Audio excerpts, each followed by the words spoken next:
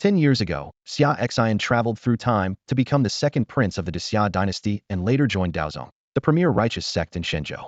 With the advantages of being a time traveler and his exceptional talent, he broke through 6 realms in just a decade, becoming the youngest elder in Daozong.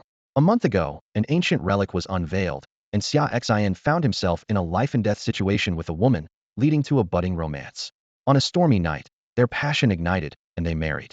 Little did he know, upon leaving the relic, that she was from the demonic sect. Righteous cultivators used this to pressure Daozong, coupled with some discontent over Xia Xian's rapid rise to elder at such a young age, resulting in a punishment of 3 years in contemplation. The Cliff of Reflection, rich in spiritual energy, was effectively a secluded cultivation retreat. As Xia Xian pondered how to enhance his cultivation to reunite with his wife, a system notification sounded in his mind. Familiar with systems as a time traveler, he was surprised it awakened after 10 years, and it was the most straightforward sign-in system. His first sign-in granted him the forbidden physique, Hongmeng Sword Body, amplified 10,000 times. Instantly, violent spiritual energy swirled around him like sword chi, refining his indestructible golden body. His cultivation surged, Immortal Realm 4th level, 5th level, 6th level, all the way to the 9th level. Meanwhile, tens of thousands of famous swords throughout Daozong trembled uncontrollably, bowing low towards the Cliff of Reflection in mournful reverence, as if paying homage. As Xia Xian reveled in the burgeoning sword power within him, a small crane formed of spiritual energy flew to him, landing in his hand. It was a message from his demonic wife. "It's been a while, my husband. Have you missed your wife?" As Xia Xian read the message delivered by the celestial crane, a smile crept onto his lips. His mind conjured the image of a breathtaking figure, a girl he had spent a month with, always dressed in a long purple gown and wearing a veil. She would complain about the taste of the beast meat he roasted, argue with him daily, and when words failed her, she would adorably bite him in protest. Though barely in her 20s, she affected an air of worldliness, as if she understood the ways of the world. Yet, when it came to matters of love and romance, she was completely naive. Bold and straightforward in her affection, she dared to pledge her life to him after just a month together. Warmth filled Xia Xin's heart as he quickly replied, "I'm at the cliff of contemplation, reflecting on my actions. I miss you so much that I can't focus on my cultivation, and the longing is unbearable since we cannot meet." He formed a hand seal, gathering his message into a celestial crane, which then flew off into the distance. While Xia Xian exchanged messages with his beloved, the Dao sect was in an uproar. All the swords of the sword cultivators trembled in fear, and the myriad swords of Sword Burial Mountain wailed in unison, bowing towards the east. This phenomenon signified the awakening of a terrifying sword physique, prompting the high-ranking members of the Dao sect to head east to investigate. Unbeknownst to them, the sword prodigy they sought had already joined the Dao sect and had become an elder. After sending his message, Xia Xian resumed his cultivation at the Cliff of Contemplation. His cultivation had reached the 9th level of the Immortal Realm, just a step away from the Primordial Realm. Though this step was insurmountable for ordinary cultivators, for Xia Xian, who had awakened the Hongmeng sword physique, a breakthrough was imminent. He set a personal goal to reach the Primordial Realm within a year. Activating the Hongmeng sword physique, Xia Xian felt the energy within him roar. The surrounding spiritual energy surged towards him at a staggering speed, astonishing him with its rapid absorption. The power of this forbidden physique was more than 10 times faster than before. At this rate, he could break through to the Primordial Realm in just a month. Xia Xian delightedly thought to himself, "Having a cheat is awesome. While you all train hard, I'll take it easy and still become invincible in the end." A day passed, and the system reset. Xia Xian said, "System, continue to sign in at the Cliff of Contemplation." Ding, successfully signed in at the Cliff of Contemplation. Congratulations, host, you have received a Golden Body Pill. The Golden Body Pill is a precious elixir used by Immortal Realm experts during cultivation, with one pill equating to a month's worth of arduous training. In the mortal world, it is worth a fortune. While this month holds great significance for ordinary cultivators, for Xia Xian, who is exceptionally gifted and has awakened the Hongmeng sword physique, he estimated that a single day of normal cultivation could match the potency of a Golden Body Pill. His cultivation speed was astonishing. This time, Xia Xian only obtained a Golden Body Pill, and he sighed inwardly, feeling the vast difference compared to the Chaos Sword physique he received from his first sign-in. He consumed the Golden Body Pill, sat cross-legged, and began to focus on his cultivation. Although the reward was not as expected, it was better than nothing. Xia Xian understood that the system's reward was boosted 10,000 times on the first sign-in, which was naturally incomparable to ordinary rewards. He estimated that future sign-in rewards would likely remain at the level of the Golden Body Pill unless he reached a new location. While Xia Xian was diligently refining the pill, a chilling scene was unfolding in the Grand Hall of the Tienma sect. the foremost demon faction on the divine land. The atmosphere in the hall was tense, with a gathering of highly skilled, awe-inspiring demon leaders. Renowned figures such as Hun Yuan Demon Lord, Zichuan Ghost King, Black-Faced Rakshasa, Childlike-Faced Crone, Death Judge, Soul Hooker, Shadow Assassin, and the Weeping and Laughing Fiends were all respectfully kneeling, not daring to make a sound. Their eyes were fixed on the main seat, where a mysterious woman dressed in a purple gown and wearing a light veil sat. She was intently reading a message delivered by a celestial crane and suddenly chuckled softly, murmuring like a girl in love. This person is just full of sweet talk to make me happy. After reading the message, the woman in purple quickly wrote a reply. Husband, rest assured in your meditative reflection at the Cliff of Reflection. I have important matters to attend to these days. I will surely visit when I have the time. She turned the message into a small celestial crane and let it fly out of the hall, heading straight for the Cliff of Reflection of the Tao sect. Once the crane departed, the tenderness on the woman's face vanished, replaced by her usual icy demeanor. She looked down at the kneeling demon leaders and spoke with a cold yet authoritative tone. Find out which righteous sects pressured the Tao sect, forcing my husband to meditate at the Cliff of Reflection. Once identified, eliminate everyone involved. This seemingly casual statement was like an imperial decree, representing the will of the Tienma sect, the leading demon faction. The demon leaders responded in unison and swiftly left the hall to carry out her orders. A bloody storm was about to sweep through the cultivation world. Meanwhile, Xia Xin, at the Cliff of Reflection, was completely unaware of these events. He continued his daily routine of signing in and cultivating. Ding! Sign in at the Cliff of Reflection successful. Congratulations, host, you have obtained the sword drawing technique. Ding! Sign in at the Cliff of Reflection successful. Congratulations, host, you have obtained the 100 Solutions Sword Manual. Ding! Sign in at the Cliff of Reflection successful. Congratulations, host, you have obtained a golden body pill. Ding! Sign in at the Cliff of Reflection successful. Congratulations, host, you have obtained an introductory insight into alchemy. In the blink of an eye, 7 days passed quietly. During this time, Xia Xion's cultivation saw significant progress. In addition to obtaining and consuming another golden body pill, he received various sword techniques, insights into swordsmanship, and alchemy insights. Although these rewards seemed random, Xia Xian did not neglect them, spending time to comprehend and absorb the knowledge. After all, this was knowledge directly bestowed by the system, allowing him to master it without a lengthy learning process, so he was eager to seize this rare opportunity. As Xia Xian immersed himself in diligent cultivation, the outside world was already in turmoil, with numerous significant events unfolding. In the realm of righteousness, sudden changes shook the world. The top leaders of Haoran sect, Tianji sect, and Jingang temple suffered unexpected calamities, shocking the entire cultivation community. Several elders and disciples of the Haoran sect, who accused Xia Xian of colluding with a demonic cult witch, fell victim to the evil deeds of the demon path's Zichuan Ghost King. In the Tianji sect, elders who publicly condemned Xia Xian as a disgrace to the righteous path met their demise. Their remains vanished, with investigations pointing to the culprit being the formidable demonic leader, Hun Yuan Demon Lord.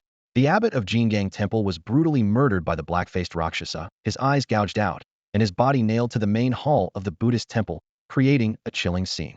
These violent acts hung like a sharp sword between the righteous and demonic paths, casting a tense atmosphere over the entire cultivation world. However, Xia Xian, isolated on the Cliff of Reflection, remained oblivious to the external turmoil, focusing only on his daily cultivation and exchanging love letters with his young wife via a celestial crane, immersed in their sweet world. Strangely, the affected righteous forces did not associate these tragedies with Xia Xian's punishment.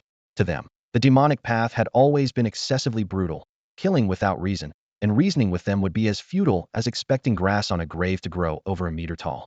The victimized sects, unwilling to back down, united to demand an explanation from the demon sect. However, they underestimated their opponent's ruthlessness. After losing a few more elders and abbots, they finally chose silence. As second-tier powers in the righteous path, they understood that without the backing of top-tier sects, they stood no chance against the number one demonic faction. Adding to their despair, the top-ranked Tao sect, previously criticized for allegedly shielding Xia Xian, was too embarrassed to offer assistance. Other leading sects, seeing Tao sects in action, also chose to stand by, unwilling to offend a formidable enemy for the sake of a few second-tier forces. Ultimately, the turmoil concluded with the reluctant retreat of the righteous forces. They returned to their respective sects, resorting to private grumbling, and no longer dared to provoke the demon sect lightly. This experience taught them a profound lesson. Keeping a safe distance from those in the demonic path was the wisest course of action. After all, none of them were to be trifled with. The next morning, Xia Xian witnessed his 8th sunrise at the Cliff of Reflection. He was about to start his daily system check-in and begin his cultivation for the day when he was interrupted by a disciple who appeared in a hurry. Elder Xia, someone from the great Xia dynasty has arrived. They're waiting for you at the foot of the mountain, the disciple reported respectfully, his eyes reflecting a sense of awe. Xia Xian frowned slightly and, after a moment of thought, asked, "Does the headmaster know about this?" "The headmaster is aware," the disciple quickly replied. "He said if you wish to meet them, you may go down the mountain and return afterward." Nodding, Xia Xian stood up, gathered his things briefly, and followed the disciple away from the cliff of reflection. The mountain path was winding, and as they descended, they soon saw the royal entourage at the foot of the mountain. Dozens of dragon horses were pulling a resplendent dragon chariot, their scales fierce and intimidating. On either side of the chariot, the Imperial guards stood in neat formation, exuding a formidable presence. At the forefront, two commanders in golden armor, exuding a powerful aura, had clearly reached the divine power realm. "Greetings, Prince." The Imperial guards knelt in unison to pay their respects. Xia Xian gestured for them to rise, saying calmly, "No need for formalities among family." "Second brother," a familiar voice called out. A young man in a nine-dragon Imperial robe stepped out of the chariot and approached Xia Xian with large strides, embracing him warmly. "Big brother." Xia Xian returned Xia Zhen's hug, feeling a touch of warmth in his heart. Though the brothers had different paths, they shared a deep bond as each other's only family in the world. With a hint of curiosity, Xia Xian asked, "It's only been a year since your last visit to Daozong, and the 3-year period isn't up yet. What brings you here, big brother? Is something the matter?" Xia Zhen stepped onto the stone steps of the cliff of reflection, feeling a bit uneasy. It had been 9 years since he last saw his brother, Xia Xian. When he saw Xia Xian standing safely at the edge of the cliff, his heart finally settled. "I heard you were punished to reflect on your actions here for associating with people from the demonic path, so I came to check on you," Xia Zhen began, his voice filled with concern. Upon hearing this, Xia Xian smiled reassuringly. "I see. Don't worry, brother. I'm doing well. In Daozong, I hold a significant position, and the sect won't hold this against me.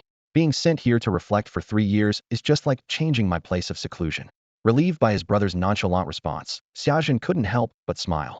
"That's good to hear." He looked around, reflecting. "In the blink of an eye, it's been 10 years since you left home, and I've been on the throne for 9 years. Time flies." "Indeed," Xia Xian agreed, then changed the subject. "I heard you've been on the throne for 9 years now, and you've already established a queen and have a daughter. Why didn't you bring her along this time, so I could meet my little niece?" Xia Zhen laughed heartily. "I intended to bring her to meet you. Unfortunately, that girl is quite wild, not at all like a princess.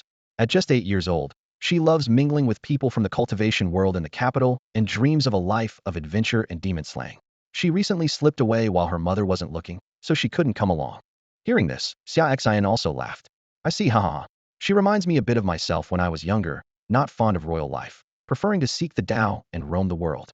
The brothers chatted for a while longer, but Xia Xian keenly sensed that his brother seemed to have something on his mind, hesitating to speak.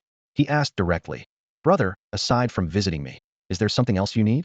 Just say there's no need for secrets between us." Xia Zhen, hearing his brother's straightforward question, seemed to make up his mind. Taking a deep breath, he said, "There is indeed something I need your help with. However, since you're currently reflecting here and can't leave Daozong, it might be troublesome to handle, which is why I hesitated." "What is it? Just tell me." Xia Xian responded without hesitation. Xia Zhen sighed and slowly explained. "Over the years, I've accomplished some things since ascending the throne, but my imperial power still falls short compared to our father. In essence, my strength is lacking." He paused before continuing. "When our father was in power, he was a mighty force at the transformation sea level, able to suppress those with ill intentions in the dynasty and keep the royal family's enforcers in line. Now that he's passed, I've inherited the throne, but my cultivation is only at the opening mansion level, insufficient to command the few transformation sea level enforcers in the royal family." Xia Zhen's voice grew somber.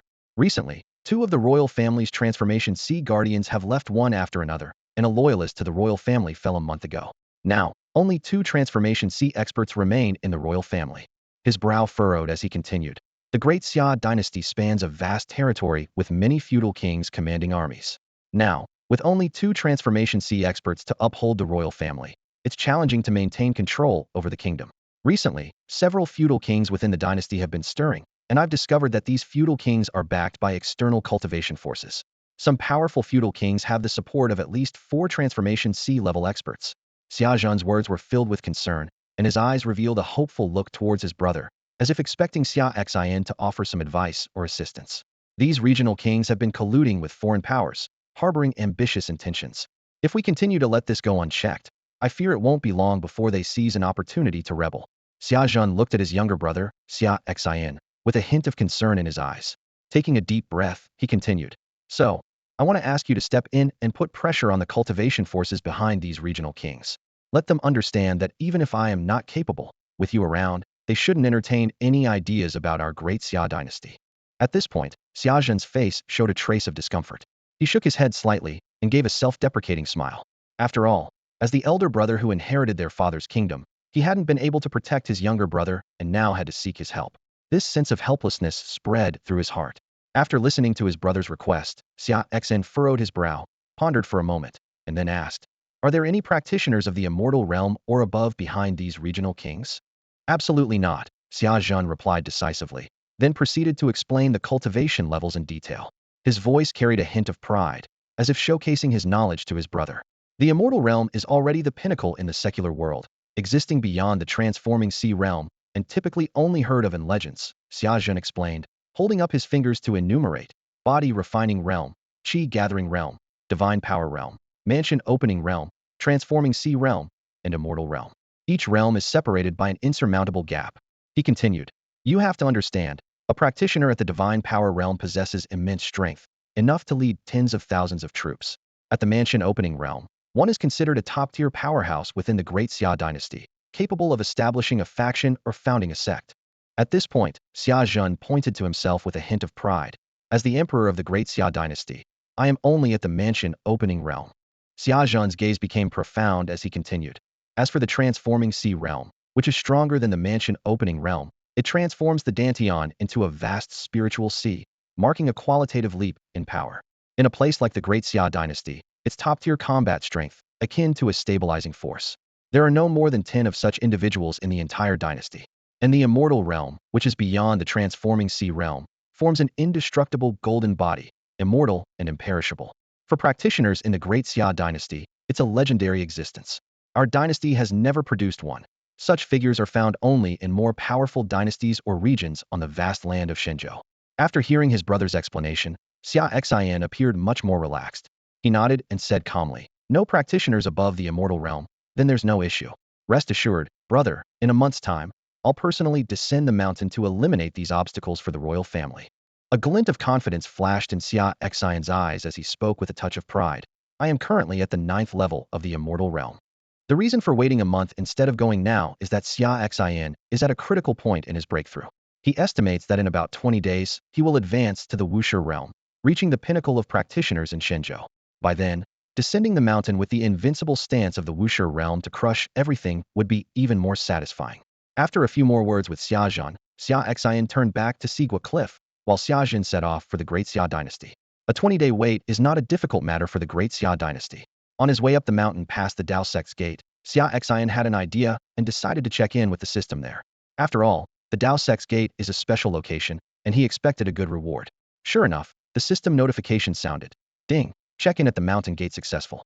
Congratulations to the host for obtaining the famous sword Qi Shao, one of the top 10 swords, the Emperor's sword. Xia Xian nodded to himself, thinking, not bad. Although it doesn't compare to the Hongmeng sword body, it's far superior to the rewards I've received at Sigua Cliff. He knew that the Qi Shao sword ranked third among the top 10 swords, only behind the holy sword Xianyuan and the benevolent sword Zhanlu. Its attributes must far exceed the heavenly spiritual tools of this world. Upon returning to Sigua Cliff, Xia Xian found that his wife's messenger crane had arrived. The letter read, "Husband, it's been 9 days since we parted, and I miss you. Shall we arrange a meeting, or should I come to Dao sect to find you?" Seeing his wife's letter warmed Xia Xian's heart. In the throes of love, after 9 days apart, he indeed missed her. However, letting her come to Dao sect was out of the question. As someone from the demonic path, if she was discovered in the righteous Dao sect, the consequences would be dire. Even with his cultivation at the 9th level of the immortal realm, he might not be able to protect her. After all, Dao sect, as the foremost righteous sect, has countless powerful figures. Only those who reach the immortal realm can become elders, and above them are the protectors, the sect leader, the grand elders, and ancestors who have lived for thousands of years. Even the Wuxia realm is insignificant before these living fossils, let alone someone from the demonic path. After some thought, Xia Xian replied, "I miss you very much too. In 20 days, I will sneak down the mountain to handle some matters in the great Xia dynasty. Let's meet there." He then sent the message off with the messenger crane. In the following days, Xia Xin returned to his usual routine, focusing on his cultivation and sword practice. The next morning, the area in front of the Dao Sect's gate was bustling with people. Talents from all corners of Shenzhou gathered here to participate in Dao Sect's annual entrance examination. Among them were princesses and princes of dynasties, heirs of cultivation families, prodigies from small sects, and ordinary people seeking the path of immortality. They all shared the same dream to pass the Dao Sect's examination and leap through the Dragon Gate. The large square below the mountain gate, prepared for the examination, was filled with a sea of people, creating a tense yet lively atmosphere. Dao Sect's examination has only one component: heart inquiry. Passing it grants entry to Dao Sect, while failure means leaving in disappointment. The heart inquiry tests not only a person's heart, but also their character. Those whose hearts are not firm or whose character is flawed have no chance of passing. As the examination approached, the atmosphere on the square grew increasingly tense, with everyone making final preparations for the upcoming challenge. Every year, tens of thousands of hopefuls arrive at Dao Sect to participate in the entrance examination. The area in front of the sect's gate buzzes with people, and the air is thick with tension and anticipation. However, reality is often harsh. 99 of the candidates fail at the heart questioning array, leaving with only regret. The lucky few who pass the heart questioning array are led inside the Dao Sect to undergo the spiritual root talent test. As the candidates step into the grand hall of Dao Sect, their eyes fill with awe. Inside, the elders of Dao Sect are ready, poised to select their favored disciples. The higher one's spiritual root talent, the greater the chance of being chosen.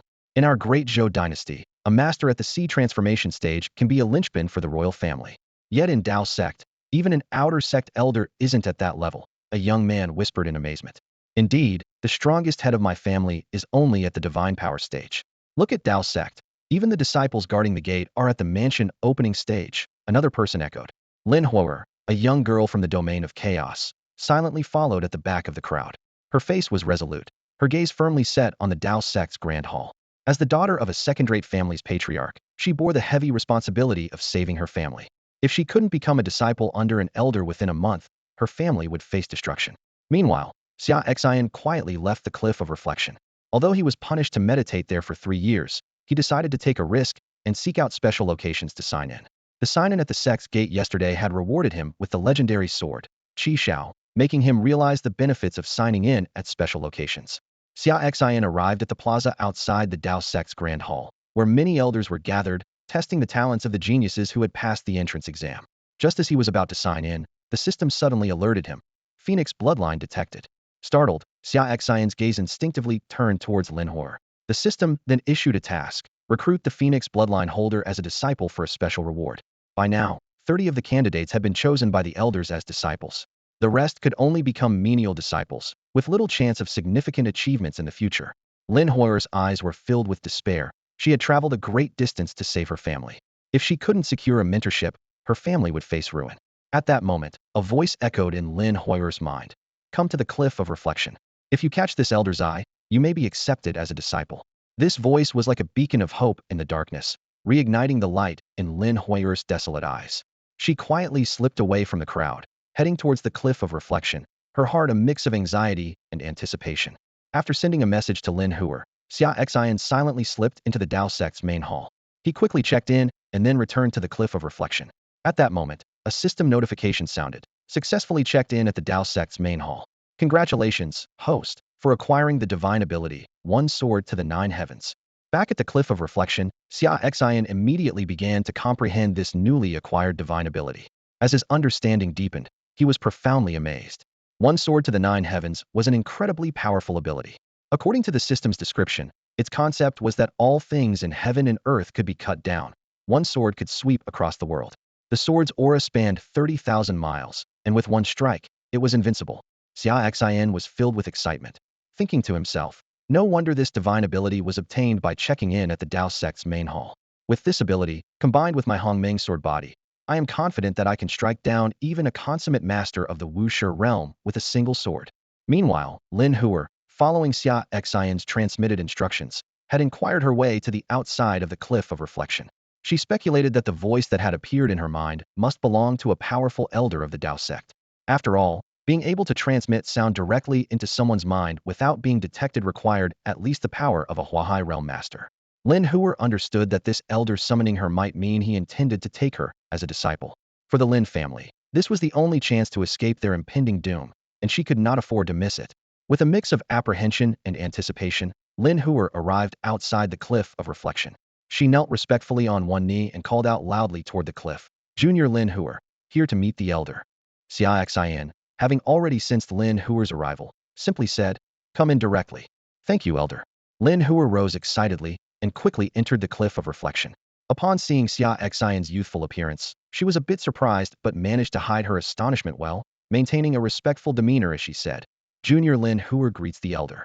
Xia Xian nodded and asked straightforwardly, you are the newly admitted servant disciple who passed the Dao sect's entrance test today, correct? And no other elder has taken you as a disciple. Lin Huer's face showed a hint of embarrassment as she answered truthfully. Yes, my talent is lacking, and none of the elders present chose to take me as a disciple today. Xia Xian gave a slight hum and continued, I intend to take you as my disciple. Are you willing? This statement struck Lin Huer like a bolt of lightning. She hadn't expected Xia Xian to be so direct, expressing his intention to take her as a disciple as soon as she arrived. Although Xia Xian appeared young, his willingness to take on a disciple meant he must be an elder of the Dao sect. Becoming a direct disciple of a Dao sect elder meant her status would be elevated from a servant disciple to a direct disciple, a difference as vast as the heavens and the earth.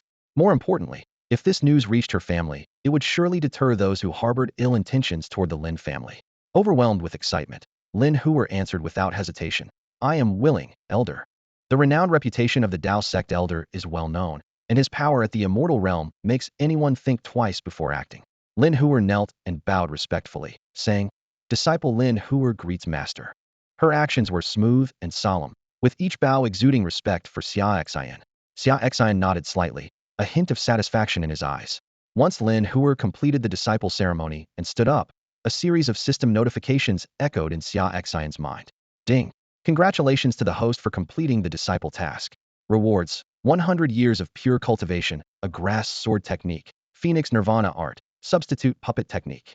As soon as the voice finished, an overwhelming amount of cultivation surged into Xia Xian's body. He felt his internal power rapidly expanding, and those bottlenecks that had intimidated countless immortal realm experts crumbled like paper before this power. Xia Xian's realm began to soar. First layer of the primordial realm, second, third, fourth, and finally stabilized at the fifth layer. This sudden enhancement filled him with ecstatic joy, and he thought to himself, I never expected that taking a disciple could directly grant me cultivation. This century's worth of cultivation is equivalent to 3 years of hard practice. Although he had now joined the ranks of the top experts in the divine land, Xia Xian knew this was only superficial. He contemplated, the divine land is vast with countless ancient legacies. In those sects that have existed for tens of thousands of years, there must be many hidden dragons and crouching tigers. Just within the Dao sect, there are many who surpass the primordial realm. Xia Xian pondered the mysteries of realms. The primordial realm allows the soul and spirit to merge as one, enabling rebirth through the divine soul, even if the body is destroyed. The higher hidden palace realm can open 5 great palaces within the body, operating endlessly according to the principles of the 5 elements: mutual generation and restraint. Nevertheless, Xia Xian was not afraid. He calculated privately, with the Hongmeng sword body and my heaven-defying divine abilities, even facing those ancient beings, I might still have a fighting chance. His thoughts turned to the other rewards he had just received. The Phoenix Nirvana art should be for Lin Huer, Xia Xian mused. It seems the system wants me to pass it on to her. In just a few moments, Xia Xian not only gained a disciple, but also experienced a remarkable boost in strength and acquired valuable techniques. All these changes would bring limitless possibilities to his future cultivation journey. The Phoenix Nirvana technique is a divine skill with 9 levels. Xia Xian was secretly delighted, as mastering each level allowed him to be reborn, awakening more of the Phoenix bloodline within him. He could almost see himself undergoing 9 transformations, emerging from his cocoon as a butterfly, transcending from the mortal to the divine, stepping into that revered realm of the celestial beings. In comparison, the grass sword technique was even more captivating. This ancient swordsmanship was said to surpass the might of the 9 heavens sword. It was rumored that at its pinnacle, one could sever the sun, moon, and stars with a mere blade of grass. Xia Xian couldn't help but imagine himself wielding a single blade of grass, changing the very colors of the heavens with a swing of his sword. Yet what thrilled Xia Xian the most was the substitute puppet technique. This ancient method allowed him to create a double possessing 70% of his own cultivation power. In life and death situations, he could swap places with the puppet, letting it take the fall in his stead. Although he could currently only form one puppet, it was more than enough to excite him. Xia Xian's eyes gleamed as if he had found the key to a difficult problem. He had been troubled about leaving the mountain, as being punished to meditate at the cliff of reflection for 3 years made sneaking away risky. But now, with the substitute puppet technique, he could let the puppet take his place at the cliff, while he moved freely. He calculated that the puppet, identical in appearance and possessing a cultivation of the first level of the boundless realm, would arouse no suspicion. Meanwhile, he could use the sign-in system to train and increase his cultivation power. If danger arose, he could instantly swap places with the puppet, preserving his life and perfectly concealing his movements. With this in mind, Xia Xian's confidence soared. With his cultivation at the 5th level of the boundless realm, combined with his forbidden physique and extraordinary swordsmanship, he was practically unbeatable unless one of those ancient monsters who had lived for thousands of years emerged. A hint of tenderness flashed in Xia Xian's eyes. It was time to see his beloved. They had been apart for too long, and this reunion was sure to be a cherished one. Then, his gaze turned resolute. It was also time to deal with those factions in the great Xia dynasty that coveted the Imperial family. Lin Huo stood before her master, Xia Xian, having just completed the apprenticeship ceremony. She noticed Xia Xian suddenly deep in thought and gently called out, "Master?" Xia Xian snapped back to attention, his eyes sharp as he looked at her and asked, "Do you know why I took you as my disciple?" Lin Huo thought for a moment and then honestly replied, "I am not sure why you would choose me as your disciple." She was well aware that her talent was average, her spiritual roots ordinary. Despite being the daughter of a family head and benefiting from family resources, her cultivation level was only at the 7th stage of the body-tempering realm. Xia Xian nodded slightly, his tone carrying a hint of mystery. In this world, there are many powerful bloodlines. Before they awaken, they appear quite ordinary, no different from regular people. But once awakened, they can leap to the top and become the most formidable beings. A flicker of surprise crossed Lin Huo's eyes. She was not unfamiliar with the concept of bloodlines. In the cultivation world, those with powerful bloodlines were often top-tier experts. She thought of the Black Robe Domain Lord, one of the 3 domain lords of the Chaos Realm, who possessed the bloodline of the mysterious Python. With this bloodline, the Black Robe Domain Lord had advanced to the Sea Transformation Realm in less than 20 years, becoming the youngest domain lord in the Chaos Realm, with a future surpassing the other 2 lords. Suddenly, a thought flashed through Lin Huo's mind, and she asked incredulously, "Are you saying that I have some kind of powerful bloodline?" "Indeed," Xia Xian confirmed. Lin Huo stood frozen, too shocked to speak. A bloodline. This was a great fortune comparable to a special constitution. Once activated, it could potentially lead to the Sea Transformation Realm, or even higher. She took a deep breath, trying to calm herself, and asked, "What kind of bloodline do I have? Is it stronger than the Black Robe Domain Lord's mysterious Python bloodline?"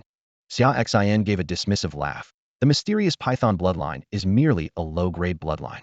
Compared to yours, it doesn't even deserve to be mentioned in the same breath." He paused and continued, "What you have is the Phoenix bloodline, which surpasses even the super bloodlines. It is an ancient god-level bloodline."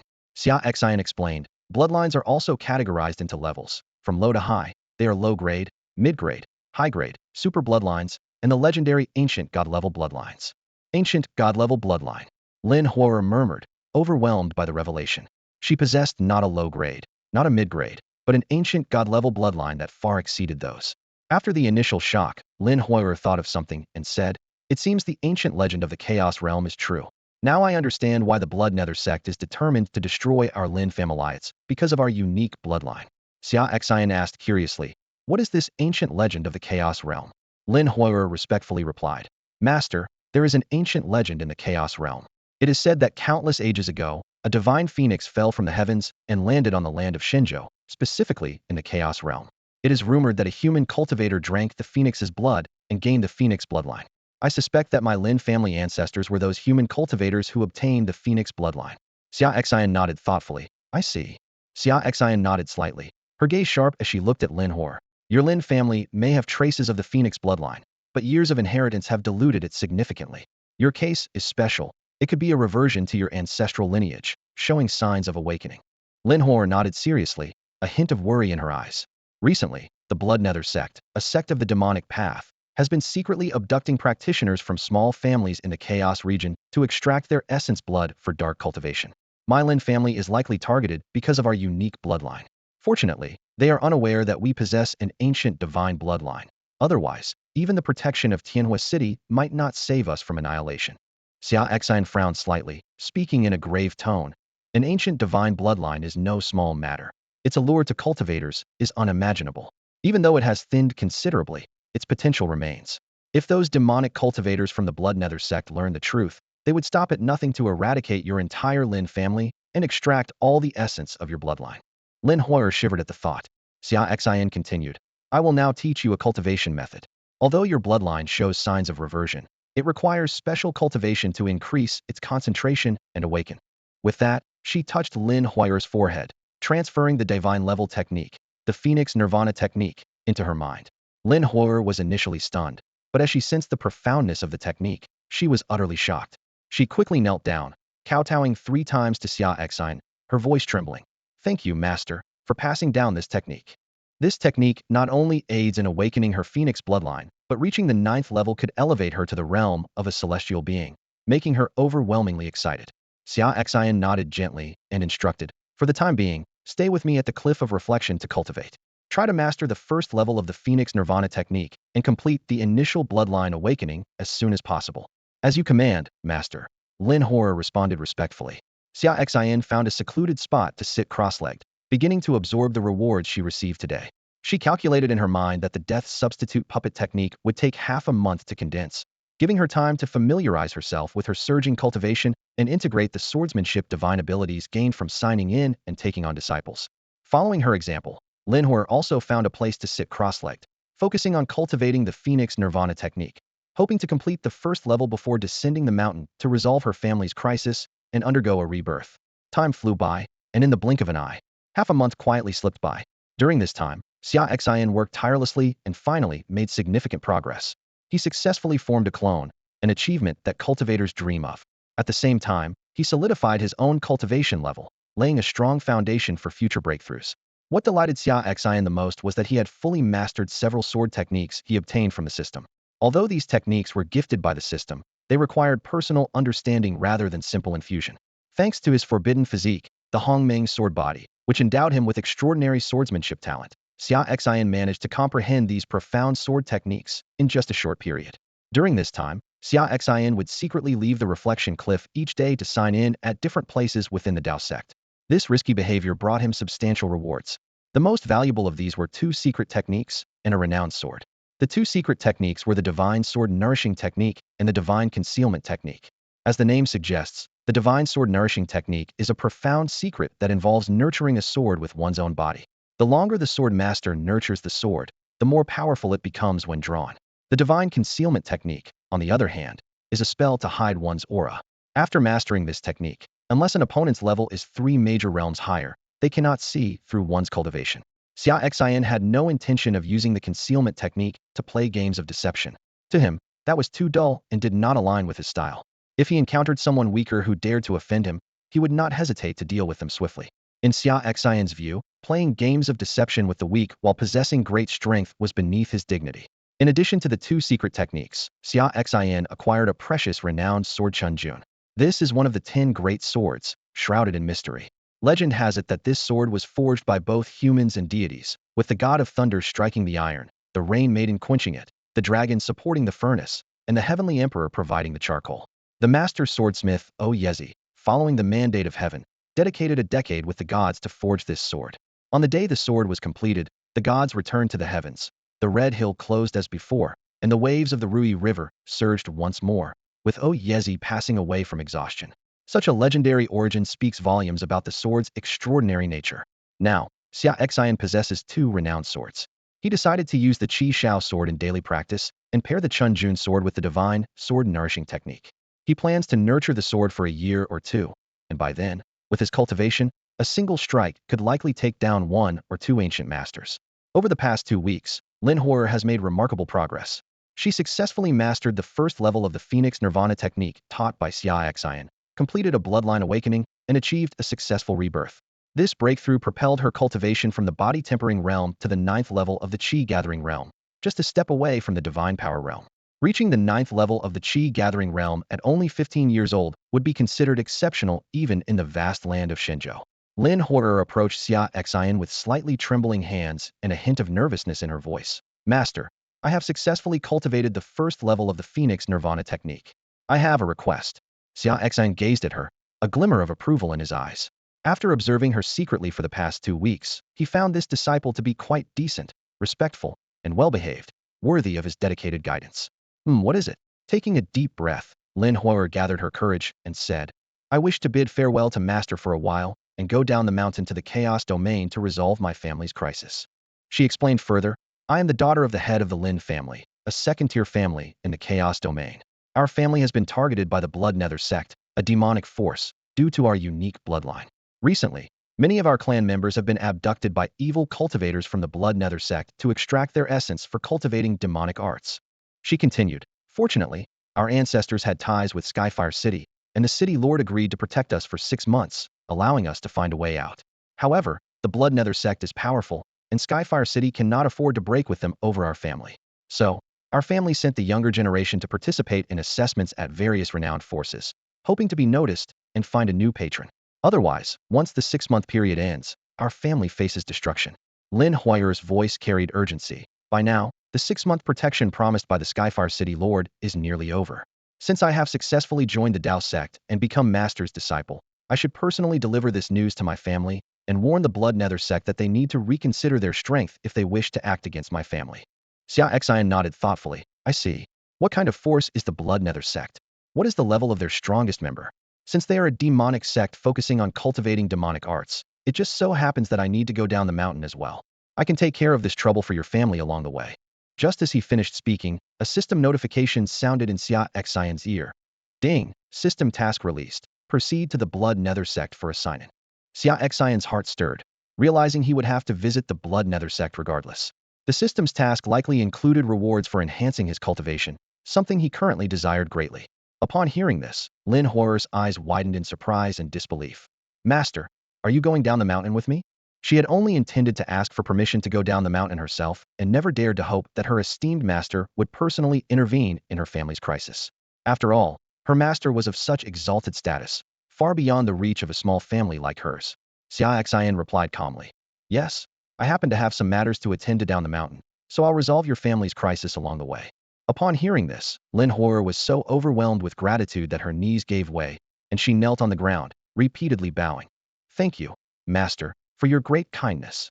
She understood the significance of her master personally going down the mountain. A super strong immortal taking action was a completely different matter from her simply using her master's name to intimidate the Blood Nether sect. Xia Xian extended a hand to help her up, his tone gentle yet slightly stern. Stand up. As my disciple, you mustn't kneel to others so easily in the future. Watching Lin Huo'er bow before him, Xia Xian nodded slightly. This disciple, though a bit rigid, truly understood the importance of respecting one's master, which was commendable. Lin Huo'er stood up, a smile on her face, and respectfully said, I understand, Master. I will only kneel before you. The Shueming sect is a force outside the chaotic realm, with the strongest known leader being at the 9th level of the Splitting Mansion stage.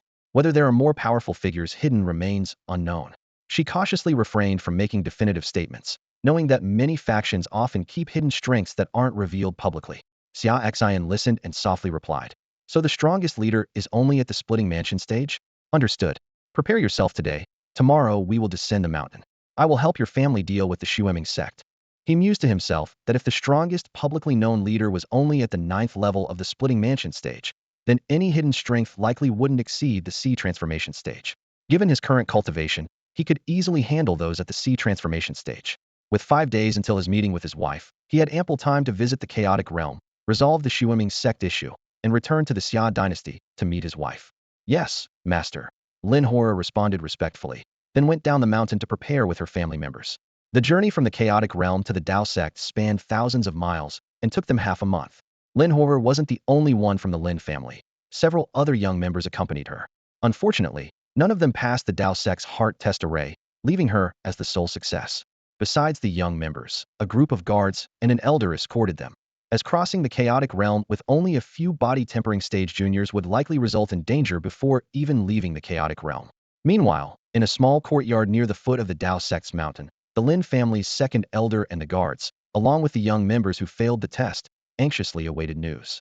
It had been over half a month since the young lady entered the Dao sect, and they were on edge, unsure if she had been accepted as a direct disciple by the Dao sect elders.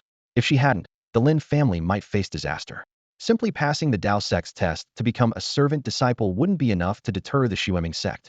Suddenly, a guard excitedly ran in with news. The young lady has returned. She's back. Everyone immediately sprang to their feet and rushed to the courtyard gate. Lin Huo'er entered, beaming, and declared loudly, Second Elder, I've been accepted as a disciple by a Dao sect master. The Lin family is saved. What? You've really been accepted by a Dao sect elder? The second elder's eyes shone with excitement as he repeated in disbelief. Yes, Lin Horror replied proudly. And I'm the last disciple. My master currently has no other disciples. More importantly, my master has agreed to descend the mountain with me tomorrow to resolve the Shueming sect threat for our family. What? This elder not only accepted you as a last disciple, but will personally address the Lin family's crisis. The second elder and others were utterly stunned by this revelation. Lin Horror returning with news and her master's personal intervention were worlds apart in significance. Indeed, Lin Horror said, observing their shocked expressions, her heart filled with joy and gratitude toward her master. She silently vowed to repay her master's kindness once she advanced in her cultivation. Horror, what is your master's level? The second elder eagerly inquired, a question on everyone's mind. After a moment's thought, Lin Horror replied, I'm not entirely sure. However, I heard on the way up the mountain that to become a Dao sect elder, one must at least be at the immortal stage. So my master is likely at least at the immortal stage. What? An immortal stage powerhouse? Your master is an immortal stage powerhouse. The Lin family's second elder was so excited that his voice trembled. An immortal stage being surpassed the sea transformation stage, a legendary figure in the chaotic realm, capable of effortlessly defeating the domain lords who had ruled for centuries. The young lady has become the disciple of such a being, and a last disciple at that. Truly, the heavens have blessed our Lin family. The second elder was moved to tears. Their anxious wait at the foot of the Dao sect's mountain had been worth it for this outcome. The next morning, Xia Xin was already prepared. He had discreetly arranged for a substitute puppet to meditate at the Cliff of Reflection while he snuck down the mountain to a nearby city. In a secluded alley, Xia Xin quickly shed his usual white attire and donned a long black robe. From his pocket, he took out an exquisite mask and carefully put it on, ensuring his entire face was concealed. This disguise was not only to hide his identity, but also a precautionary measure. After all, his true identity should be at the Cliff of Reflection in Dao sect. If he appeared openly as himself, it would be disrespectful to Dao sect, and those old relics might come personally to drag him back. Xia Xian gently touched the mask, calculating his next steps. He had no intention of returning anytime soon. With the sign-in system, he could travel and grow stronger.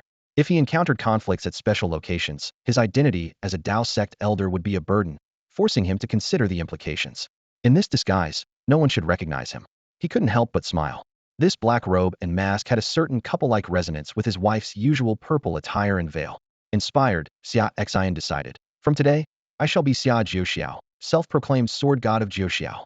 Following the information provided by Lin Hor, Xia Xian quickly found the Lin family's temporary residence in the city. After regrouping with them, they immediately left the city, heading towards the chaos domain. Upon reaching a desolate area, Xia Xian suddenly stopped.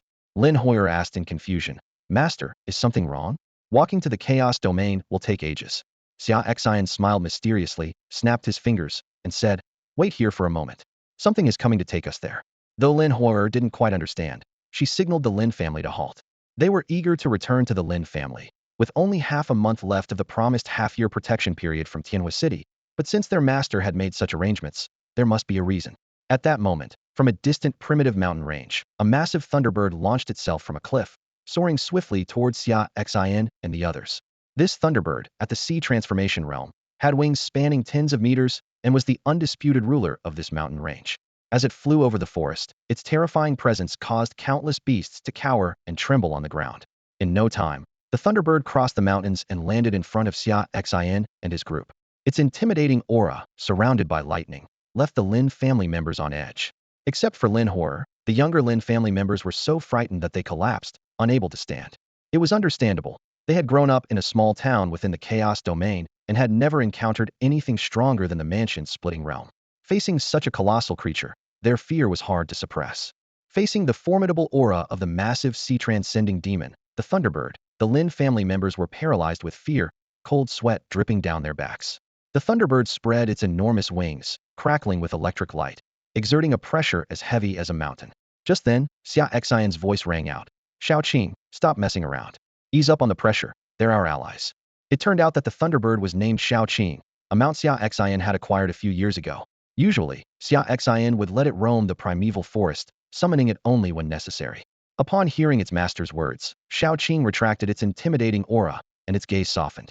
The Lin family members let out a sigh of relief, exchanging glances with lingering fear. They could never have imagined that this terrifying demon was actually the mount of the man beside them. No wonder it hadn't attacked them immediately upon arrival. Remembering the suffocating pressure from moments ago, they were still shaken. The second elder of the Lin family secretly marveled. Only someone of Xia stature, likely above the immortal realm, could tame a sea-transcending demon as a mount. In their chaotic domain, such a creature was considered a noble domain master-level existence. Yet here it served merely as a steed. This realization deepened their reverence for Xia Xian. Xia Xian spoke. All right, everyone get on Shaoqing's back. We'll ride it directly. Otherwise, who knows how long it would take us to walk there. Yes, master. As you command, sir. The Lin family members responded excitedly. Riding this sea-transcending demon, they estimated they could return to the chaotic domain in less than a day, in time to save the Lin family. Carefully, the group climbed onto the Thunderbird's back. With a powerful flap of its wings, Shaoqing soared into the sky, speeding towards the distance. Standing on the Thunderbird's back, the Lin family guards were thrilled. They never dreamed they would one day ride on the back of a sea-transcending demon, traversing vast territories. This experience would surely be a tale to boast about for a lifetime in their hometown. Though the second elder held the esteemed position of an elder, he was merely a cultivator of the divine power realm. He had never even ridden an ordinary flying beast, let alone a sea-transcending demon. Watching the scenery rapidly pass below, he was filled with emotion. The speed of the sea-transcending demon was indeed astounding, and it traveled in a straight line, unlike their previous journey, which required detours to avoid dangerous areas.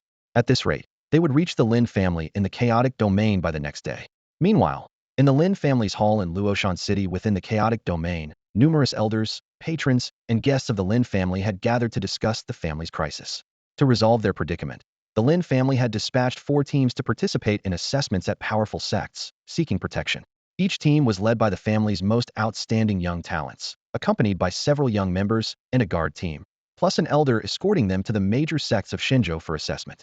They hoped that some young members would pass the assessments, be accepted as personal disciples by the elders, and secure a reliable backing for the Lin family. Unfortunately, over the past half-month, 3 teams had already returned. Although some managed to join major sects, none became personal disciples of the elders, unable to leverage the sect's power to deter the Blood Nether sect.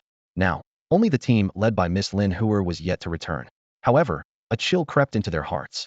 Lin Huer's destination was the Dao sect, and her talent was not the best among the 4 leading prodigies.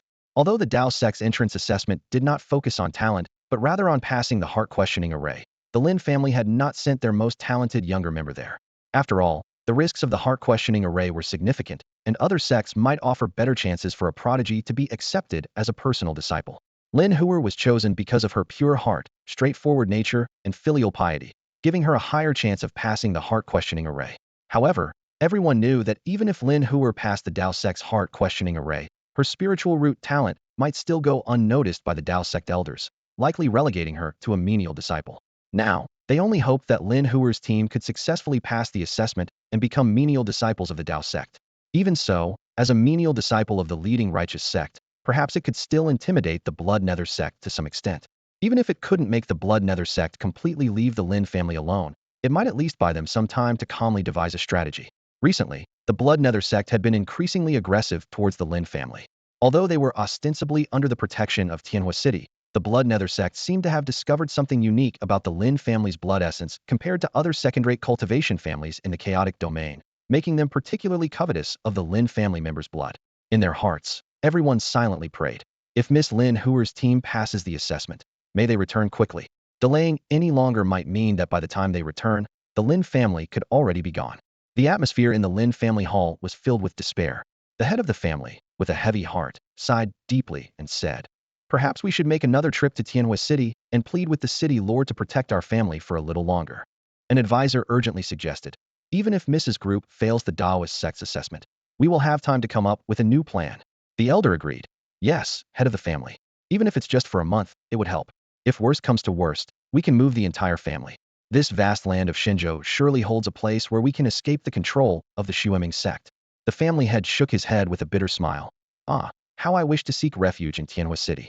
But last time, the city lord made it clear that after providing us protection for half a year, any old ties with the Lin family would be considered settled.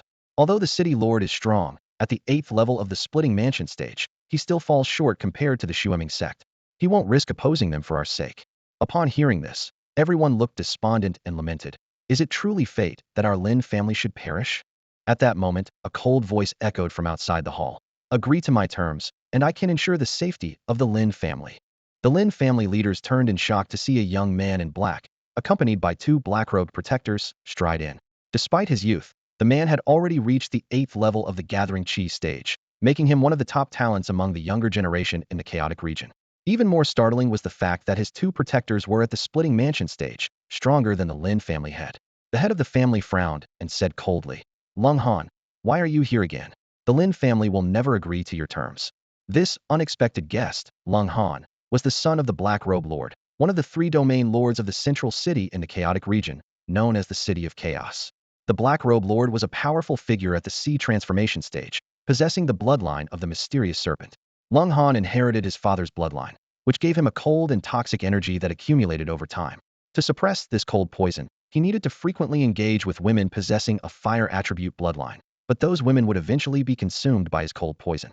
Lung Han had long coveted the Lin family, as their bloodline was uniquely powerful with fire attributes, perfect for countering his cold poison. His proposal seemed simple. The Lin family would offer 10 female members now, and 1 each year thereafter, to help him suppress the poison. In return, he promised to ask his father to protect the Lin family. As one of the domain lords, his father controlled the entire chaotic region and, at the sea transformation stage, had no fear of the Shueming sect. However, this proposal was akin to the destruction of the Lin family. Sacrificing 10 female members now and 1 annually thereafter was no different from annihilation. If a family cannot even protect its own women and must live in such humiliation, it would be better to fight the Shueming sect to the death. With a piercing gaze, Lung Han scanned the members of the Lin family, a cold smile tugging at his lips. He began to speak slowly, his voice carrying an undeniable threat. Are you sure you want to reject my proposal? I've just received word that the Blood Underworld sect plans to attack the Lin family tomorrow. The faces of the Lin family members turned pale, and the air was thick with tension.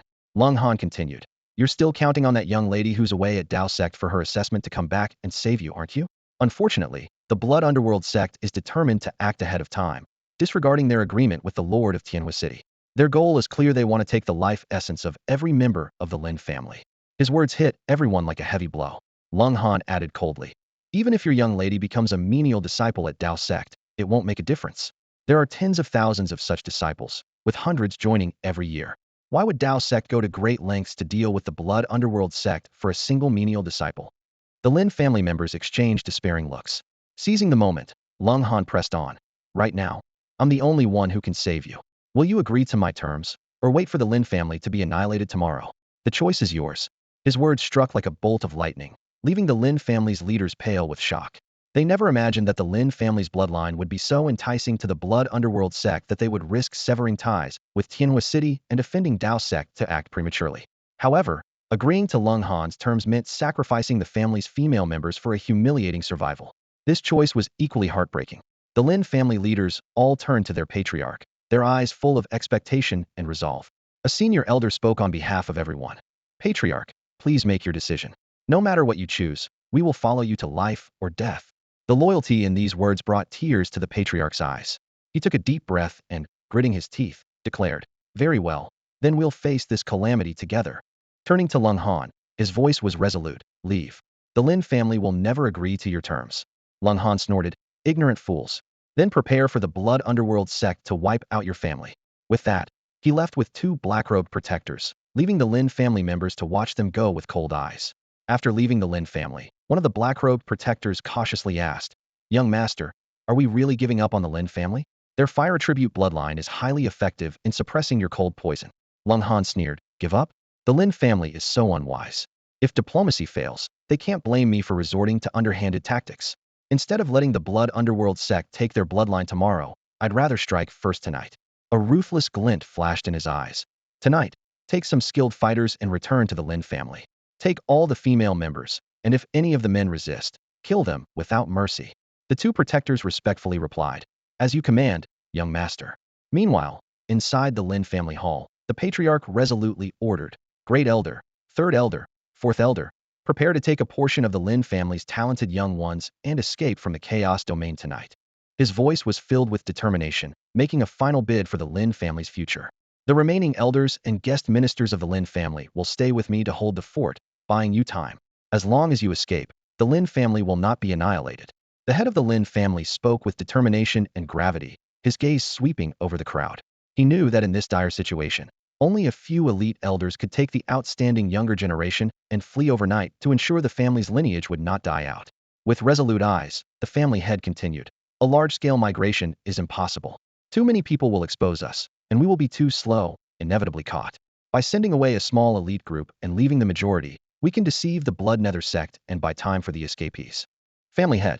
The great elder's voice choked with emotion, his aged eyes filled with tears. They all understood there was only one outcome for those left behind. The head of the Lin family stood tall, his gaze fierce. No need to say more. Sacrifices are inevitable. If we die in battle so that the Lin family has a future, it is worth it. He paused, then continued to instruct, leave at night. If no one reaches the Transformation Sea realm in the future, never return, and do not seek revenge. Just continue the Lin family's bloodline. Yes. The selected elders responded in unison, their voices filled with determination. We will give our all to carry the Lin family's legacy out. Night quickly fell, enveloping the Lin family, which was on the brink of great change. At the same time, outside the Chaos Domain, a massive thunderbird pierced through the night sky and entered the domain. Its presence was formidable, causing countless monsters to prostrate in fear as it passed. This scene caused exclamations from the adventurers at the edge of the Monster Mountain range in the Chaos Domain. What kind of beast is that? It can make the entire mountain's monsters tremble and submit. A young adventurer marveled. An older person nearby snorted and explained, that's a thunderbird, a descendant of ancient thunder beasts and birds. They possess the bloodline of thunder beasts, reaching the Transformation Sea realm upon maturity, and the exceptionally talented can even break through to the immortal realm. A great demon at the Transformation Sea realm, the crowd exclaimed. Look, there's a group of people on its back. What kind of existence can tame such a great demon as a mount? The members of the Lin family listened to the exclamations below, feeling a surge of excitement. Borrowing the aura of this mysterious powerhouse, they too tasted the respect and awe of others, momentarily forgetting the impending danger they faced. The Thunderbird sliced through the night sky, carrying Xia Xian and his companions swiftly forward. They had rushed all the way from the Dao sect, with Xia Xian urging the Thunderbird to fly at top speed to ensure they arrived in time. Finally, at nightfall, they reached the edge of the Chaos Domain. The Lin family's second elder exclaimed excitedly, Miss, just imagine the family's reaction when they see us return, not only having completed our mission, but also riding such a magnificent sea monster. I can already picture the other elders' jaws dropping in shock. Lin Huater smiled at her master beside her, her eyes full of gratitude. It was thanks to her master's guidance that she had transformed from an ordinary person into who she was now. A quarter of an hour later, the Thunderbird flew over the forest outside Luoshan City. Just as Xia Xian was about to order the Thunderbird to land, the Lin family members noticed a group of people hastily leaving the city and heading into the distance. That's the Grand Elder, the Third Elder, the Fourth Elder, and Lin Xian, Lin Jing'er, and Lin Jia. The second elder of the Lin family exclaimed in surprise. Where are they rushing off to? A sense of foreboding rose in Lin Huaer's heart, and she immediately said, let's go down and see. Xia Xian nodded in agreement and ordered the Thunderbird to land in front of the fleeing Lin family members. The huge body of the Thunderbird landed with a thud, shaking the ground and terrifying the Lin family members with its aura and crackling lightning. What kind of monster is this? The Lin family members thought in fear. Could it be sent by the Blood Underworld sect to ambush us? But they quickly dismissed the idea, as the Blood Underworld sect didn't seem to have such a powerful beast. At that moment, Lin Huaer and the others jumped down from the Thunderbird and approached their panicked kin. Lin Huaer asked, Grand Elder, what's happened? Why are you leaving the city in such a hurry? Seeing that the newcomers were none other than the young miss who had been sent to the Dao sect for the assessment, the Lin family's elders and younger members were stunned. They looked at the scene before them in disbelief, momentarily speechless. Sensing their shock, Lin Huaer briefly explained, I passed the Dao sect's assessment and have become a disciple of my master. This Thunderbird is my master's mount. We've returned to resolve the Lin family's crisis. The Lin family members were stunned as they gazed at Lin Huaer, Xia Xian, and the imposing Thunderbird, struggling to process the information. Seeing this, Lin Huaer urgently pressed, please, tell me what happened to the Lin family. Why are you fleeing the city so hastily? The heavens have not forsaken the Lin family. After all, the Lin family's elder exclaimed emotionally, his eyes gleaming with hope. He took a deep breath and then recounted in detail the recent crises facing the Lin family to Lin Huaer and the others. The Blood Underworld sect, disregarding their agreement with Tienma City, intended to strike against the Lin family the next day. The Lin family had once again rejected Lung Han's terms, and the family head had ordered them to flee with the younger generation. The elder's voice trembled slightly as he narrated the situation. Upon hearing this, Lin Huaer was both shocked and fearful. If she and her master had arrived, even a moment later, would the Lin family have faced extinction?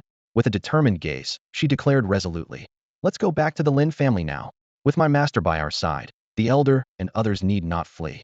If the Blood Underworld sect dares to move against the Lin family, they will pay the price." "Yes, miss," the Lin family elder and others responded, following Lin Hor and her master back. With the master's calm demeanor, they felt somewhat reassured, believing he had the strength to handle the situation. In the Lin family hall, the family head sat at the main seat, surveying the remaining leaders, and asked in a deep voice, "Have they all been sent out?" An elder replied, "Yes, family head. The elder and others have safely left the city without being tailed." The family head nodded, his tone heavy. "Good. As long as they escape safely, our deaths will be worth it." Meanwhile, a group of uninvited guests had quietly gathered outside the Lin family's perimeter. Two black-robed protectors led a dozen masked, fully armed individuals, directly targeting the Lin family. These were the forces of Lung Han, who had left earlier in the day. The two protectors were at the Cleaving Mansion level, with their followers all being divine power level experts. This force was enough to confront the Lin family's strongest, who were only at the 9th level of the divine power. "Take action," one of the black-robed protectors ordered in a low voice. "Capture all the Lin family's direct female members. Kill any males who resist." "Understood." The dozen masked individuals charged into the Lin family like wolves. The Lin family guards hurried to confront them, but were outnumbered and outmatched. Most of the guards were only at the body tempering level, and even the captain, at the chi gathering level, was no match. Those who tried to block were all beaten back, spitting blood. "Who are you? And why do you intrude on the Lin family at night?" the guard captain shouted sternly. The intruders ignored him, and one of the masked individuals unleashed divine power level strength, slashing with a sword. In a brutal scene, the guard captain was cut down instantly. The Lin family leaders rushed over upon hearing the news and witnessed the scene. "How dare you?" the Lin family head roared, unleashing his full 9th level divine power strength, sending a terrifying palm strike. "Humph!" the lead black-robed protector snorted coldly, showcasing his Cleaving Mansion level power, instantly neutralizing the family head's attack with a chilling palm wind.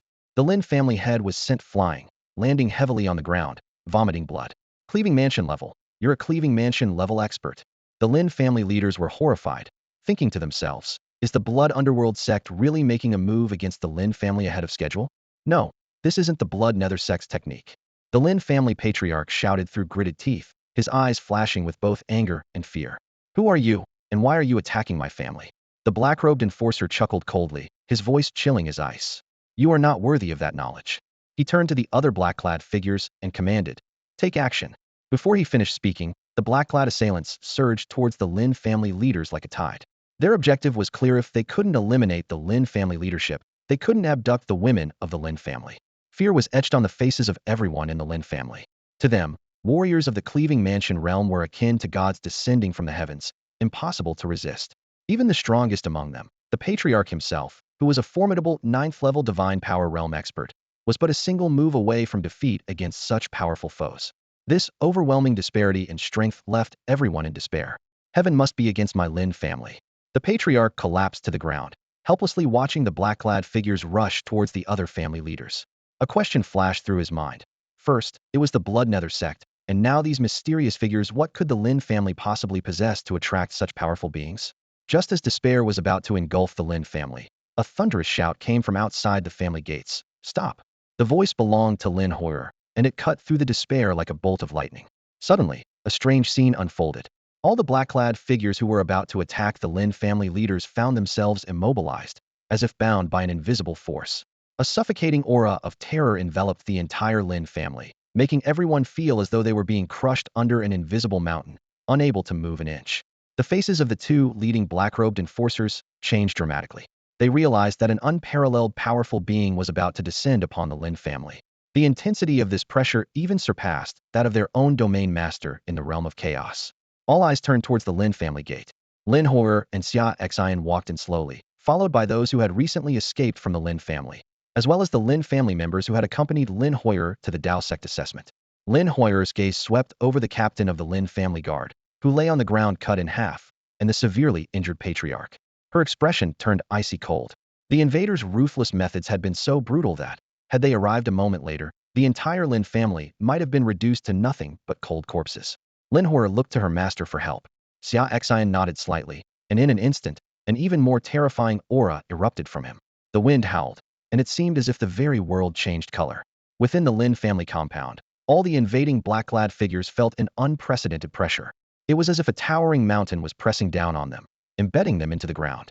Their bones creaked under the strain, as though they might shatter at any moment. Several of the weaker black-clad figures succumbed to the pressure and died on the spot, collapsing like heaps of mud. The leading black-robed enforcers were no exception. Blood oozed from their mouths, their eyes filled with disbelief and terror. They had only one question in their minds. What kind of existence was this powerful being who had suddenly appeared? With just the release of his aura, he could crush divine power realm cultivators to death. Are these the people from the Bloodnether sect? Xia Xian's sharp gaze swept over the men in black before turning to Lin Huer for confirmation.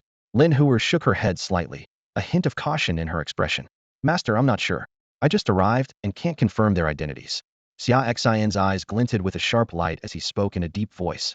Go and remove their masks. Understood. Lin Huer responded, stepping forward without hesitation and deftly removing the masks of the two leading black-robed guardians.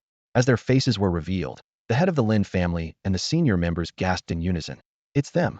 Lin Huer frowned slightly and turned to the head of the Lin family. Father, do you know them? The family head nodded gravely. Yes, they are the guardians who accompanied Lung Han, the young master of the Chaos Domain, today. Lin Huer's expression turned icy, a flicker of anger in her eyes. Lung Han's guardians? It seems they are indeed targeting our Lin family. I can't believe Lung Han, failing openly, would resort to such underhanded tactics against us. Truly despicable. At this moment, the Lin family head, having barely stabilized his injuries, struggled to stand. His gaze shifted between the black-clad individuals subdued by pressure and the two guardians, finally resting on Xia Xian with a mix of confusion and reverence. Who is this? And who might this esteemed person be? Standing proudly, Lin Huer introduced. This is my master, an elder of the Dao sect. Father, I have successfully passed the Dao sect's assessment and become a direct disciple under my master. Upon learning of our family's plight, my master specifically came down the mountain to assist us. Upon hearing this, the Lin family head and the senior members were taken aback, their respect for Xia Xian growing even more evident. They hurriedly knelt down, paying their respects to Xia Xian. The Lin family greets you, esteemed one. Thank you for personally coming down the mountain to assist our family. Xia Xian smiled calmly, gesturing for them to rise. No need for such formalities. Since Huer is my disciple, I naturally won't stand by if her family is in trouble. Then, turning his gaze to the subdued black-clad men, he asked, You mentioned earlier, which faction do these men belong to? And are they here to oppose your Lin family? The Lin family head respectfully replied, Esteemed one, these people are from the entourage of Lung Han, the young master of the Chaos Domain. Earlier today, we rejected Lung Han's offer to exchange protection for the women of our Lin family. These people were likely sent by Lung Han to forcibly take our women. It's unbelievable that Lung Han, a young master of Chaos City, would stoop to such underhanded means. Xia Xian nodded slightly, a cold glint in his eyes. The forces of the Chaos Domain, I see. Tomorrow, show me the way, and I'll help resolve this matter with you. Upon hearing this, the Lin family members were overjoyed, expressing their gratitude to Xia Xian repeatedly. Thank you, esteemed one. Thank you for saving our Lin family from peril. This distinguished individual not only plans to help the Lin family deal with the Bloodnether sect, but also intends to eliminate the threat posed by Lung Han. The members of the Lin family were secretly delighted, as their young lady had found an excellent mentor. The power of the central city in the domain of chaos far surpasses that of the Bloodnether sect. While the sect leader of the Bloodnether sect is only at the 9th level of the mansion-splitting realm, the 3 domain lords of the central city are all sea transformation realm experts. However, to this individual, dealing with them is a trivial matter. This indicates that this person's strength has reached an unimaginable level, rendering any force in the domain of chaos insignificant in his eyes. Xia Xian nodded and turned to Lin Huer, saying, Huer, stay at the Lin family tonight. After resolving matters here tomorrow, I will be leaving. Yes, master, Lin Huer replied, then turned to her father, the head of the Lin family, saying, Father, quickly arrange the best guest room for master. The head of the Lin family hurriedly instructed the elders to make arrangements, secretly considering this person as their family's savior and benefactor, deserving of the utmost hospitality. At that moment, a black-robed guardian on the ground spoke with difficulty. To claim you'll deal with Chaos City, don't you think that's a bit arrogant? I admit you're strong, but Chaos City has ruled the domain of chaos for hundreds of years and isn't made of mud. Today's events were indeed our fault. How about letting us go? And I assure you that Chaos City and the Lin family will not interfere with each other. Our domain lord possesses the bloodline of the Dark Python and is quite renowned even within the sea transformation realm. If you truly kill us all, the consequences of our domain lord's wrath might be unbearable. A hint of killing intent flashed in Xia Xian's eyes, wondering if he had been too lenient. allowing mere mansion-splitting realm individuals to threaten him. As for the so-called Sea Transformation Realm Domain Lord, how formidable could he really be? With a wave of his hand, a terrifying pressure instantly crushed all the black-clad men, including the two black-robed guardians, into pulp, leaving no remains. Xia Xian couldn't even be bothered to say more. As for the domain lord behind them, he planned to meet them personally the next day to see how capable this so-called renowned figure in the Sea Transformation realm truly was. The members of the Lin family were all shocked by this scene. Several individuals at the Divine Power realm and two at the Mansion-splitting realm were reduced to pulp with just a wave of his hand. This person's power far exceeded their imagination. That night, Xia Xian stayed at the Lin family. He remembered that he hadn't yet used his sign-in opportunity for the day and said to the system, "System, sign in at the Lin family." Ding, sign in at the Lin family successful. Congratulations to the host for obtaining a Sea Transformation pill. Xia Xian was intrigued by the system's description of the Sea Transformation pill. This pill could directly elevate the user to the Sea Transformation realm without side effects. Although it was of no use to him personally, he could give it to his elder brother, Xia Zhen. The turmoil in the Great Xia dynasty's royal authority stemmed from Emperor Xia Zhen's insufficient cultivation, being only at the mansion-splitting realm.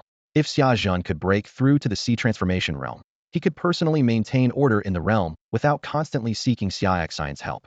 This trip to the Lin family was worthwhile, as the Sea Transformation pill alone was invaluable.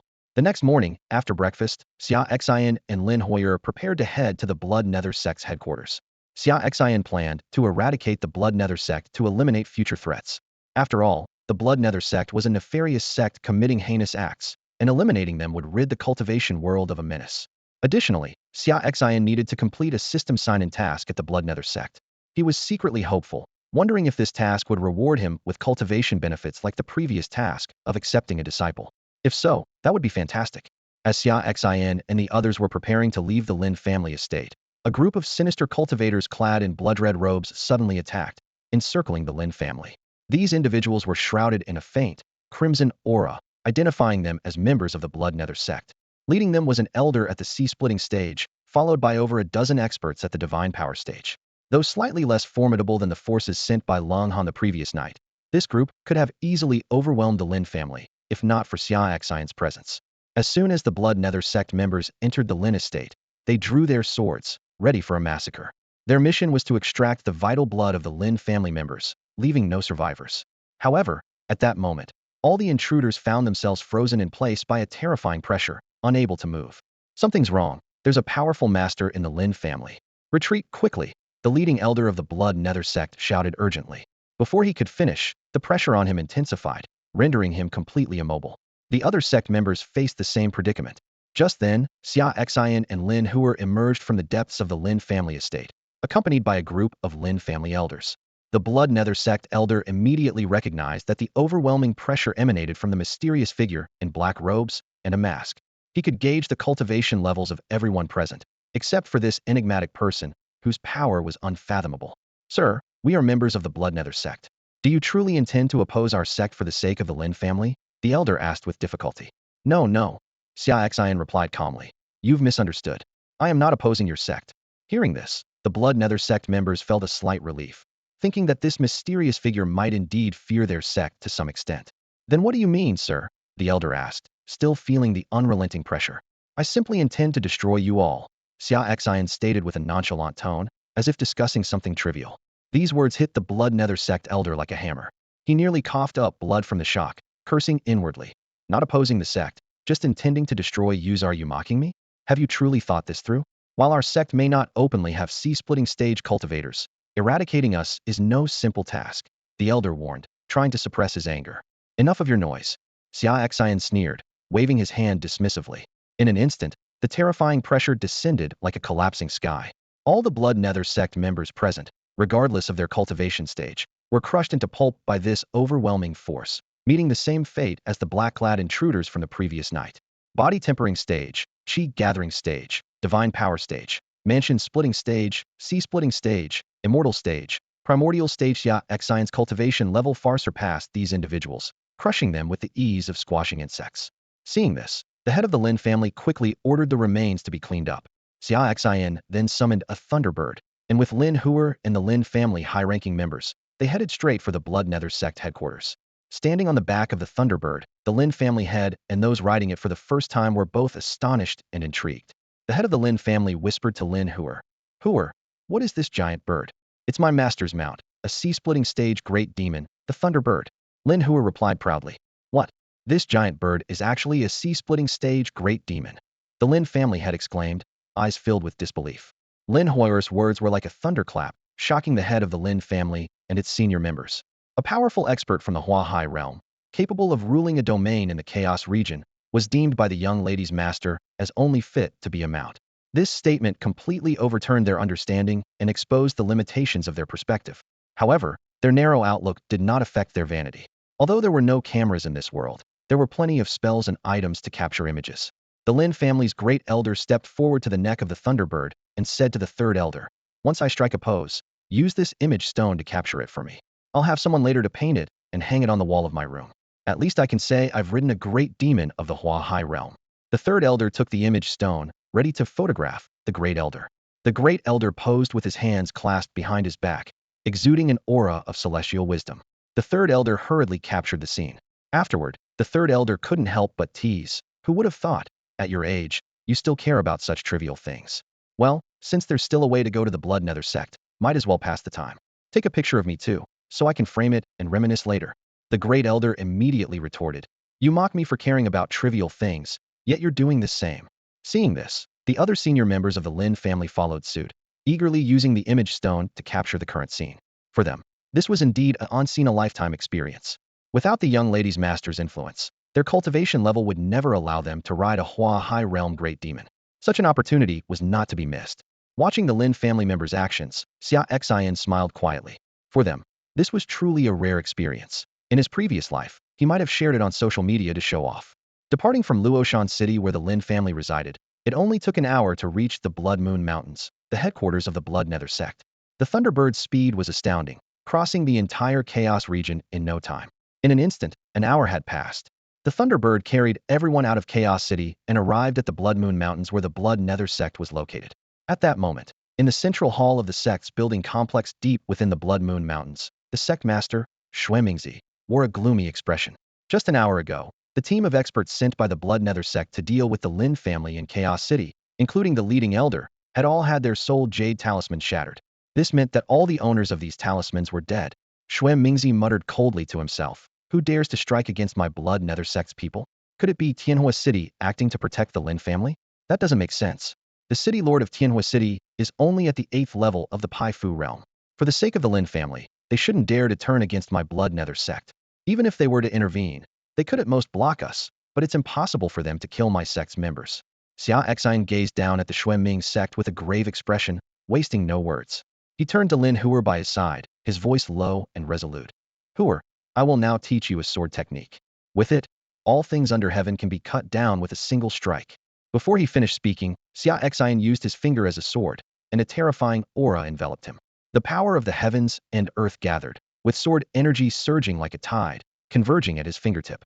In an instant, his finger seemed to transform into a peerless divine sword, exuding an overwhelming pressure.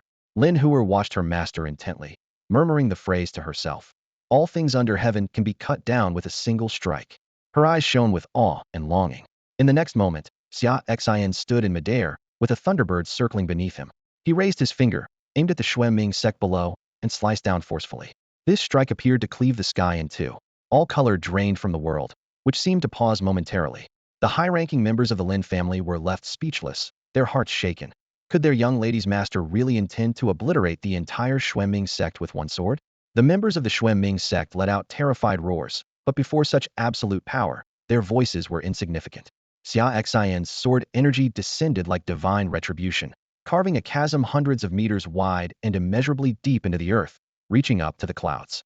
The area around the chasm became a purgatory of sword energy. Palaces crumbled, mountains shattered, and forests turned to dust. Whether they were experts of the divine power realm or the foundation-splitting realm, all were reduced to nothingness under this earth-shattering sword strike. The Xue Ming sect was annihilated. The sword energy lingered, enveloping an area of tens of thousands of meters, forming a forbidden zone that none could approach.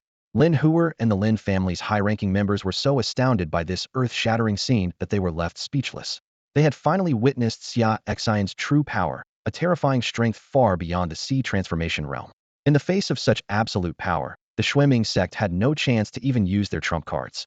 Any flashy techniques seemed laughable against such force.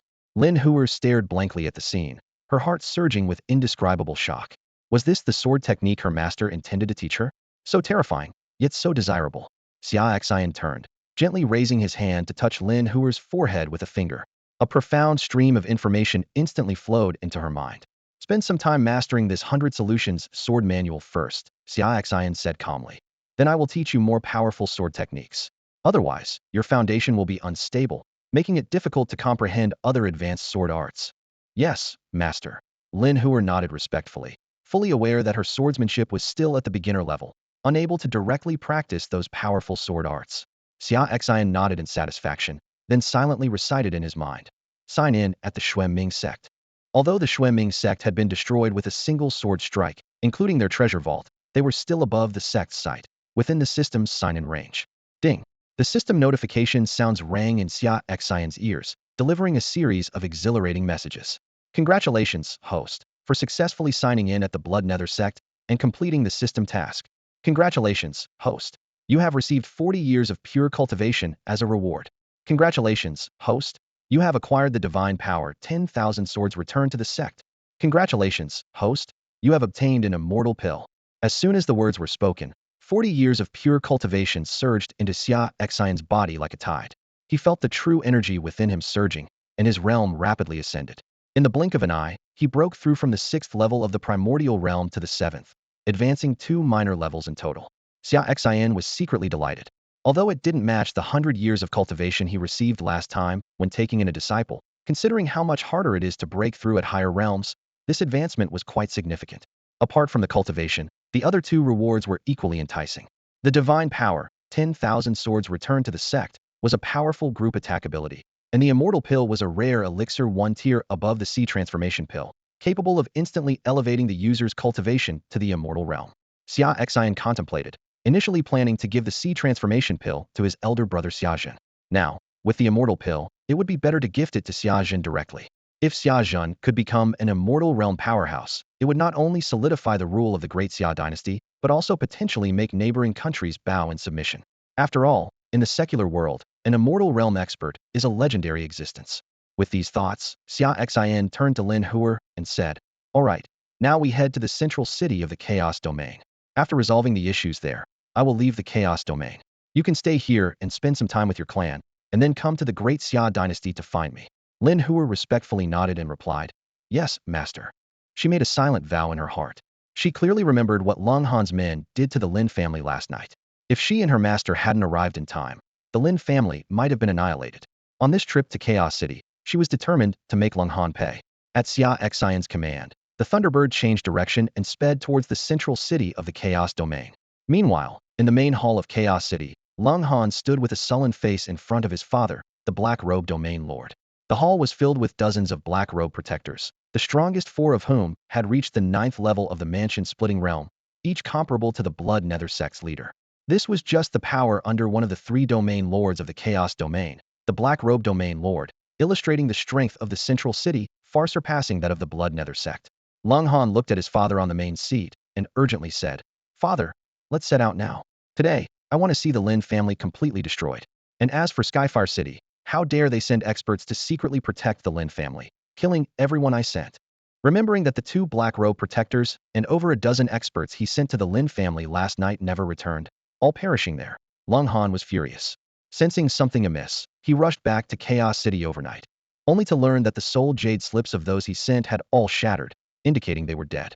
Long Han was puzzled, as the Lin family shouldn't have any mansion-splitting realm experts, and he had sent 2 Black Robe protectors with the 1st and 2nd levels of the mansion-splitting realm, along with more than a dozen divine power realm experts. To kill these people, at least a 3rd-level mansion-splitting realm expert was needed. He concluded that it must have been done by Skyfire City, which had promised to protect the Lin family for half a year. Although the Skyfire City Lord had an 8th-level mansion-splitting realm cultivation and several experts at the 5th or 6th level, Long Han still couldn't understand why Skyfire City would dare to oppose Chaos City for the Lin family. Given the cautious nature of the Skyfire City Lord, this seemed unlikely. Could the Lin family's ancestral ties with Skyfire City be so deep that they would risk offending Chaos City to protect the Lin family? There's no rush. Wait a moment. said the black-robed domain lord from his seat. As a domain lord, his vision and scheming far surpassed those of the younger generation like Lung Han. To the black-robed domain lord, it seemed improbable that Skyfire City would oppose Chaos City just for the Lin family. There were many suspicious points in this matter, and he had already sent someone to Skyfire City to verify. With the capabilities of the person he sent, if Skyfire City had indeed taken action, it wouldn't go unnoticed. Now, they just needed to wait patiently for the results from the person they sent. At that moment, a massive thunderbird beast sped towards the city of chaos from afar, soaring directly into the skies above. This descendant of an ancient mythical creature made no effort to conceal its terrifying aura, causing countless residents and cultivators within the city to be filled with fear. Look up there. What kind of beast is that? Its presence is terrifying. Oh my god, that's a thunderbird demon. It must have reached adulthood by now. If it starts wreaking havoc in the city, it would be a nightmare for us. Amidst the flurry of discussions, someone reassured. Don't worry, our city of chaos has 3 domain lords, all powerful beings at the transformation C stage. They won't let this demon do as it pleases. Before the words had settled, 2 figures soared into the sky from the city, hovering in midair to confront the Thunderbird. They were the other 2 domain lords of the Chaos domain. However, upon seeing a group of people standing on the Thunderbird's back, led by a mysterious figure dressed in a black robe and wearing a mask, they realized with a start the majestic Thunderbird was merely the mount of this formidable person. The 2 domain lords were shocked. The Thunderbird's cultivation and aura were already on par with theirs, yet it was just a mount. How powerful was the masked figure on its back? They dared not be negligent and respectfully asked, "May we know the purpose of your visit to our city of chaos, esteemed one?" The black-robed figure glanced at them coldly, his voice icy and chilling. "Tell Lung Han of the chaos domain to come out and meet his end." This statement was like a bolt from the blue, stunning the 2 domain lords. They had initially thought this powerful figure was unrelated to the city of chaos, but it turned out he was here for the son of the black-robed domain lord, Lung Han. Though there were 3 domain lords in the chaos domain, their relationship with the black-robed domain lord was not harmonious. The black-robed domain lord possessed a Xuanmeng bloodline, requiring him to sacrifice women with fire attribute bloodlines periodically to alleviate the cold poison within him. Over the years, countless innocent female cultivators had been killed by the father and son, leading to frequent vendettas from the victims' families. The 2 domain lords knew that today's matter would not end peacefully, so they said, "Esteemed one, Lung Han is the son of the black-robed domain lord of our city. The black-robed domain lord's palace is in the central west area of the city. We will take you there at once. If Lung Han has offended you, our city of chaos will not tolerate it." The black-robed figure nodded slightly, then led the way. Upon receiving the order, the 2 domain lords turned and led the Thunderbird towards the central west area of the city. Hearing the conversation in the sky, the residents on the ground began discussing the mysterious and powerful figure who had arrived on the Thunderbird for vengeance, casting a pall of tension and unease over the entire city. Lung Han has caused trouble again, and this time he might have met his match. Relying on his father's influence, he has been abducting innocent female cultivators, but today, it seems his reckoning has arrived. Moments later, in the western area of the city center, an overwhelming and terrifying aura descended upon the courtyard in front of the black-robed domain lord's palace, as if the sky itself had been torn apart. The black-robed domain lord and Lung Han, along with a group of experts, hurriedly exited the main hall, only to witness a chilling sight. 2 domain lords, along with Xia Xian and others, were riding a massive thunderbird, hovering above the palace. The thunderbird crackled with electricity, emitting low, menacing cries that intimidated everyone present. The black-robed domain lord's face was cold, with a hint of unease in his eyes. He looked at the other 2 domain lords and questioned, "What do you 2 mean by this?" He secretly speculated that these 2, bringing such a powerful presence and constantly exerting pressure, might be planning to join forces against him. At this moment, Lung Han recognized the figures on the Thunderbird and hurriedly whispered to his father, "Father, the person on that great beast is from the Lin family of the second-rate clan in Luoshan City." The Lin family. The black-robed domain lord's heart skipped a beat as he instantly recalled the incident last night when all the people his son sent to the Lin family were killed. He already suspected it wasn't the work of Tienma City, and now seeing the Lin family arriving on such a powerful beast, his sense of foreboding intensified. The other 2 domain lords snorted coldly, their tone filled with mockery. "Blackrobe, isn't this all because of your son's actions? Now this lord has come to seek justice. If you know what's good for you, hand over your son to this lord. Otherwise, don't blame this lord for dealing with you as well." The 2 domain lords knew very well that Xia Xian, who could tame the Thunderbird as a mount, must be far more powerful than the bird itself. They might not even be able to handle the Thunderbird, let alone contend with Xia Xian.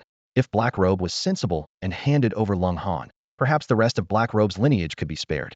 If he remained stubborn, this lord might, in anger, destroy the entire Black Robe lineage. Hearing this, the Black Robe domain lord understood clearly, realizing it was indeed the Lin family's small clan bringing experts to seek vengeance. Yet, he couldn't fathom how the Lin family, merely a second-rate family in the chaotic realm, could associate with someone capable of controlling such a powerful creature. After pondering for a moment, the Black Robe domain lord cupped his hands towards Xia Exine and said, "Honored lord, what happened last night was indeed my son's fault. I failed in my guidance, and I ask for your forgiveness. For the losses caused to the Lin family by those my son sent last night, I am willing to compensate tenfold. I beg you to spare my son's life." Lin Huer looked at Xia Exine, her eyes flashing with a trace of killing intent. She was unwilling to let Lung Han go, as he had already attempted to kill the Lin family yesterday, and leaving him alive could be a future threat. Xia Exine, seemingly understanding his disciple's thoughts, said calmly, "Don't worry, he won't survive today." Then, with a gaze as sharp as a blade, he looked directly at the Black Robe domain lord and said, "No more talking. Either hand over Lung Han, or you'll all die with him." Hearing this, the Black Robe domain lord's face darkened like ink, and he gritted his teeth, saying, "I know you are very powerful, but I've ruled the chaotic realm for decades, and I'm not easily bullied. Do you really think I'm that easy to push around?" "Then there's nothing more to discuss," Xia Exine replied coldly. "In that case, you'll all die together." Before the words were fully spoken, Xia Exine raised his hand, wielding it like a sword. Instantly, the sky darkened, and the world changed color. Terrifying sword energy surged around, as if it would cleave the heavens and earth apart. The ground began to crack under this immense pressure, with debris flying everywhere. "Then I'll have to experience your divine power," said the Black Robe domain lord, not daring to hold back any longer, unleashing his full power. Simultaneously, the Xuanmong bloodline within him was activated, surrounding him with a chilling aura. A faintly visible black giant serpent's shadow emerged behind him, emitting a thunderous roar. The Black Robe domain lord raised his hands to the sky, concentrating a shield of spiritual energy in his palms to withstand Xia Exine's earth-shattering sword strike. However, in the face of this sword light capable of splitting heaven and earth, his defense was as fragile as paper. The moment the sword light descended, the spiritual barrier shattered instantly and dissipated into nothingness. The sword light, undiminished, continued to sweep towards the Black Robe domain lord and those behind him. As the sword light passed, the Black Robe domain lord was torn apart by the sword's energy, leaving not a trace behind. Cold Han and the Black Robe protectors behind him didn't even have a chance to plead for mercy before they too were reduced to ashes. The residual power of the sword light split the palace behind them in two and tore the earth like tofu, with threads of sword energy lingering around the chasm like a heavenly rift. Gasps of shock echoed around. Aside from the two surviving domain lords of the realm of chaos, numerous wandering cultivators of Chaos City were drawn to the astonishing scene. Witnessing this, they were left speechless with awe. So powerful. Just one finger as a sword was enough to annihilate a sea transformation realm powerhouse and his followers. The Black Robe domain lord was someone these wandering cultivators could only admire from afar, yet he was easily obliterated in one strike. How powerful must this man be to achieve such a feat? No wonder he could subdue the Thunderbird Great Demon. He truly is extraordinary. Having dealt with the Black Robe domain lord's faction, Xia Exine turned his sharp gaze to the remaining two domain lords of the realm of chaos. His voice was imposing yet calm as he said, "Now that the experts of this faction have been slain by me, the Lin family, being the family behind my beloved disciple, should be under your protection hereafter in the realm of chaos." With the Black Robe domain lord's faction eliminated, there was no reason for Xia Exine to linger in the realm of chaos. It was time to head to the Great Xia dynasty. These two domain lords, fearing his might, would certainly take care of the Lin family to curry favor with him. The Lin family's future in the realm of chaos would undoubtedly be smooth sailing, freeing him from further concern. The two domain lords, feeling as if they had been granted amnesty, quickly bowed and replied, "As you command, my lord. We will fully support the Lin family in the realm of chaos." Having witnessed Xia Exine's terrifying power firsthand, they dared not harbor any thoughts of defiance. Moreover, they were eager for the opportunity to establish a connection with him. Xia Exine nodded slightly, then turned to Lin Huer, his tone softening. "Huer, do you like my Thunderbird?" Lin Huer was a bit puzzled but answered honestly, "Yes, I do." The Thunderbird was not only powerful but also breathtakingly beautiful, so naturally, she liked it. Xia Exine's lips curled into a slight smile. "Since you like it, I'll give it to you as a mount." Lin Huer was taken aback and hastily declined. "I do like it, but master, I can't possibly accept such a powerful mount." However, before she could finish, Xia Exine had already placed a finger on her forehead. A master servant mark was imprinted into Lin Huer's mind. This was the mark Xia Exine had used to bind the Thunderbird, and by passing it to Lin Huer, she became the new master of the Thunderbird from that moment on. Xia Xian spoke firmly. You are my disciple. Why wouldn't you be worthy? If I say you are, then you are. Master. Lin Huer was overwhelmed with emotion, tears welling up in her eyes. A moment later, Lin Huer burst into tears, overwhelmed by a tidal wave of emotion. The gratitude she felt towards her master was immeasurable, and she had no way to repay it. All around her, members of the Lin family, the two domain lords of the chaotic domain, and numerous onlookers watched her enviously. Having such a generous master was an incredible blessing. Giving away a demon beast mount from the Huahai realm was a rare opportunity anyone would dream of. All right, you're not a child anymore. Crying in public isn't appropriate, Xia Xian said with a gentle smile, his tone affectionate. Lin Hor wiped her tears, her voice choked. Okay, Hor won't cry anymore. It's just that no one has ever been this kind to me before. I'm so touched. Xia Xian replied warmly. Good. Just cultivate well and repay your master in the future. Hor will definitely work harder and repay my master, Lin Hor said with determination, her words firm. Xia Xian continued. All right, this matter is settled. You should have the Thunderbird take the Lin family back to Luoshan City. I am preparing to leave the chaotic domain and visit the Grand Xia dynasty. Once you've settled in, come find me there. Yes, master. Lin Hor nodded respectfully. After giving his instructions, Xia Xian bid farewell to everyone and headed straight for the Grand Xia dynasty. Lin Hor, meanwhile, rode the Thunderbird, leading the Lin family back to Luoshan City. With the promise of the two domain lords of the chaotic domain and the Thunderbird as their mount, the Lin family was sure to rise quickly in the region, relieving Xia Xian of any concerns. Giving the Thunderbird to Lin Hor was a deliberate decision by Xia Xian. Now that he had reached the 7th level of the Wuxia realm, placing him among the top experts of the land, a Huahai realm demon beast mount was no longer suitable. Its flying speed couldn't compare to his own. He needed to tame an immortal realm demon beast as a mount to match his status and abilities. As his thoughts soared, Xia Xian had already left the area of the chaotic city. The vast land stretched endlessly, with countless regions of varying sizes. The distance from the chaotic domain to the Xian domain, where the Grand Xia dynasty was located, was considerable, even further than from Dao sect to the chaotic domain, since they were in opposite directions from Dao sect.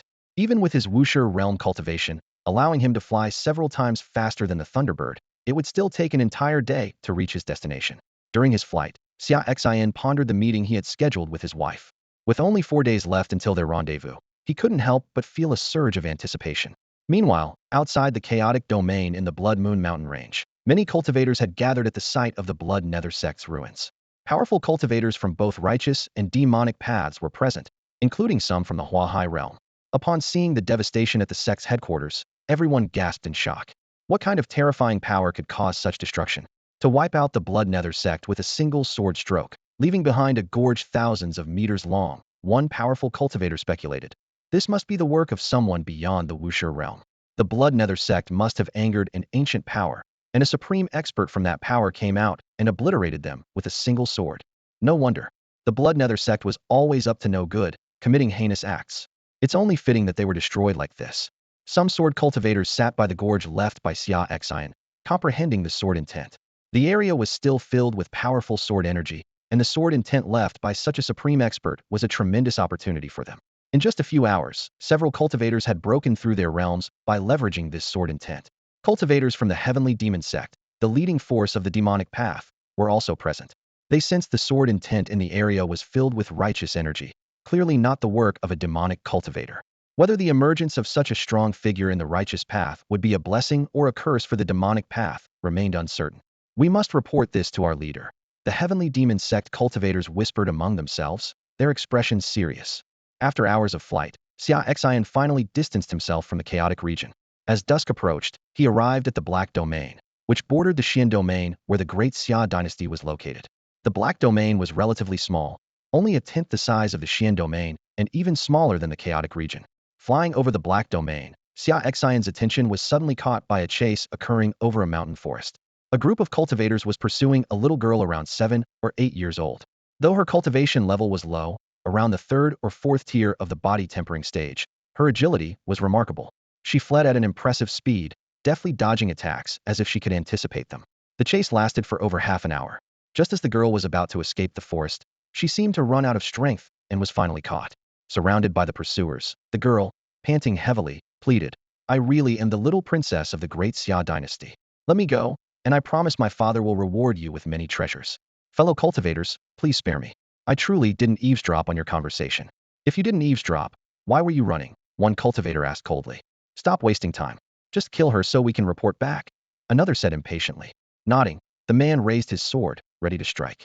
The girl, terrified, sat down abruptly and shut her eyes tightly. However, the anticipated blow never came. Trembling, she opened her eyes to find the sword-wielding cultivator frozen in mid-strike, unable to move. Not only him, but all the other pursuers were also immobilized, as if some mysterious force had paralyzed them. Looking up, she saw a figure in a black robe and mask walking through the air towards her, descending to stand before her. As Xia Xian landed, the pressure he emitted crushed the pursuers into pulp, killing them instantly. A powerful being, an extraordinary expert, was the only thought running through Xia Xiaoxiao's mind. To walk through the air and kill her pursuers with sheer pressure meant he was at least at the C transformation level. Climbing to her feet, Xia Xiaoxiao wiped her dirty face with her hand and, imitating an adult, clasped her hands in gratitude. Little princess of the great Xia dynasty, Xia Xiaoxiao, thanks the benefactor for saving my life. Xia Xian said nothing, instead examining the little girl before him, her clothes tattered, face smudged like a little kitten, yet acting with an air of maturity. Her demeanor amused Xia Xian, as she seemed like a seasoned wanderer. Looking closely at Xia Xiaoxiao's dirty face, Xia Xian noticed her features bore some resemblance to his elder brother Xiazhan when he was young. You're called Xia Xiaoxiao, the little princess of the great Xia dynasty? Xia Xian asked. Is your father the current emperor, Xiazhan? Surprised, Xia Xiaoxiao replied. How do you know that, benefactor? Then it's true. Xia Xian thought to himself. He had intervened to save her after hearing her claim to be the little princess of the great Xia dynasty. Xiazhan's younger sister, Xia Xian, stood at the entrance of the Dao sect, recalling the conversation she had with her older brother during his recent visit. She had asked why he hadn't brought along his mischievous little daughter. Her brother had helplessly explained that the girl, only 7 or 8 years old, was restless and loved the idea of wandering the world with a sword. She had already sneaked out. Unexpectedly, Xia Xian encountered that mischievous little girl here. She arrived just in time to save Xia Xiaoxiao from danger. You little rascal, how did you manage to sneak out on your own? Didn't your parents send anyone to protect you? Xia Xian ruffled her niece's hair, her voice a mix of reproach and concern. Xia Xiaoxiao proudly lifted her small face. They did, but I shook them off. Impressive, right? She then excitedly explained. Those people were too much of a hindrance. I'm on my way to the Dao sect to learn martial arts and magical skills from my royal uncle. Xia Xian couldn't help but laugh. This girl had run away just to find her. Didn't she know her father would bring her to the Dao sect himself in a few days? However, Xia Xiaoxiao was oblivious to Xia Xian's thoughts and continued enthusiastically. My royal uncle is amazing. My dad says he's the greatest genius in the history of our great Xia dynasty.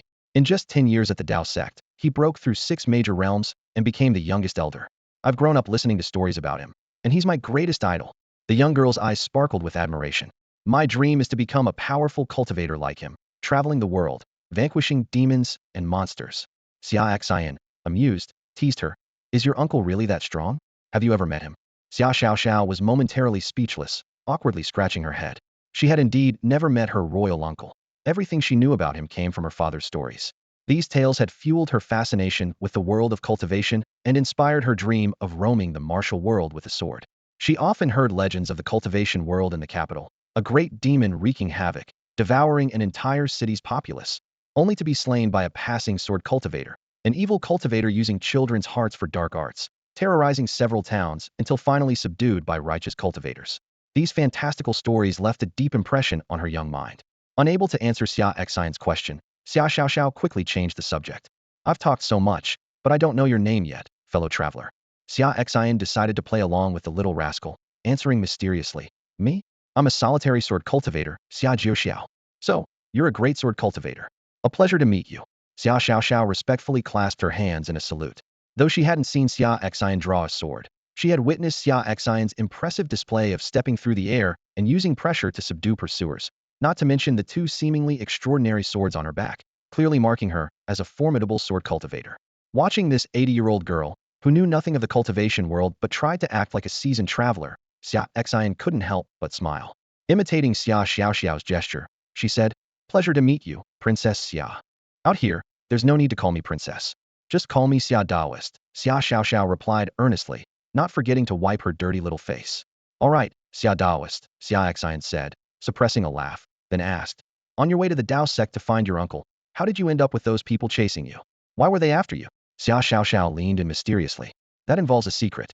But since you saved my life, I suppose I can tell you. It's like this. Xia Xiaoxiao curiously asked, have you heard about the Kunpeng ruins in our Xian region's North Sea? Xia Xian's eyes flashed with surprise, and he replied, the Kunpeng ruins, one of the three great relics of the Xian region? That's a legendary place. Xia Xiaoxiao nodded excitedly. That's right, it's the one. In a month, the Kunpeng ruins will open. Actually, the reason I'm being chased is because I have a map of the Kunpeng ruins. Xia Xian gasped, looking incredulously at the little girl who barely reached his thigh. What did you say? You have a map of the Kunpeng ruins. He quickly explained. The Kunpeng ruins are said to be the nest of an ancient Kunpeng. Legend has it that there's a precious bone inside. Whoever obtains this bone can comprehend the invincible Kunpeng technique. Over the years, countless cultivators have gone mad over it. However, the North Sea's Kunpeng ruins are vast, filled with countless illusionary formations and powerful beasts. Without a map, it's nearly impossible to delve deep. A map of the ruins is a treasure coveted by countless cultivators. Xia Xian curiously asked, such a precious map, where did you get it? And how do they know you have it? Xia Xiaoxiao sighed, looking helpless. Oh, it's a long story. This princess is just too naive, not understanding the dangers of the world. It all started 7 days ago. She began to narrate. Actually, the people who chased me yesterday were just a part of it, ones I accidentally offended. The real threat to my life comes from those ungrateful folks at the Yuan Palace. 7 days ago, I shook off the people my father sent to protect me and accidentally stumbled into the resting place of a cultivator. That place was actually a small relic, and its owner was likely a top-tier sea transformation realm expert in life, especially skilled in formations. Xia Xiaoxiao vividly described. That small relic was filled with powerful, illusionary formations. I encountered people from the Yuan Palace there. They were specifically looking for the Kunpeng Ruins map. It turns out that the formation master had once entered the Kunpeng Ruins, and, using his advanced knowledge of formations, navigated through many illusionary formations and drew a map. I led the Yuan Palace people through the small relic's illusionary formations and obtained the Kunpeng Ruins map. Who would have thought they'd turn on me so quickly? They wanted to kill me to keep the map for themselves. If it weren't for my exceptional agility and heading straight for areas with more formations, I would have been done for. Xia Xiaoxiao recounted, still shaken. As for the people who chased me yesterday, that's a different story. Xia Xiaoxiao shook her head helplessly. I accidentally overheard them discussing how several righteous sects planned to secretly massacre some towns and blame it on the demonic path's heavenly demon sect. I couldn't help but listen in, and when they discovered me, they chased me. Xia Xian looked down at the 80-year-old girl, whose cultivation was only at the 3rd level of the body tempering realm, and couldn't help but chuckle. This little girl wasn't very powerful, but she sure had a knack for getting into trouble. What was even more surprising was that despite the mess she got into, she managed to survive being chased for so long. He couldn't help but wonder how this little girl managed to escape from so many people at the Yuan Palace.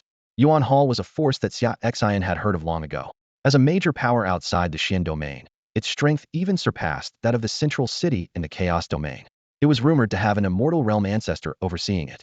However, what puzzled Xia Xian was that the young girl before him claimed she had led the people of Yuan Hall through the illusion array in the minor ruins and obtained the map of the Kunpeng ruins. Sensing Xia Xian's confusion, Xia Xiaoxiao began to explain. Her voice was clear and pleasant, tinged with pride.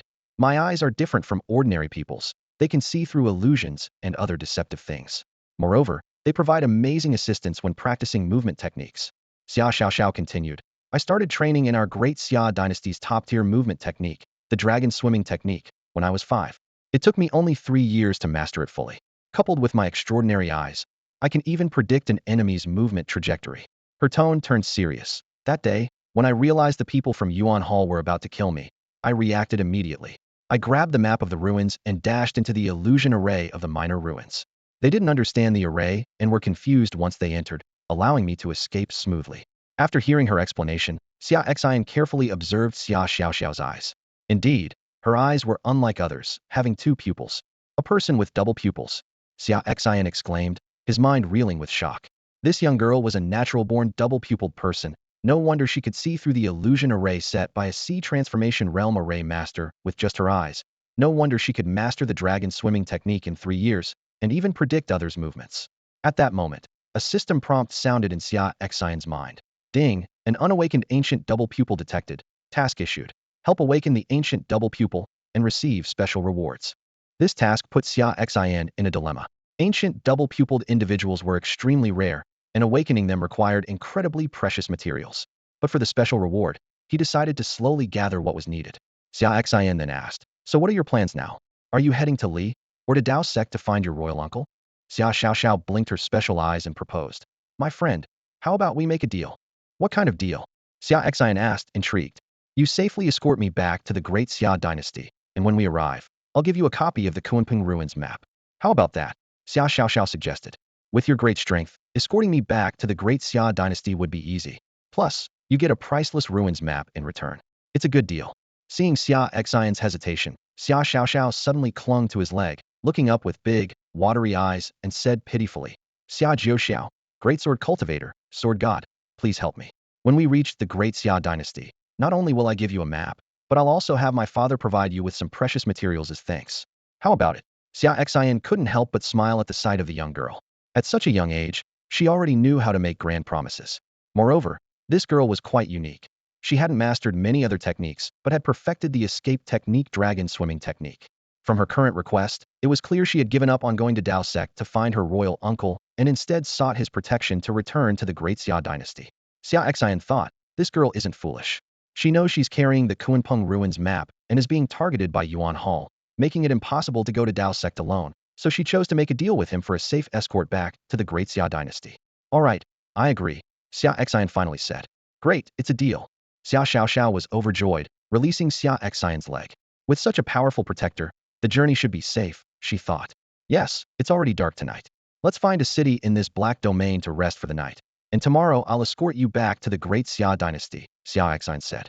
Looking at the excited young girl, he thought about how she must have been through a lot over the past 7 days being chased by Yuan Hall. Her clothes were tattered from escaping, and her face was dirty, like a little kitten. That's fine, you can arrange it, my friend, Xia Xiaoxiao replied. As long as Xia Xian agreed to escort her back, a little delay didn't matter.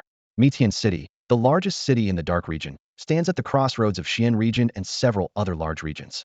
This city is not only the center of the Dark region, but also a chaotic and dangerous haven for vice. Here, morality is in decline, and the rule of might dictates everything. Xia Xian, accompanied by Xia Xiaoxiao, navigated through the bustling streets of Mitian City, eventually stopping in front of a quaint and traditional tavern. They entered and settled into an elegant guest room. Xia Xian then took Xia Xiaoxiao to buy new clothes, as her old outfit, worn during their 7-day escape, was tattered and dusty, no longer fit to wear. By evening, they were dining in the tavern's main hall, surrounded by the constant chatter of other patrons. One particular conversation caught Xia Xian's attention. I heard there's a grand auction at Mitian City's largest auction house tonight. Many rare treasures will be on display, including some scarce heavenly materials and earthly treasures. It's an event not to be missed, one guest exclaimed excitedly.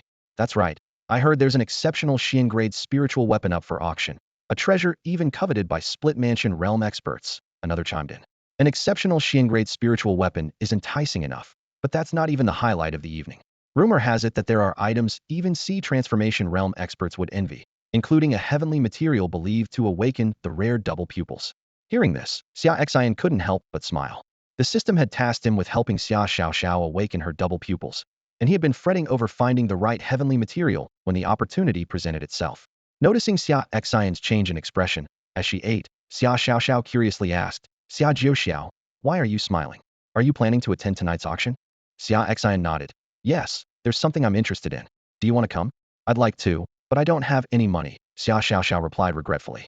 Never mind, money isn't an issue.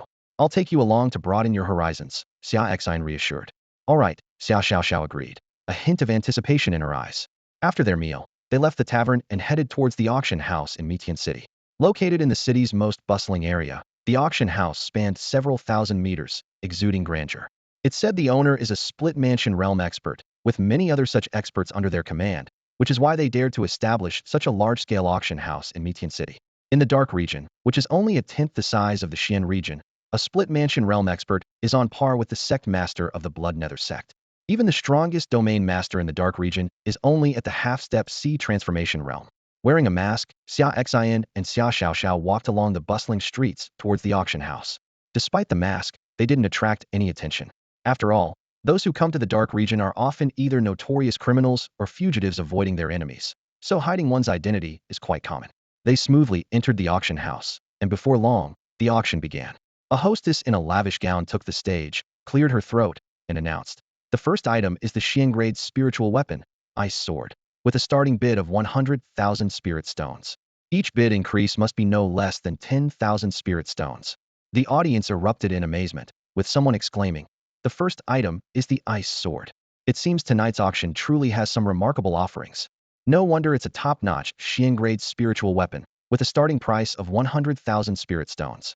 It's truly daunting, remarked one of the participants in the auction house. This amount is indeed substantial, equivalent to the annual income of a typical second-rate family. As the auctioneer gave the signal, the bidding quickly escalated. 120,000, 130,000, 150,000. The bids came in one after another. In one of the VIP rooms, Xia Xiaoxiao turned excitedly to Xia Jiuxiao, her eyes gleaming with desire.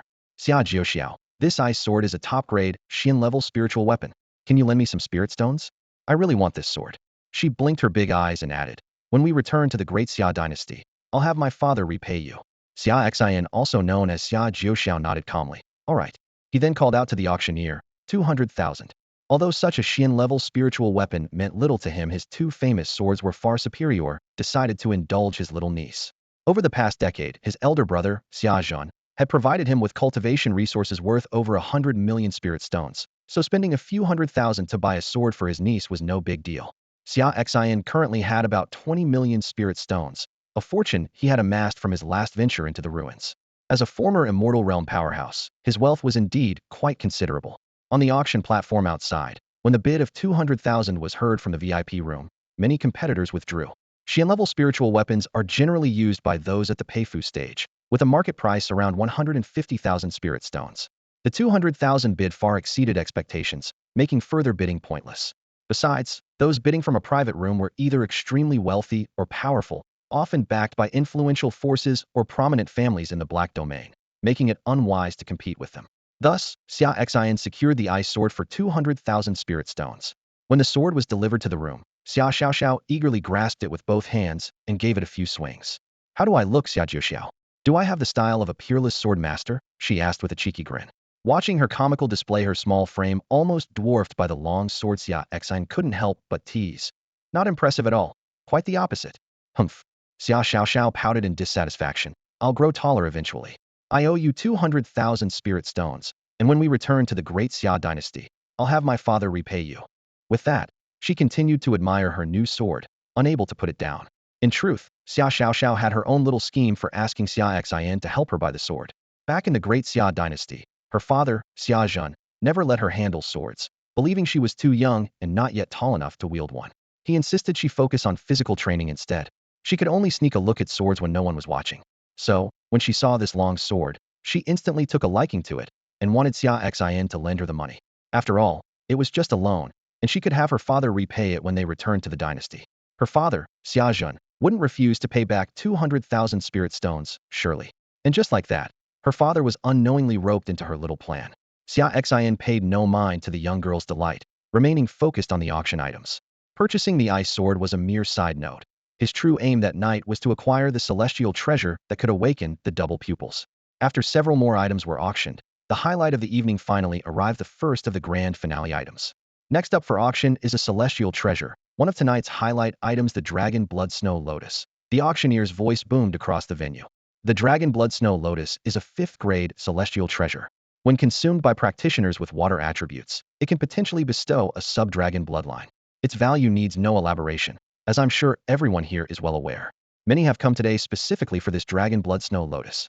The auctioneer paused briefly before announcing, without further ado, let the bidding begin. The starting price is 2 million spirit stones, with each increment no less than 100,000. Upon hearing the starting bid for the Dragon Blood Snow Lotus, the auction hall erupted in shock. The astronomical price of 2 million spirit stones left the attending independent cultivators gasping in disbelief, deterred by the sheer cost. Such a rare treasure was destined to be contested only by major powers or prestigious families with experts in the splitting mansion realm.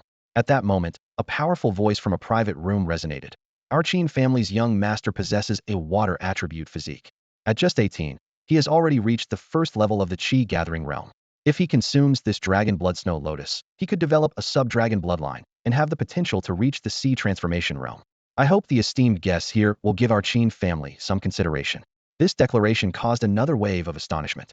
The Qin family, the foremost family in the dark domain, with a patriarch at the 8th level of the splitting mansion realm, was clearly determined to acquire the Dragon Blood Snow Lotus. Many speculated that if the Qin family could indeed nurture someone with a sub-dragon bloodline, they might produce a future powerhouse capable of dominating the dark domain. However, The silence was broken by an elderly voice from the Cold Water sect's private room. Humph, such a rare treasure as the dragon blood snow lotus should go to the most deserving. Does the Qin family intend to monopolize it? Our Cold Water sect's young master also has a water attribute physique, and we are equally determined to obtain this dragon blood snow lotus. The Cold Water sect, another formidable force in the dark domain, had a leader also at the 8th level of the Splitting Mansion realm, matching the Qin family in strength. With tensions rising between the two powers, everyone anticipated a fierce battle. Amidst this tense standoff, a sinister voice suddenly echoed from the floor below. 210,000, I claim it. Anyone who dares to bid against me will be my enemy. All eyes turned to the elderly man who had spoken. Though seemingly a lone cultivator, his audacious words sparked widespread discontent. The Qin family's elder immediately retorted, "Sir, the dragon blood snow lotus goes to the highest bidder. Your approach doesn't seem to follow the rules." The Coldwater sect's elder was quick to counter as well. "Our Coldwater sect bids 250,000. The dragon blood snow lotus is a 5th-grade heavenly treasure. To think you could claim it for 210,000 is simply wishful thinking." The old man's eyes glinted with disdain as he coldly replied, "Rules? Wishful thinking? Let me show you what rules are." Before his words had fully faded, a terrifying aura erupted from the old man, spreading like a tidal wave throughout the hall. Instantly, everyone felt an oppressive force, as if an invisible mountain weighed upon their chests. With a wave of his hand, the walls of 2 private rooms shattered, and a powerful suction force pulled the elders of the Coldwater sect and the Qin family out like kites with broken strings. The old man seized them by the neck, suspending them in midair. Their faces turned ashen with terror. "Half-step sea transformation realm," someone exclaimed in shock. This lone cultivator is a half-step sea transformation realm super expert. A half-step sea transformation realm cultivator was comparable to the dark domain's domain master. Unless the domain master intervened personally, no one in the entire dark domain could challenge him. The hall plunged into a deathly silence, as everyone held their breath, afraid to make a sound and risk angering this mysterious and formidable expert. The domain master of the Black Territory has been in seclusion for years, attempting to break through to the sea transformation realm. Even if he weren't in seclusion, he wouldn't offend a half-step sea transformation realm expert over an auction.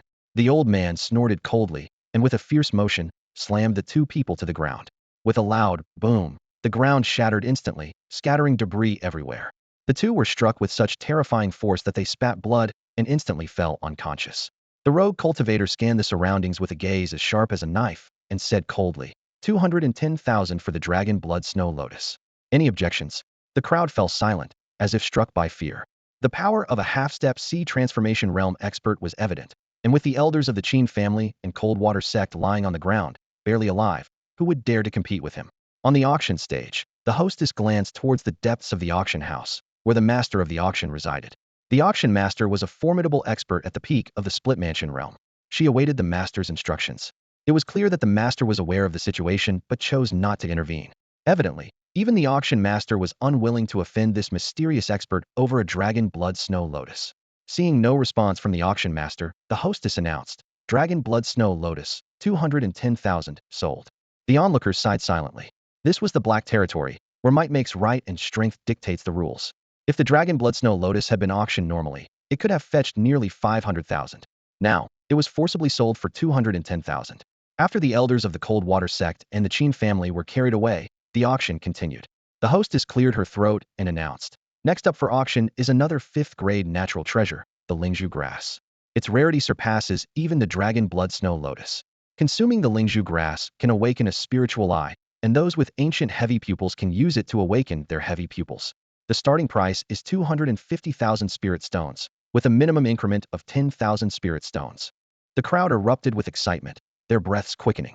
The Lingzhu grass was even more rare and valuable than the dragon blood snow lotus. While the dragon blood snow lotus required a water attribute physique to awaken a sub-dragon bloodline, the Lingzhu grass could grant any cultivator a spiritual eye. A spiritual eye is incredibly beneficial for practitioners, allowing them to see through minor illusions and enhance their cultivation talents. In combat, it can predict an opponent's attack, making it extremely practical. Xia Xin watched the Lingzhu grass on the auction stage, a slight smile on his lips. He hadn't expected the auction to offer something that could awaken heavy pupils. This trip was worthwhile. He was determined to obtain the Lingzhu grass. At that moment, the rogue cultivator who had just bought the dragon blood snow lotus spoke up. 260,000 spirit stones, I'll take it. The surrounding cultivators showed expressions of resentment. It seemed the Lingzhu grass would be forcefully bought again. Although they were unwilling, there was nothing they could do. Usually, no one dared to cause trouble at the auction, as the master of the auction was a peak split mansion realm expert, one of the top figures in the Black Territory, second only to the domain master. But today, this old man seemed to be from outside the Black Territory, stronger than the auction master. What could they do? Just then, a calm voice came from a private box. 300,000. Immediately, the entire auction house fell silent. Someone dared to compete with the rogue cultivator, unafraid of death? The rogue cultivator snorted coldly. Very well. It seems I haven't taught you all the rules yet. In that case, he stretched out his hand, unleashing a terrifying suction force towards Xia Xian's box. Come out. Dare to compete with me. Let me see what you're made of. However, as his suction force neared Xia Xian's box, it was countered by an even more terrifying pressure.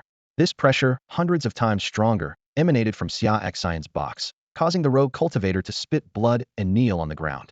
The rogue cultivator showed a look of utter terror. The person in the box was a super existence beyond the sea transformation realm. At this moment, a giant hand formed from spiritual energy emerged from the box and pressed down on the rogue cultivator. As it descended, the air itself twisted. With a bang, the rogue cultivator was pinned to the ground, blood continuously flowing from his mouth. Xia Xian and Xia Xiaoxiao emerged from the box, standing before the pitiful rogue cultivator. Looking down at him, Xia Xian said coldly, "And who do you think you are, speaking of rules in my presence?" The elderly rogue cultivator lay on the ground in a pitiful state, blood continuously pouring from his mouth. With a trembling voice, he managed to utter, "Senior, spare me. I know I was wrong. I won't compete with you anymore." At this moment, the old man finally realized that Xia Xian's strength was far beyond his imagination. The mere pressure from Xia Xian was enough to easily suppress him, and a simple gesture caused him severe injuries. Such an existence was not someone he could afford to provoke. Regret filled his heart as he silently blamed himself for being too arrogant. Having just suppressed the two elders from the Qin family and the Coldwater sect, he thought no one in the auction hall could rival him tonight. Little did he know, Xia Xian, a terrifying presence, had been observing from the private room all along. He had foolishly provoked this formidable figure, essentially seeking his own demise. The cultivators in the auction hall felt secretly pleased seeing the rogue cultivator so humiliated and begging for mercy, especially those from the Coldwater sect and the Qin family, who almost couldn't contain their laughter. They thought to themselves, "So, you finally got your comeuppance. Where's that arrogant demeanor now? With a bit of power, you thought you could bully others, but now you've hit a brick wall." Xia Xian let out a cold snort and waved his hand. A massive palm, formed from terrifying spiritual energy, appeared again and crushed the rogue cultivator into pulp. Against such a person, one couldn't afford to be soft-hearted. If Xia Xian's strength had been inferior, it would have been him lying dead now, so there was no way he could let him go. After dealing with the rogue cultivator, Xia Xian glanced at the auctioneer, signaling her to continue. She swallowed hard and announced, her voice slightly trembling, "The Lingzhu grass. This gentleman has bid 3 million spirit stones. Is there anyone with a higher bid?" The room was silent. Whether in the hall or the private rooms, the cultivators were as quiet as mice. The rogue cultivator's body still lay on the floor, and although Xia Xian hadn't explicitly forbidden others from bidding against him, the fact that he could easily kill a cultivator on the verge of the sea transformation stage suggested his wealth was likely far beyond their reach. Provoking such a powerful figure over a single Lingzhu grass was simply not worth it. Seeing no response, the auctioneer declared, "The Lingzhu grass goes to this gentleman for 3 million spirit stones." Xia Xian and Xia Xiaoxiao returned to their private room, paid the spirit stones, and received the Lingzhu grass. However, Xia Xian did not leave immediately. He intended to stay and see if any of the upcoming items would be of use to him. To awaken the double pupils, he needed more than just the Lingzhu grass. There were other materials required, so he hoped to try his luck. Xia Xiaoxiao looked at Xia Xian with admiration and excitement, exclaiming, "Wow, Xia Jiuxiao, you're amazing. You're a sword cultivator, yet you didn't even draw your sword. You just raised your hand and subdued a cultivator nearly at the sea transformation stage. Could you guide me in cultivation? I'll ask my father to hire you as my teacher, and you can name your price." She looked at Xia Xian expectantly. Xia Xian teased with a smile. "Ha. Are you sure your father can afford me? Isn't your idol your royal uncle? Weren't you planning to go to the Dao sect to have him teach you his martial arts and divine abilities? What? Now you want to follow me instead?" Xia Xiaoxiao quickly explained. "Oh, of course, I'm still going to seek out my royal uncle." Xia Xiaoxiao pondered for a moment, a shrewd gleam flashing in her eyes. She said to Xia Xian, "Uncle, wouldn't it be better if I had a teacher to guide my training and build a solid foundation before seeking your guidance in advanced skills?" Xia Xian, hearing this, smiled approvingly and nodded. This little girl is sharp, thinking even of this. But let's discuss the guidance once we return to the Great Xia dynasty. There's no rush now. Xia Xiaoxiao clapped her hands excitedly. "Great, it's settled then. She felt secretly delighted, knowing that having Xia Xin, with his immense power, as a mentor was a tremendous opportunity. The remaining items at the auction were rare, yet none were of interest to Xia Xin. After the auction, Xia Xin took Xia Xiaoxiao back to the inn to rest, preparing to set off for the great Xia dynasty the next day. However, shortly after they left, a group of people quietly arrived at the auction venue. These were members of the Yuan Palace who had been pursuing Xia Xiaoxiao relentlessly for the past week. Upon learning that Xia Xiaoxiao had appeared at the auction, they quickly brought their experts. Leading them was an elder of the Hua Hai realm. The Yuan Palace, a powerful force beyond the Black Domain, was backed by an immortal elder. The Hua Hai realm elder was sent by the Yuan Palace to explore the ruins of a formation master. They had nearly secured the map to the Kunpeng ruins, but were thwarted when Xia Xiaoxiao escaped with it. A Yuan Palace disciple cautiously asked, "Elder, we've heard there's a Hua Hai realm expert with that girl. Should we proceed?" They had witnessed Xia Xian suppressing a rogue cultivator at the auction, forcing them to consider the mysterious expert now accompanying Xia Xiaoxiao. The elder pondered briefly and replied cautiously, "Let's not act hastily. We'll wait for the Grand Elder to arrive. Meanwhile, keep an eye on them and see where they go." He understood that Xia Xian, who could easily suppress a near Hua Hai realm expert, was not to be underestimated. With his own Hua Hai realm abilities, he knew he couldn't easily defeat such a powerful opponent. The Grand Elder of the Yuan Palace was a formidable Hua Hai realm expert at the 9th level.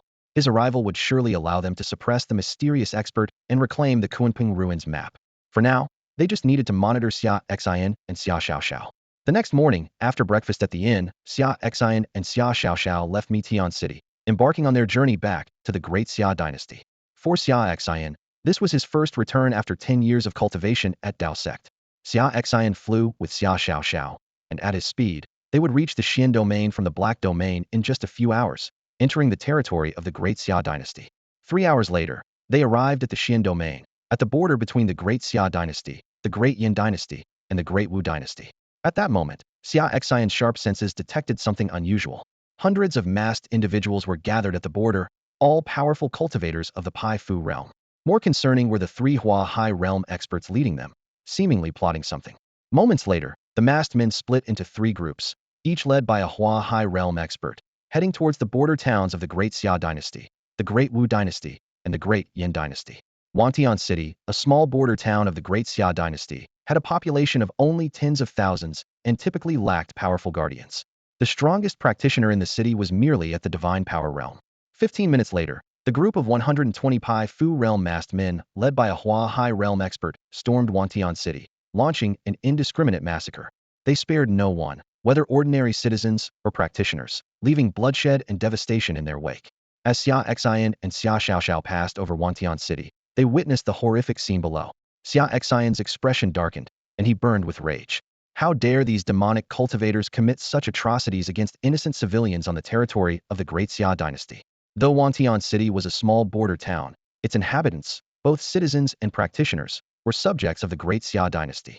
The cultivation resources Xia Xian received each year likely included contributions from these small towns.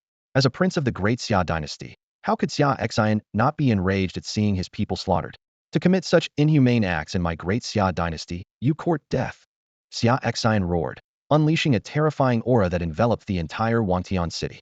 In Tian City, an unexpected event abruptly halted the massacre. The masked assailants who had been slaughtering wantonly and the civilians who were fleeing in panic suddenly froze in place, as if bound by an immobilizing spell. An invisible and terrifying force restrained everyone's movements, including the leader of the masked men, who was at the Hua Hai level. The leader's face turned to one of sheer terror. He realized that a master beyond the Hua Hai level had arrived, and judging by the person's words, they seemed to be from the Daxia dynasty.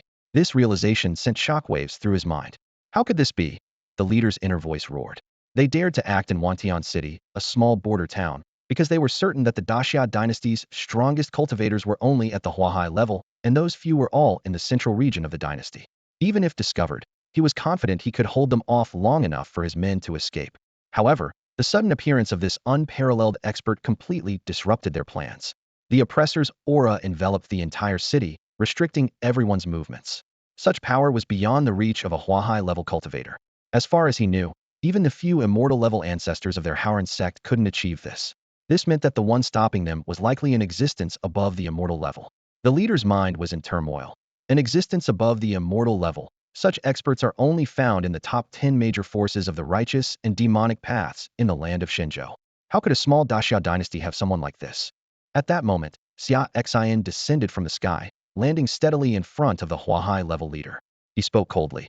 Who are you and who sent you? Xia Xian initially thought they were from the demonic or evil paths, but on closer inspection, he sensed something was off.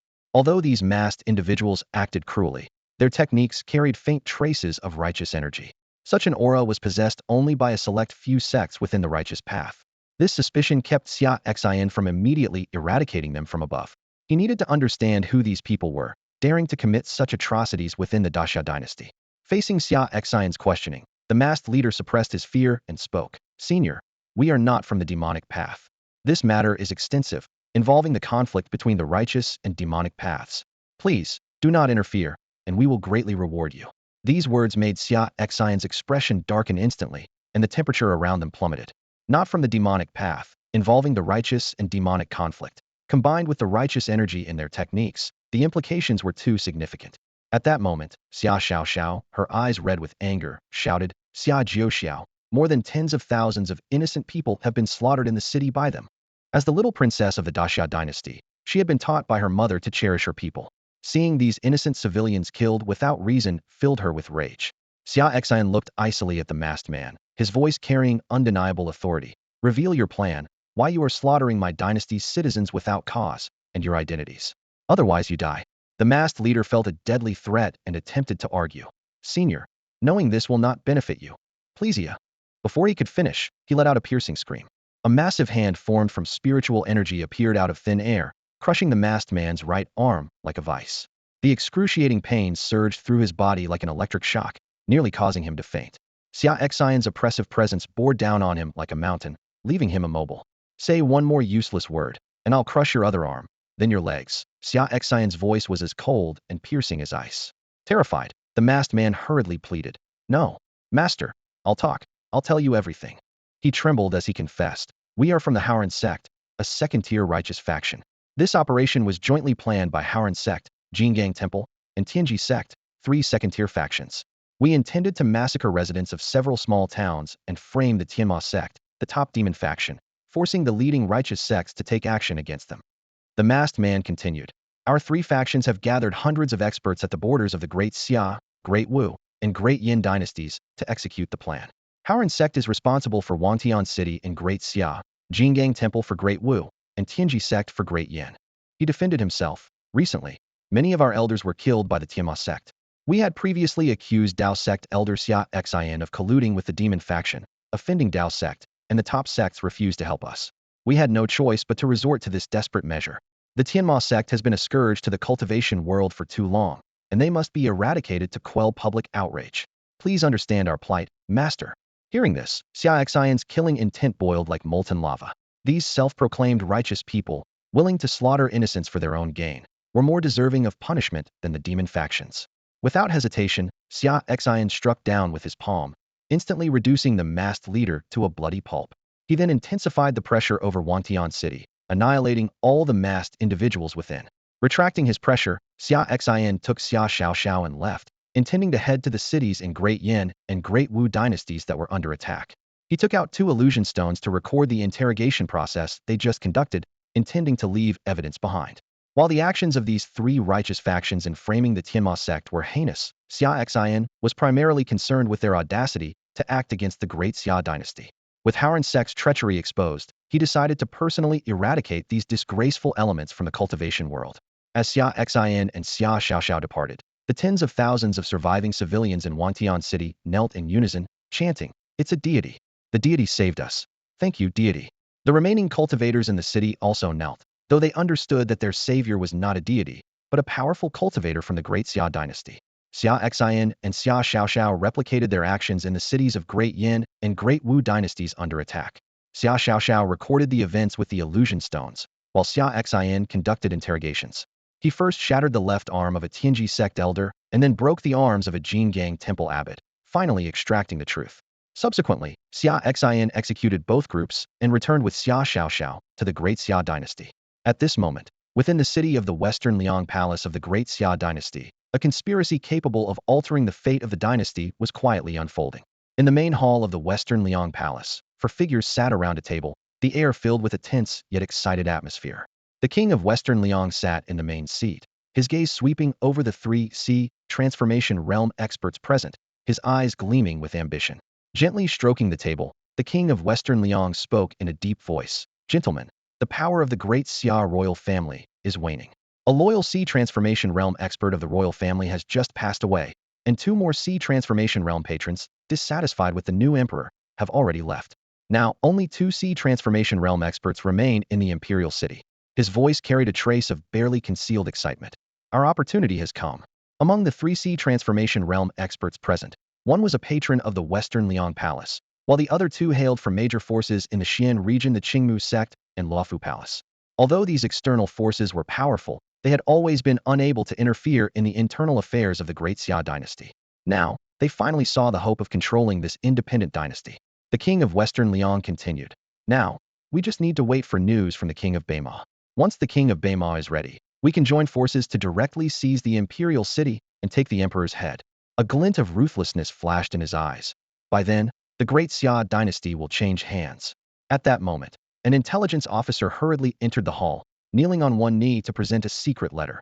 King Liang, a missive from the king of Beima. The king of Western Liang eagerly tore open the letter, quickly scanning its contents before a confident smile spread across his face. He looked up at the 3C transformation realm experts and announced, the king of Beima has replied. In 7 days, all our C transformation realm experts will move out together to directly take the emperor's head in the imperial city. Upon hearing this, the 3C transformation realm experts rose to their feet and responded in unison. In 7 days, we will certainly assist King Liang in seizing the royal domain. Overjoyed, the king of Western Liang grandly promised, once the royal family is overthrown, the treasures in the royal treasury will be yours to choose from. This promise immediately ignited the passion of the three experts, their eyes sparkling with desire for the rare treasures accumulated by the royal family over centuries. Thank you, King Liang, they replied in unison, determined to give their all in the operation 7 days hence to ensure the royal family's downfall. The king of Western Liang watched this scene with satisfaction, already planning his grand future ambitions. Even if it meant eventually dividing the territory with the king of Beima, it was far better than being confined to a small corner. He believed that with the support of these 7C transformation realm experts, any hidden cards the royal family might have would be powerless to stop their grand enterprise. In the outer district of the imperial city of the Xia dynasty, the core members of the heavenly demon sect, the leading force in the demonic realm, gathered in a newly acquired luxurious mansion. Seated at the head of the table was an extraordinarily beautiful woman in a purple gown with a veil covering her face, none other than the sect's leader, the Empress Jiruer. Her gaze swept over the formidable figures standing below. The primordial demon lord, the ghost king of Zichuan, the black-faced Rakshasa, the childlike elder, the death judge, the soul reaper, the shadow assassin, and the laughing and crying demons, all exuding an extraordinary aura. The mansion's decor was opulent, yet it showed signs of hasty arrangement. The heavenly demon sect had always disdained establishing a base in such a small place as Xia. This venue was prepared solely for the Empress's upcoming important meeting. Although the demonic leaders did not understand the reason, they dared not question it. They were well aware of the Empress's terrifying power, having effortlessly slain ancient figures from the righteous sects years ago. Now, even those ancient living legends of the righteous path might struggle to rival her. However, what baffled the demonic leaders was that this invincible Empress had concealed her powers in a relic, fallen in love with a minor elder of the Taoist sect, and even married him. Yet, who among them dared to comment on the Empress's affairs? A single misstep could lead to a grim fate.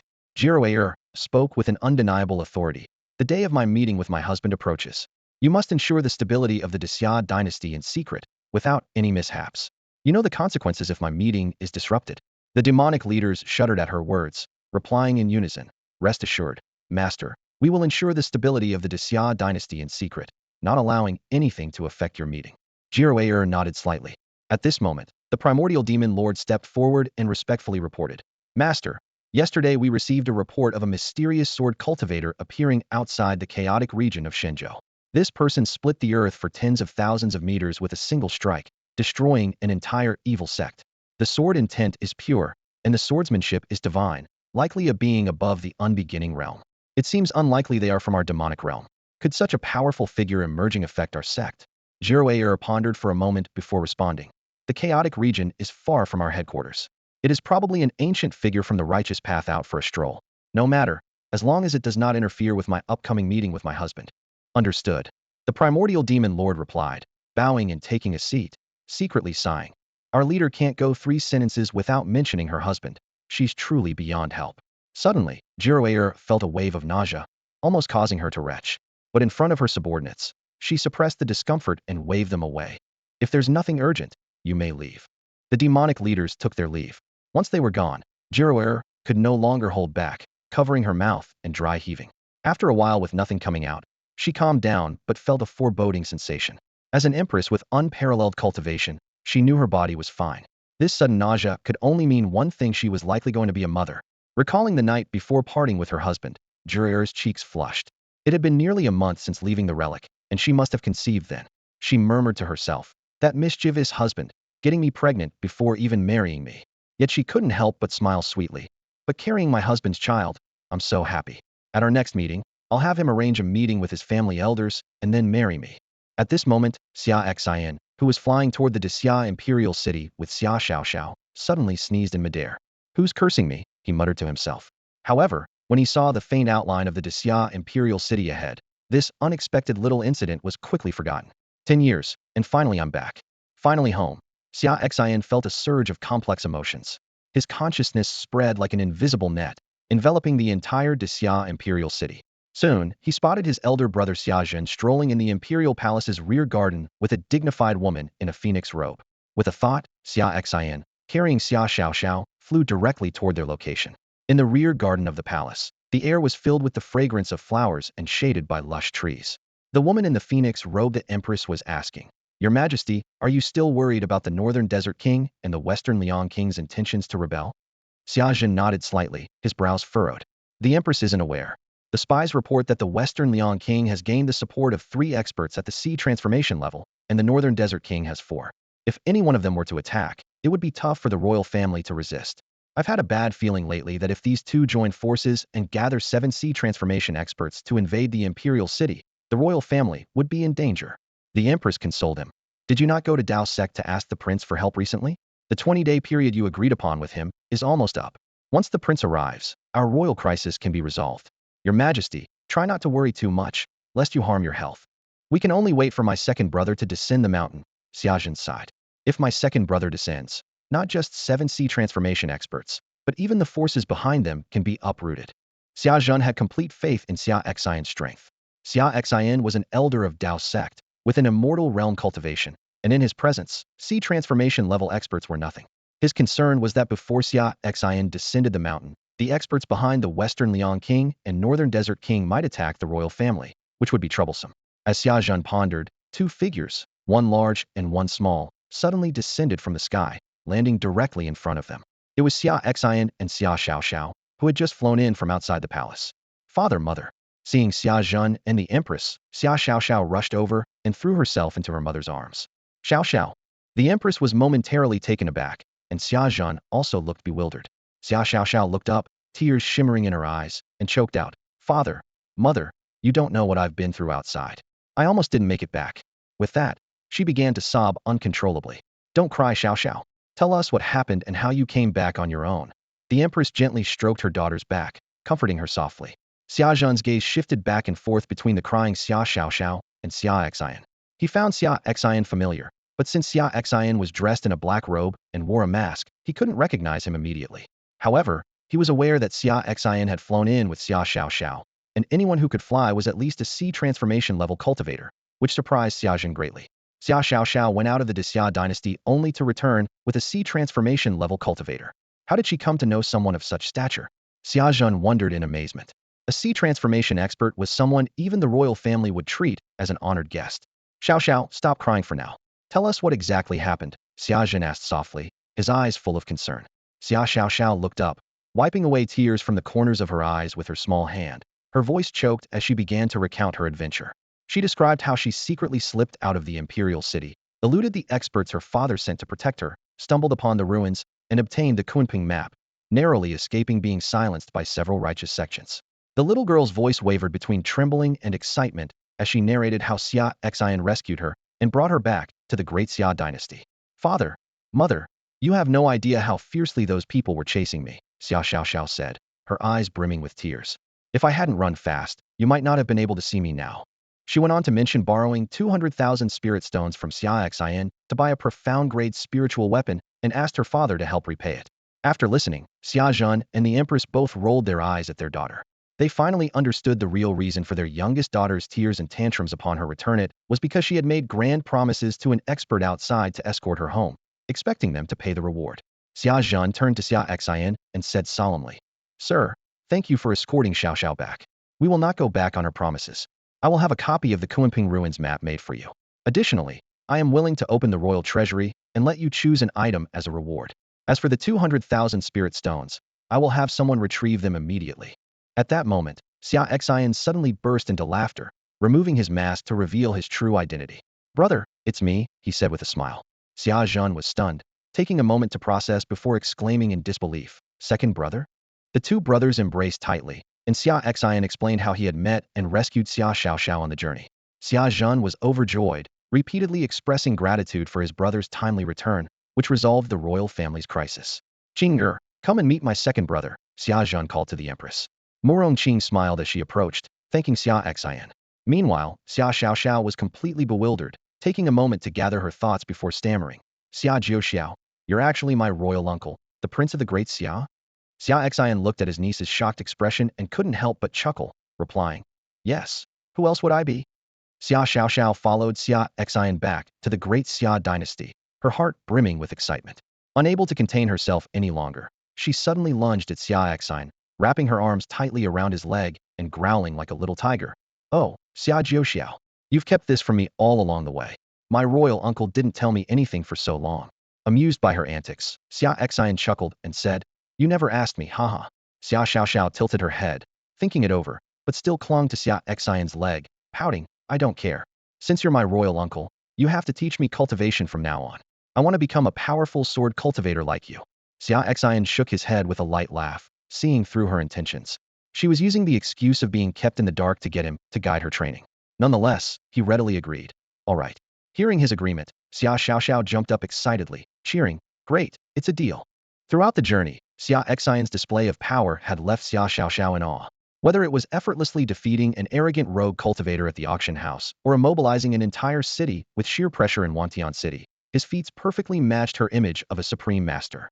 She silently vowed to become a peerless master like Xia Xian one day. Watching the scene unfold, Xia Zhen smiled indulgently before turning to Xia Xian. "You must be tired after the journey. Come with me to your princely residence. Although you left the capital before I ascended the throne, I've had a princely residence built for you since. It's close to the palace and just as grand. I've already arranged for a steward and maids during my last visit, so you can settle in right away. It's a place where you can also raise a family in the future." Xia Xian expressed his gratitude. "Thank you, brother." He was inwardly impressed by his brother's thoughtfulness in building a residence rivaling the palace, making it convenient for him to live in the great Xia dynasty. Upon arriving at the princely residence, its grandeur was indeed on par with the palace. As they entered, the steward immediately summoned all the servants and maids to greet them, with hundreds kneeling in unison. "Greetings, your majesty." Xiaojin gestured for them to rise. "Stand up. The prince has returned and will be your master here." The servants respectfully replied, "As you command." Turning to Xia Xian, Xiaojun warmly said, "Second brother, you must be tired from the journey. Rest well in the residence for now.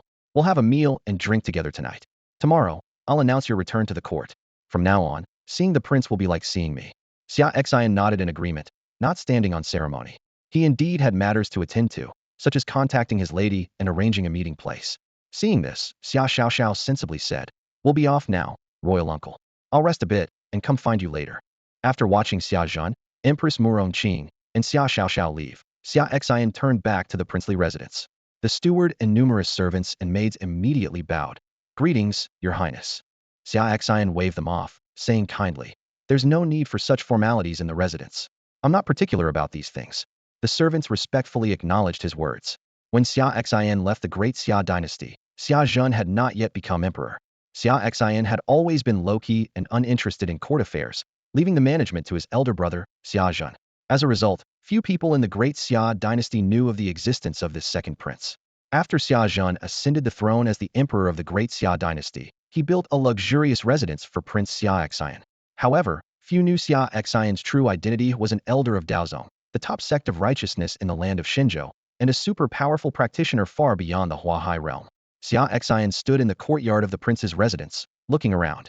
Compared to the simple living conditions of Daozong, this place was undeniably luxurious. He recalled sitting on a stone slab at the edge of the cliff of reflection for nearly 20 days. Even under normal circumstances, the residence of a Daozong elder was just an ordinary small courtyard. After all, Daozong valued tranquility and simplicity, in stark contrast to the opulent halls built by the wealthy Buddhist sects. The spiritual energy is a bit thin, Xia Xian murmured to himself, but I can set up a spirit gathering array to gather enough energy for my cultivation. He remembered that recently, while sneaking out of the cliff of reflection to sign in, he had acquired many valuable items, including knowledge of formation techniques. With his current skills, setting up a simple spirit gathering array to cover the entire prince's residence was not a difficult task. Xia Xian decided to reside permanently in the Great Xia dynasty. Not only would it be convenient for meeting his wife, but he could also enjoy a relatively free life, going wherever he wanted to sign in. Thinking of his wife, he immediately used the crane technique to send a message. My dear, I have arrived in the imperial city of the Great Xia dynasty. Where are you now, and when shall we meet? The little crane, carrying the message, transformed into a stream of light and flew out of the prince's residence. Meanwhile, at the border of the Great Xia dynasty, an undercurrent was surging. The elders of the three second-tier righteous sects Jing'ang Temple, Tianji sect, and Haoran sect who had been killed by Xia Xian arrived at the junction of the Great Xia, Great Yin, and Great Wu dynasties to investigate the situation.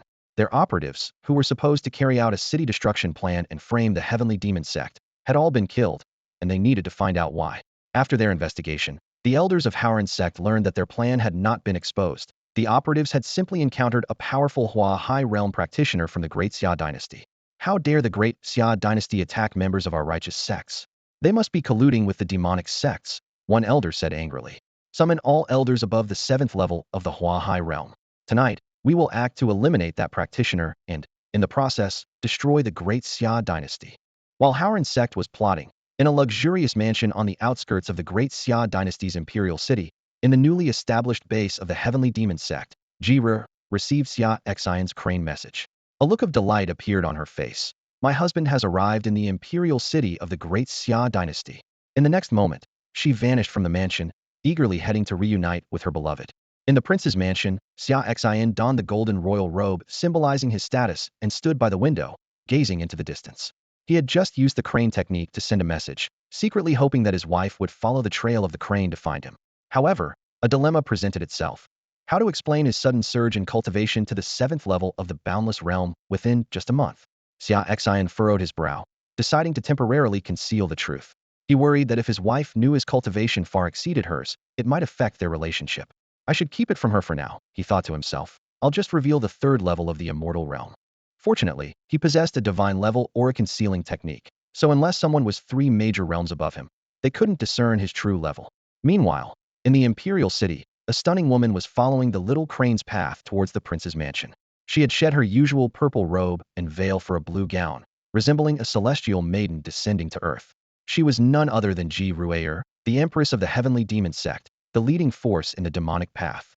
However, this identity was a secret she wished to keep from her husband. Ji-Re felt anxious, fearing her true identity might frighten her husband and affect their relationship. It's fine to interact as an ordinary demonic woman, she comforted herself. As long as I can protect my husband, my identity doesn't matter. Sensing his wife's presence drawing near, Xia Xian couldn't contain his joy and rushed out of the prince's mansion.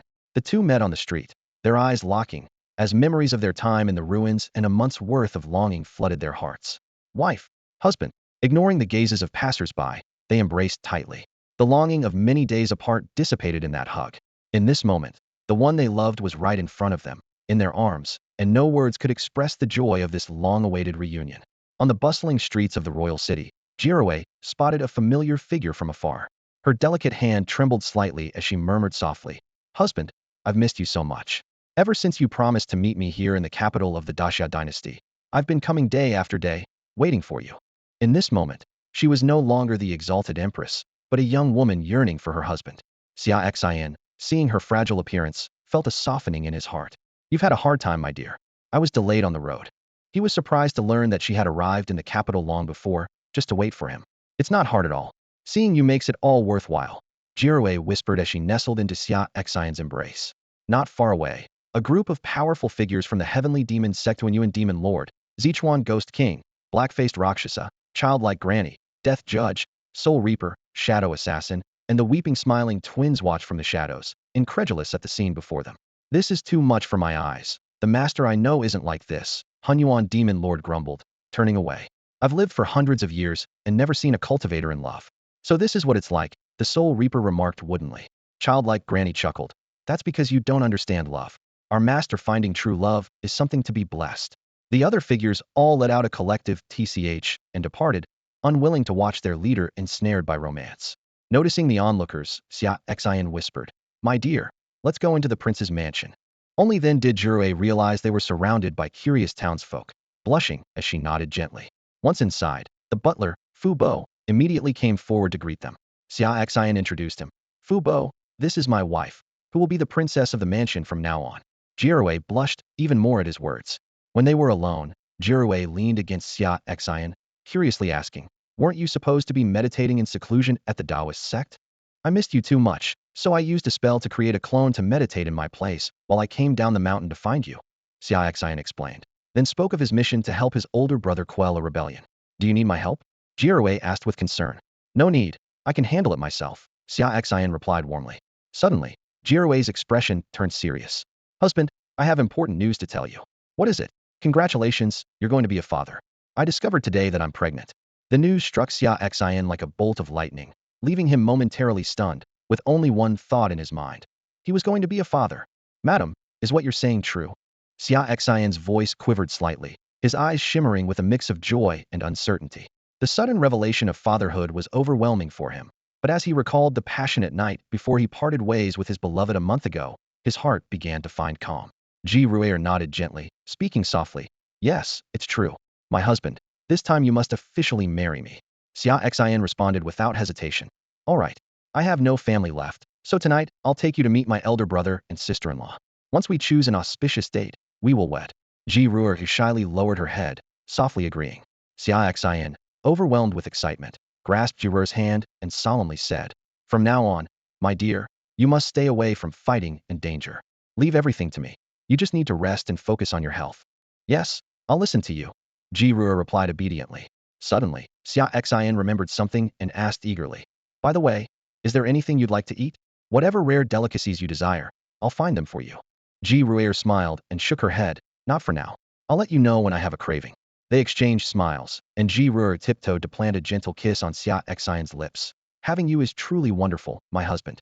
"Having you is even better," Xia Xian replied, returning her kiss. After a moment, Xia Xian seemed to recall something and asked, "By the way, my dear, which faction of the demonic path are you affiliated with?" He briefly explained today's encounter in Wantian City, where he saw a few second-tier righteous sects planning to massacre towns and blame it on the demonic heavenly sect. Ji Ruer hesitated slightly. "Demonic heavenly sect. I am just an ordinary elder there." She felt anxious, unsure why her husband suddenly inquired about this. Xia Xian, however, showed delight. "The demonic heavenly sect? That's perfect." He then detailed his observations to Ji Ruer and produced 2 image stones to show the evidence he had captured.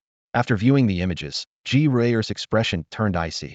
"Those deceitful scoundrels are truly disgusting." She understood why the 3 major sects wanted to slaughter innocent civilians and frame the demonic heavenly sect, and a flicker of murderous intent crossed her eyes.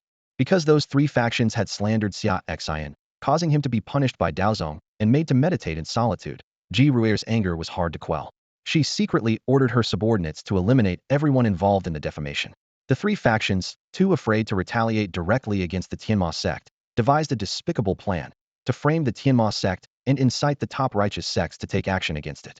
Ji Ruer let out a cold laugh, a hint of murderous intent flashing in her eyes. It seems that simply eliminating those directly involved in the slander wasn't enough. Since they still dare to scheme, let's make these 3 factions disappear completely. She turned to Xia Xian, her tone softening. "Husband, I'll send a message back to the sect headquarters. They will send someone to handle this matter." Xia Xian nodded in agreement. "That's the best course of action." Ji Ruer moved closer to Xia Xian, her eyes full of gratitude. "Thank you, husband, for providing such crucial information and leaving evidence. Without it, the Tienma sect might have truly been wrongly accused. Once something like that happens, it's not easy to clear our name." Xia Xian gently stroked her hair, speaking warmly. "There is no need for thanks between us. It was merely a coincidence that I came across it." Ji Ruer nestled into Xia Xian's embrace, enjoying the warmth. At this moment, she was no longer the feared empress of the Tienma sect, but simply a beloved wife in her husband's arms. As night fell, Xia Zhen and his family of three came to Xia Xian's mansion for dinner. Xia Xian decided to take this opportunity to announce to his elder brother his upcoming marriage. After all, Ji Ru'er was already pregnant, and whether as a princess or his wife, she deserved an official status. At the dinner table, Xia Xian gestured for Ji Ru'er to stand and solemnly announced, "Brother, I invited everyone to dinner tonight to announce something. In a few days, I will be marrying Ru'er. I want to openly welcome her into the prince's mansion as the princess of the great Xia dynasty. I hope to receive your blessings, brother, sister-in-law, and Xiao Xiao." Xia Zhen and Murongqing beamed with joy upon hearing this. Xia Zhen was the first to speak. "Marriage is wonderful. Miss Ru'er is as beautiful as a celestial being. Marrying her is a blessing for you." He paused for a moment before continuing. 3 days from now is an auspicious day. Let's set it for then. I will order the great Xia dynasty to celebrate for 3 days in honor of your marriage." Murongqing also smiled and agreed. Miss Ru'er is so exceptionally beautiful. She and the prince are truly a match made in heaven. With that, she removed a jade bracelet from her wrist, walked over to Ji Ru'er, and put it on her, saying gently, "Sister-in-law, once you marry in, you are family. This purple-green jade bracelet is carved from 10th of Sandy-year-old spiritual jade and nourishes the soul. Let me give it to you as a first meeting gift." Ji Ru'er felt warmed by the family's enthusiastic acceptance and smiled beautifully. "Thank you, brother and sister-in-law." Xia Zhen and his wife responded with smiles. "No need to be so formal, sister-in-law." At this moment, Xia Xiao, standing nearby, spoke up. Her bright, mischievous eyes sparkled as she said, "Auntie, now that you're married to my royal uncle, we're family. If someone bullies me outside, you'll help me get back at them, right?" Xia Xiao addressed Ji Ru'er as Auntie, clearly not treating her as an outsider. Ji Ru'er was amused by the girl's straightforwardness, and a gentle smile appeared on her face. "That's right. Now that your uncle and I are married, we're family. If anyone dares to bully you, your auntie will help you stand up to them." Hearing this, Xia Xiao nodded in satisfaction and declared earnestly, "All right, I, Xia Xiao, also approve of this marriage." Earlier today, when Xia Xian introduced Ji Ru'er to Xia Zhen and his wife, Xia Xiao realized that this was the woman her uncle had spoken of. She had even pulled Xia Xian aside to seriously inquire about Ji Ru'er's prowess and cultivation level. In her mind, her uncle was the most powerful cultivator in the world, and anyone worthy of him had to be equally formidable. When Xia Xian assured her that Ji Ru'er was indeed formidable, Xia Xiao was completely at ease. When she spoke earlier, Xia Xiao had a hidden agenda. She cleverly extracted a promise from her soon-to be aunt: if she ever got bullied, her aunt would come to her aid. With this promise, Xia Xiao realized she now had two powerful protectors like her uncle. With such strong backing, there was nowhere in the world she couldn't go. Thinking of this, Xia Xiao couldn't help but want to laugh out loud. But just then, thud, her little head received a light knock from her father, Xia Zhen. With a stern face, Xia Zhen scolded, "You little rascal, saying you also approve of this marriage. Who asked for your opinion? Always up to mischief. Dad, you hit my head again. I won't grow tall." Xia Xiao immediately protested, her face scrunched up in pain. "Calling your father by name, are you? You deserve a good spanking." Xia Zhen raised his hand to discipline his daughter again, but Xia Xian quickly intervened. Xia Xian laughed and smoothed things over. "Haha, it's all right, brother. Xiao is part of the family and has the right to express her opinion." Ji Ru'er joined in the laughter. "Yes, and in the future, if anyone bullies Xiao outside, just come and tell your auntie. I'll stand up for you, haha." The dinner table was filled with laughter and joy, and the family enjoyed a harmonious meal together. Finally, Xia Xian and Ji Ru'er's wedding was set for an auspicious day 3 days later. On that day, Xia Zhen would order the entire great Xia dynasty to celebrate for 3 days, offering the newlyweds the sincerest blessings. After dinner, Xia Zhen and his family returned to the palace, while Xia Xian and Ji Ru'er stayed at the prince's residence. Ji Ru'er had no intention of returning to the heavenly demon sect's base in the capital. After finally reuniting with her husband, she wanted to stay by his side and had no desire to return to the cold, empty sect headquarters. As night fell and the two were preparing to rest, Xia Xian suddenly sensed several powerful presences approaching the capital. These were the same presences he had encountered earlier that day at the boundary of the great Xia dynasty in Wantian City, the disciples of the Haoran sect. The unique aura of the Haoran sect, which imbued their disciples with a distinguishable righteous energy, was unmistakable to Xia Xian. "Well, here they come," Xia Xian thought to himself. Earlier that day, when he had defeated those Haoran sect cultivators in Wantian City, many other cultivators and civilians had witnessed it. It seemed this issue was far from resolved. Given the nature of the Haoran sect, the death of those who came to carry out the task today would surely lead them to send strong cultivators to investigate. Xia Xian thought to himself, his sharp gaze scanning the surroundings of the Imperial city. He knew that the presence of numerous eyewitnesses in Wantian City made the investigation easy. The Howran sect would soon discover that the one who killed their people was a powerful cultivator of the Huahai realm from the Great Xia dynasty. Xia Xian frowned slightly, continuing his analysis. With such power and willing to act to protect civilians, it could only be the royal family of the Great Xia dynasty. The Howran sect will undoubtedly send powerful cultivators to the Imperial city immediately. His spiritual sense extended outward like invisible tendrils, closely monitoring every movement outside the Imperial city. With his current level in the Wuxia realm's 7th layer, he could detect any strong cultivators above the Huahai realm approaching. Sure enough, Xia Xian soon sensed the presence of uninvited guests. A 7th layer Huahai realm, and 3/4 layer Huahai realm cultivators. He chuckled coldly. Does the Howran sect underestimate the Great Xia dynasty so much? Turning to his wife, Ji Ruor, he gently said, "My dear, stay in the prince's mansion while I go out for a while." Ji Ruor looked at Xia Xian with curiosity and asked, "Is there something going on?"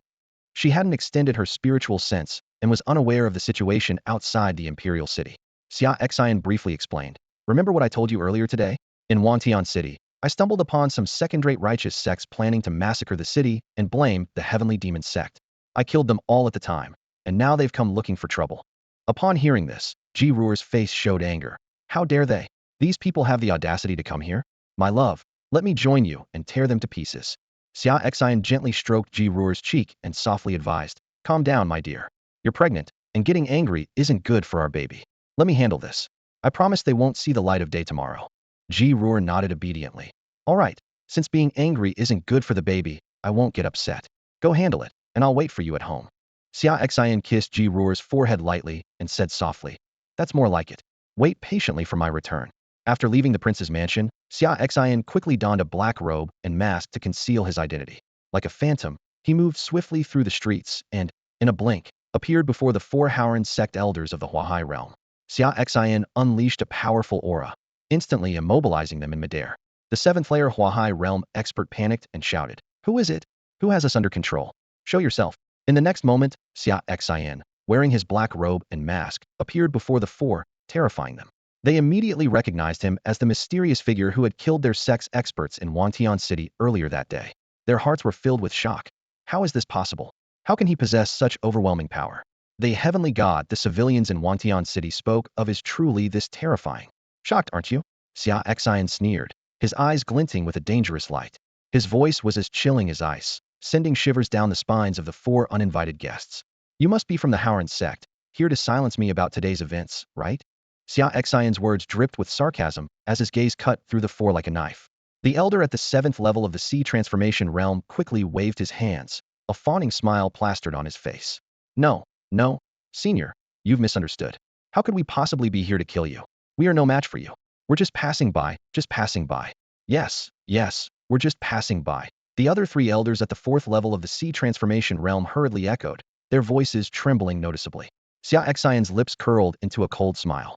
"Oh, just passing by, are you?" His tone suddenly turned icy. "Even if you're just passing by, you can still die." Before the words had fully left his mouth, Xia Xian raised his hand, ready to crush the 4 of them. At this critical moment, the elder at the 7th level of the sea transformation realm, realizing the dire situation, cleverly threatened, "Senior, knowing we're elders of the Howran sect, do you dare to act like this? Are you not afraid of our immortal ancestor? Even if you're not afraid, what about the royal family of the Great Xia dynasty behind you? Can you guarantee to protect them at all times? I advise you not to act rashly and let us go. We can pretend this never happened." Courting death, Xia Xian roared, his large hand grabbing at the air. Instantly, a giant hand formed from spiritual energy appeared out of nowhere, clenched tightly, and crushed the 4 into pieces. Blood and flesh splattered everywhere, creating a gruesome scene. Xia Xian looked coldly at the remains on the ground, thinking to himself, they dared to threaten him with the Great Xia dynasty's royal family, utterly foolish. A hint of murderous intent flashed in his eyes as he muttered, "If your Howran sect's immortal ancestor is so formidable, then let's visit your sect and wipe it out entirely. That should stop anyone from bothering me again." Just then, a system prompt sounded in Xia Xian's mind. "Ding, task issued. Go to the Howran sect and check in." Xia Xian's eyes lit up with delight. Every time the system issued a task, it meant a reward in cultivation. Of all the rewards, he most favored the system's direct gift of pure cultivation. Who would have thought that going to destroy the Howran sect would also earn him a system task? A pleasant surprise indeed. The Howran sect, wearing the guise of righteousness while engaging in worse acts than demonic forces, deserves to be wiped out, Xia Xen snorted, his figure transforming into a streak of light as he sped toward the Howren sect. The Howren sect wasn't far from the Xuanyu region. With his cultivation at the 7th level of the unbeginning realm, flying there at full speed would only take 4 hours round trip. He could spend 10 minutes destroying the sect, 1 minute to check in, and still return to spend the evening with his wife. Perfect timing. However, Xia Xian was unaware that shortly after he left, his wife, Jiru, also quietly departed from the prince's mansion. She arrived at the secret base of the heavenly demon sect in the Imperial city, reverting to her usual icy demeanor. Jiru summoned all the demonic leaders above the unbeginning realm under her command, including the Primordial Demon Lord, Purple River Ghost King, Black-Faced Rakshasa, Baby-Faced Granny, Death Judge, Soul Reaper, Shadow Assassin, and the Laughing Crying Duo, all kneeling before her. Ji Ruayer coldly recounted the plan of several second-rate righteous sects to massacre a city and frame the heavenly demon sect. Her voice was as chilling as ice. After tonight, I do not want to see the Howren sect, Tianji sect, or Vajra temple existing in this world. Understood. Understood. The kneeling demonic leaders responded in unison, their voices filled with murderous intent. They could sense that their leader was genuinely enraged this time. Not only had these 3 sects framed the heavenly demon sect, but now they dared to target their leader's husband, truly a path to their own destruction. Don't you know that the master's husband is her most vulnerable point? They're doomed now. No one can save them. After receiving the order, the 3 fearsome demons Sichuan Ghost King, Hunyuan Demon Lord, and Black-Faced Rakshasa left the mansion with grim expressions. Their eyes glowed with a bloodthirsty light, as if they could already see the massacre about to unfold. Tonight, the 3 second-rate sects were destined to become history, their names erased by blood and fire. 2 hours later, Xia Xian arrived outside the Xian domain. On the other side lay a vast expanse known as the Tian domain. The Tian domain was hundreds of times larger than the Xian domain, and its powers were intricately intertwined, with powerful sects scattered like stars. Among them, several were ranked in the top 10 of the righteous path, renowned far and wide. Howran's sect was situated on the border of the Tian domain, and on this expanse of land, it was only considered a second-rate sect. Xia Xian hovered above the Howran sect, not rushing to take action. He first activated the system and silently thought, "System, sign in at Howran sect." He figured he hadn't used his sign-in for the day, so he might as well use it before midnight to avoid wasting it. The system's notification sounded. Ding! Congratulations to the host for successfully signing in at Howran sect and completing the system task. Ding! Congratulations to the host for receiving a reward of 70 years of pure cultivation. Ding! Congratulations to the host for acquiring the divine ability, Divine Travel Technique. Ding! Congratulations to the host for obtaining the technique Servant of the Gods. Ding! Congratulations to the host for receiving 1 God Servant pill. As soon as the notification ended, 70 years of pure cultivation surged into Xia Xian's body like a tidal wave. He felt his realm rapidly ascend, jumping from the 8th level of the beginningless realm directly to the 9th. Compared to the 40-year cultivation reward from signing in at the Blood Nether sect, this was an additional 30 years. Xia Xian was secretly delighted. Although the cultivation required for advancement in the later stages of the beginningless realm increased, the system's occasional sign-in tasks allowed him to progress at a speed far surpassing that of ordinary people. He was now just 1 step away from the legendary Hidden Palace realm. Besides the cultivation reward, the other rewards were also treasures. The Divine Travel Technique could increase his flying speed tenfold and penetrate some formation barriers. Meanwhile, the Servant of the Gods technique and God Servant pill solved a major problem for him. Could have the steward of the prince's residence, Uncle Fu, take the God Servant pill and become his divine servant to protect his pregnant wife while he was away. With this in mind, Xia Xian looked down at the Howran sect with newfound excitement. Although he had gained many benefits from signing in here, the sect still needed to be destroyed. The Howran sect's unprovoked massacre of the people of Wangtian City in the Great Xia dynasty was an unforgivable crime. Hovering above the Howran sect, Xia Xian's voice boomed like thunder across the sky. Tonight, I shall grant you the death penalty. No sooner had he spoken than several immortal-level auras erupted from within the Howran sect. An elderly voice shouted in anger, "Where does this young upstart come from, daring to act arrogantly in my Howran sect? You're courting death." Several elderly figures, their hair white as snow, flew out from the palatial complex of the Howran sect, hovering before Xia Xian. Their eyes gleamed with vigilance and hostility, followed closely by a dozen powerful cultivators at the sea transformation realm, exuding an intimidating aura. The air was thick with tension, ready to erupt at any moment. The sect master of Howran, a formidable expert at the 9th level of the sea transformation realm, fixed his gaze on Xia Xian, his voice sharp and cutting. "Who are you, daring to slander our Howran sect?" Xia Xian's lips curled into a cold smile as he met the sect master's gaze. The elder you just sent out, I assume his soul jade talisman has shattered by now. Silence. The sect master's face turned icy, his voice booming with anger. Spouting nonsense. You must be from the demonic path. Since you've walked into our trap today, don't blame me for exorcising demons. Before he finished speaking, the sect master had already gathered a massive palm of spiritual energy, launching it at Xia Xian. The air tore apart with a sharp, whistling sound. Xia Xian snorted, raising his arm effortlessly to dispel the attack. Then, he countered by forming a spiritual energy palm dozens of times larger. This colossal hand blotted out the sky, instantly enveloping all the Howren sect members floating in the air.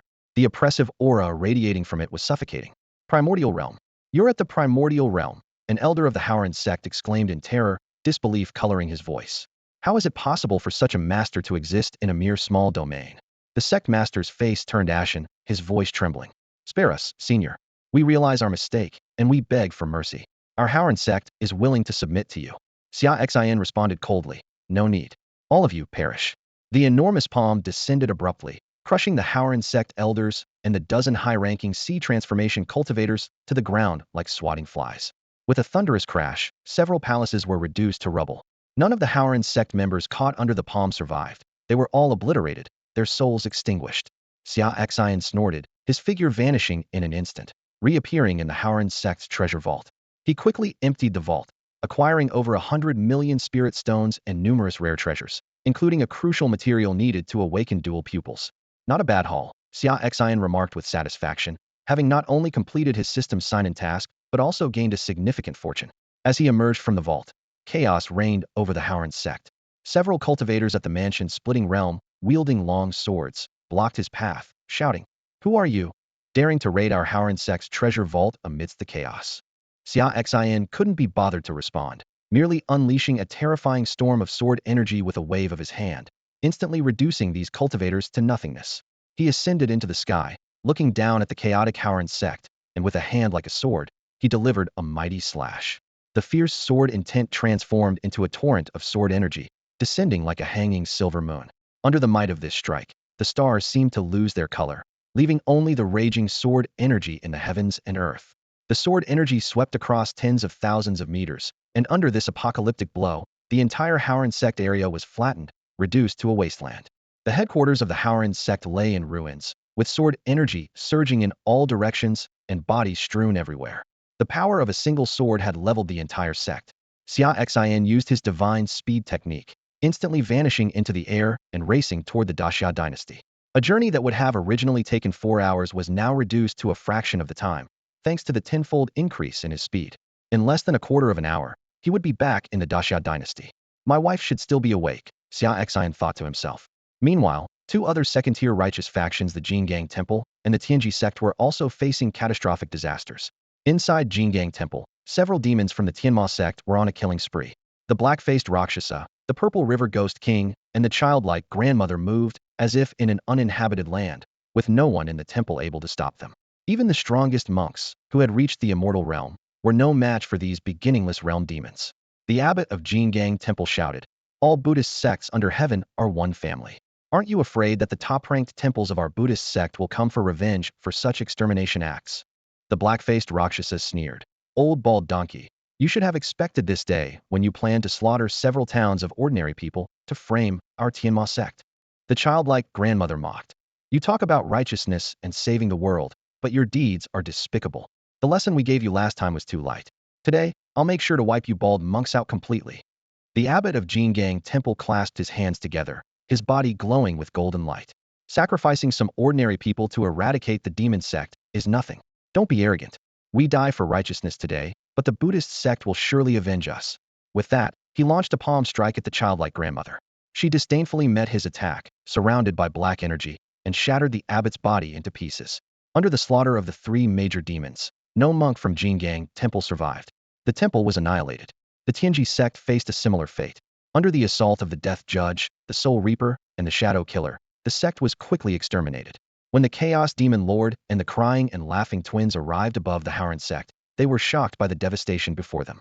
The sect had been wiped out before their arrival, and the power of the one responsible seemed formidable. The Chaos Demon Lord observed the traces on the ground. Judging by the power of the sword energy, the lingering sharpness extends for hundreds of thousands of meters, and that giant palm left a deep pit. The opponent's strength likely surpasses ours. Crying twin nodded. This person's swordsmanship is probably divine. Even the ancient sword cultivators from our sect wouldn't exhibit such power. Laughing twin added. Based on the remnant power of that palm, this person's cultivation might have reached the peak of the beginningless realm, and they practice the most terrifying swordsmanship. I wonder if such a master appearing near the Xian region will affect the master's plans. The Chaos Demon Lord pondered for a moment and said, "This is no small matter. We should report back to the master and let him decide." With that, the three left the Howran sect and returned to the Daxia dynasty. Since Xia Xian traveled at full speed, he reached the Howran sect before the Chaos Demon Lord and his companions destroyed it and quickly returned, narrowly missing them. Back at the royal city of the Daxia dynasty, Xia Xian changed into his prince's robe and returned to the prince's residence. His wife, Ji Ruer, was still awake.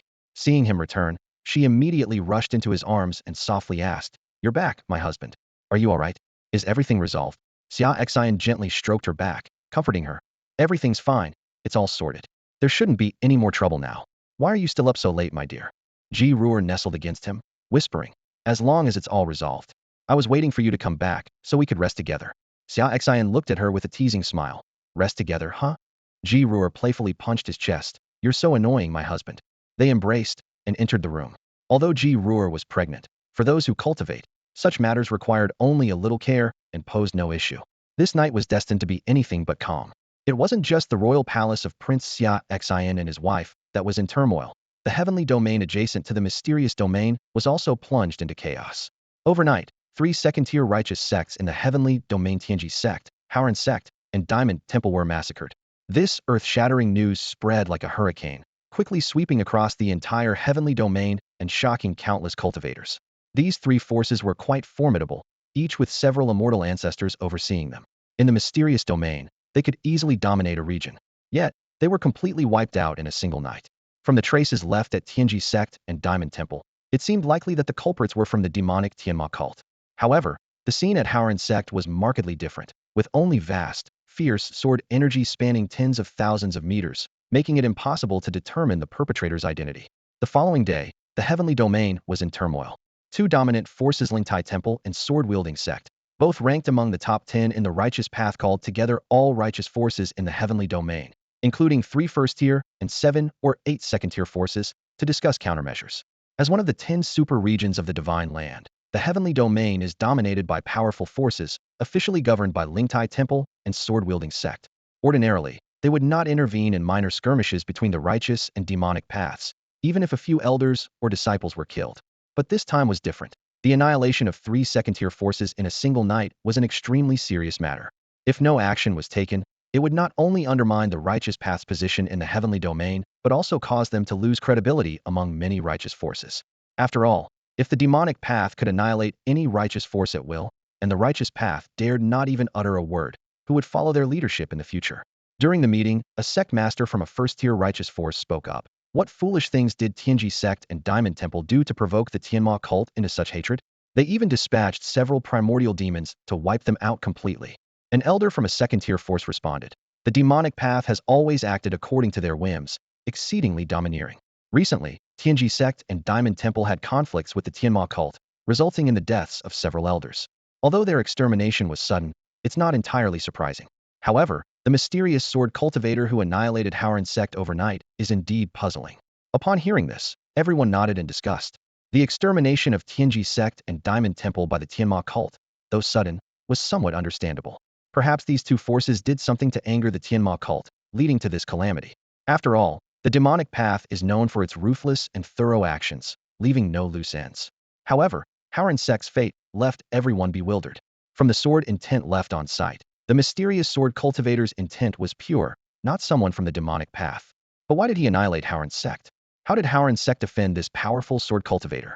These questions lingered in everyone's minds, unresolved.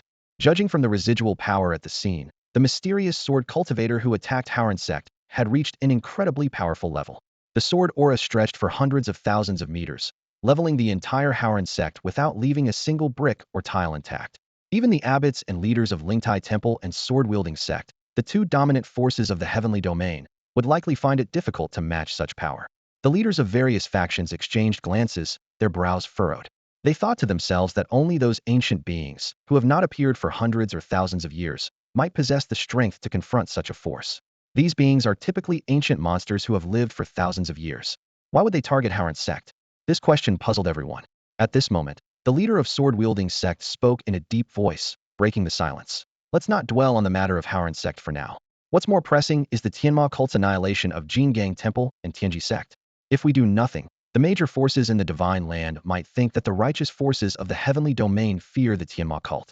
It's time for the Tienma cult to give us an explanation. The abbot of Lingtai Temple clasped his hands together in agreement. Indeed, if we stand by idly this time, it will only embolden the Tienma cult. In the future, they might feel free to destroy any force they choose. We must let them know that the righteous path of the heavenly domain is not to be trifled with. A leader from a prominent faction concurred. Exactly. With sword-wielding sect and Lingtai Temple leading us, we righteous forces of the heavenly domain will certainly follow and demand an explanation from the Tienma cult. The leaders of the righteous forces all expressed their stance, full of righteous indignation. The leader of sword-wielding sect pondered for a moment before making a decision. Although Howard's sect has been annihilated, the identity of the mysterious sword cultivator remains unknown, so let's set that aside for now. The matters of Jingang Temple and Tianji sect involve the struggle between good and evil. We must demand accountability from the Tienma cult. I, along with the abbot of Lingtai Temple, will represent the righteous path of the heavenly domain and personally go to the Tienma cult's headquarters to seek an explanation. The abbot of Lingtai Temple nodded in agreement. If the Tienma cult continues to act unreasonably and refuses to provide a reasonable explanation, we will not let it rest. The leaders of the righteous forces declared in unison. We entrust this task to the sect leader and the abbot. Make sure the Tienma cult understands that the righteous path of the heavenly domain cannot be bullied. If they remain obstinate, just give the order, and we will unite the righteous forces of the heavenly domain to crusade against the Tienma cult. Thus, the plan for sword-wielding sect and Lingtai Temple to demand an explanation from the Tienma cult was set. Both the leader of sword-wielding sect and the abbot of Lingtai Temple were supreme experts, capable of withdrawing safely even if negotiations failed. If necessary, they would rally all the righteous forces of the heavenly domain to jointly confront the Tienma cult. They chose not to launch an all-out attack initially, fearing a possible misunderstanding. If the Tienma cult had a legitimate reason for destroying these two forces, bringing a large number of cultivators might provoke conflict and lead to an unnecessary war, which would be detrimental to both sides. After all, the Tienma cult, as the leading force of the demonic path, possessed power comparable to the top righteous force, Dao sect, with numerous supreme demon lords, not to mention those formidable demons who chose to remain in seclusion. However, to uphold the dignity of the righteous path of the heavenly domain, they had no choice but to undertake this mission. Meanwhile, at the Tienma cult's base in the Imperial city of the Great Xia dynasty, Jira was listening to the reports from the demons sent to annihilate the three major forces the previous night. She appeared slightly fatigued, yet her eyes gleamed with satisfaction. Having not seen her husband for a month, they spent most of the night in each other's arms. Despite her husband's repeated warnings that it was unwise to be too intense due to her pregnancy, she paid no heed. After being apart for so long, how could she easily let her husband go? Besides, she was only 1 month pregnant, so it should be fine. It wasn't until late into the night that they finally fell into a deep, reluctant sleep. Purple River Ghost King, black-faced Rakshasa, and childlike Granny stepped forward to report. Master, Jingang Temple has been annihilated by us, with not a single monk left alive. Death Judge, Soul Reaper, and Shadow Assassin followed. Master, Tianji sect has also been annihilated by us, with everyone wiped out. Ji Rueer nodded slightly and turned her gaze to the last group. The crying and laughing duo and Hunyuan demon lord stepped forward, looking somewhat apprehensive. Master, Howard's sect has indeed been annihilated, with everyone killed. However what? Ji Rueer looked up, her cold gaze instantly locking onto the trio. Feeling the sharpness in their master's eyes, the trio quickly explained. However, it was not us who did it. By the time we arrived at Howard's sect last night, the entire sect had already been leveled by someone else. Everyone was dead, and the scene was empty except for some lingering vast sword aura, stretching for hundreds of thousands of meters. This person's swordsmanship is exceptionally strong, likely surpassing the three of us. By the time we reached the Howard sect, he should have just left. The Hunyuan demon lord spoke gravely, his brows furrowed. He continued his analysis. He probably holds a grudge against the Howard sect as well, likely one of those ancient beings that rarely appear. I wonder if his presence in the heavenly domain will affect the Great Xia dynasty. Upon hearing this, Ji Rueer's eyes flickered with contemplation. After a moment, she decisively said, let's leave the Howard sect matter as it is. there's no need to interfere. That person was probably offended by the Howran sect in some other way. Focus on maintaining order in the Great Xia dynasty, and don't let any other righteous or demonic cultivators cause chaos there. Her tone was firm. In 2 days, my husband and I are getting married, and nothing can go wrong. Ji Rue'er continued to give orders. As for the Tianji sect and the Jingang temple, if those righteous forces in the heavenly domain come seeking explanations, show them the image stones that my husband recorded, which document the Jingang temple and Tianji sect slaughtering civilians to frame our Tienma sect. If they persist in pursuing the matter, tell them that if they want to fight, then let them come. Even if all the righteous forces in the heavenly domain unite, our Tienma sect will not fear them. Upon hearing this, the group of demon leaders responded in unison. As you command, Master. Ji Rue'er gave a final reminder. Go now, and remember to secretly protect the peace of the Great Xia dynasty. Do not let anyone disrupt my wedding in 2 days, or I will not forgive you. The demons once again acknowledged. Yes, Master. We will ensure the safety of the Great Xia dynasty and prevent any chaos. With that, they turned to leave. Wait, Tong Lao, you stay. Ji Rue'er suddenly called out. After the others left, she instructed Tong Lao, come back with me to the prince's mansion. Publicly, you'll be known as the servant who raised me. Your future task is to ensure the safety of the mansion. Tong Yan Lao Lao respectfully replied. Yes, Master. As one of Ji Rue'er's 9 demons, she had mastered the powerful concealment technique taught by Ji Rue'er. This technique could hide her demonic aura and perfectly conceal her presence, making it impossible for anyone below the reincarnation realm to discern their true nature or level, thus preventing the exposure of the sect leader's identity. After leaving the Tienma sect's base, the other demons wore expressions of helplessness. They muttered among themselves, our master is truly captivated by that little elder from the Dao sect. Everything revolves around her husband, and now we're tasked with secretly safeguarding the Great Xia dynasty. Any one of us, out in the cultivation world, is a fearsome demon, yet here we are, acting as security for such a small dynasty in the Xuanyu. It's absurd. Meanwhile, in Xia Xian's prince's mansion, Xia Xian called his butler, Fu Bo, to him. He held in his hand the servant god pill he had obtained from signing in the previous night, intending to have Fu Bo take it. After taking the pill, Fu Bo would become his divine servant, absolutely loyal to him, and his cultivation level would rise to 1 minor realm below Xia Xian's, reaching the 8th level of the Wushi realm. Looking at Fu Bo standing respectfully before him, Xia Xian asked, Fu Bo, do you wish to become a powerful cultivator?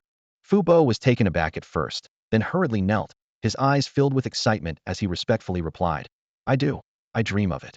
His talent was not high, and despite cultivating for half his life, he had only reached the divine power realm. It was due to his excellent management skills that he held the position of butler in the prince's mansion. Upon hearing Xia Xian's question, hope ignited in Fu Bo's heart, eagerly anticipating the opportunity that lay ahead.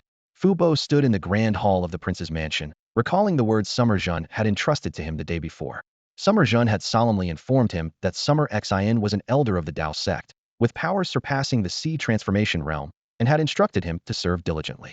At this moment, Summer Xian's words echoed in his ears, stirring excitement in his heart. Fu Bo, I have an opportunity for you, one that can help you quickly grow into a formidable force beyond the sea transformation realm. Summer Xian's voice was low and alluring. The price is that you become my servant, bound to me for life. Are you willing? Upon hearing this, Fu Bo's eyes lit up instantly. He hurriedly knelt down, his forehead hitting the ground heavily, his voice trembling with excitement. I am willing. I am willing. The prince has granted me this opportunity, and I will serve him loyally for life. In this world where strength is revered, Fu Bo knew well that his own talents were limited. On his own, he might reach the mansion-splitting realm, but the more powerful sea transformation realm seemed out of reach. The opportunity offered by the prince was like a divine blessing, a chance to soar. Becoming the prince's servant was no issue for him, as he was already a servant in the prince's household. Summer Xian nodded in satisfaction, taking out a crystal-clear pill from his robe and handing it to Fu Bo. This servant deity pill is the opportunity. Take it, and your cultivation will rapidly advance. Yes, my lord, Fu Bo said, his hands trembling as he accepted the pill and swallowed it without hesitation.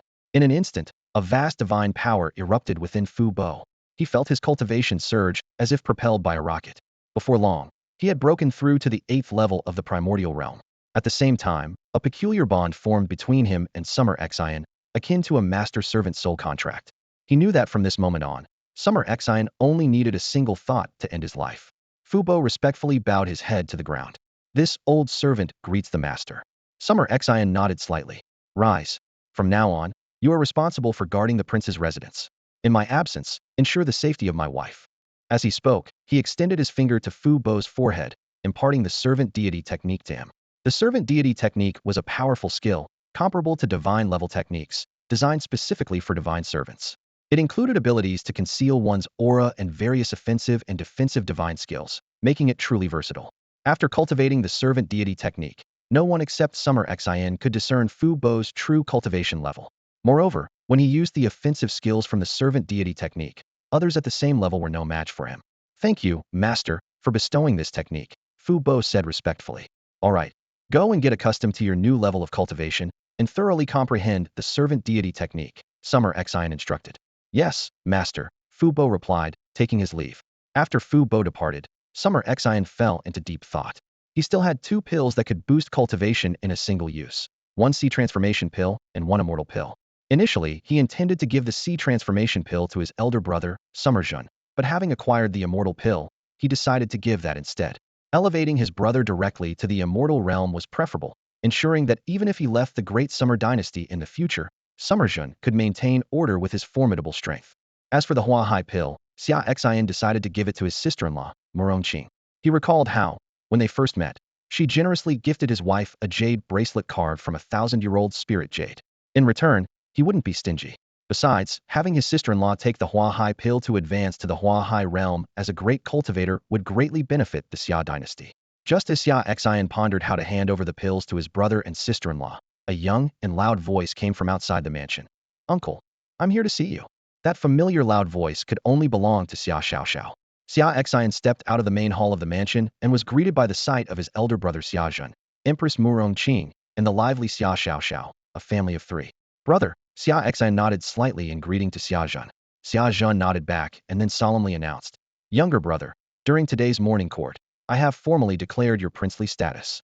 From now on, in the Xia dynasty, seeing you is like seeing me. Xia Xian couldn't help but smile. There's really no need for such formalities, brother. I've never cared much for such titles. Coincidentally, I was just about to come look for you, and here you are. Xiazhen laughed heartily. It truly is a coincidence. This little girl insisted on coming to learn martial arts from you. And since the Empress and I had nothing else to do, we decided to bring her along. So, what did you want to see me about, younger brother? A hint of joy flashed in Xia Xian's eyes as he took out 2 pills from his robe and handed them to Xiazhen and Murongqing. I brought back 2 pills for you, brother and sister-in-law. One is the immortal pill, for you, brother. The other is the Huahai pill, for sister-in-law. Xiazhen accepted the pills, a look of curiosity in his eyes. Younger brother, what exactly do these pills do? Xia Xian patiently explained. These are rare pills I stumbled upon in a relic. The immortal pill allows the user to reach the immortal realm in just 7 days, and the Huahai pill enables the user to enter the Huahai realm within the same time frame. Unlike other pills that boost cultivation levels, these leave no side effects. You can take them with confidence. Hearing this, Xiazhen's hand trembled slightly as he held the pills. He repeated in disbelief, What? These pills can instantly elevate one's cultivation to the immortal and Huahai realms. His shock was evident, fully realizing the extraordinary value of these pills. Xiazhen and Empress Murongqing were visibly shocked, their eyes fixed on the 2 pills in Xia Xian's hand. These small pills held astonishing power. One could elevate someone directly to the immortal realm, while the other could propel a person to the C transformation realm without any side effects. In the history of the Great Xia dynasty, an immortal realm cultivator had never appeared, and even C transformation realm experts were extremely rare. Such pills seemed almost mythical. Xiazhen's hands trembled slightly as he took the pills. Taking a deep breath to steady his excitement, he pushed them back to Xia Xian, saying, Second brother, these pills are too precious. My wife and I cannot accept them. You should keep them for yourself. Murongqing nodded in agreement. However, Xia Xian shook his head with a smile, speaking lightly. Brother and sister-in-law, there's no need to be formal with me. My cultivation has long surpassed the immortal realm, so these pills are useless to me. If you take them, the Great Xia dynasty will gain an immortal realm and a C transformation realm expert. Should I ever leave or be unavailable, you'll be able to handle any crisis. After hearing his explanation, Xiazhen and Murongqing exchanged glances and, after a moment of hesitation, finally nodded in agreement. They understood that by enhancing their own strength, they could stabilize the Great Xia dynasty and prevent situations where they might be targeted. Those rebellious vassals would likely no longer dare to entertain thoughts of rebellion. Xiazhen solemnly said, Very well, second brother, my wife and I will accept these pills. We will remember this kindness. Xia Xian feigned annoyance, patting Xiazhen on the shoulder. Brother, we're family. No need for such formality. Xiaozhen laughed, admitting he was being overly sentimental, which lightened the mood considerably. Xia Xian urged, "All right, brother and sister-in-law, go and refine the pills quickly, lest anything unexpected happens. I'll begin guiding Xiao Xiao in his cultivation today." Xiaozhen nodded. "Very well, we'll go refine the pills now. I'll leave Xiao Xiao in your care, second brother." With that, Xiaozhen and Murongqing left with the precious pills, leaving Xia Xian to start Xiao Xiao on his path of cultivation. The two nodded in agreement, outwardly calm but inwardly filled with excitement. Xiaozhen and Murongqing couldn't wait to say goodbye and hurriedly returned to refine the elixirs, leaving Xia Xiao alone at the prince's residence. The little girl innocently asked Xia Xian for the elixir, dreaming of instantly becoming an unbeatable force. Xia Xian gently tapped her head and patiently explained, "You are different from your parents. They have limited aptitude and heavy responsibilities, so they must use this method to enhance their skills. You, however, possess the ancient double pupils, with potential far greater than theirs. You should train step by step, and you will surely surpass them in the future." Xia Xiao nodded with partial understanding and then urged her uncle to begin teaching her. At that moment, Ji Ruier and the ageless elder returned to the residence. Ji Ruier softly called, "Husband." A gentle expression appeared on Xia Xian's face as he asked if the elder beside her was the old servant Ji Ru had mentioned. Ji Ruier explained that the youthful-looking elder was the one who had cared for her since childhood and maintained her appearance through cultivation. Xia Xian gladly agreed to let her reside in the prince's residence. The elder respectfully addressed Xia Xian as young master. Following Ji Ruier's instructions, Xia Xian took Ji Ruier's hand and suggested they teach the exceptionally gifted Xia Xiao together. The little girl affectionately called Ji Ruer aunt, eagerly anticipating dual guidance. Ji Ruer gently stroked Xiao Xiao's head, closely observing her double pupils and confirming her innate trait. Ji Ruer turned to Xia Xian and proposed teaching Xiao Xiao the supreme ancient scripture of the Tienma sect, the great Tianluo scripture. Upon hearing this, Xia Xiao's eyes sparkled with curiosity and anticipation, eagerly asking about the power of this skill. The entire scene was filled with warmth and expectation, setting the stage for the upcoming journey of cultivation. The ancient Taoist scriptures are as impressive as the first Tao scripture of the Taoist sects, Ji Ru remarked with admiration. Upon hearing this, Xia Xiao's eyes lit up with excitement, and she eagerly said, "Great, I'll learn this." Xia Xian watched the young girl, a slight smile forming at the corner of his mouth. He said, "Then I'll teach you the Tao scripture of the Taoist sect, so you may study both magic and Tao." He paused and added, "The Tao scripture is the ultimate Taoist text, embodying the truths of heaven and earth. It cannot be measured by ordinary standards. This is my cultivation method." In his heart, Xia Xian thought that since this young girl possessed unique abilities, letting her study both magic and Tao could be intriguing. Perhaps she could grow into a formidable figure in the future. Xia Xiao, even more excited, quickly said, Yes, and uncle, I want to learn your swordsmanship too." Xia Xian nodded, his tone slightly serious. "All right, once you reach the Qi gathering stage, I'll teach you swordsmanship." The young girl nodded solemnly, determination shining in her eyes. She silently set a small goal for herself, to reach the Qi gathering stage as soon as possible. Meanwhile, at the headquarters of the Tienma sect in one of the 10 great regions of Shenzhou, the Daluo region, a tense standoff was taking place. The leaders of the two dominant forces in the Tianyu region, the Sword Sect and the Lingtai Temple, had arrived. The Sword Sect's leader hovered outside the Tienma sect, using his powerful cultivation to speak. "The Tienma sect wiped out 2 of our righteous forces overnight. Do you not intend to explain?" In response, the Hunyuan Demon Lord, who had returned specifically to prevent trouble from the Tianyu region, emerged with a group of Tienma sect elders. Without a word, he played 2 recordings from image stones for all to see. The image stones clearly showed the Golden Temple and the Tianji sect slaughtering ordinary people in the Xuanyu region, intending to frame the Tienma sect. Witnessing this, the abbot of Lingtai Temple and the leader of the Sword Sect were taken aback, finally understanding why the Tienma sect harbored such hatred for these 2 forces and wiped them out overnight. It was entirely their own doing. At this moment, the Hunyuan Demon Lord spoke coldly. "This is the reason we destroyed these 2 forces. If the righteous forces of the Tianyu region are dissatisfied, feel free to declare war. The Tienma sect will be ready." His tone was full of provocation, showing no fear of a battle with the righteous forces of the Tianyu region. "I never expected that Jingang Temple and Tianji sect would be so despicable as to frame the demonic path in such a manner." The leader of the Sword Sect suddenly erupted in anger, his face flushed with rage, fists clenched tightly, and his voice thundered through the gathering. "I declare that Jingang Temple and Tianji sect are hereby expelled from the ranks of the righteous forces of Tianyu." With those words barely spoken, he turned and transformed into a streak of light, swiftly disappearing into the distance. The abbot of Lingtai Temple shook his head with a sigh, his brow furrowed. Alas, this truly brings shame upon our Buddhist sect. With that, he too turned and left the demonic sect, no longer bothered by the matter. In truth, they had little interest in causing trouble for the demonic sect in the first place, but felt compelled to intervene due to their status as leaders of the righteous path in Tienma. Now that the truth was out, they could gracefully withdraw. After all, why would they risk everything for two factions that had nothing to do with them? Especially when it was clear that they were at fault.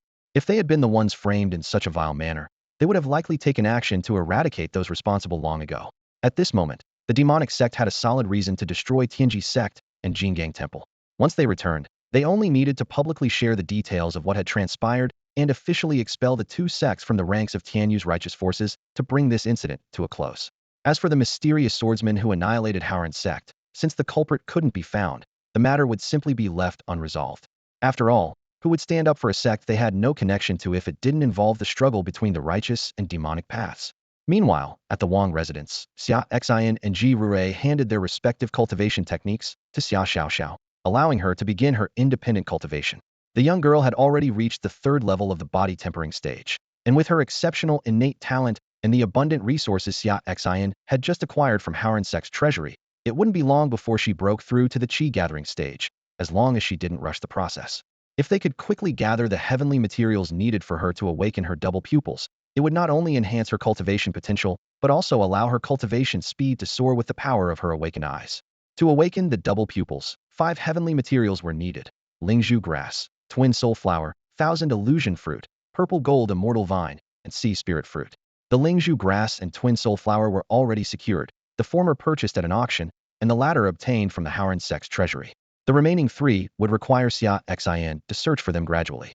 Xia Xian turned to his wife, his eyes filled with anticipation. My dear, this little girl has double pupils, but they haven't awakened yet. I've secured 2 of the necessary materials. Only the thousand illusion fruit, purple gold immortal vine, and sea spirit fruit remain. Do you have any leads on these 3 heavenly treasures? Ji Rui furrowed her brow in thought for a moment before replying. I believe I have the thousand illusion fruit and purple gold immortal vine in my collection. As for the sea spirit fruit, I've heard there's one near the Kunping ruins in the Xian region. I'll have Granny Tong retrieve the thousand illusion fruit and purple gold immortal vine for you. Regarding the sea spirit fruit, the Kunping ruins will open in less than a month, and I can accompany you there to search for it. Xia Xian was overjoyed, his eyes full of surprise and admiration. Your collection is truly remarkable. The thousand illusion fruit and purple gold immortal vine, especially the latter, are extremely rare treasures. I'm absolutely thrilled that you have them in your collection. Thank you, my dear, Xia Xian said sincerely, his eyes shining with anticipation. I will borrow the thousand illusion fruit and the purple gold immortal vine from you to help this young girl awaken her dual pupils. I promise to return them once I find replacements. The reason Xia Xian was so eager to find these treasures was because the system had assigned him a special task to help the young girl awaken her dual pupils. This task promised substantial rewards in pure cultivation power, which he desperately needed at the moment. Currently, Xia Xian's cultivation had reached the 9th level of the boundless realm. His extraordinary cultivation speed was 30 times faster than that of ordinary cultivators. However, even so, breaking through from the 9th level of the boundless realm to the hidden palace realm would still take 3 to 4 years, which felt unbearably long to him. His gaze turned to the system as he calculated in his heart. As long as he completed the task of awakening the dual pupils, he could hope to break through to the hidden palace realm in one go, joining the ranks of those ancient beings who rarely appeared in the world. At that time, with his forbidden constitution, the Hongming sword body, and his vast supernatural powers, he would truly become an invincible force across the land. My dear, there's no need to talk about returning it, Ji Rui replied softly, her eyes filled with tenderness. What's mine is yours. At the same time, she secretly communicated to Granny Tong Yen. Go out later and have someone retrieve the thousand illusion fruit and the purple gold immortal vine from the treasure vault at the Heavenly Demon Sect headquarters for my husband.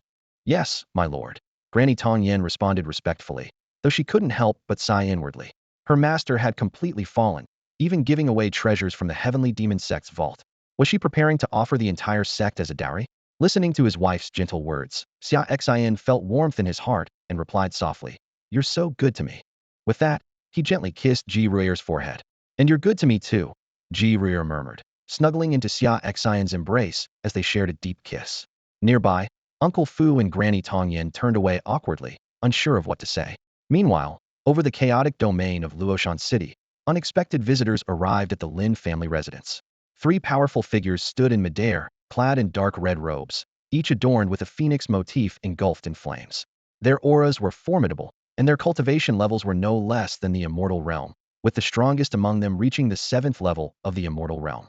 The trio sensed the pure phoenix bloodline emanating from the Lin family below, their faces simultaneously reflecting shock. They hadn't expected that their first step onto this land would lead them to such a rare prodigy in this remote town. These three hailed from the Divine Phoenix sect, a faction dedicated to cultivating the phoenix bloodline. To them, this talented individual with a pure phoenix lineage and humble origins was a heaven-sent opportunity.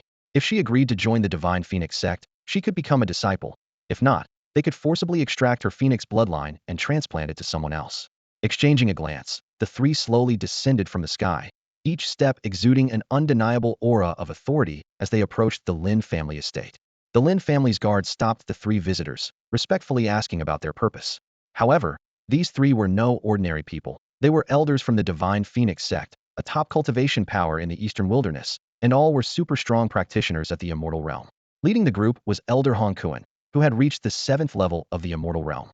He was displeased that a guard from a small family, who hadn't even reached the Split Mansion realm, dared to block his way. With a cold snort, he unleashed a terrifying aura. The immense pressure, like a mountain, bore down on the guard, causing him to vomit blood and fall heavily to his knees before the three, unable to move. This scene sent shockwaves through the surrounding Lin family servants.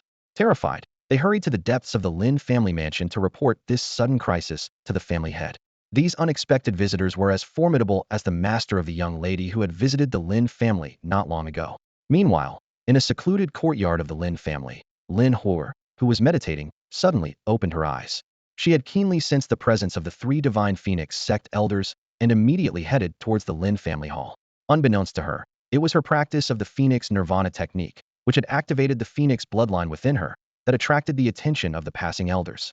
In the Lin family hall, the family head and senior members had already gathered, staring in shock at the slowly approaching elders of the Divine Phoenix sect. With every step they took, the Lin family's guards and servants along their path were overwhelmed by their aura, coughing up blood and kneeling submissively before them. The Lin family head and senior members were bewildered, unable to fathom when they had offended such individuals, causing them to act against the Lin family. Ever since Lin Huiler's master descended upon the Chaos Domain a few days ago, forcefully slaying the Black Robe Domain Lord and gifting her a Sea Transformation Realm mount, various forces in the Chaos Domain had been trying to curry favor with the Lin family to strengthen ties. How could such powerful figures suddenly come to confront them? The entire Lin family was engulfed in fear and confusion, unsure of how this unexpected turmoil would unfold. Father, Lin Huiler's voice shattered the silence in the Lin family hall as she stepped in, her eyes surveying the gathered crowd. The head of the Lin family frowned, urgently asking, "Hor, what is going on? Do you know why these people have suddenly barged into our home?" Lin Huiler felt the phoenix blood within her stir restlessly at the presence of the three strangers. Narrowing her eyes, she spoke calmly yet firmly. "This has nothing to do with the Lin family. These people are likely here for me." "Smart girl, you have some insight," one of the elders from the Divine Phoenix sect said as they entered the hall, their overwhelming presence forcing everyone except Lin Huiler to the ground, coughing blood. Lin Huiler glared at them, fury blazing in her eyes. The leading elder, Hong Kuan, arrogantly declared, "Don't look at us like that. It's only natural for ordinary cultivators to bow before us. You must be the one with the phoenix blood in this little family. We're here to take you with us." "Take me? On what grounds?" Lin Huiler's voice was icy. The elders laughed dismissively. "On what grounds? Huh? People from such a small place are truly ignorant. The fact that you possess the phoenix blood means you must come with us. Our Divine Phoenix sect is the most qualified to teach someone like you. No matter where you are in the Central State, the Northern Realm, the Western regions, the Southern Neighbor, or the Eastern Wilderness." Lin Huiler realized they were from an ancient and powerful sect specializing in training those with phoenix blood. They must have sensed her presence as they passed by and decided to take her by force. "I already have a master. You may leave," Lin Huiler coldly replied, clearly displeased with their attitude and behavior. Not only did she have an excellent master in Xia Xian, but she was also affronted by their disdain and arrogance towards the Lin family. The head of the Lin family struggled to speak. "Yes, sirs, my daughter already has a master. Please, it would be best for you to leave." Hong Kuan snorted, intensifying his aura, causing several servants to fall unconscious. "So what if she has a master? Born in such a small place, how capable could her master be? You're like frogs in a well. You have no idea what the name Divine Phoenix sect represents, something you could never hope to reach." Lin Huiler could no longer suppress her anger. "Enough. My master is 1,000 times stronger than your so-called Divine Phoenix sect, something you could never comprehend. She could tolerate their insults about her perceived ignorance, but would not allow them to disparage her master. The gratitude Lin Huer felt towards her master was beyond words. Not only did he accept her as his personal disciple and teach her divine techniques, but he also helped the Lin family through difficult times and even granted her a powerful sea-level demon beast as a mount. When the three elders of the Shenhuang sect spoke disrespectfully about her master, Lin Huer was filled with rage and refused to back down. Stronger than our Shenhuang sect by 10,000 times. The three elders laughed at her words, seeing Lin Huer as nothing more than a naive and ignorant frog at the bottom of a well. Hong Kuan impatiently said, "Enough. I have no time to argue with you. Today, whether you like it or not, you must return with us to the Shenhuang sect." He continued, "Your limited perspective from this backward place has clouded your judgment. Once you see the true power of the Shenhuang sect, you will realize how laughable your master truly is." Lin Huer replied coldly, "My master is a Dao sect elder. Are you sure you want to do this?" "A Dao sect elder?" Hong Kuan scoffed. "Why not claim your master is the head of the Dao sect?" He didn't believe Lin Huer at all. The Dao sect, being the foremost righteous sect in the land of Shenzhou, wouldn't come to such a remote place to take in disciples. Lin Huer was probably making up excuses to escape. With that, Hong Kuan conjured a giant hand of spiritual energy out of thin air, capturing Lin Huer firmly. "Stop! Let me go!" Lin Huer struggled desperately, her eyes filled with anger. "You'll regret this." The three elders ignored her protests and took her away from the Lin family, flying towards the eastern wilderness. Seeing this, the Lin family was extremely anxious. They decided to send someone to the Great Xia dynasty to contact Huer's master, as only the Dao sect elder could save her. After all, Huer, as the last disciple of the Dao sect elder, was equivalent to a personal disciple of the Dao sect. Moreover, she possessed the Phoenix bloodline, and if this matter reached the Dao sect, they would not stand by idly. After much deliberation, the head of the Lin family decided to personally travel to the Great Xia dynasty to seek help from Huer's master. The journey between the chaotic domain and the mysterious domain was long, but only he had the strength to undertake it. Meanwhile, as Lin Huer was being forcibly taken from Luoshan City, she summoned her Thunderbird mount at a critical moment. This massive sea-level demon beast usually resided in the forests outside Luoshan City, and, sensing its master's danger, immediately soared into the sky, speeding towards the three from the Shenhuang sect. A bolt of lightning shot up from the forest, revealing a giant bird cloaked in terrifying electricity, charging straight at the trio. The elder from the Shenhuang sect beside Hong Kuan snorted, unfazed. With a mere wave of his hand, a terrifying dark red flame spread out around him, as if it intended to incinerate the sky itself. A massive hand composed of these flames formed, and within its palm, a lifelike phoenix silhouette emerged. The phoenix let out a resounding cry that echoed across the heavens, causing the air to tremble. The fiery hand, carrying a destructive force, crashed down upon the approaching Thunderbird. Struck by this overwhelming power, the Thunderbird plummeted from the sky like a kite with its string cut, crashing heavily into the forest below. With a thunderous boom, the forest floor was left with a bottomless crater. The Thunderbird lay in the pit, battered and bruised, its lightning aura reduced to a faint glimmer. Blood trickled from its beak, and its body was scorched by the fearsome dark flames, leaving it severely wounded. A full-force attack from an Immortal Realm Master was not something a Sea Transformation Realm beast could withstand. Yet, despite such severe injuries, the Thunderbird struggled determinedly to rise. Its eyes shone with unwavering resolve, vowing to prevent the three from taking Lin Huer away. Witnessing this, Lin Huer could no longer hold back her emotions, tears streaming down her face. She hurriedly conveyed a message to the Thunderbird through their master-servant bond. "Xiaoqing, stop moving. Don't follow me. You're no match for these three. Go to the Great Xia dynasty and find my master. Ask him to save me." The Thunderbird let out a sorrowful cry, nodded weakly, and turned to fly laboriously towards the Great Xia dynasty. The elder from the Divine Phoenix sect, who had brought down the Thunderbird, snorted disdainfully. "Humph, a mere sea transformation realm beast dares to act arrogantly before us, truly courting death." He keenly sensed the communication between Lin Huer and the Thunderbird and sneered. It seems Lin Huer has sent it to contact her so-called master. He did not stop the Thunderbird from leaving, instead showing a trace of contempt. He thought to himself, a cultivator capable of taming a sea transformation realm great beast is likely just an immortal realm existence. In this chaotic region, to those ignorant cultivators, an immortal realm master might seem godlike. No wonder Lin Huer places such blind faith in her master. Since Lin Huer is so persistent, let the beast bring her master.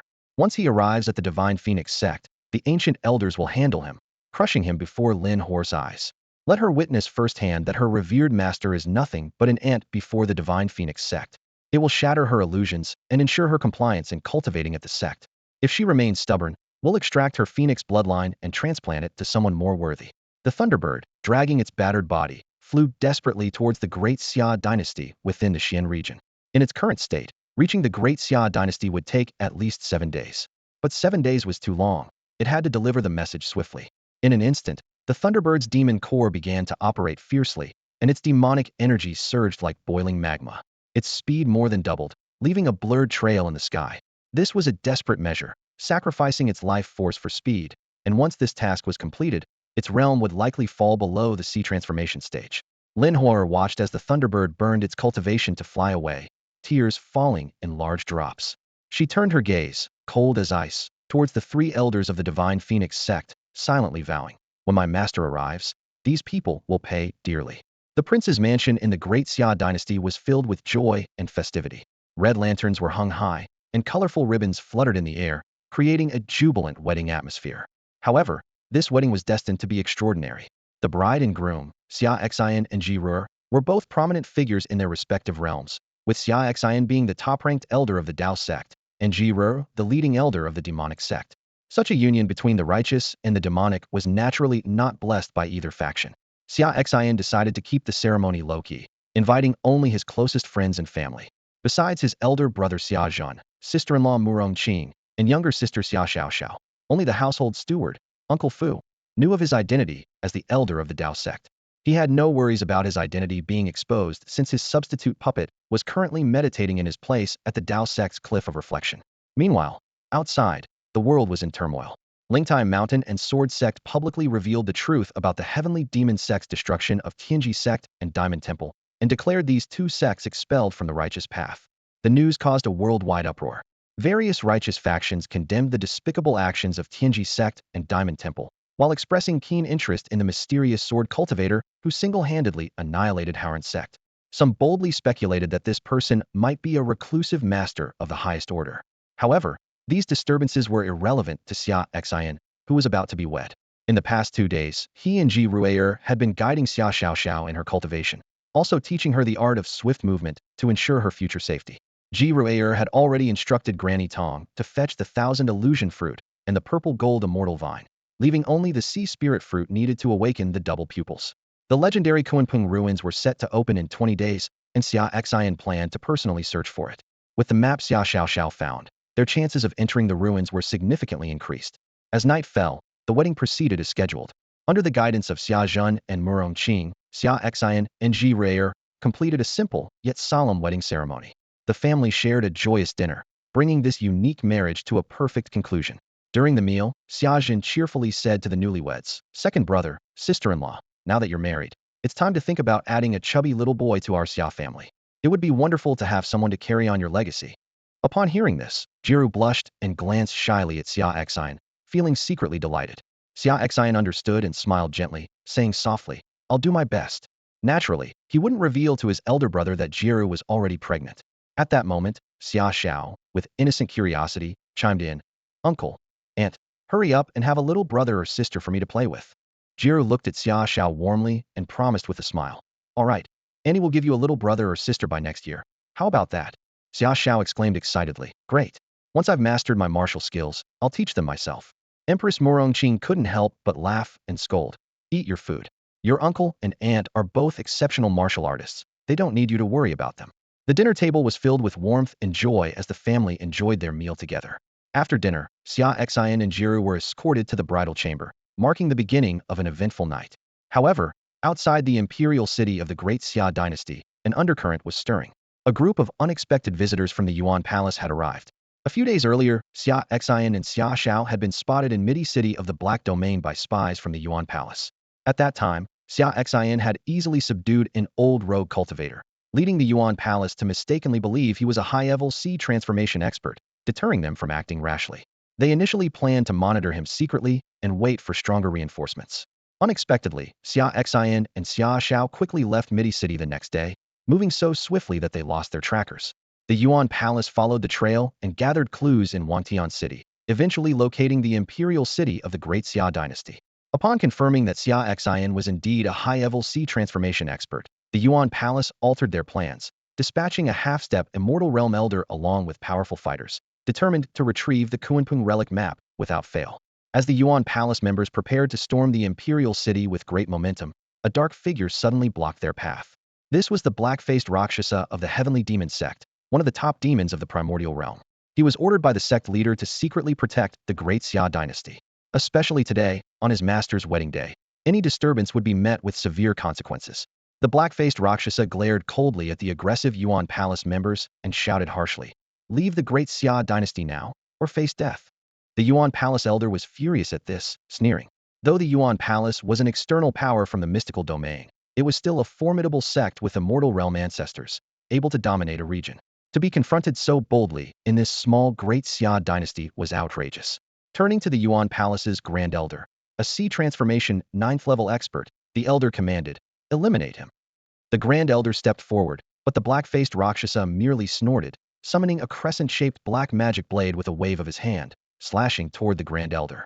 The terrifying pressure from the blade was beyond what a sea transformation expert could muster, challenging even immortal realm powers. Realizing too late that the black-clad man was a primordial realm expert, the Grand Elder was cleaved in half by the crescent blade, his body falling lifelessly. The remaining Yuan Palace experts were shocked and horrified. This unexpected black-clad man had effortlessly killed their Grand Elder. The Yuan Palace elder's face changed dramatically, recalling something, and he stammered, "Blackface, magic blade. You're the black-faced Rakshasa of the Heavenly Demon Sect." Upon hearing this, the Yuan Palace cultivators were all terrified. The black-faced Rakshasa, a primordial realm demon, appearing here was unfathomable. Though they had never seen him, the elder, experienced and knowledgeable, would not be mistaken. They couldn't understand why the Heavenly Demon Sect, headquartered in the Great Luo domain, would intervene here in the mystical domain, preventing their entry into the Great Xia dynasty Imperial city. What terrified them more was that their Grand Elder had dared to attack him, a clear path to self-destruction. The black-faced Rakshasa chuckled darkly, his voice chilling. "Correct, and here's your reward. A trip to the underworld for all of you." Moments later, everyone in the Yuan Hall peacefully closed their eyes, entering an eternal slumber. Before they drew their last breath, the black-faced Rakshasa had already pried out the purpose of their mission to seize the Confronting relic map from the hands of the ruler of the Great Xia royal city. Such reckless behavior was nothing short of courting death. The black-faced Rakshasa pondered silently, realizing the gravity of the situation. It was imperative to report to the ruler the next day and let her decide. The following morning, Xia Xian and Ji Ruer rose from their bed. Ji Ruer looked radiant and full of energy, evidently well-rested from the previous night. In contrast, Xia Xian appeared slightly fatigued, with a hint of weariness in his eyes. After enjoying breakfast, Tong Lao whispered a few words in Ji Ruer's ear. Ji Ruer then stood up and informed Xia Xian that she needed to leave the residence to attend to some matters. Xia Xian did not inquire further, understanding well that as a person from the demonic path, his wife had affairs that did not require his constant questioning. After watching Ji Ruer leave, he waited patiently for Xia Xiaoxiao to arrive, ready to guide her in her training for the day. As soon as Ji Ruer stepped out of the prince's residence, she saw the black-faced Rakshasa waiting respectfully. "Master." The black-faced Rakshasa bowed slightly. Ji Ruer nodded gently, her expression turning icy as she spoke. "You said that last night, on the night of my wedding, someone planned to intrude into the royal city?" "Yes, but they have all been dealt with by my subordinates," the black-faced Rakshasa replied cautiously. "Have you found out who they were?" Ji Ruer's voice grew colder, a sign of her anger to those who knew her. A pregnant woman is prone to emotional swings, and Ji Ruer was clearly enraged. The black-faced Rakshasa responded carefully. "It was a second-rate force from outside the Xian domain called Yuan Hall, attempting to seize the Kunping relic map from your husband. Had we not taken precautions, even your wedding night might have been disturbed." He dared not hide anything, fearing that her wrath might turn towards him. Ji Ruer coldly ordered, "Go to Yuan Hall. Since they dared to covet what belongs to my husband, they have no reason to continue existing." "Yes, master. I will go and eliminate Yuan Hall completely." The black-faced Rakshasa accepted the order and left. Meanwhile, back in the prince's residence, Xia Xian was waiting as usual for Xia Xiaoxiao to arrive, ready to guide her in her training for the day. Suddenly, he sensed a familiar presence approaching from the outskirts of the Great Xia dynasty. It was the aura of the Thunderbird. Although their master-servant contract had been dissolved, the Thunderbird had once been his beast companion, and the bond between them remained strong. What worried Xia Xian more was the Thunderbird's aura, which conveyed a sense of urgency and weakness, as if it had suffered severe injuries. It was calling out to Xia Xian, as if there was something urgent to communicate. Anxiety bubbled up inside Xia Xian, puzzled by how the Thunderbird could have been so gravely injured in just a few days of separation. "Fu Bo, when my wife returns, please inform her that I've left the city and that she need not worry," Xia Xian instructed, his figure vanishing from the prince's residence. Yes, master, Fu Bo responded, also puzzled about the master's sudden departure. After leaving the royal city, Xia Xian immediately used his divine speed technique, racing towards the direction from which the Thunderbird was approaching. He calculated that it had been 5 or 6 days since leaving the chaotic region. When planning the wedding date, he had specifically considered his disciple Lin Huer's situation. Now, with the Thunderbird suddenly arriving injured, he couldn't help but feel uneasy, worried that something unexpected had occurred. Lin Huer originally planned to organize the affairs of the Lin family in the Chaos Domain within 2 days, and then take the Thunderbird to the Xia dynasty to attend Xia Xian's wedding. However, the sudden arrival of the Shunhuang sect disrupted everything. They forcibly abducted Lin Huer and severely injured the Thunderbird, causing the journey that should have taken 2 days to be indefinitely delayed. Xia Xian stood at the border of the Xia dynasty, his brow furrowed. He had sensed something was amiss yesterday, and the Thunderbird's anxious arrival this morning only confirmed his fears. The once majestic beast was now covered in wounds, its feathers charred, and blood oozing from its injuries. It struggled to hold on, and just as it was about to collapse, Xia Xian caught it in time. Xiaoqing, who did this to you? Xia Xian asked, anger boiling within him. He quickly took out 2 precious pills, one for healing wounds and the other for strengthening the foundation, and fed them to the barely conscious Thunderbird. These rare treasures, recently acquired from the palace and the prince's residence, were now of great use. As the pills took effect, the Thunderbird's injuries began to heal visibly, and its burnt skin started to scab and peel away.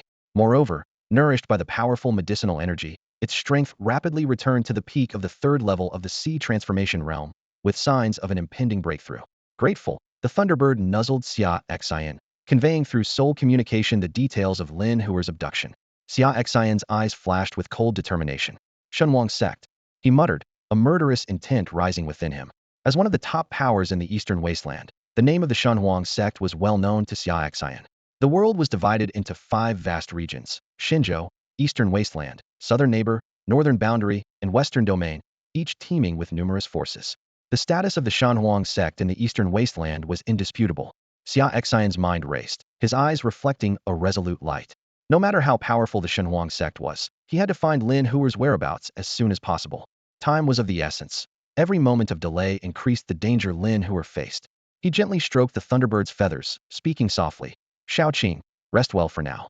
Once you're recovered, we'll set off immediately. With that, Xia Xian turned his gaze eastward, his eyes sharp and focused. Shunhuang sect, you'd better hope Lin Huer is unharmed, or else. Xia Xian clenched his fist, an invisible aura of determination emanating from him. The Shunhuang sect, one of the top forces in the Eastern Wilderness, is renowned for its power. It's rumored that the sect leader is a cultivator at the Wuxia realm, and within the sect, there are experts at the Cangong realm who have been in secluded meditation for over 1,000 years. Such a foundation rivals the rulers of the 10 super regions of the Divine Land. Yet, today, they dared to brazenly abduct Xia Xian's disciple and even injured the Thunderbird. A glint of cold determination flashed in Xia Xian's eyes as he resolved to personally visit the Shunhuang sect today. Throughout his cultivation journey, Xia Xian had never exerted his full strength, often engaging in minor skirmishes. He recalled the numerous divine abilities granted by the system. The Hongming Sword Body, obtained during his first sign-in, is a forbidden physique with the most powerful path of slaughter. He had yet to unleash the Nine Heavens Sword, the Grass Sword technique, or the myriad swords returned to the sect. Additionally, 2 famous swords, the Qishao Sword and the Chunjun Sword, had yet to be unsheathed. Xia Xian smiled slightly, deciding to use the cultivators of the Shunhuang sect to inaugurate these renowned swords from China in this world. At that moment, a system notification echoed in his mind. Ding, system mission issued. Proceed to the Shunhuang sect to sign in. Xia Xian was overjoyed, feeling as if heaven itself was aiding him. He had reached the 9th level of the Wuxia realm, and completing this sign-in mission would allow him to break through to the Cangong realm, standing on par with those ancient beings who haven't emerged in a millennium. With the strength of the Cangong realm, combined with his divine abilities and forbidden physique, what fear would he have of the Shunhuang sect's cultivators? Even those ancient beings would be slaughtered by Xia Xian. Xia Xian smiled coldly, his eyes filled with murderous intent. Dare to openly abduct my disciple, then be prepared for annihilation. He turned to the Thunderbird and said, Xiaoqing, we are heading to the Eastern Wilderness now to rescue your master. The Thunderbird chirped in agreement, spreading its wings to indicate for Xia Xian to climb onto its back.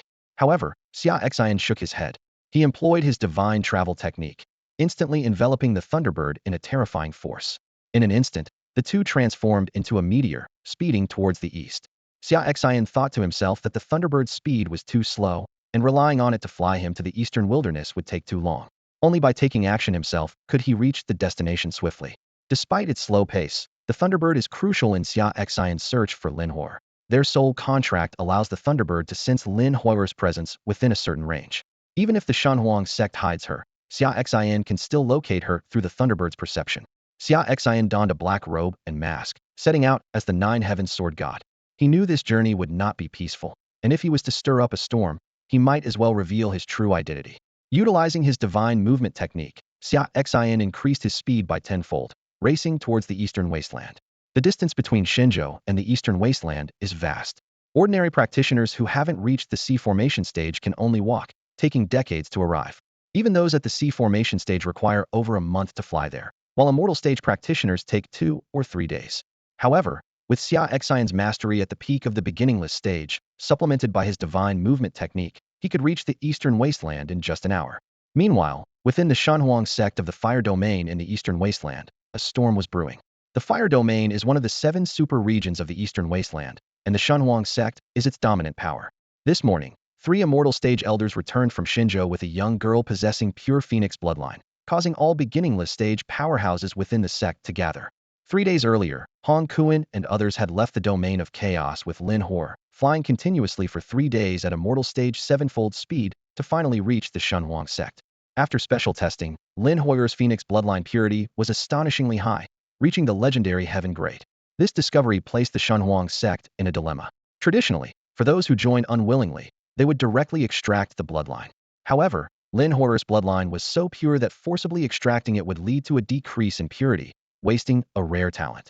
The Phoenix bloodline, an ancient divine bloodline, is highly graded, classified into heaven, earth, black, and yellow grades. Yellow barely qualifies for ordinary disciples. Black allows entry into the inner sect.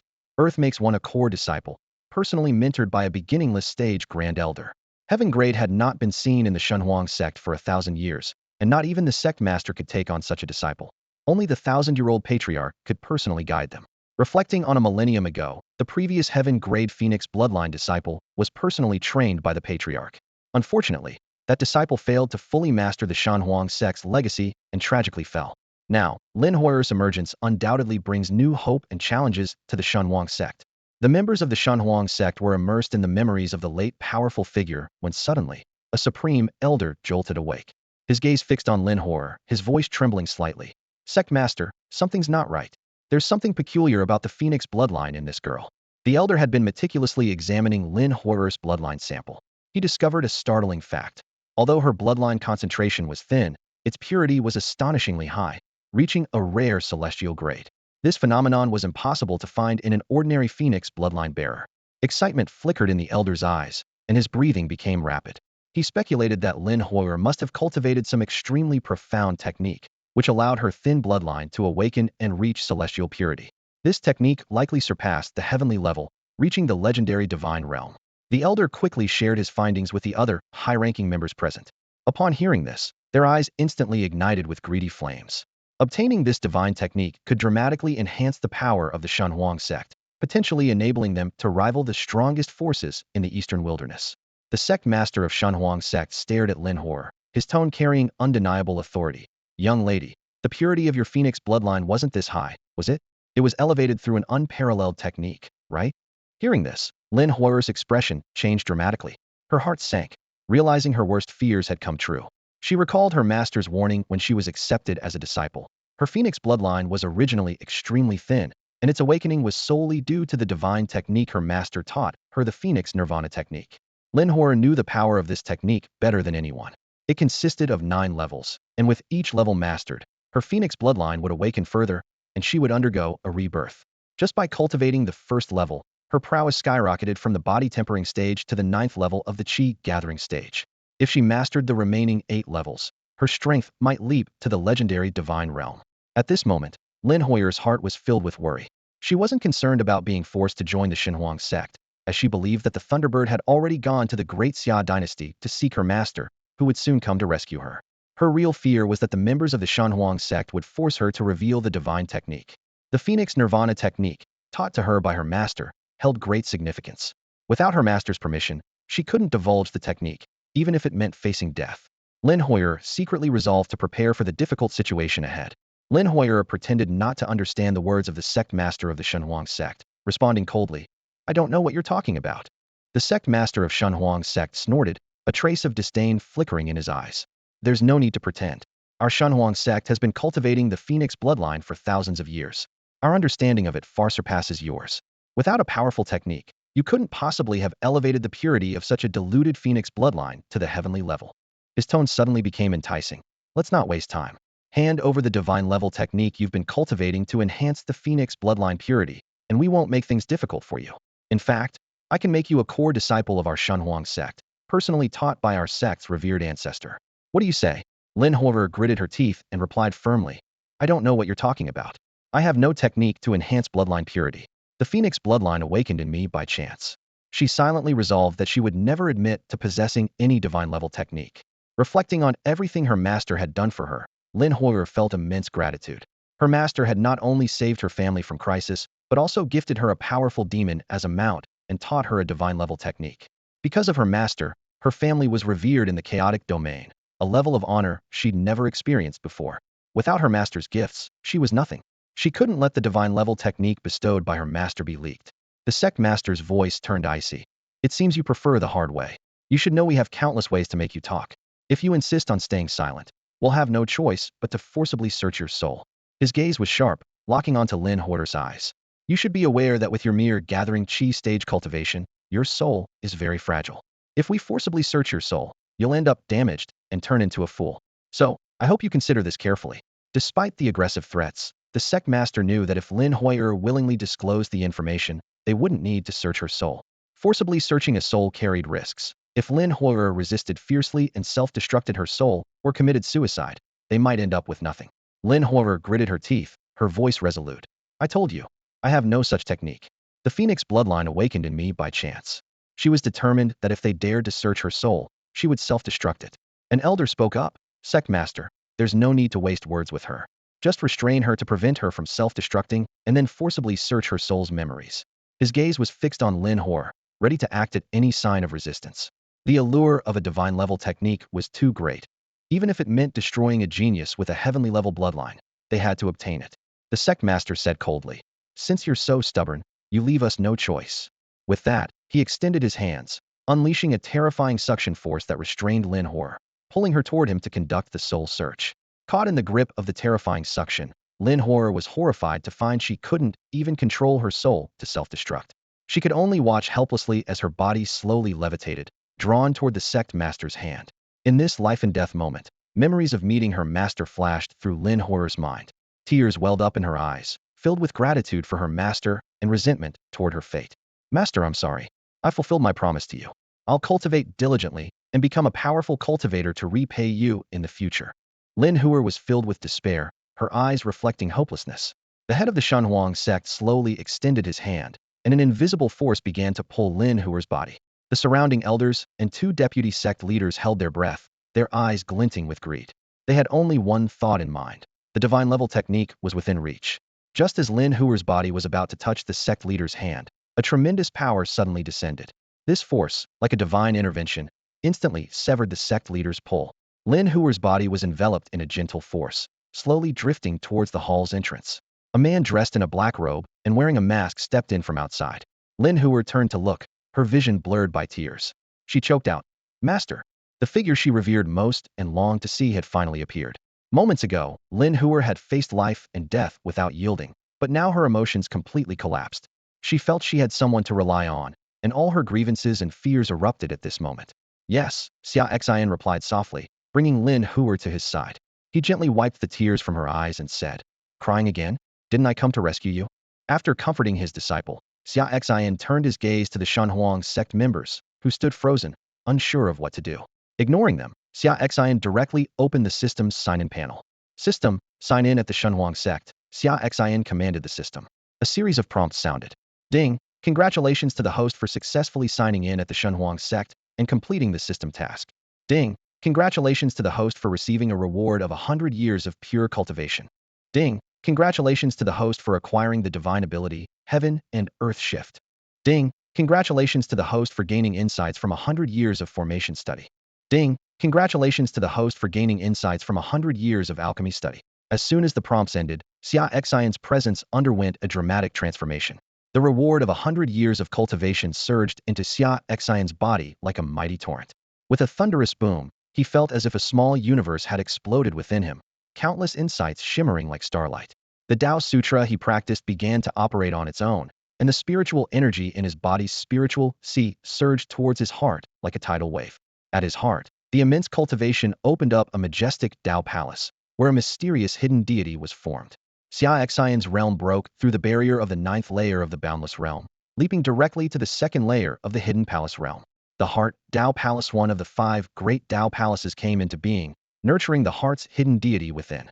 The sudden surge of powerful cultivation filled Xia Xian with a boldness. He secretly compared this reward to the last time he signed in at the Haoran sect, which was 30 years less, and equivalent to the cultivation he gained when he accepted Lin Huer as a disciple.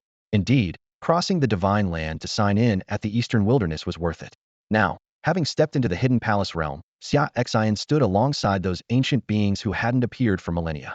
With the Hongmeng sword body and his exquisite swordsmanship, who could rival him? Filled with unparalleled confidence, he decided to set aside the remaining 3 sign-in rewards and focus on the immediate problem. This group had not only captured his disciple from afar, but also attempted to force her to hand over her cultivation method, even going as far as to try to forcibly search her soul. Xia Xian's gaze turned icy cold, and the terrifying aura of the second layer of the hidden palace realm erupted. An overwhelming pressure swept out, shattering the roof of the Shanhuang sect's grand hall, revealing the sky above amidst the flying debris. Outside, the sky changed dramatically, dark clouds gathering as if a terrible force was brewing. The wrath of the hidden palace realm indeed changed the color of the heavens and earth. Seeing Xia Xian's astonishing momentum and the changes in the sky, the sect master of the Shanhuang sect's face changed drastically, and the elders and 2 deputy sect masters were filled with terror. They were horrified to realize that the person before them had reached the hidden palace realm, the same level as their sect's oldest ancestor, who had lived for over 1,000 years. Xia Xian's gaze was as sharp as a knife as he scanned the crowd, his voice cold and piercing. Just now, was it you who were forcing my disciple to hand over her cultivation method and even attempting to search her soul? In an instant, everyone present felt as if they had fallen into the depths of hell, enveloped by boundless fear, trembling uncontrollably. The scene before them left all the supreme elders and the 3 leaders of the Shanhuang sect in stunned silence. They stared in disbelief at the terrifying man with the mask, who claimed to be the master of the young girl. The air was thick with tension, and everyone could feel the suffocating pressure. The leaders of the Shanhuang sect desperately wished they could immediately execute the 3 elders who had brought Lin Huer here.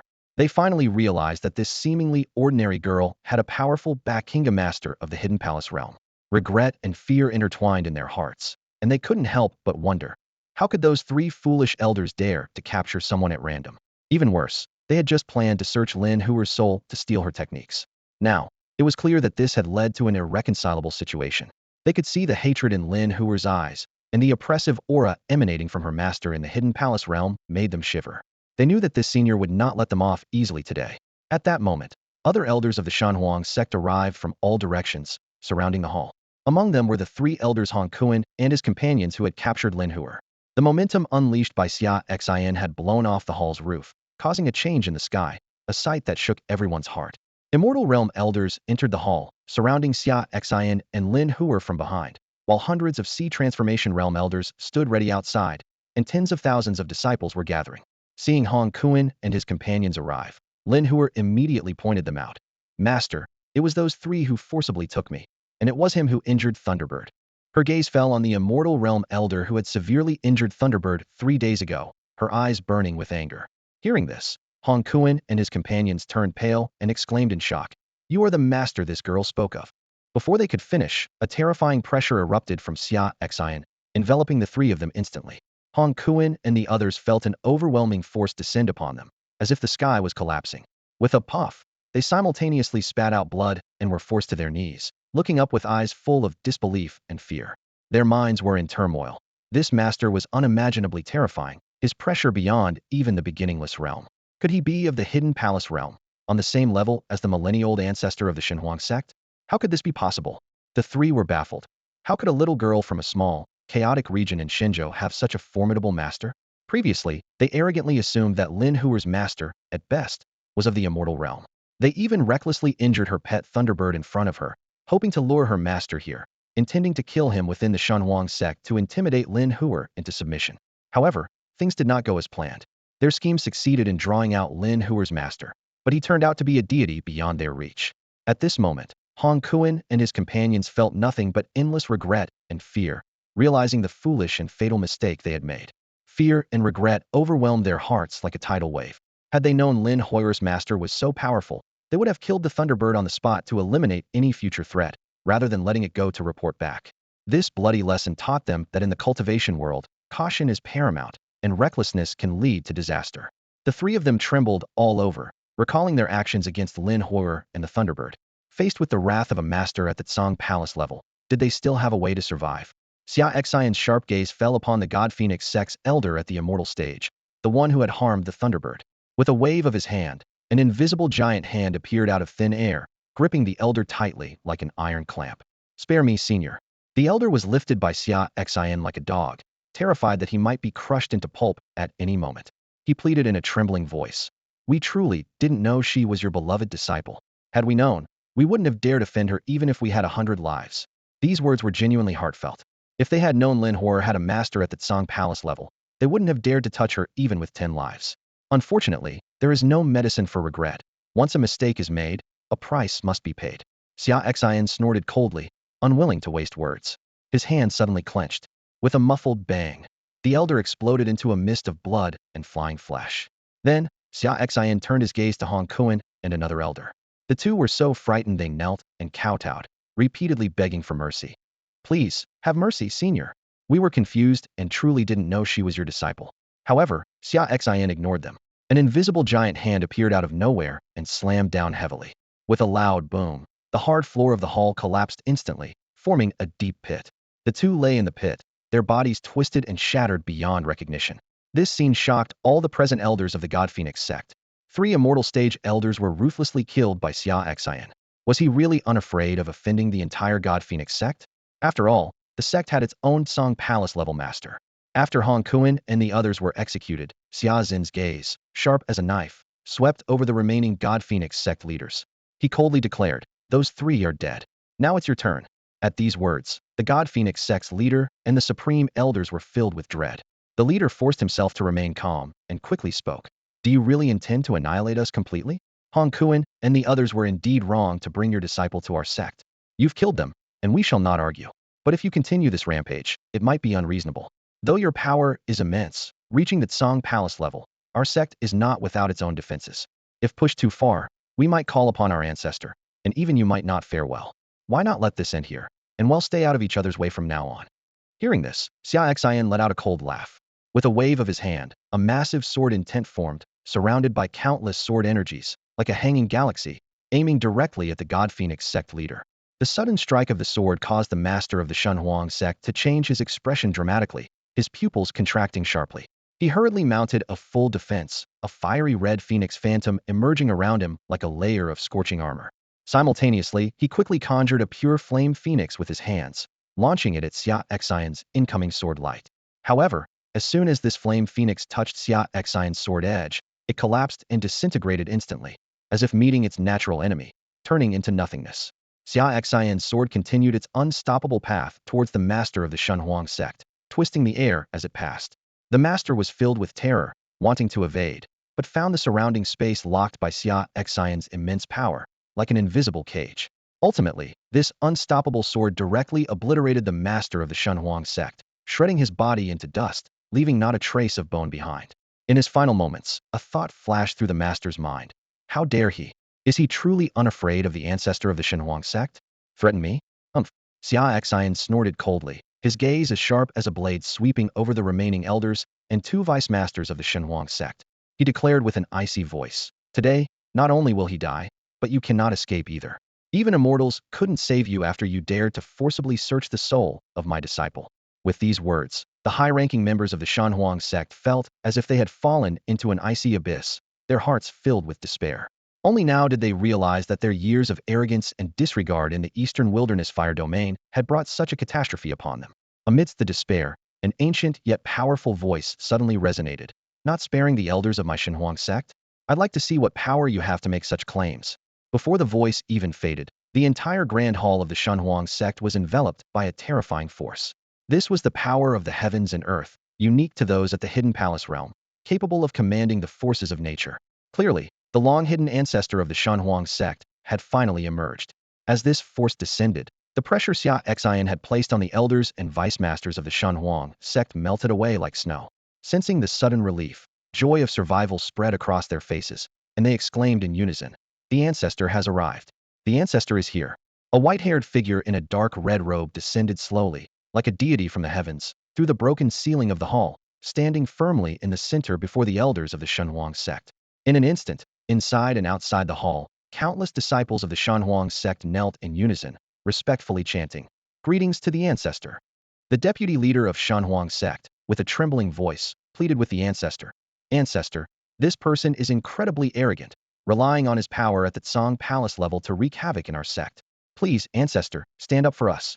The Grand Elder quickly added, "Ancestor, that young girl possesses a divine skill capable of purifying the Phoenix bloodline. Acquiring it would greatly benefit the development of our sect." The ancestor nodded slightly, gesturing for everyone to rise. He looked towards Xia Xian, narrowing his eyes, and said, "You must have broken through to the Tsang Palace level within the last millennium. I don't recall anyone of your stature among the Tsang Palace experts in Shenzhou." Xia Xian remained silent, slowly drawing one of the 10 famed swords from his back, the Qishao sword. The blade glimmered coldly, the sword energy fierce.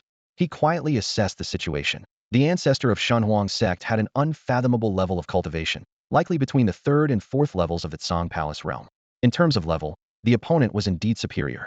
However, in the cultivation world, strength cannot be determined solely by level. A true contest would reveal the outcome. Lin Horror watched coldly from the sidelines. Despite recognizing the ancestor's extraordinary power from the attitudes of the sect members, she had complete confidence in her master. She recalled her master's past battles, whether it was destroying the Shueming sect, slaying the Black Robe Domain Lord in the City of Chaos, or just moments earlier defeating the sect leader of Shunhuang sect. Her master had never drawn his sword. Now, seeing him wield a sword, she felt both excited and expectant. Her master could carve out a gorge thousands of meters long with just his finger as a sword, with a real sword in hand. How much more astonishing would his power be? Seeing Xia Xian remain silent with his sword drawn, the ancestor of Shunhuang sect continued, "At the 2nd level of Tsang Palace, you are indeed exceptionally talented. Reaching this realm within a millennium is something to be proud of." Then, with a cold smile, he added, "But if you think you can do as you please in my Shunhuang sect with just the 2nd level of Tsang Palace, you are gravely mistaken."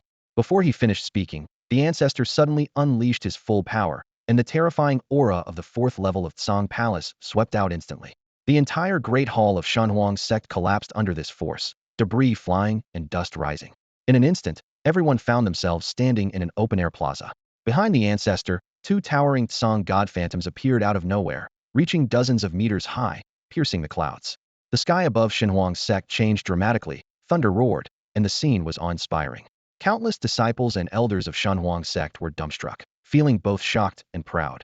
This was their invincible ancestor, who had opened 2 Dao palaces and condensed 2 Tsang gods, reaching the pinnacle of the 4th level of the Tsang Palace realm. For a moment, the morale of Shunhuang sect soared, and their gazes towards Xia Xian were filled with disdain and sneers. The fear that had arisen from Xia Xian's forceful slaying of the sect leader had now vanished. They were eager to witness the ancestor personally defeat Xia Xian and avenge the fallen sect leader and 3 elders. The ancestor of the Shunhuang sect stood proudly, his gaze as sharp as a knife. He spoke coldly. "1,000 years ago, I had already stepped into the Zongong realm. For a millennium, I have been in seclusion, and now I have opened 2 Dao palaces within me, embodying the gods of gold and wood. What do you have to fight against me?" His voice was filled with disdain and threat. "Hand over the divine level cultivation technique your disciple has been practicing, and abolish your own cultivation. I may spare your life. Otherwise, today will be the day you die." The ancestor's indifferent eyes swept over Xia Xian. He was secretly pleased, fully aware of the immense gap between each level of the Zongong realm. Especially since he had opened 1 more Dao palace than Xia Xian, the difference was like an insurmountable chasm. In his view, Xia Xian had no chance of winning or leaving alive today. However, Xia Xian showed no fear. He thought to himself, "So what if you're 2 levels higher? With absolute strength, I can still defeat you." Without further words, Xia Xian pushed one hand back, instantly sending Lin Huer out of the Shunhuang sect's range with a surge of power. She flew into the air outside the gate, landing steadily on the back of a waiting thunderbird. Xia Xian did this to prevent the aftermath of the upcoming battle from harming Lin Huer. At this moment, Lin Huer was surprised to find that many strong figures from other factions of the Fire Domain had gathered in the surrounding sky. They were all experts above the Huahai realm, with a few even reaching the Wuxia realm. These individuals were curious about the commotion at the Shanhuang sect today. Among them, an elder from the Xinhua Hall, who was at the Wuxia realm, noticed Lin Huer. He curiously asked, "Young lady, who are you people? Is the one confronting the Shanhuang sect's ancestor your master?" Xinhua Hall and Shenhuang sect were evenly matched and had been in open and covert conflict for years. Now, seeing the Shanhuang sect facing a formidable opponent, the elder was naturally pleased, his eyes gleaming with interest.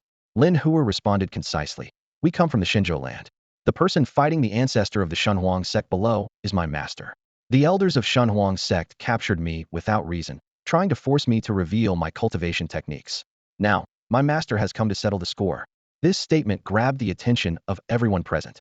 The powerful figure from the Xinhua Hall, who had reached the Wuxia realm, heard this, and a gleam of understanding flashed in his eyes.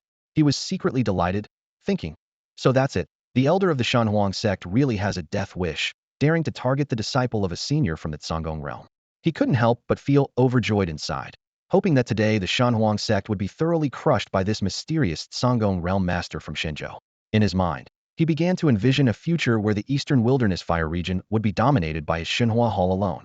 Meanwhile, the tension was escalating at the open-air palace at the center of the battlefield.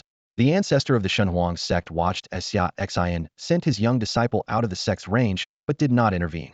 He knew well that Xia Xian was already preparing his sword stance, and the real battle was about to begin. From his perspective, the fate of a young girl at the Juki realm was inconsequential and would not affect the battle's outcome. He planned that after defeating Xia Xian, he would capture the girl again. With his level of cultivation, there was no way she could escape.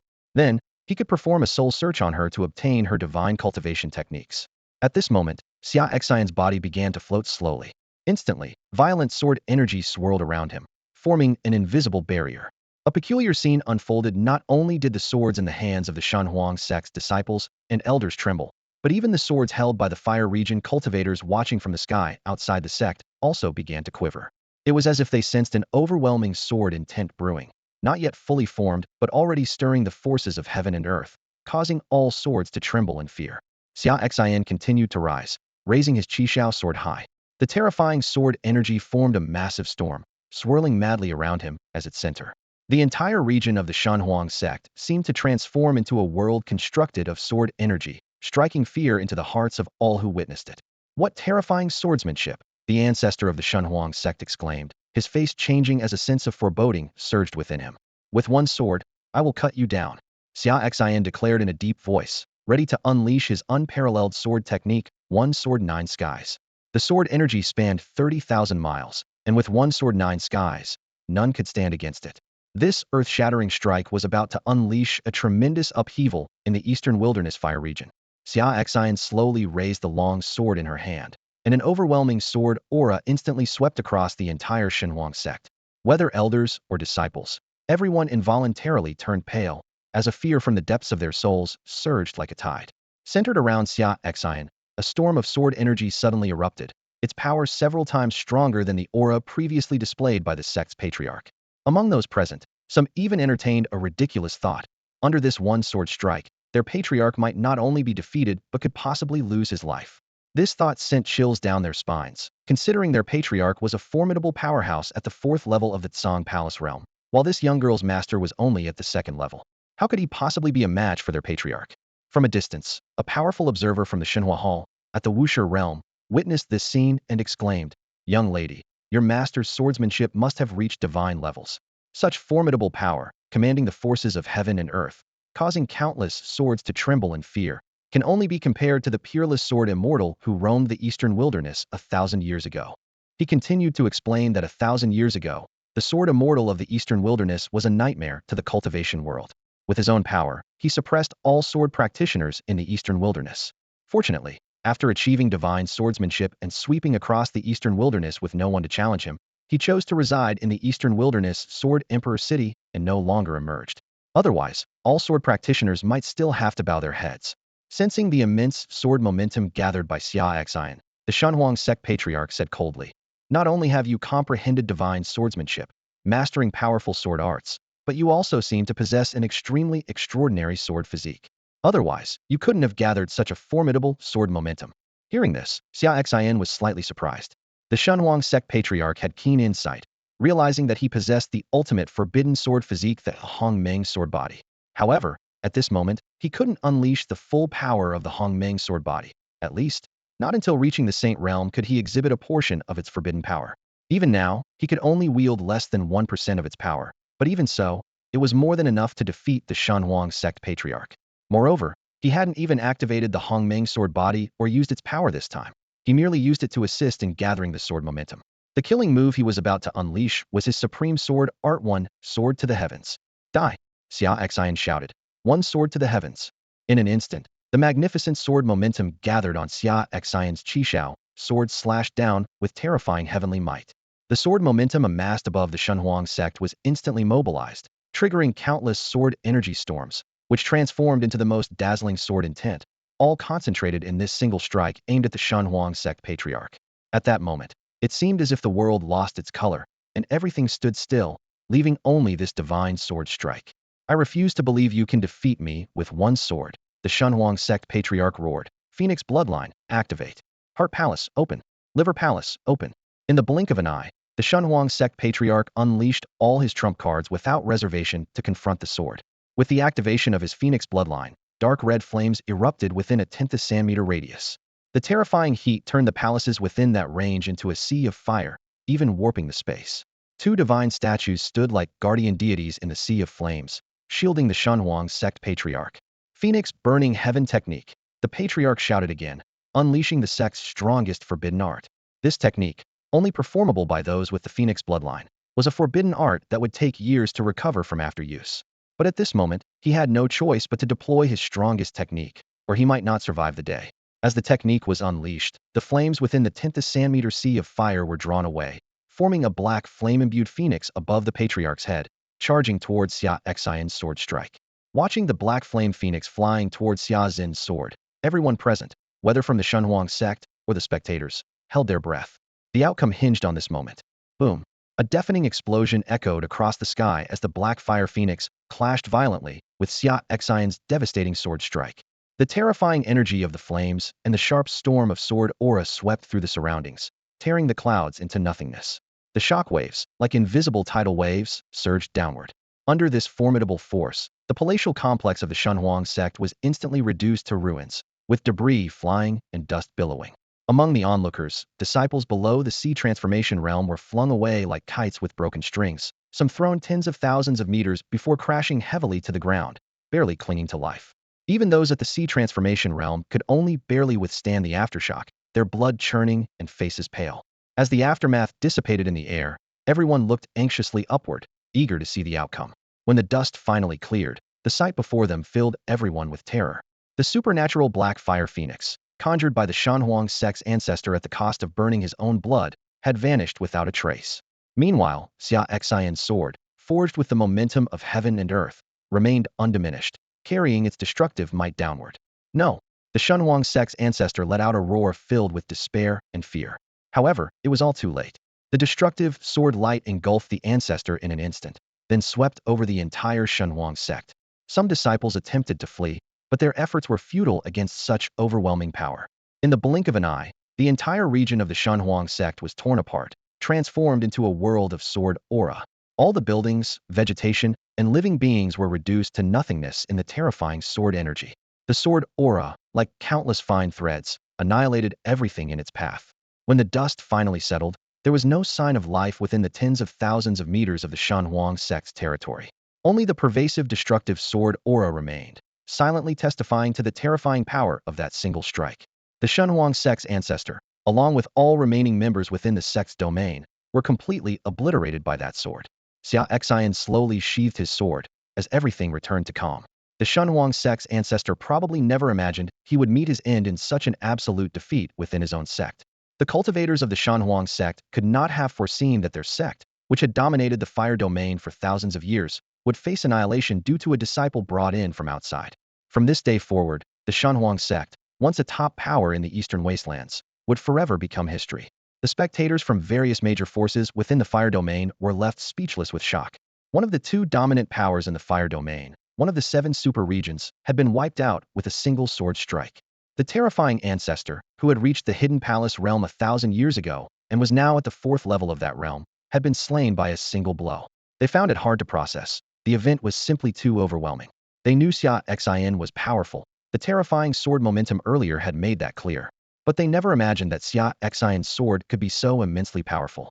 The force of one sword had turned the entire Shenhuang sect's vast region into a hellish void, leaving only endless sword aura raging. A strong figure from the divine fire hall, at the unbeginning realm, took a deep breath and slowly said, "A new invincible sword immortal is emerging in this world. No, judging from that strike, it should be the sword god, the 9 heavens sword god. That sword, with its aura spanning 30,000 miles, unmatched in the 9 heavens. Only a sword god is worthy of such grandeur." 1,000 years ago, a sword immortal emerged from the eastern wastelands. Today, a sword god has risen in Shenzhou. The comparison between these two sword masters has become a common topic of discussion among the people. The sword immortal from the eastern wastelands has lived in seclusion in the Imperial Sword City since reaching the hidden palace realm, and his current level of mastery remains a mystery. In contrast, how powerful is the newly anointed sword god of Shenzhou? Who is stronger? This question lingers in the minds of those present. What's more intriguing is the close relationship between the sword immortal of the eastern wastelands and the phoenix fairy of the god Phoenix sect, who fell 1,000 years ago. Today, the sword god of Shenzhou has destroyed the god Phoenix sect with a single stroke. If this news reaches the Imperial Sword City of the eastern wastelands, it is feared that the sword immortal might personally travel to Shenzhou to demand an explanation from Xia Xian. When the sword god and the sword immortal meet, whose mastery of the sword will prevail? This question fills people with both anticipation and apprehension. The god Phoenix sect, a top-tier force, was annihilated with a single sword strike, along with the precious resources in its treasury, which many secretly lament as a waste. However, for Lin Huer, all she sees is the figure who came and fought for her. She stands on the back of the Thunderbird, gazing longingly at the figure standing with hands behind his back in the sky, her master, who fought his way from Shenzhou to the eastern wastelands to save her, destroying the god Phoenix sect in the process. Tears well up in Lin Huer's eyes as she silently vows to repay her master's kindness with dedication, even living solely for him. With the fall of the god Phoenix sect, the various forces that had gathered quickly dispersed, eager to spread this astonishing news back to their territories. It won't be long before the news of an unparalleled sword god rising in Shenzhou, destroying the god Phoenix sect with a single stroke, spreads across the eastern wastelands and beyond. After the crowd dispersed, Xia Xian turned and walked through the void to Lin Huer, saying, "It's done. Let's head back." "Master, wait a moment," Lin Huer quickly said. "Is there something else?" Xia Xian asked, puzzled. Lin Huer nodded and explained, "The people of the god Phoenix sect have cultivated the Phoenix bloodline, which is very beneficial to me. The Phoenix Nirvana technique is quite unique. It can absorb the bloodline of those with the Phoenix bloodline and integrate it into my own. By using the bloodline from these bodies, I might be able to advance my Phoenix bloodline significantly, possibly even mastering the 3rd or 4th level of the Phoenix Nirvana technique in one go." Xia Xian was a bit surprised. Although he had taught Lin Huer the Phoenix Nirvana technique, he had never practiced it himself and was unaware of its unique qualities. The bloodline in these bodies has such a use. It truly deserves to be called a divine technique, he remarked. "Go ahead, I'll wait here with Xiaoqing." Lin Huer added, "It's not just me. Xiaoqing, as my contracted beast, can also benefit from it. This might be an opportunity for Xiaoqing as well. Xiaoqing can also utilize the Phoenix bloodline? Then let it go too." Xia Xian agreed. Lin Huer nodded and had the Thunderbird carry her to hover above the palace of the god Phoenix sect. She sat cross-legged on the Thunderbird's back, activating the Phoenix Nirvana technique. Instantly, the boundless power of the Phoenix bloodline surged upward, continuously flowing into her body. The power of the Phoenix bloodline below originates from the members of the Shenhuang sect, slaughtered by Xia Xian's sword. Among them were an ancestor at the 4th level of the Zhonggong realm, 16 elders of the Wuxia realm, 3 sect leaders, over 100 elders of the Immortal realm, and tens of thousands of disciples. Although their bodies turned to nothingness, the aura of the Phoenix bloodline still lingered around the palace. Lin Huer hovered above the Shenhuang sect, practicing the divine level technique, the Phoenix Nirvana art. She felt the surging power of the Phoenix bloodline flooding into her body like a tide, with the excess transferred to the Thunderbird through their master-servant contract. Upon receiving the Phoenix bloodline, the Thunderbird's aura soared, and its bloodline continuously evolved. As Lin Huer absorbed more of the bloodline power, her cultivation rapidly advanced. Upon reaching the 2nd level of the Phoenix Nirvana art, her cultivation leapt to the 9th level of the Divine Power realm. At the 3rd level, she advanced to the 6th level of the Pifu realm. By the 4th level, her cultivation had broken through to the 1st level of the Huahai realm. However, the dense power of the Phoenix bloodline below was barely 1/5 consumed. Despite this, having advanced 3 levels, Lin Hor had reached her limit and could absorb no more. She turned to Xia Xian, pleading, "Master, can you help me seal the remaining Phoenix bloodline power within me? Once I've digested what I've absorbed, I'll take in the rest." Xia Xian nodded in agreement. Having just gained a century's insight into array formation, and with a cultivation level at the 2nd level of the Zhonggong realm, sealing this power was a simple task. Soon, he sealed the remaining bloodline power into 3 glowing phoenix spheres and infused them into Lin Hor. Each sphere contained immense phoenix bloodline power, meticulously proportioned by Xia Xian. Once Lin Hor stabilized her current realm, she could absorb these spheres to further cultivate the phoenix nirvana art. With each sphere absorbed, her technique would advance by 1 level. After absorbing all 3, her phoenix nirvana art could potentially reach the 7th level, propelling her to the Zhonggong realm. However, this was not a feat to be accomplished overnight. The spheres encapsulated the cultivation and bloodline essence of 1 Zhonggong realm ancestor, 16 Wuxia realm elders, over 100 immortal realm elders, and countless disciples of the Shanhuang sect, requiring a long time to refine. Nonetheless, Lin Hor's leap from the 9th level of the Gathering Qi realm to the 1st level of the Huahai realm was a monumental opportunity, albeit one purchased at the cost of the entire Shanhuang sect's lives. Moreover, this time, the Thunderbird's gains were indeed substantial. When Lin Hor first began to absorb the power of the Phoenix bloodline, most of the strength was transferred to the Thunderbird due to her limited capacity to endure it. Now, not only has the Thunderbird reached the 1st level of the immortal realm, but it has also developed the Phoenix bloodline within, promising boundless future achievements. Seeing Lin Hor and the Thunderbird complete their absorption, Xia Xian immediately used his divine movement technique to bring the human-bird duo back to the land of Shenzhou. Meanwhile, within the imperial city of the Great Xia dynasty in Shenzhou, Jire sat on the main seat at the headquarters of the Tienma sect. She had just dispatched the black-faced Rakshasa to annihilate the Yuan Hall, and now it had returned to report. "Master, the Yuan Hall has been wiped out by your subordinate." Jire responded indifferently. "Good, I understand. You may leave." Once her subordinates left, she sneered inwardly. The Yuan Hall was foolish to covet the Kuanping relic map in her husband's possession, especially choosing to attack on their wedding night, seeking their own doom. It was already afternoon, and Ji Ruir wondered if her husband had returned. She decided to go back to the prince's residence, planning to buy some groceries on the way to cook dinner herself. She believed this would surely touch her husband's heart.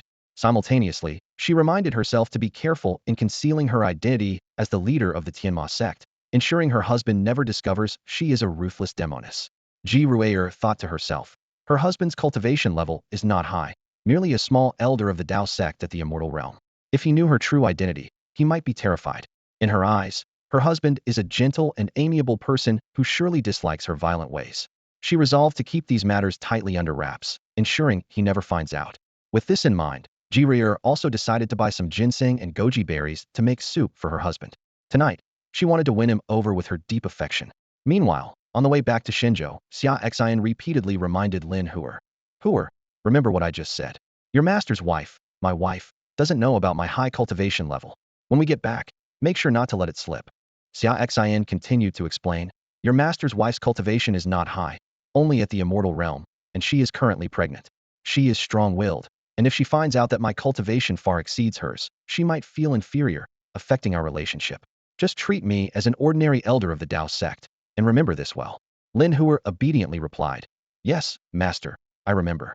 She couldn't help but feel envious of her master's wife.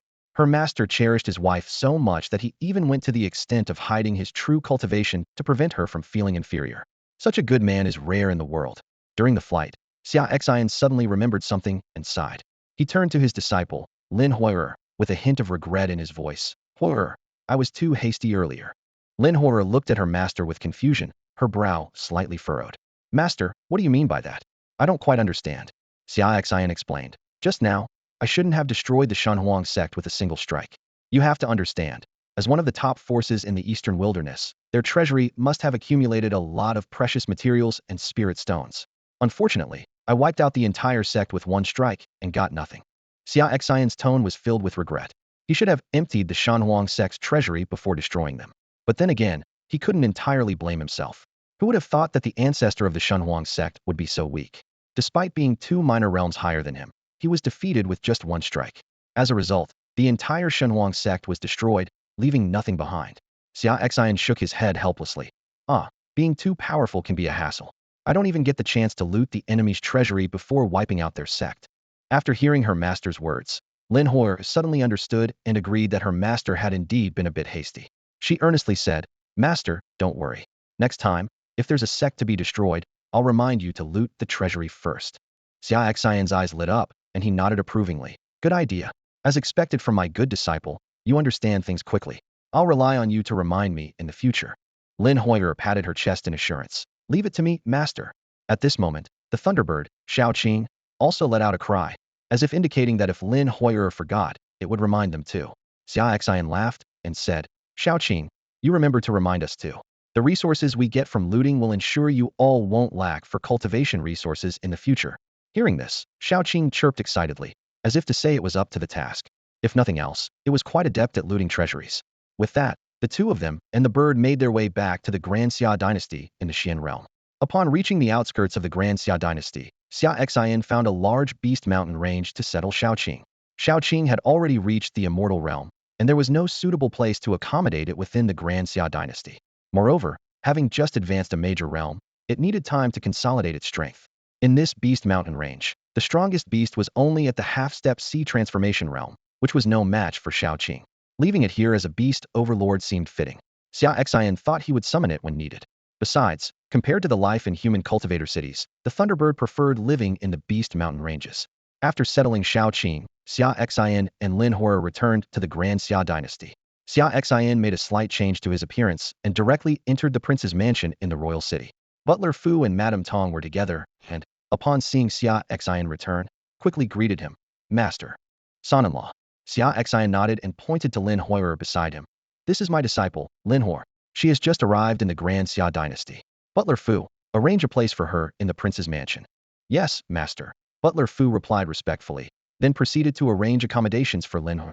Xia Xian stepped into the prince's mansion and quickly scanned the room for Tong Lao, eagerly asking, Tong Lao, where is my wife? Tong Lao smiled and replied, the young lady is busy in the kitchen. Today, she went out specifically to buy fresh ingredients, saying she wanted to personally cook for you. Hearing this, a gentle smile appeared on Xia Xian's face. He thought to himself, my wife is truly virtuous, personally cooking for me. Such a gentle soul surely dislikes conflict and violence. From now on, I'll handle the storms outside and protect her from any harm. He silently vowed to safeguard his wife from any danger. Xia Xian turned towards the kitchen, while Tong Lao walked in the direction where Fu Bo had just taken Lin Hor. Xia Xian felt a twinge of curiosity. Fu Bo alone is enough to arrange accommodations, so why is Tong Lao going too? But he soon dismissed the thought, focusing instead on finding his wife. In the kitchen, Ji Ruer was attentively simmering 3 pots of soup. As she added ingredients, she murmured to herself, this pot needs some goji berries, ginseng, and a bit of sistanch to nourish my husband. Yes, the chicken soup should also have ginseng and goji berries. Suddenly, a pair of warm hands wrapped around Ji Ruer's slender waist from behind. Husband, Ji Ruer exclaimed with delight, turning to embrace Xia Xian, you're back. Yes, Xia Xian nodded gently, looking lovingly at the woman in his arms, and softly asked, are you cooking especially for me? Ji Ruer smiled sweetly and nodded. Yes, I'm experimenting with new recipes to make some delicious dishes for you. Gazing at his wife's beautiful face, Xia Xian said affectionately, with a wife like you, what more could I ask for? Ji Ruer playfully scolded. You always say such sweet things to make me happy. Despite her words, her smile grew even sweeter. Xia Xian chuckled. These are my true feelings. After a pause, he added, by the way, I've brought my disciple to the prince's mansion today. She can train alongside Xiao Xiao in the future. Is it Lin Hor? Ji Ruer asked softly, nestled in Xia Xian's arms. Yes, she was supposed to attend our wedding but was delayed and only arrived today, Xia Xian explained. Ji Ruer was already familiar with Lin Hor, as Xia Xian had mentioned taking a disciple in his letters. All right, Ji Ruer replied. The food is almost ready. Why don't you rest for a bit? These pots of soup are specially prepared for you. Oh, specially for me. What kind of soup is it? Xia Xian curiously peered into the pots, noticing they were filled with ginseng, goji berries, and sistanch. The atmosphere suddenly became a bit awkward. Turning to Ji Ruer, Xia Xian said helplessly, my dear, you are a bit persistent. Oh, don't look. Ji Ruer blushed, gently pushing Xia Xian out of the kitchen. Go wait in the hall. Dinner will be ready soon. Xia Xian smiled wryly and shook his head, complying with his wife's wishes as he returned to the hall. By then, Lin Hoyer had settled in under Fu Bo's arrangements and was sitting in the hall. Fu Bo and Tong Lao stood nearby, chatting and laughing. Fu Bo seemed adept at telling jokes, making Tong Lao cover her mouth to stifle laughter. Whenever Tong Lao shyly distanced herself, Fu Bo would casually move a bit closer. Xia Xian was surprised. Tong Lao has only been at the prince's mansion for a few days, and Fu Bo is already making his move? Master, Lin Hoyer called respectfully as Xia Xian entered. Xia Xian nodded. Your master is cooking, and it will be ready soon. All right, master is truly virtuous, Lin Hoyer sincerely praised. She hadn't expected her master's wife to be not only highly skilled, but also so gentle and kind, the epitome of a perfect wife. At that moment, she finally understood why her master didn't want his wife to know about his true strength and actions outside. After all, her master often made decisive and deadly decisions, even annihilating entire sects with thousands of people. Such a gentle and good-hearted wife would surely be frightened if she knew. The prince was in the royal residence when he suddenly heard a series of light footsteps.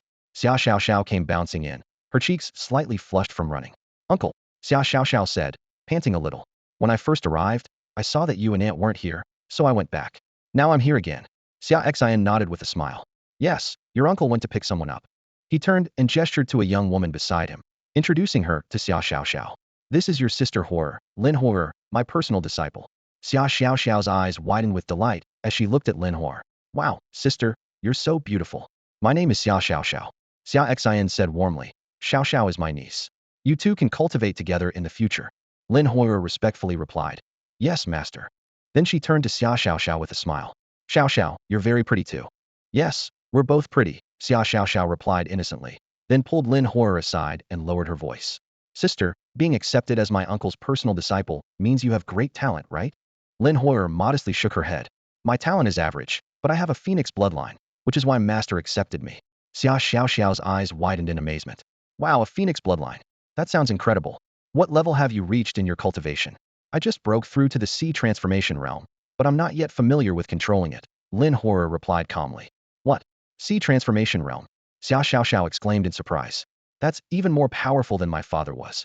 She marveled inwardly, realizing the vast gap between her own level at the fourth stage of the body tempering realm and Lin Horror's. Lin Horror noticed Xia Xiaoxiao's discouragement and comforted her. Xiao, don't be disheartened. I had a unique opportunity that helped me reach the sea transformation realm. With master's guidance, you will surely succeed in the future. Xia Xiaoxiao nodded, a shrewd look in her eyes. When traveling the world, I'll have to rely on you, sister. Lin Horror was amused by the maturity of the 80-year-old's words. Of course, she replied softly. At that moment, Ji Rueyer's voice called from the kitchen. Dinner's ready. The four of them gathered around the dining table, which was laden with delicious dishes prepared by Ji Ruer. Xia Xian tasted a bite and couldn't help but praise. Wife, your culinary skills are truly amazing. A hint of joy flashed in Ji Rueyer's eyes as she softly asked. Is it good, dear? Xia Xian sincerely replied. The taste is incredible. Jier smiled warmly as she served a bowl of rich soup to Xia Xian, the goji berries and ginseng clearly visible. Husband, have more, and drink plenty of this soup, she said softly, her eyes filled with joy. I'm glad you enjoy my cooking. Xia Xian reluctantly accepted the bowl and forced himself to take a sip. Seeing this, Jier nodded in satisfaction and then turned to Lin Horror and Xia Xiaoxiao. Xiaoxiao, Horror, you should eat more too, she said kindly, serving the two children some dishes. Thank you, Auntie. Thank you, mistress, Lin Horror and Xia Xiaoxiao said in unison. The two young girls watched the couple as if they were witnessing their own elders showing affection. 15-year-old Lin Horror and 80-year-old Xia Xiaoxiao both regarded Xia Xian and Jier as their mentors. After dinner, as night fell, Xia Xian decided to use the opportunity to guide Xia Xiaoxiao in her cultivation and also assess Lin Hoyer's understanding of the 100 Solutions Sword Manual. After Jier finished instructing Xia Xiaoxiao, she noticed Xia Xian teaching Lin Horror swordsmanship.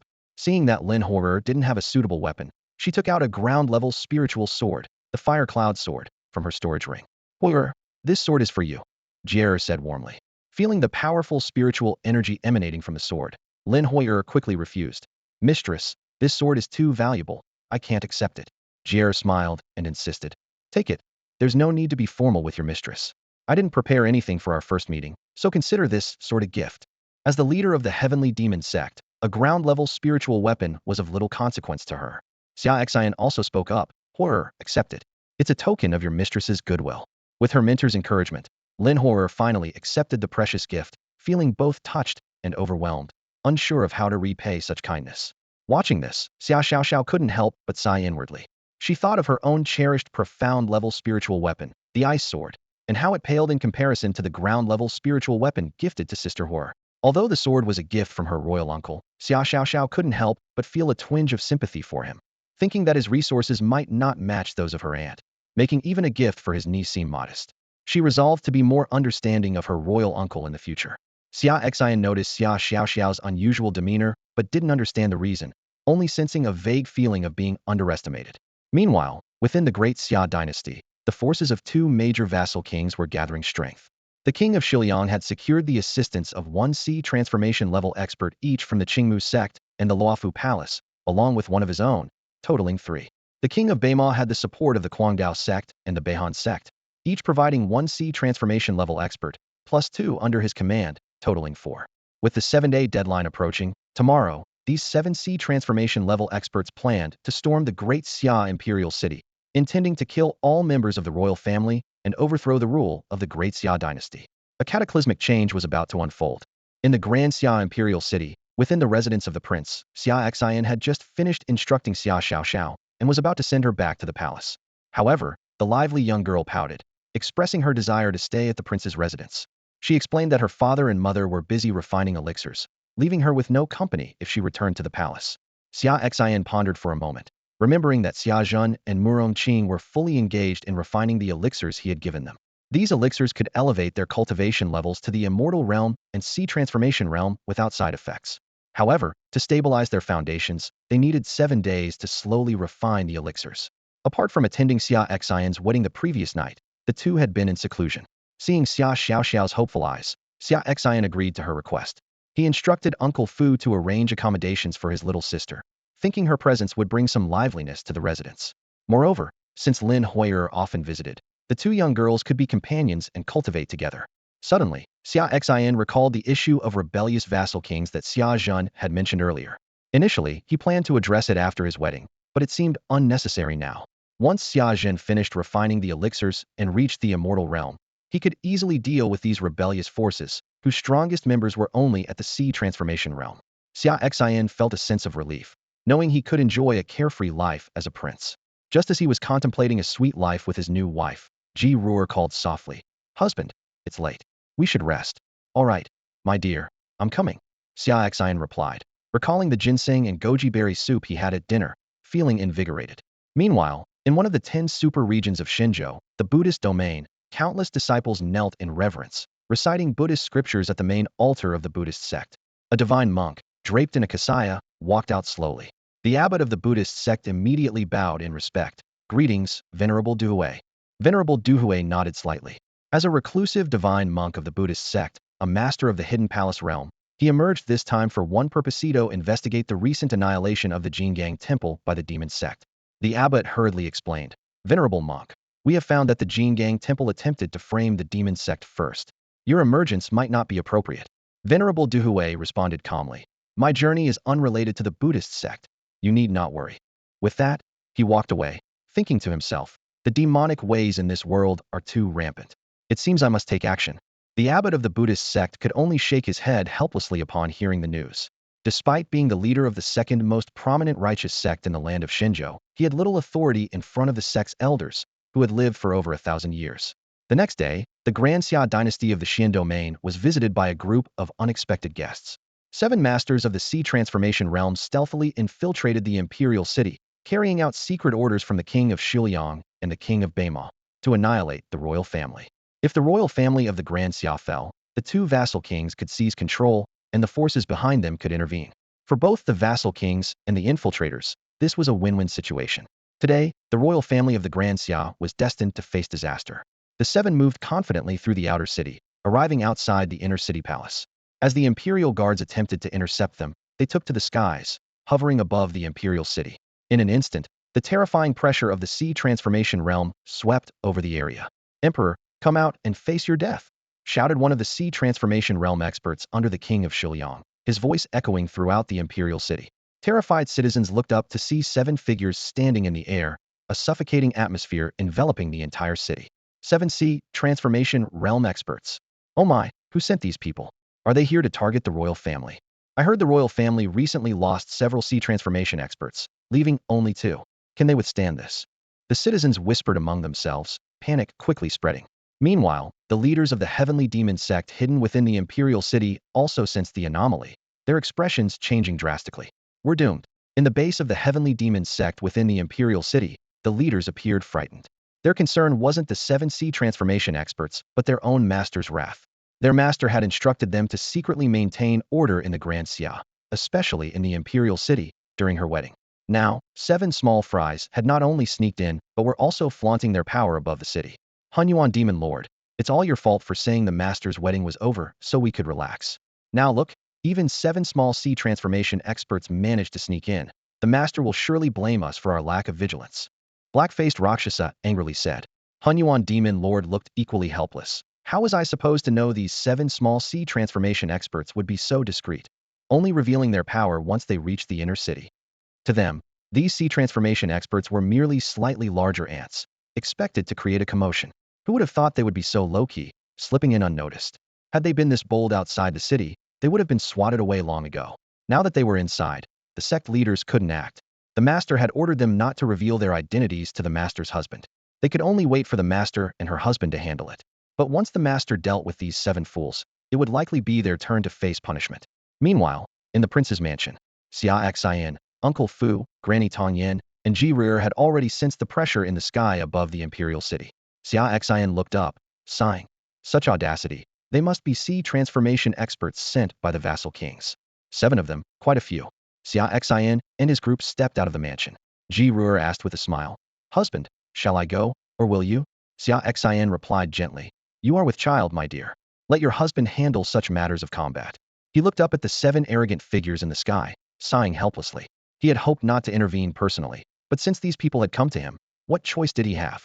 He could only swat them all away with a single blow. Xia Xian leapt into action, his figure like an arrow as he soared from the street to confront the 7C transformation realm experts. Clad in a royal robe, his presence was formidable, leaving a faint ripple in the void with each step. At this moment, his elder brother Xia Zhen and sister-in-law Murong Qing were in seclusion, refining their elixirs, unable to assist. Uncle Fu, a hidden ace of the prince's mansion, was also not suitable to reveal himself.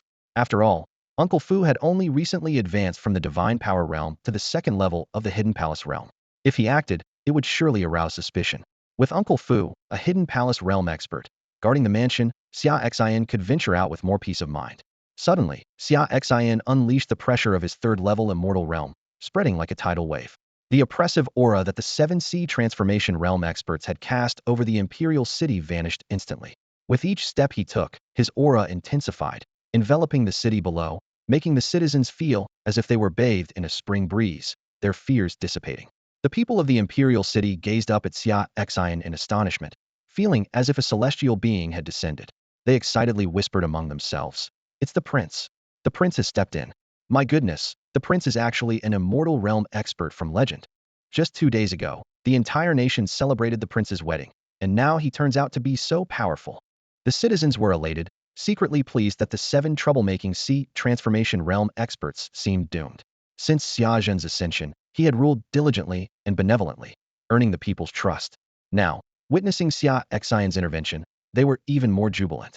They realized that with an immortal realm expert in their midst, the great Xia dynasties standing in the Xian domain would surely rise. Meanwhile, the 7C transformation realm experts in the air were engulfed in shock and fear. They could scarcely believe their eyes, a storm of disbelief raging within them. An immortal realm expert was a top-tier force in the Xian domain, akin to a stabilizing pillar. They never imagined such a powerhouse would reside in a place like the great Xia dynasty. Internally, they cursed the kings of Shiliang and Beima for setting them up, failing to gather crucial intelligence before sending them to their doom. They felt like they had walked into a tiger's den unarmed, filled with regret. As they were struck with panic, Xia Xian was already before them. His full pressure bore down, an invisible force binding them tightly, rendering them immobile. The 7C transformation realm experts felt as if they had plunged into an icy abyss, their despair unmistakable. Xia Xian stood in the void, looking down at the 7C transformation realm experts. He only used the power of the 3rd level of the immortal realm, which was more than enough to deal with these people before him. He didn't want to reveal his full strength in front of his wife, but this level of power was sufficient for the current situation. Who sent you? What is the force behind you? Xia Xian asked coldly. He intended to find out the mastermind first, and once his brother Xia Zhen finished refining the pill, they would deal with it together. One of the sea transformation realm experts under the command of the king of Shiliang asked shakily. If we tell you, will you spare us? Hearing this, Xia Xian sneered. He grabbed the air with his hand, and the sea transformation realm expert who spoke was instantly crushed into pieces by a giant palm of spiritual energy. The remaining 6 trembled with fear. Your turn, Xia Xian said calmly. Who sent you? You have 2 choices. Answer when I ask, or get beaten half to death, and then answer. At these words, the hope in the hearts of the 6 immediately vanished. This was no choice at all, and they quickly decided to confess everything. It turned out that among the 6, 2 were from Qingmu sect and Luofu Palace, supporting the king of Shiliang. 2 were from Guangdao sect and Beihan sect, supporting the king of Beima. The remaining 2 were direct subordinates of the king of Beima. Xia Xian nodded, understanding the situation. Besides the 2 vassal kings of the Great Xia dynasty, the other 4 forces were from surrounding areas in the mystic domain, each with 4 or 5 sea transformation realm experts. It seemed these groups had their eyes on the Great Xia dynasty. However, once his brother refined the pill and reached the immortal realm, he could handle them himself. All right, you've completed your mission. Let me send you on your way, Xia Xian said, and with a swift motion, he smashed the 6 into mush, disintegrating them into nothingness in the air. Sea transformation realm experts were simply no match for someone in the immortal realm. To their last moments, those 6 couldn't have imagined that they would come so aggressively only to meet such a grim fate. Xia Xian turned and descended from the void, walking toward the prince's residence. On the ground, Xia Xiaoxiao bounced on her short legs, her eyes full of admiration. Uncle, you're amazing. You're my idol. Xia Xian smiled as he landed in front of Xia Xiaoxiao, Lin Huer, Jiru, and Fu Bo. Xia Xiaoxiao exclaimed excitedly. That move you used to kill the 6 sea transformation realm experts was so cool. I've decided, Uncle, I want to learn that move to kill 6 people with one slap. Xia Xian ruffled her hair and explained, it wasn't a special move. They were just too weak. With an immortal realm cultivation, I can easily crush them with one slap. When you reach the immortal realm, you can do it too. Really? That's awesome. Xia Xiaoxiao said with determination. I've decided, from today my goal is the immortal realm. Xia Xian chuckled, not bothering with the whims of this little girl whose goals changed daily. Ji Rear stepped forward, throwing herself into Xia Xian's arms, and said softly, Husband, you looked so handsome just now. Xia Xian replied nonchalantly. They were just a few sea transformation realm experts, nothing impressive. I can suppress them with a wave of my hand. Yes, husband is amazing, Ji Rear said, clinging to him like a bird. Nearby, Grandma Tongyan watched Ji Rear throw herself into Xia Xian's arms in front of everyone and sighed. She thought to herself, women, once they have a husband, everything he does is right. Even bursting out with immortal realm power is considered impressive. You, a demon empress above the Tsang Palace realm and in the Samsara realm, who can easily crush someone in the Tsang Palace realm with one slap, actually call an immortal realm expert impressive. Don't you find it embarrassing? Others might not know the true extent of their master's power, but Tongyan Laolao was well aware. Her master, rumored to be the reincarnation of the empress from the higher realm, had advanced through the path of cultivation at an astonishing pace since the very beginning. Cultivation consists of 10 realms: body refinement, chi gathering, divine power, aperture opening, sea transformation, immortality, primordial, palace hiding, reincarnation, and the divine realm. Her master had already reached the highest realm in this world, the reincarnation realm. It is said that no one has reached the divine realm for thousands of years, and those who do can ascend to the higher realm. Her master's strength was comparable to those ancient sages who had lived for millennia, and there were very few in this world who could stand against her. Tongyan Laolao couldn't help but recall an earlier scene from today. Her master, in the reincarnation realm, saw her husband in the immortal realm kill a few sea transformation realm novices, and she threw herself into his arms like a delicate bird, exclaiming sweetly, Husband, you're amazing. The scene was so embarrassing that Tongyan Laolao wished she could disappear into the ground. However, she mused that matters of the heart shouldn't necessarily be tied to power. Didn't she herself find the steward Fubo from the prince's mansion quite charming? Even though his cultivation wasn't high, he had a unique charisma. Oh well, she decided not to dwell on it. Just then, Xia Xian gently said, My dear, the wind is strong outside. Let's return to the mansion. Although Ji Rue'er had reached the immortal realm, Xia Xian was still unwilling to let her be exposed to the wind as she was pregnant. Okay, husband, you're so considerate, Ji Rue'er replied sweetly. Meanwhile, in the Imperial city, those who witnessed Xia Xian kill 7 sea transformation realm practitioners with a single slap, including the Hunyuan Demon Lord and the Zichuan Ghost King, all breathed a sigh of relief. They were glad that no bigger trouble had been stirred up, hoping that the punishment from their master might be lighter. If things had gotten out of hand, they feared they wouldn't escape severe consequences. That evening, while Xia Xian was instructing Lin Huer in swordsmanship, Ji Ruer, under the pretense of cooking personally, asked Tong Lao to accompany her to buy groceries. However, they did not go to the market. Instead, they headed straight to the headquarters of the Heavenly Demon Sect. There, the Hunyuan Demon Lord, Zichuan Ghost King, Black-Faced Rakshasa, Death Judge, Soul Harvester, and Sky Shadow Assassin were already kneeling on the ground, trembling in fear, barely daring to breathe. Ji Rear spoke coldly. I don't wish to pursue today's incident further. My husband is upright and kind-hearted. He only killed the 7 who attacked today, and let it be. But these people, daring to covet my husband's domain, are courting death.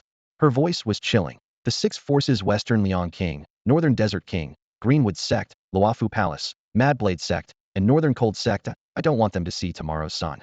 Do you understand? Yes, Master.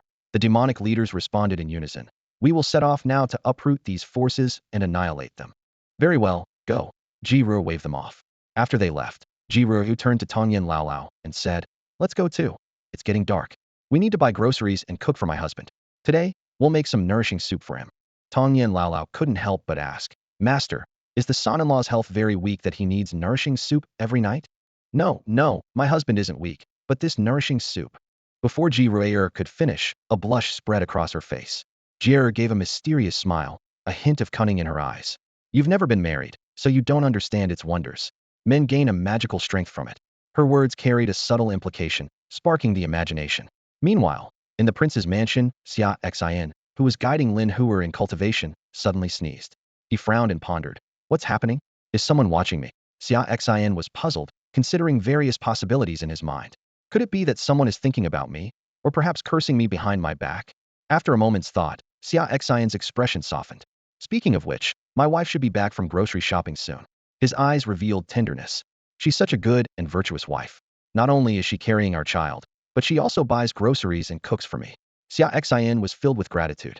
To have married her is truly the luckiest thing in my life. That evening, in the Western Liang Palace of the Great Xia dynasty, the king of Western Liang was restless, his brows furrowed. He hadn't received any news from the sea transformation realm expert he had dispatched, and his worry grew. Could something have gone wrong? He murmured to himself. Logically, with the flying speed of a sea transformation realm expert, they should have been able to destroy the royal family and return by now. Just as the king of Western Liang was puzzled, a cold and angry voice echoed through the palace. Do you realize that your foolish actions almost got us punished by the master? The king of Western Liang jumped up in shock. Who's there?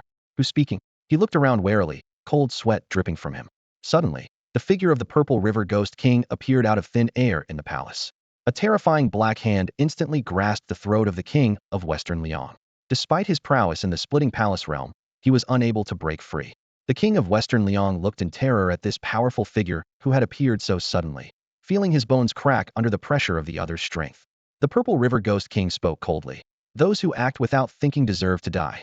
Before the words had fully left his mouth, he crushed the king of Western Liang's body, blood splattering everywhere. He then unleashed a merciless slaughter within the palace. Moments later, a shadowy figure departed the Western Liang Palace, leaving behind a scene of rivers of blood and bodies strewn everywhere, with no survivors. This massacre was not limited to the Western Liang Palace. Simultaneously, similar scenes unfolded in the Northern Desert Palace, the Greenwood Gate, the Luofu Palace, the Madblade Sect, and the Northern Cold Sect. A formidable demon of the unbeginning realm appeared without warning, carrying out direct and ruthless slaughter. Apart from the suspicions of the kings of Western Liang and Northern Desert that the attack was a retaliation for their failure against the Great Xia dynasty's royal family, the other 4 major forces outside the Great Xia dynasty were clueless about why they were annihilated.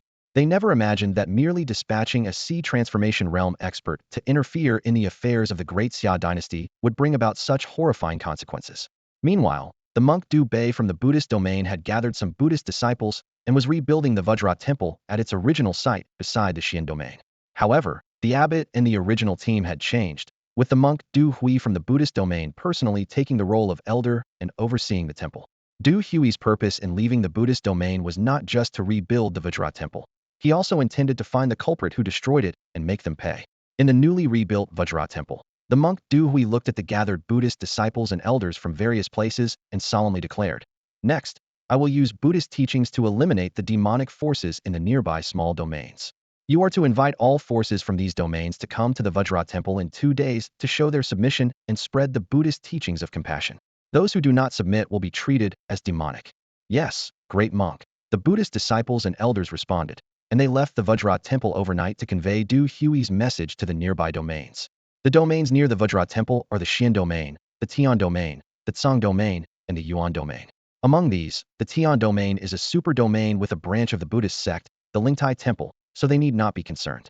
The focus is on the other three domains Xian, Tsang, and Yuan, where the strongest powers are only of the immortal realm, and there are no branches of the Buddhist sect, but rather divisions of demonic forces.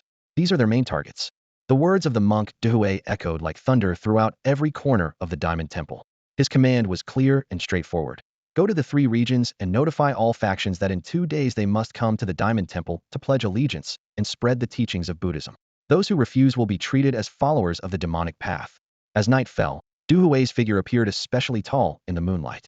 He chanted Buddhist mantras as he resolutely left the Diamond Temple.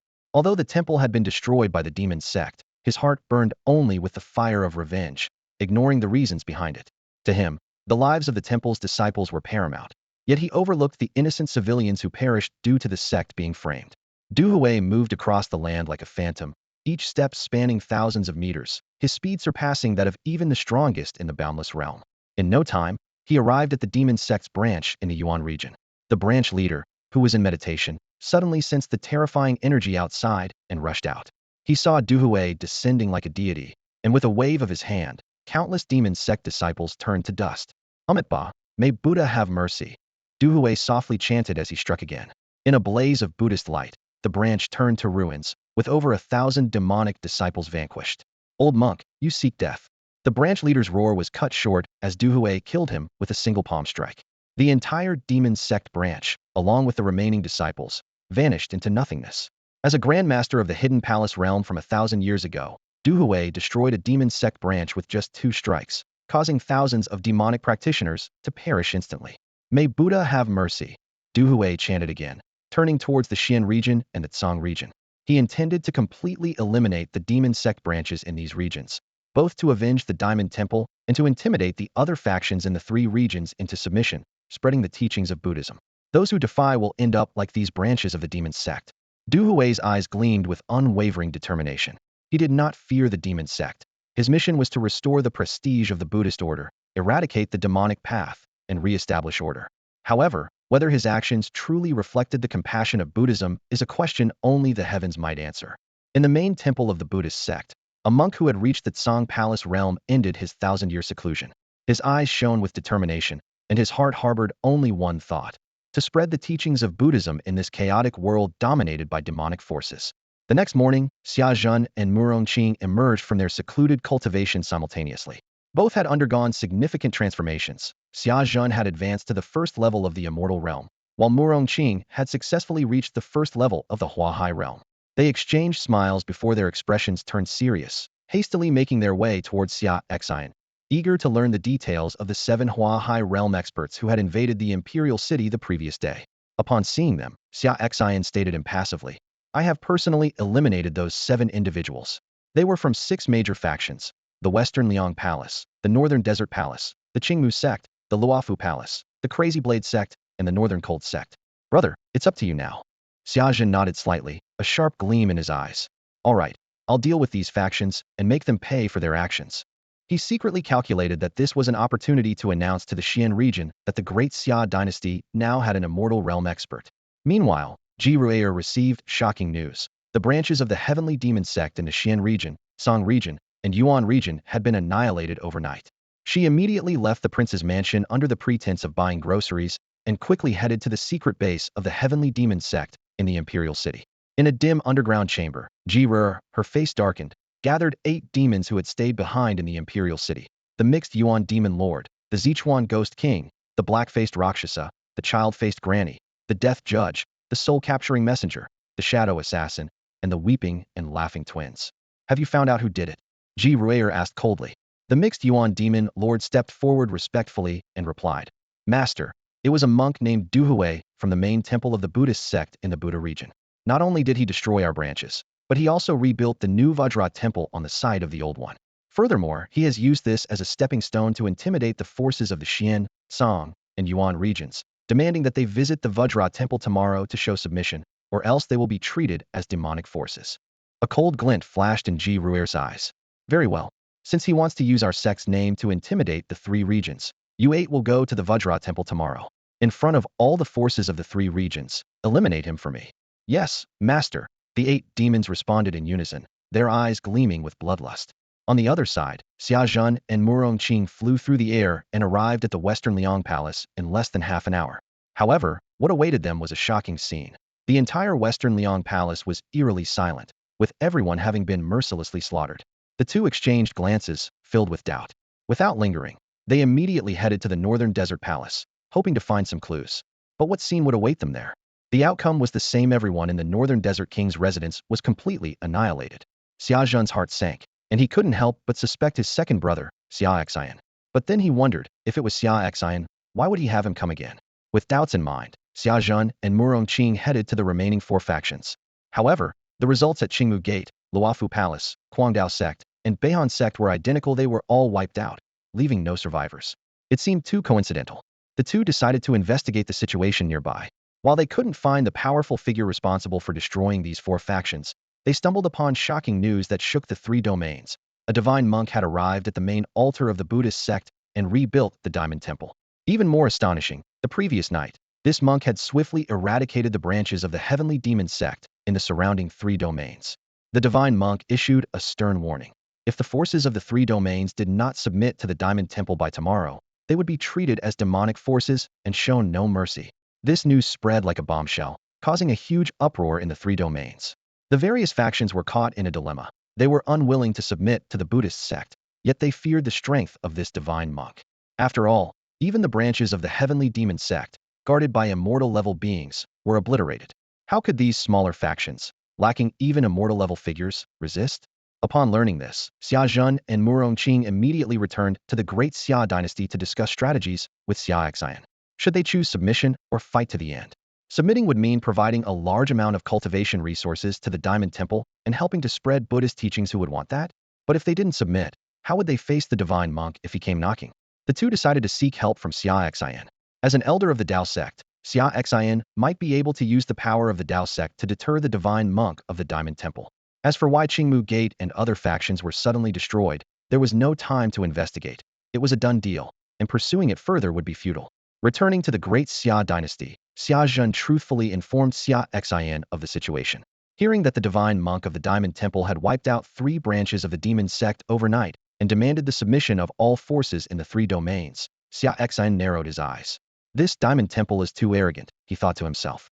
Could this divine monk from the Buddhist sect's main altar be a Zanging-level expert? Otherwise, without Zanging-level strength, how dare he be so presumptuous, even daring to destroy the branches of the heavenly demon sect?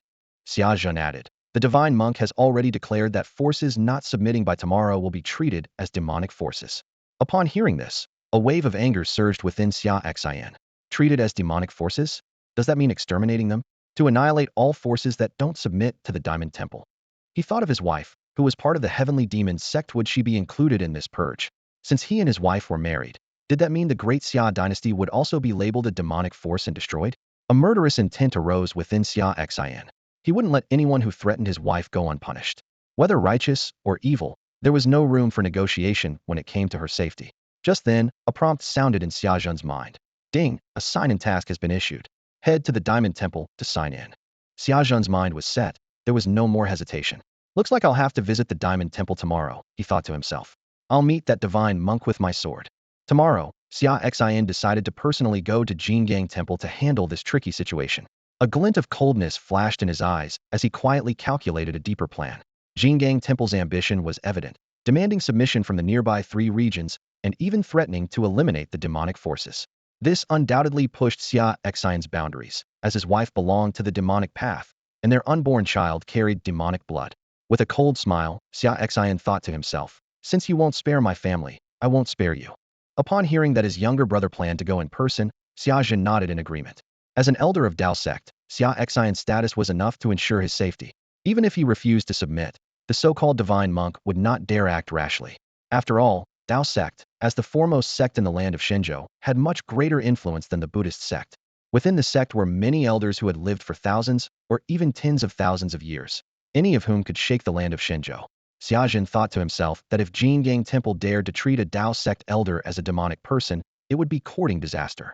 At that point, when those elders over 5,000 years old made an appearance, even the main temple of the Buddhist sect would have to bow and admit their mistake.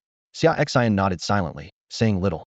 Coincidentally, the system issued a check-in task, and going to Jingang Temple tomorrow was not only to resolve the threat facing his wife, but also to complete the task and receive special rewards to enhance his strength. Although he had reached the Tsangong realm, Xia Xian was well aware that in this world, among top forces like Dao sect, Buddhist sect, and Tienma sect, there were some who had lived for thousands or even tens of thousands of years. By comparison, the ancestor of the Shunhuang sect, who had only lived a little over 1,000 years, was insignificant. Compared to the calm of the great Xia dynasty, the other three regions were currently in turmoil. They neither wanted to submit to Jingang Temple, living a life of chanting sutras and vegetarianism, nor could they easily abandon their foundations and flee. They could only hope that tomorrow the Tienma sect would come to cause trouble, hoping to use it as a means to escape. If the Tienma sect won, they could continue their stable lives. If Jingang Temple won, they would have no choice but to bow and submit.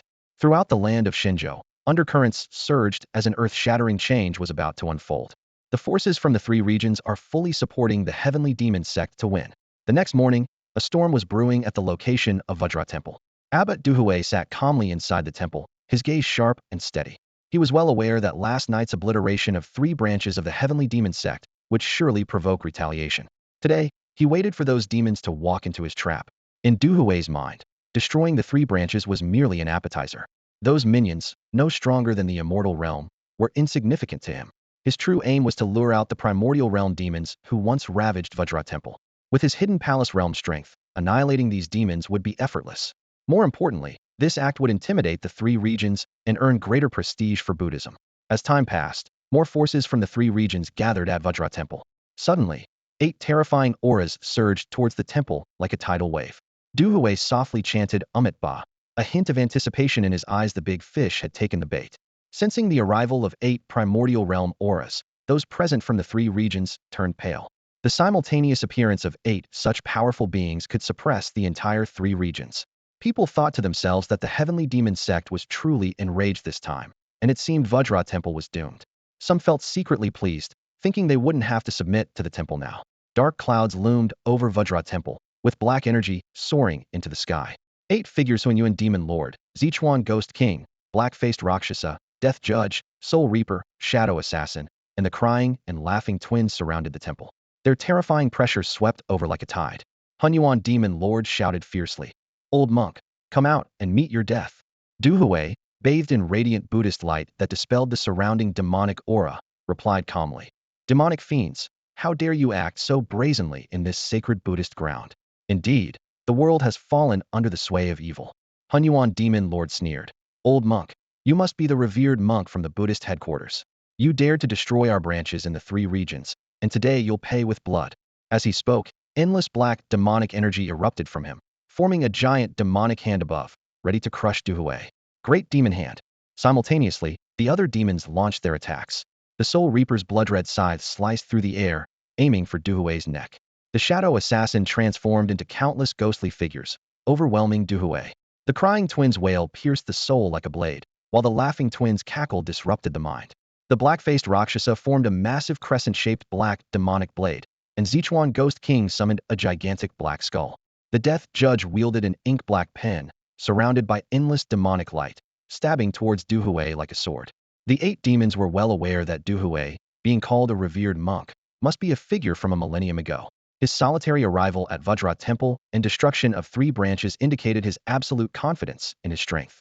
He was estimated to possess at least the 9th level of the primordial realm, possibly even nearing the hidden palace realm. Thus, the 8 demons attacked with full force, sparing no effort in unleashing their deadly moves. Unfortunately, they underestimated Duhui's strength. This seemingly ordinary old monk was, in fact, a genuine powerhouse at the 2nd level of the Tsangong realm. 1,000 years ago, Duhui had already reached the 9th level of the Wuxia realm. To break through to the Tsangong realm, he chose to seclude himself in the Buddhist temple for a millennium. Now, he has not only succeeded in breaking through, but has also reached the 2nd level of the Tsangong realm, successfully opening the palace of the heart and condensing the heart's divine spirit. The moment the attacks from the 8 demons of the Tienma sect landed on Duhui, a brilliant golden light enveloped the old monk, releasing an overwhelming pressure that took everyone's breath away. This was the terrifying aura of the 2nd level of the Tsangong realm, causing a wave of fear among all present. As the attacks from Hun Yuan and the other 7 demons touched the golden light, they melted away instantly, like snow meeting a red-hot iron. The gap in strength between the Wuxia realm and the Cangong realm was like a chasm. The combined attack of the 8 was effortlessly neutralized by Duhui. Behind Duhui, the heart's divine spirit took form, and its powerful aura spread out, changing the entire atmosphere. The surrounding demonic energy was dispelled, replaced by a radiant Buddhist light illuminating all directions. Cangong realm. Hun Yuan's face changed dramatically as he looked in disbelief at the old monk before him. He quickly signaled the other 7 demons to prepare to flee. However, their every move was under Duhui's watchful eye. With a mere gesture, Duhui summoned the might of heaven and earth, unleashing a terrifying force that pressed down on the 8 demons in the air. They were instantly forced to the ground, unable to move. With a collective thud, they spat out blood, severely injured.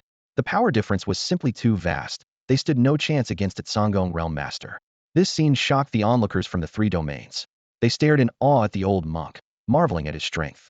That the 8 Wuxia realm demons of the Tienma sect could be so easily subdued was beyond belief. The Cangong realm, the strongest realm beneath the reincarnation realm, who would have thought someone could reach such heights? A sense of foreboding spread among the crowd. If the 8 demons of the Tienma sect perished here, would they be forced to submit to the Vajra temple? Yet, at this moment, they could only watch the events unfold. Duhui formed a giant golden palm with his hands, ready to strike down on the 8 demons of the Tienma sect below. He spoke with solemn authority. Demons of the demonic path, causing chaos in the cultivation world. Today, this humble monk shall act to subdue demons. Amitba, as the golden palm descended, exuding terrifying waves, the faces of the 8 demons changed drastically. If it landed, they would be crushed to pieces. Just when they thought death was imminent, a fearsome sword light came from the horizon, carrying a destructive sword aura, and struck the golden palm aimed at the 8 demons. The golden palm was instantly destroyed, disappearing into thin air. Duhui looked towards the horizon in confusion, seeing a sword cultivator in a black robe and mask stepping out of the void. This person, able to destroy his golden palm with a single strike, was undoubtedly also at the Cangong realm. Duhui pondered silently. Could it be that an ancient demon of the Tienma sect has emerged to provide assistance? The members of the Hunyuan demon sect were saved by a mysterious swordsman, their eyes filled with confusion. They looked around, realizing they were still alive, while their savior was slowly approaching from the sky. They had never seen this swordsman before, and there seemed to be no such powerful sword master within their sect. The power of the sword strike they had just witnessed was astonishing, effortlessly dispelling the golden palm imprint of the monk Duhui. Monk Duhui stared at Xia Xian, who was walking through the void, and asked, "Who are you, sir, and why do you interfere with my demon slaying?" The crowd from the 3 surrounding domains also turned their gaze towards this mysterious swordsman who had suddenly appeared.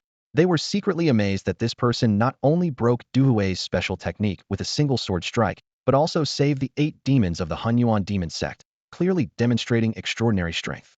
Xia Xian did not directly answer Duhui's question, but instead asked, "Was it you who ordered all the forces from the nearby 3 domains to gather here? Today, if they do not come to declare allegiance to your Buddhist sect, you deem them as demonic?" Duhui was taken aback, thinking to himself, among the nearby 3 domains, the strongest forces are only at the immortal realm. So how did such a sword master at the hidden palace realm suddenly appear? To be able to destroy his golden palm imprint with one sword strike, this person must have reached the hidden palace realm. Those at the hidden palace realm have practiced for over 1,000 years and are considered ancestral figures in leading forces across the divine continent. How could such a master emerge from these small domains? Duhui suddenly felt awkward. If this powerful swordsman at the hidden palace realm was indeed from the nearby domains, then they were summoned here by him. If the swordsman chose not to submit to the Vajra temple, could he still label him as demonic? Clearly not. He was only bullying those small forces that hadn't reached the immortal realm, forcing them to submit or be exterminated as demonic. But with someone like Xia Xian appearing, if Xia Xian refused to submit and opposed him, how could he dare to act against Xia Xian? Xia Xian continued, "I heard you intend to act against all demonic people in the 3 domains." Duhui's eyes narrowed, sensing that this mysterious swordsman had ill intentions, and asked, "What do you mean?" Xia Xian calmly replied, "Nothing much, just that my wife is also a demonic person. Since you're planning to wipe out all demonic people in these 3 domains, that means you're planning to wipe out my wife too." Duhui stared at Xia Xian, thinking that his wife being among the demonic might mean he was here to meddle. If Xia Xian revealed who his wife was, asking them to overlook her being demonic, they might be willing to turn a blind eye. After all, while they could slay demons, if a demonic person had a spouse at the hidden palace realm, it would be a different matter. Xia Xian paused for a moment and said, I'm here for no particular reason, just to either kill you or be killed by you. Marrying a demonic cultivator, it seems you've fallen into darkness as well. In that case, I shall subdue you two today.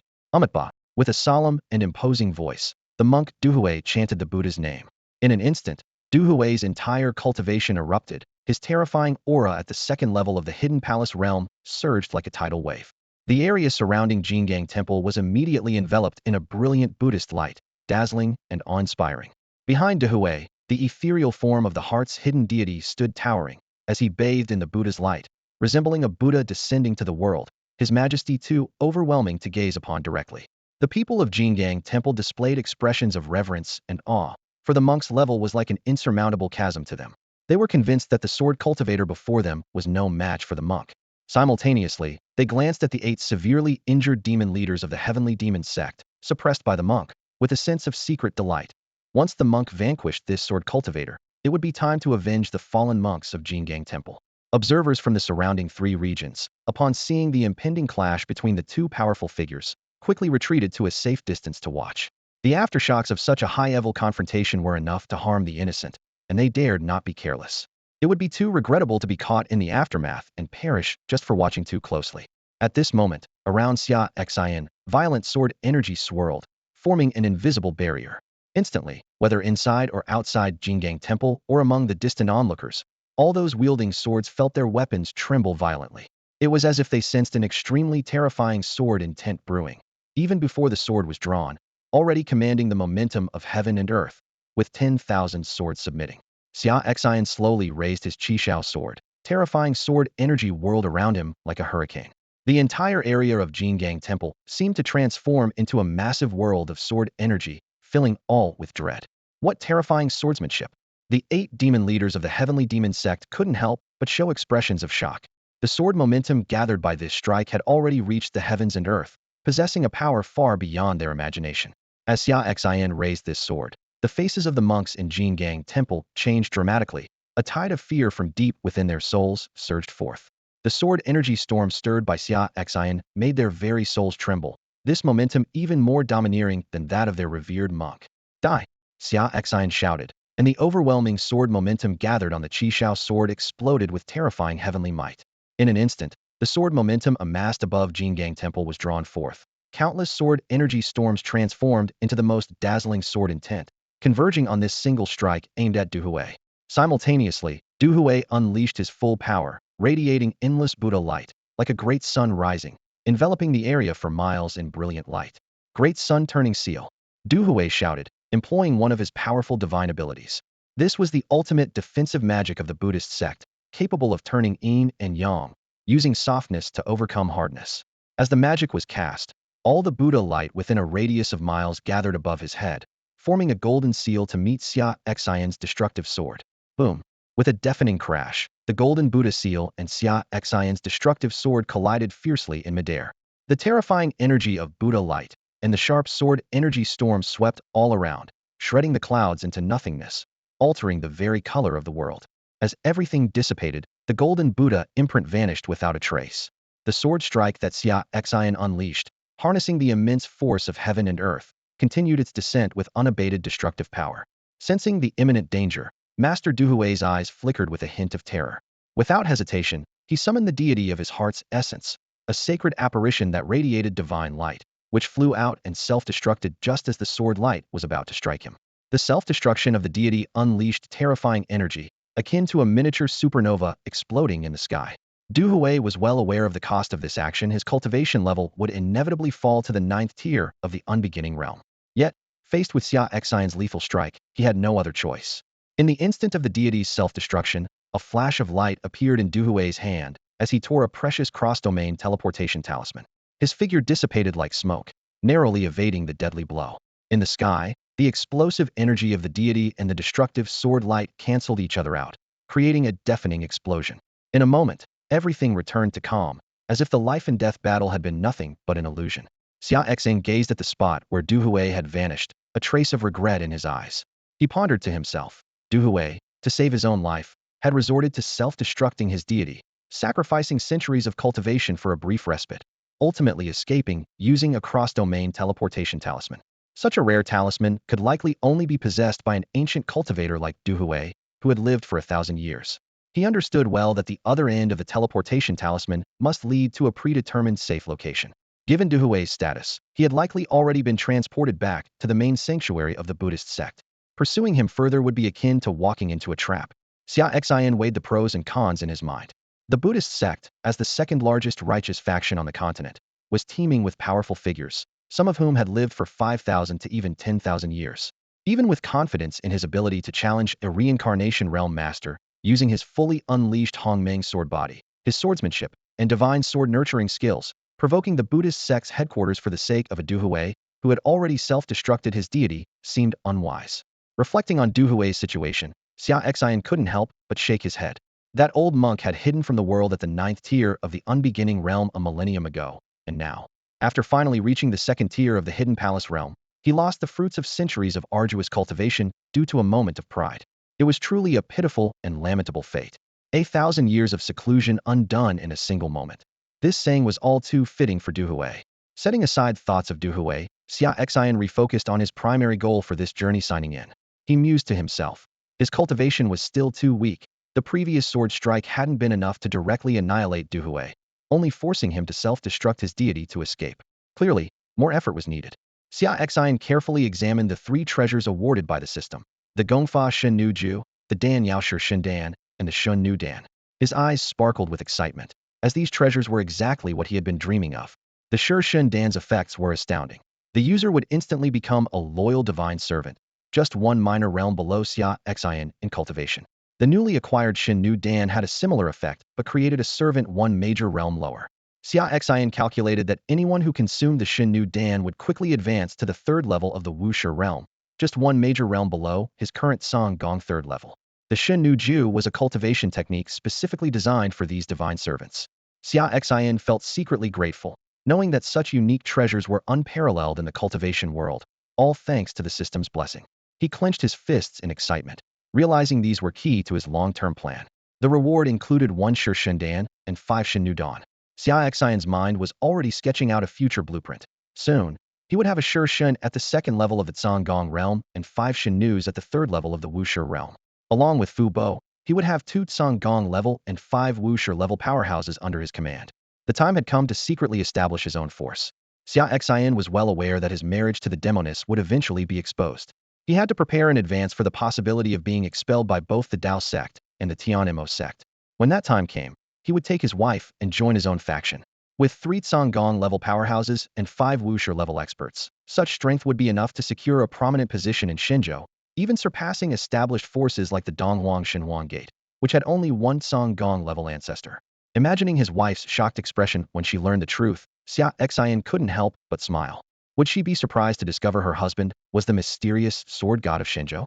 Would she be moved to tears of joy? Xia Xian could almost picture the scene. With this anticipation, Xia Xian hummed a tune, using his divine travel technique to leave the Jingang Temple and return to the Great Xia dynasty. As for the remaining monks, he decided to ignore them, knowing that the 8 demons of the Tianma sect were still lurking below. After Du Hui fled in a panic, the 8 demons of the Tienma sect felt a wave of relief. The fierce battle moments ago had nearly ended with Du Hui killing them all. Now that their formidable opponent was gone, they couldn't help but breathe a sigh of relief. However, they quickly realized that the monks of the Jingang Temple were still before them. Given the notorious methods of these demons, it seemed unlikely that the monks of Jingang Temple would escape unscathed. As for the temple's resources, the rebuilt temple was already destitute. After the previous massacre by the Tienma sect, all valuable items had been plundered. Witnessing the scene, Xia Xian thought to himself, since there's nothing left to seize and others will lend a hand, there's no need for me to meddle further. He decided to return to the Daxia dynasty to begin selecting suitable candidates for the Shishinden and Shinuden, aiming to cultivate a group of powerful experts. As Xia Xian turned to leave, the 8 demons of the Tianma sect watched him depart, deeply shaken. So powerful. Hun Yuan Demon Lord couldn't help but exclaim. The old monk at the Buddhist sect's main altar was forced to self-detonate his hidden spirit with just 1 sword from this sword god, even at the cost of his 1,000-year cultivation, to tear through the realm and escape. The black-faced Rakshasa agreed. Indeed, with that sword just now, it felt like he wasn't even using his full strength, just a casual strike. Zichuan Ghost King added. This sword god's talent in swordsmanship is even stronger than that of the invincible sword immortal from the eastern wastelands 1,000 years ago. The strength Xia Xin had just displayed left a deep impression on them. They already knew Xia Xin was a strong figure in the Hidden Palace realm. His ability to destroy Du Hui's golden giant palm with a single sword was proof of that. However, they never expected Xia Xin to be so powerful that with a mere casual strike, he could force Du Hui to self-destruct his hidden spirit, wasting a millennium of cultivation, and use a realm-breaking talisman to flee for his life. Hun Yuan Demon Lord couldn't help but sigh. A sword god invincible across the world is about to emerge in Shenzhou, and he's married to someone from our demon path. Very well, from today onward, this newly risen sword god of Shenzhou is my idol. The other demons echoed their agreement, declaring Xia Xin as their new idol besides their sect leader. They were grateful to Xia Xin for saving their lives, and were in awe of his formidable swordsmanship. However, there was a lingering sense of regret among them. Hun Yuan Demon Lord sighed. Alas, this is exactly the kind of man we hoped our master's husband would be. It's a pity. If only our master had married this sword god. The other demons also expressed their confusion, wondering why their master hadn't chosen such a figure to marry, instead of a mere ordinary elder of the Taoist sect. They could only accept this reality with resignation and shifted their focus to the monks of Jingang Temple before them. Murderous intent gleamed in their eyes. The rebuilt Jingang Temple, apart from the already escaped Du Hui, was left with monks whose strongest only reached the Huahai realm, making them no match at all. Little runts. One of the demons sneered. You were quite arrogant when Du Hui was around. Now, are you ready to be annihilated? Around the Jingang Temple, the disciples were in a state of terror, scattering in all directions. Without the presence of the divine monk, they were like lambs to the slaughter in front of the demons from the Tienma sect. Humph! The Hun Yuan Demon Lord let out a cold snort, and an overwhelming demonic aura erupted from within him, sweeping over the entire Jingang Temple like a tidal wave. Today, no monk from Jingang Temple will escape. Upon hearing this, the black-faced Rakshasa, the Sichuan Ghost King, and other demons sprang into action, storming into Jingang Temple like wolves and tigers. Since the old monk had fled, they would send these lesser monks to hell. Only then did the people from the surrounding 3 regions snap out of their shock. The sword god was truly terrifying. With just one strike, he forced the divine monk of Jingang Temple to retreat, completely turning the tide of the battle. Now that the divine monk had fled, and the demons of Tienma sect were wantonly slaughtering at Jingang Temple, they no longer needed to submit to Jingang Temple. This farce came to a close today. The people from the 3 regions departed, fully aware that the events here would soon spread across the entire land of Shenzhou. The sword god who had driven back the divine monk with a single strike would undoubtedly catch the attention of all the top powers in Shenzhou. Xia Xin made his way back to the Xia dynasty, changed his attire, and entered the prince's mansion. He immediately gathered Uncle Fu and also selected an elderly woman from the mansion to handle logistics. The prince's mansion was vast, with many maids and servants, so there were naturally more administrators than just Uncle Fu, who held the most power as the steward. In addition to the elderly woman, Xia Xin chose 3 servants who seemed pleasing to him and 2 maids. These 6 individuals were perfectly suited to consume 1 servant god pill and 5 slave god pills that he had. As for loyalty, Xia Xin had no concerns. These pills had unique properties that ensured absolute loyalty to the host, making them utterly devoted. Their lives would be entirely under Xia Xin's control, and with a single thought, he could obliterate their souls. Xia Xin looked over the 6 people in front of him. The elderly housekeeper Granny Yun, the 3 servants Xiao Shunzi, Xiao Lizi, Xiao Liuzi, and the 2 maids Xiao Yuer and Xiao Linger. Except for Granny Yun, the other 5 were unfortunate souls. Without any special opportunities, they would spend their lives as mere servants in the prince's mansion. Xia Xin spoke. Now, there's a special opportunity before you. Do you want it? At these words, the 3 servants and 2 maids became instantly anxious and dropped to their knees, trembling. To them, the prince was as unreachable as a deity, with the power to decide their fate with a single word. The prince suddenly mentioning an opportunity made them fear they had done something wrong and were about to be punished. The elderly housekeeper Granny Yun was also filled with anxiety, afraid that one of her maids or servants had erred, implicating her in their punishment. She too knelt down, pleading, "Have mercy, my lord." Seeing this, Xia Xin felt a bit helpless. In this world, those at the bottom had incredibly low status. They had endured the hardships of life, and the mention of a reward made them feel as though they had overstepped their bounds, coveting something they shouldn't, thus displeasing their master. In the silent room, Xia Xin's voice resonated like a thunderclap, startling the 6 people kneeling on the floor. It's not about punishing you. There's actually an opportunity for you. It's up to you to decide if you want it. The 6 of them trembled as they lifted their heads, their eyes filled with confusion and hope. Yun tentatively asked, "It's not a punishment, but a real opportunity for us. The other 5 looked at Xia Xin with uncertainty. Xia Xin smiled slightly and continued. Indeed, I have an opportunity for you to become powerful cultivators. If you choose to be loyal to me and willingly become my servants, I will grant it to you. These words were like a bombshell, exploding in their hearts. Their eyes lit up instantly, as if they saw a glimmer of hope. In this world, powerful cultivators hold the highest status. As for them, being from the lower tiers with mediocre talents and inadequate skills, only Yun Pa had reached the divine power realm, while the other 5 were only at the Qi gathering realm. Who wouldn't want the chance to become a powerful cultivator? Being loyal to a prince and serving him for life seemed a small price to pay. After all, their prince was an immortal being of immense power. On that day, he had walked through the air above the royal city and effortlessly slain 7 Sea Transformation Realm cultivators with a single blow. Many cultivators would give anything to be his servant. The 6 of them hurriedly kowtowed to Xia Xin, unanimously declaring, "We are willing. We are willing." Xia Xin nodded in satisfaction, raising his hand to impart the servant god technique to Yun Pa by placing it on her forehead. He then handed her a servant god pill, saying, "Take this pill, and your cultivation will immediately improve." Yun Pa took the pill with both hands, rose excitedly, and swallowed it in one gulp. As the pill took effect, her cultivation level quickly increased, reaching the second layer of the Hidden Palace realm. Simultaneously, a bond formed between Xia Xin and Yun Pa, a master-servant contract. Through this contract, as Xia Xin's power grew, so would Yun Pa's. Likewise, a single thought from Xia Xin could end Yun Pa's life. Yun Pa knelt respectfully and said, "Your servant greets the master."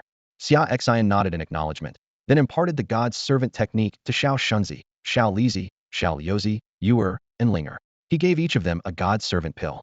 After taking the pills, their cultivation levels quickly rose to the 3rd layer of the primordial realm. With the divine technique, their combat abilities were among the best in their realm. Importantly, the god servant technique included a method for concealing their true power, making it undetectable to anyone but Xia Xin. The 5 of them knelt in unison, saying, "Greetings, master." Xia Xin looked at the 6 before him with satisfaction, feeling exhilarated. His loyal inner circle was finally taking shape. Turning to Fu Bo, he said, "Fu Bo, you no longer need to constantly guard the prince's residence. Yun Pa will take over your duties as steward. I plan to secretly establish a powerful force across the land of Shenzhou, and I'm entrusting you with this task. Xiao Liuzi, Xiao Lizi, Xiao Shunzi, Yuer, and Linger will assist you. I want this force to take shape within a month." Fu Bo immediately knelt to accept the order. "Your servant obeys." Xia Xin gazed at Fu Bo and Yun Pa in front of him, having already made up his mind. He announced solemnly, "From today onwards, we will form a new faction called Tienma. I will be the leader, and you two will be the elders, with status only below mine. Xiao Shunzi and the other 4 will serve as protectors." Fu Bo and Yun Pa nodded respectfully, awaiting further instructions. Xia Xin elaborated on the power structure. The leader governs Tianmen. The elders hold the highest status next to the leader, followed by the protectors, and then the elders. Elders and protectors can only be appointed by me, while you can select the other elders. Xia Xion's arrangement had a purpose.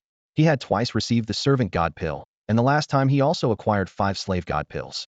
He speculated that there might be more opportunities like this in the future, so he kept the highest positions under his control to ensure that Tianmen's core was composed of loyal servants and slaves, maintaining a firm grip on the situation. Turning to Fu Bo, Xia Xian said, "Fu Bo, I'll entrust you with the task of secretly forming this faction." He chose Fu Bo over Yun Pa because Fu Bo, as the steward of the prince's residence, had extensive management experience and exceptional abilities. "Yun Pa, you'll stay and secretly protect the prince's residence," Xia Xin added, considering that Yun Pa and Fu Bo both were at the 2nd level of the Hidden Palace realm. Leaving her here would ensure his wife's safety. Fu Bo replied respectfully, "As you command, master." Xia Xian took out a spatial ring and handed it to Fu Bo. "Here are some resources, spirit stones, spiritual artifacts, and techniques. Use them as needed. If it's not enough, I'll find a way to get more." The ring was filled with Xia Xian's accumulated wealth and treasures plundered from the Howren sect's treasury. He only kept the heavenly materials needed for Xia Xiaoxiao's awakening of the double pupils and some resources for daily cultivation, giving the rest to Fu Bo. Watching Fu Bo's departing figure, Xia Xian suddenly felt a headache. Although he had plundered the Howren sect's treasury and combined it with his previous accumulations, it was still not enough to establish a top-tier faction with a Hidden Palace realm overseer and a beginningless realm high level. He regretted, "If I had known, I wouldn't have just focused on showing off and destroyed the Shanhuang sect, Blood Underworld sect, and the Black Robe Domain Lord of the Chaos Domain with just one sword. Now, I want to build a faction but lack sufficient resources, spirit stones, techniques, divine powers, and spiritual artifacts." Xia Xian understood that to establish a top-tier faction, not only were experts needed, but also ample spirit stones, treasure troves, cultivation resources, techniques, divine powers, and spiritual artifacts, all of which were indispensable. He was secretly planning how to make up for these deficiencies and pave the way for Tienman's rise. In the past, I never realized how expensive it was to run a household. Upon hearing Xia Xian's words, Uncle Fu did not immediately take the space ring filled with resources. His eyes flickered as he looked at Xia Xian and said, Master, I have a plan that could solve the resource issue for establishing Tianmen, but it depends on whether you're willing to do it. Xia Xian's eyes lit up with interest. Oh, let's hear it. Uncle Fu lowered his voice, speaking mysteriously. Master, for Tianmen to become a top sect in Shenzhou, those initial resources aren't nearly enough. We're talking astronomical numbers here. Spirit stones, heavenly treasures, cultivation methods, divine powers, spiritual artifacts. What's the fastest way to acquire these? Xia Xian raised an eyebrow. Robbery? Killing to seize treasures, destroying forces, looting treasure vaults. Exactly. Uncle Fu nodded slyly. But we're not just ordinary robbers. We should target those wicked forces in Shenzhou, those who have committed countless atrocities and are universally despised. If we strike, they might obediently hand over their treasures. If not, we eliminate them. After all, they're not good people. Uncle Fu grew more excited as he continued. Think about it, Master. Not only will we solve our resource problem, but we'll also establish a positive image in Shenzhou. When the time comes, those independent cultivators who have suffered under these evil forces will rush to join Tianmen. It's a win-win for both strength and resources. He lowered his voice further, grinning more cunningly. Moreover, we're doing a good deed by acting on behalf of justice, vanquishing demons, and saving the world. Xia Xian was stunned, unable to help but remark. You're quite the crafty old man. Although he secretly admired the plan's brilliance, he couldn't help but feel a moment of silence for those evil forces. With Uncle Fu, a master at the Tsang Palace level, and the 5 Wuxi realm experts like Xiao Yozi, most evil forces would be easy prey, except for the very top ones. Xia Xian calculated that if he gave the order, within a month, the evil forces in Shenzhou would be in serious trouble. Their resources would be plundered, and life would certainly be tough. But what did the fates of these wrongdoers have to do with him? They were the ones who deserved it the most. Just taking some resources wasn't too much, right? A cold smile appeared on Xia Xian's lips as he thought. In Buddhist terms, we're helping reduce your sins. He never considered himself a good person, nor was he soft-hearted. Since that was the case, why not go all out and take action? Xia Xian turned to Fu Bo, a meaningful smile playing on his lips. Very well, I'll leave this matter to the 6 of you.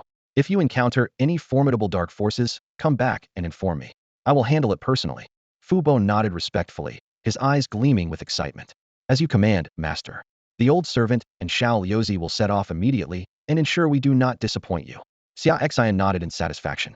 Fu Bo, the old fox, indeed had his ways, and his style matched Xia Xian's preferences. With Fu Bo in charge of establishing Tianmen, Xia Xian felt much more at ease. After watching Fu Bo and the others depart, Xia Xian turned to Yun Pe and said, Yun Pe, you will take over as the steward of the prince's mansion, managing Fu Bo's daily affairs. Yun Pe responded respectfully. Yes, master. She had previously been a manager at the prince's mansion, so taking over Fu Bo's duties wouldn't be difficult. Xia Xian continued. Being the steward is one thing, but you have a more important task. When I'm not at the prince's mansion, you must ensure its protection, especially the safety of my wife. Understand? Guarding the mansion is minor. Her safety is paramount. The incident with Du Hui made Xia Xian more cautious. His wife, after all, was from the demonic path, pregnant, and only at the immortal stage of cultivation. If she were to encounter another fanatical Buddhist like Du Hui, her situation would be perilous. Meanwhile, Fu Bo, along with Xiao Yozi, Xiao Lizi, Xiao Shunzi, Xiao Yuer, and Xiao Linger, had already left the capital of the Great Xia dynasty. Their departure signaled the beginning of a significant purge of the dark forces across Shenzhou, heralding tougher times ahead for them. As Fu Bo stepped out of the prince's mansion, a look of determination crossed his face. He was secretly pleased with his commendable performance before the master, earning more favor than Yun Pe and others. The presence of Yun Pe and others had made Fu Bo feel a sense of crisis, realizing he was no longer the master's sole confidant. Fu Bo resolved to serve the master with even greater dedication, aiming to impress him further. He harbored another secret wish to marry Tong Yen Lao Lao. Whenever he thought of Tong Lao Lao, his heart would race uncontrollably. Unfortunately, he couldn't reveal his identity or strength at the moment, so he could only make her laugh with jokes daily. Seeing her smile made his heart blossom with joy. Tong Lao Lao was a cultivator of the heavenly demon sect, and Fu Bo had no backing, which made him feel somewhat inferior. But this responsibility of building a force given by the master gave him hope. He vowed to give it his all and create a powerful faction. When the master finally confronted Tong Laolau's superior, Fu Bo intended to confess to her as a senior member of Tianmen. By then, he would have status and position, and he believed Tong Laolao would look at him differently and accept his proposal. With this thought, Fu Bo was full of energy. Establishing this force was not just for the master, but also for his own happiness. With this determination, Fu Bo led the group on their journey, embarking on their grand plan to reshape the landscape of Shenzhou. 2 nights ago, Du Hui wiped out 3 branches of the Tienma sect in a single night, where even the strongest among them was merely an immortal realm cultivator. This bloody reality forced Xia Xian to be on high alert, as his wife's safety was paramount. He knew well that should his wife unfortunately fall at the hands of some fanatic Buddhist or righteous faction, even if he annihilated that entire faction, he could never bring her back. To ensure her safety, Xia Xian decided to bolster their defenses. He left Yunpa, a formidable expert at the Tsang Palace's second level, at home to guard his wife, which gave him some peace of mind. Yunpa, with a penetrating gaze, firmly promised, "As you command, master. If anyone wishes to harm the mistress, they'll have to step over my dead body." Xia Xian nodded in satisfaction and waved her off, saying, "You may go about your tasks." Yunpa turned and left, as she had many duties to attend to as the steward of the prince's residence. Having given all the necessary instructions, Xia Xian leisurely settled into the role of a hands-off manager. He silently appreciated the efficiency of his capable subordinates, as a mere command allowed him to relax without worries. At this moment, he only wished to comfortably stay in the prince's residence and enjoy warm moments with his wife. Knowing that his wife was over a month pregnant, Xia Xian was struck with the thought. It was time to seek heavenly treasures that could nurture the fetus. He hoped these rare items would not only protect the fetus, but also help it awaken a special constitution and gain exceptional talents. Xia Xian's ambitions grew further. He planned to continuously infuse the fetus with the power of heavenly treasures during his wife's pregnancy. His goal was for the child to be born at a divine power realm, naturally possessing the strength of 10,000 pounds, thus surpassing peers and leaving so-called prodigies far behind. With this grand plan in mind, Xia Xian found Ji Ruer in the backyard training ground of the prince's residence, where she was guiding Xia Xiaoxiao and Lin Horror in their cultivation. Recently, Ji Ruer had also taught the 2 girls some powerful demonic arts, both for self-preservation and offensive capabilities, greatly enhancing their arsenal. Xia Xian discussed his ideas with Ji Ruer, who immediately agreed with delight. Ji Ruer mentioned she already had some heavenly treasures that could stabilize the pregnancy and be absorbed by the fetus. When the fetus was 3 months old and able to stably absorb these treasures, they would begin their use. In fact, even without Xia Xian's suggestion, Ji Ruer had already planned this. After all, this was the beloved child of hers and her husband, and its cultivation could not be taken lightly. She was confident that starting cultivation from the womb would surely give birth to an extraordinary genius that would astonish Shenzhou. As for the heavenly treasures needed to nurture the child, Ji Ruer was well prepared. She planned to first utilize all usable resources from the Tienma sect's treasury. If that wasn't enough, she intended to borrow from other demonic factions. In her view, the top demonic factions in Shenzhou did not have anyone at the reincarnation realm. If she personally visited, those factions would surely comply, as they were all quite easy to persuade. If the resources from the demonic factions in Shenzhou still fell short, Ji Ruer even considered extending her reach to the 4 regions of Dongwang, Xiu, Baimuo, and Nanling. She reasoned with confidence. These demonic factions usually engaged in heinous deeds, so borrowing some resources from them for the child's healthy growth was justifiable. In her eyes, this was perfectly reasonable. After all, no matter how poor, the child's development should not be compromised. Xia Xian nodded slightly, gazing tenderly at his wife. "My dear," he said softly, "how many resources do we currently have that can be used to nurture our child's potential? Don't worry, your husband will find a way to gather more for our child."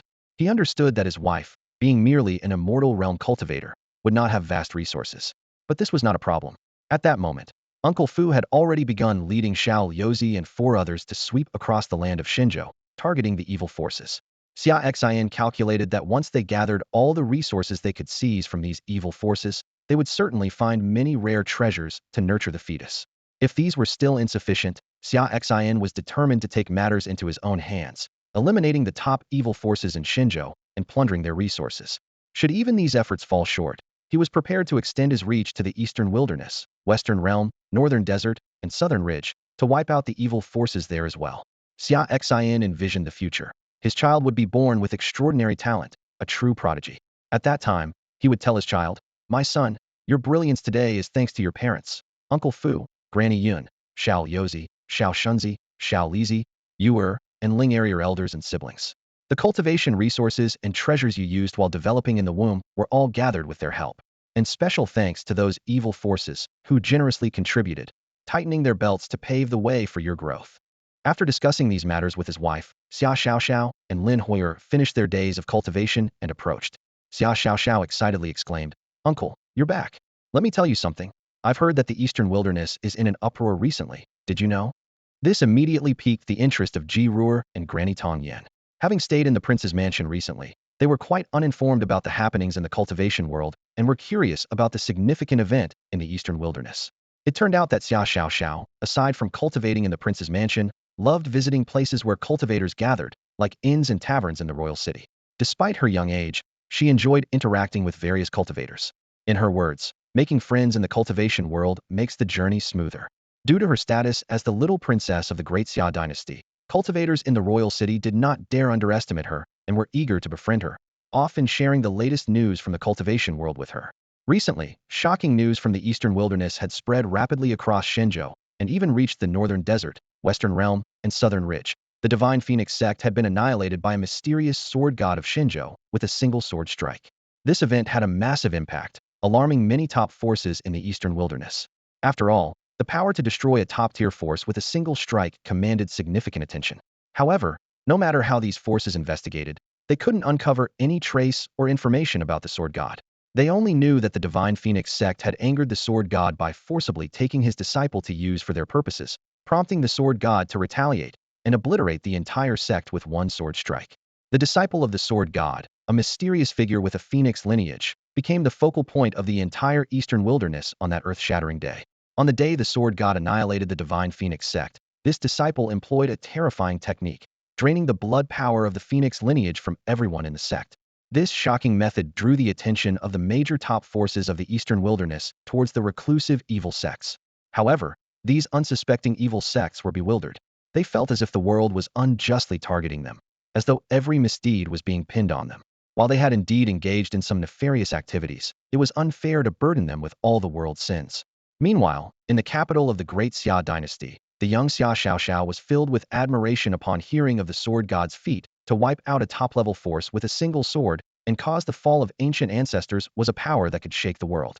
It was said that where the sword god passed, a world of sword energy stretching for hundreds of thousands of meters was left behind, now occupied by a top eastern wilderness sword cultivation sect, becoming a sacred training ground for sword cultivators. Xia Xiaoxiao's ambitions shifted as well.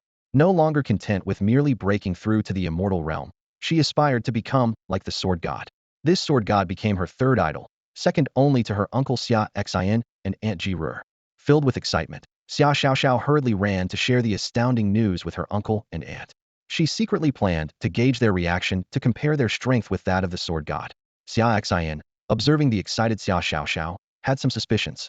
Ji Ruer, Granny Tong Yan, and Lin Huer also curiously watched the spirited young girl. Xia Xiaoxiao animatedly recounted the deeds of the sword god, then eagerly looked at Xia Xian and Ji Ruer, asking, "Uncle, do you know this sword god? And do you think this sword god's strength is formidable?" As soon as she finished speaking, Xia Xiaoxiao began to secretly observe her uncle and aunt's expressions. To her surprise, Ji Ruer and Xia Xian merely responded with a nonchalant, "Oh," as if hearing something as ordinary as the weather. Their indifferent reaction left Xia Xiaoxiao dumbfounded. She couldn't help but think to herself, this is a major event that brought down a top power with a single sword. The entire eastern wilderness is in an uproar, and yet they remain so calm. Unwilling to give up, Xia Xiaoxiao pressed on. "Uncle, aunt, don't you think this sword god is strong?" Xia Xian responded calmly, addressing only the first question. "We don't know this sword god, and you shouldn't spend all your time focused on these things." As for the second question, he chose to remain silent. Then, Xia Xian spoke earnestly. "All right, you should focus on your cultivation. Don't make a fuss over such trivial matters. Improving your skills is what truly matters." Ji Ruer agreed. "That's right, Xiao Xiao, don't let such small matters concern you. Focus on your cultivation, that's the right path." With that, she turned to Xia Xian and said gently, "Husband, it's getting dark. They'll go buy groceries with Tong Lao and come back to cook for you." "All right, my dear. You're the best," Xia Xian responded tenderly. "Okay, I'm off," Ji Ruer said softly, then left with Tong Lao. Watching her uncle and aunt's reactions, Xia Xiaoxiao stood there, bewildered, unable to process it all. Lin Huer, beside her, also seemed uninterested, having witnessed the event live and finding Xiao Xiao's retelling unexciting. Suddenly, a thought struck Xiao Xiao Xiao. She realized there was only one reason her uncle and aunt could be so calm. They were stronger than the sword god. This realization sent a shiver through her, as if she had stumbled upon a monumental secret. Damn, Xiao Xiao Xiao thought to herself. If this assumption is true, then I have two super strong people backing me up. She felt a lightness in her body, as if floating. Having two people more powerful than the legendary sword god as her uncle and aunt, plus a half-mentor, what did that mean? In her mind, she envisioned herself traversing the land of Shenzhou, unstoppable and invincible. A proud smile crept onto her lips, as if she could already see her bright future. Xia Xiaoxiao's mind was racing, and a bold idea began to take shape in her heart. She secretly planned that if she ever encountered bullying in the cultivation world, she would shout, "Do you know who my royal uncle is? Do you know who my aunt is? They are even more formidable than that legendary sword god." This thought sent a shiver down her spine, making her feel like she had stumbled upon a shocking secret. She urgently needed to confirm this with her royal uncle, so she quickly devised a clever plan. With her tiny legs, Xia Xiaoxiao hopped over to Xia Exine, feigning innocence as she said, "Uncle, let me tell you, that sword god is truly amazing. With just one sword, he can create a cultivation haven where sword cultivators can comprehend the way of the sword. It's really enviable. If I start practicing swordsmanship in the future, it would be great to have such a haven." As she spoke, she sneaked a glance at Xia Exine's expression, only to find her uncle's face remained unchanged and calm. So, she continued to murmur, "I hereby declare that from today on, that sword god is my idol. Having such a sword god as an idol makes me really happy." At this moment, she keenly noticed the slight twitch at the corner of Xia Exine's mouth. Xia Exine then said, with a hint of jealousy, "Am I not your idol? Your stance is so fickle. You forget your uncle as soon as you meet a new sword god? You're really something." Xiao Xiaoxiao immediately realized she had misspoken, and she began to stomp her feet anxiously. Her intention was merely to test her uncle's reaction, to see if he was truly stronger than the legendary sword god. In her heart, her uncle and aunt were always number one, far beyond the sword god. Seeing Xia Xian about to turn away, Xia Xiaoxiao was on the verge of tears. She quickly ran forward, hugging Xia Xian's leg tightly, and said tearfully, "Uncle, don't go. I didn't mean it that way. The sword god is only my third idol. My greatest idols are you and Auntie, truly, I swear." Watching the little girl about to cry, Xia Xian was secretly amused. He intentionally put on a stern face and said, "Some people are just like ungrateful wolves. They hear about someone new and forget their own uncle completely." In truth, Xia Xian was delighted inside, just wanting to see the little girl's anxious face. As for Xia Xiaoxiao's earlier desire for a haven to comprehend the sword, Xia Xian thought to himself, "You want a place to comprehend the sword? Fine, no problem. When you reach the chi gathering stage and start practicing swordsmanship, I'll create 100 or so for you, throw you into them, and let you comprehend to your heart's content." Seeing her uncle still ignoring her, Xia Xiaoxiao couldn't hold back and burst into tears. She was genuinely upset and sad. She had been following Xia Xian for cultivation all this time, growing up listening to his stories and idolizing him. She hadn't expected that her momentary slip would upset her uncle and make him misunderstand her as ungrateful. She was crying at her own foolishness. Seeing this, Xia Xian, filled with mischievous delight, still comforted her with a smile. "All right, uncle knows you didn't mean it." The little girl wiped the tears from her eyes with her tiny hands, her face resembling a tear-streaked kitten. She clung tightly to Xia Xian's leg, looking pitiful as she said, "Uncle, you want me to cultivate well, but I'm still too weak. What if in the future, in the cultivation world, I encounter forces like the Eastern Wilderness Divine Phoenix sect, who want to forcibly take geniuses and target my dual pupil talent? What should I do then?" She looked at Xia Xian with hopeful eyes. "I don't want to join any sect. I just want to stay with uncle and auntie." It's true that although Xia Xiaoxiao was young, she had quite the knack for acting. Once forgiven by Xia Xian, her previous thoughts resurfaced. She was a child full of contradictions and quirky ideas. Once she had a question, she wouldn't easily let it go. Her words were still a way to verify her earlier hypothesis. Xia Xiaoxiao, with her meticulous mind, decided to further test her royal uncle's strength.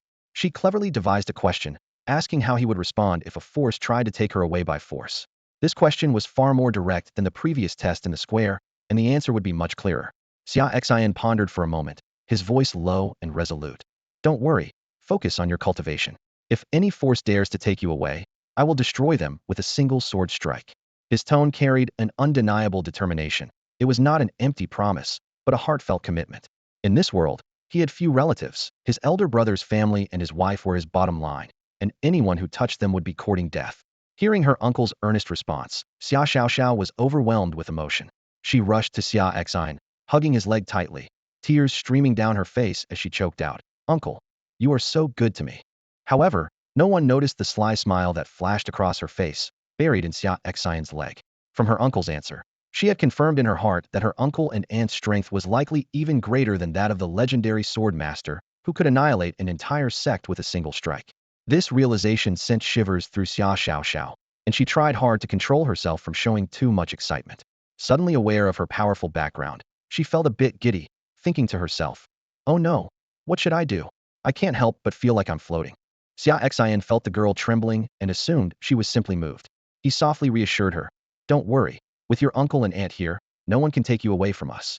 "Okay," Xia Xiao replied, suppressing her inner excitement and trying to appear calm and natural. She released Xia Xian's leg and said casually, "I'm going to play with Sister Hua." "All right, go ahead." Xia Xian nodded, allowing her to leave. He watched her go, noticing her stiff steps and occasional shivers, as if she was trying hard to suppress something. Xia Xian's lips curled into a knowing smile. How could he not see through the little girl's thoughts and tests? Xia Xian was well aware of Xia Xiaoxiao's intelligence. This clever girl had managed to sneak out of the royal city, evade the people sent by Xia Zhen to protect her, and even escape others' pursuits, showcasing her extraordinary wit. From the moment she mentioned the Eastern Wilderness sword master annihilating the Divine Phoenix sect and began observing his expression, Xia Xian had already understood her intention. He deliberately allowed her to reach this conclusion. In this way, even if she spoke of it, no one would believe her. But Xia Xiaoxiao herself would be convinced of this judgment. Xia Xian watched the girl's retreating figure, quietly calculating everything in his mind. Let her know that she has a powerful uncle in the royal family, so when she faces challenges outside, she can confidently declare her background and stand up for herself, rather than being passively compliant. This would prevent her from feeling inferior and give her more confidence in her journey through the cultivation world, achieving two goals at once. At this moment, in the headquarters of the demon sect in the Imperial city, a chilling atmosphere pervaded. 8 formidable demons, including Hun Yuan Demon Lord, Black-Faced Rakshasa, and Purple River Ghost King, were kneeling before Jirair, their faces showing undisguised fear and grievance. They had just returned from the Vajra temple, battered and exhausted, with their energy depleted. Jirair cast a cold gaze over them, her voice icy. Report in detail. Hun Yuan Demon Lord, trembling, recounted that they had encountered a formidable enemy, Du Hui, at the Vajra temple and barely escaped with their lives. At the critical moment, a mysterious masked swordmaster appeared, saving them with one strike and forcing Du Hui to self-destruct and flee with another. "You are all seriously injured?" Jirair said, her expression darkening as demonic energy surged around her. The 8 demons confirmed in unison, their expressions aggrieved, like children complaining to their parents after a beating. In an instant, a terrifying aura erupted from Jirair, causing the temperature in the hall to plummet. With a wave of her hand, she infused them with pure demonic energy, instantly healing their wounds. "That old monk must have returned to the Buddhist sect's main altar," Jira said coldly. "Tomorrow, I will go there myself and take his life." The 8 demons bowed in gratitude, their hearts filled with endless appreciation. Their loyalty to their master was due to her domineering and protective nature. Jirair continued, "You must also find that mysterious sword master. The demon sect owes him a debt, and we must repay it in the future." The 8 demons accepted the order, their minds involuntarily recalling the image of the unparalleled swordmaster. They sighed inwardly, thinking how wonderful it would be if such a person could be united with their master. At that moment, the youthful-looking granny reminded, "Master, we should go buy groceries now, or it will be too late." Upon hearing this, Jirair's expression changed, embarrassment evident on her face. She quickly instructed the 8 demons to wait outside the Great Xia dynasty the next day, then hurriedly left with the granny, resembling an ordinary housewife rushing home to cook, her earlier imperial demeanor completely gone. Watching their master leave, the 8 demons sighed in unison. They thought to themselves, how had their overbearing and unmatched master become like this because of a relationship? If she had married that unparalleled sword master instead of an ordinary elder from the Dao sect, would things be different? This regret would likely linger in their hearts forever. Jiru returned to the prince's residence with a basket full of fresh vegetables and supplements, her steps light and cheerful as she began planning the delicious meal she would prepare for Xia Xian today. Meanwhile, Tong Lao wandered around the residence looking for Fu Bo, but he was nowhere to be seen. With a hint of confusion, she approached Xia Xian and softly asked, "Son-in-law, where is Fu Bo? I can't seem to find him." Xia Xian looked at Tong Lao and calmly replied, "Fu Bo had some matters to attend to outside. It might be a while before he returns." Upon hearing this, a trace of disappointment flickered in Tong Lao's eyes, and her voice involuntarily lowered. "Oh, I see. Then, son-in-law, I'll go help miss with the cooking. Xia Xian nodded slightly. All right, you go ahead. Watching Tong Lao's departing figure, he mused to himself. It seems Tong Lao has become quite attached to Fu Bo, starting to miss him already. Meanwhile, in the secluded training grounds at the back of the prince's residence, a secret conversation was quietly unfolding. Xia Xiaoxiao stealthily pulled Lin Horror into a quiet corner. After cautiously scanning the area to ensure no maids were nearby, she whispered, Horror, I've discovered a huge secret. Intrigued by her mysterious demeanor, Lin Horror leaned in and asked, Oh, what secret? With a serious expression, Xia Xiaoxiao said, I think my uncle Emperor might be even more powerful than the legendary sword master who wiped out the Eastern Phoenix sect with one strike. Lin Horror was taken aback, thinking, could it be that this little girl has seen through master's true strength? It can't be. With her cultivation at the 4th level of body refinement, how could she discern anything? Composing herself, she asked, Why do you think so? Xia Xiaoxiao excitedly explained, It's just a feeling.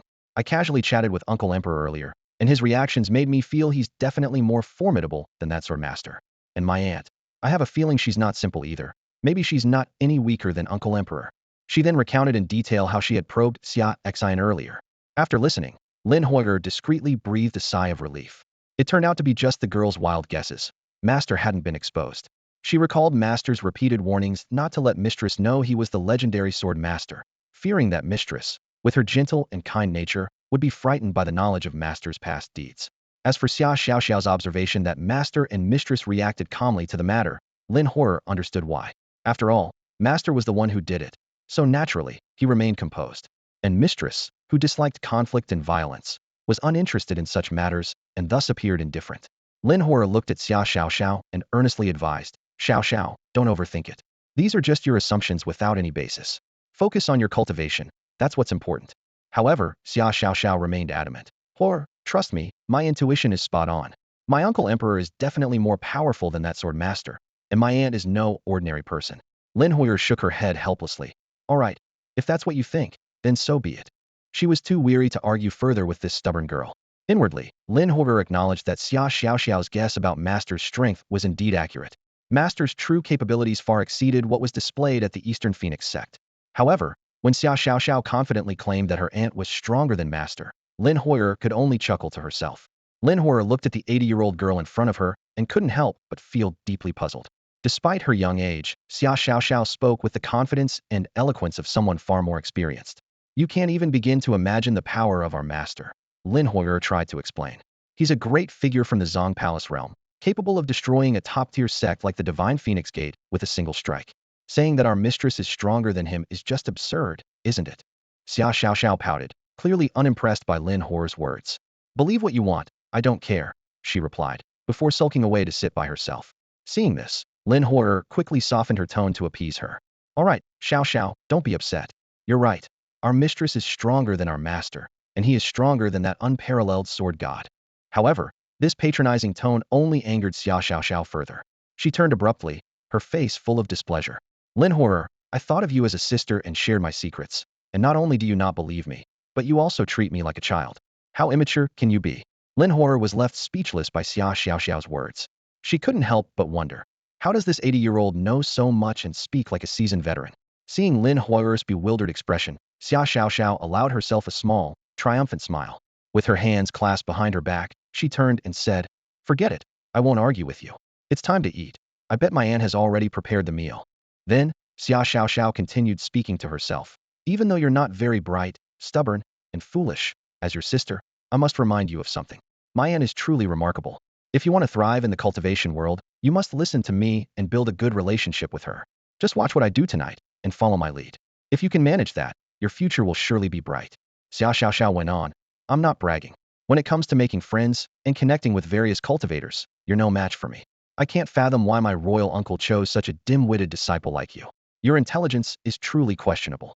Listening to Xia Xiaoxiao's advice, Lin Hoer was completely stunned. She thought to herself, is this little kid actually lecturing me? Do I really need her guidance on how to conduct myself in life? Xia Xiaoxiao's words stirred a ripple in Ji Yao's heart. She couldn't help but wonder if it was really possible that her master's wife was more powerful than her master. However, she quickly dismissed the thought. Her master was an unparalleled sword god in the Qinggong realm, and it seemed unlikely that her master's wife could rival him. When Ji Yao followed Xia Zhen to the palace living room, Ji Ruer was already setting the table with food, carrying dishes into the hall.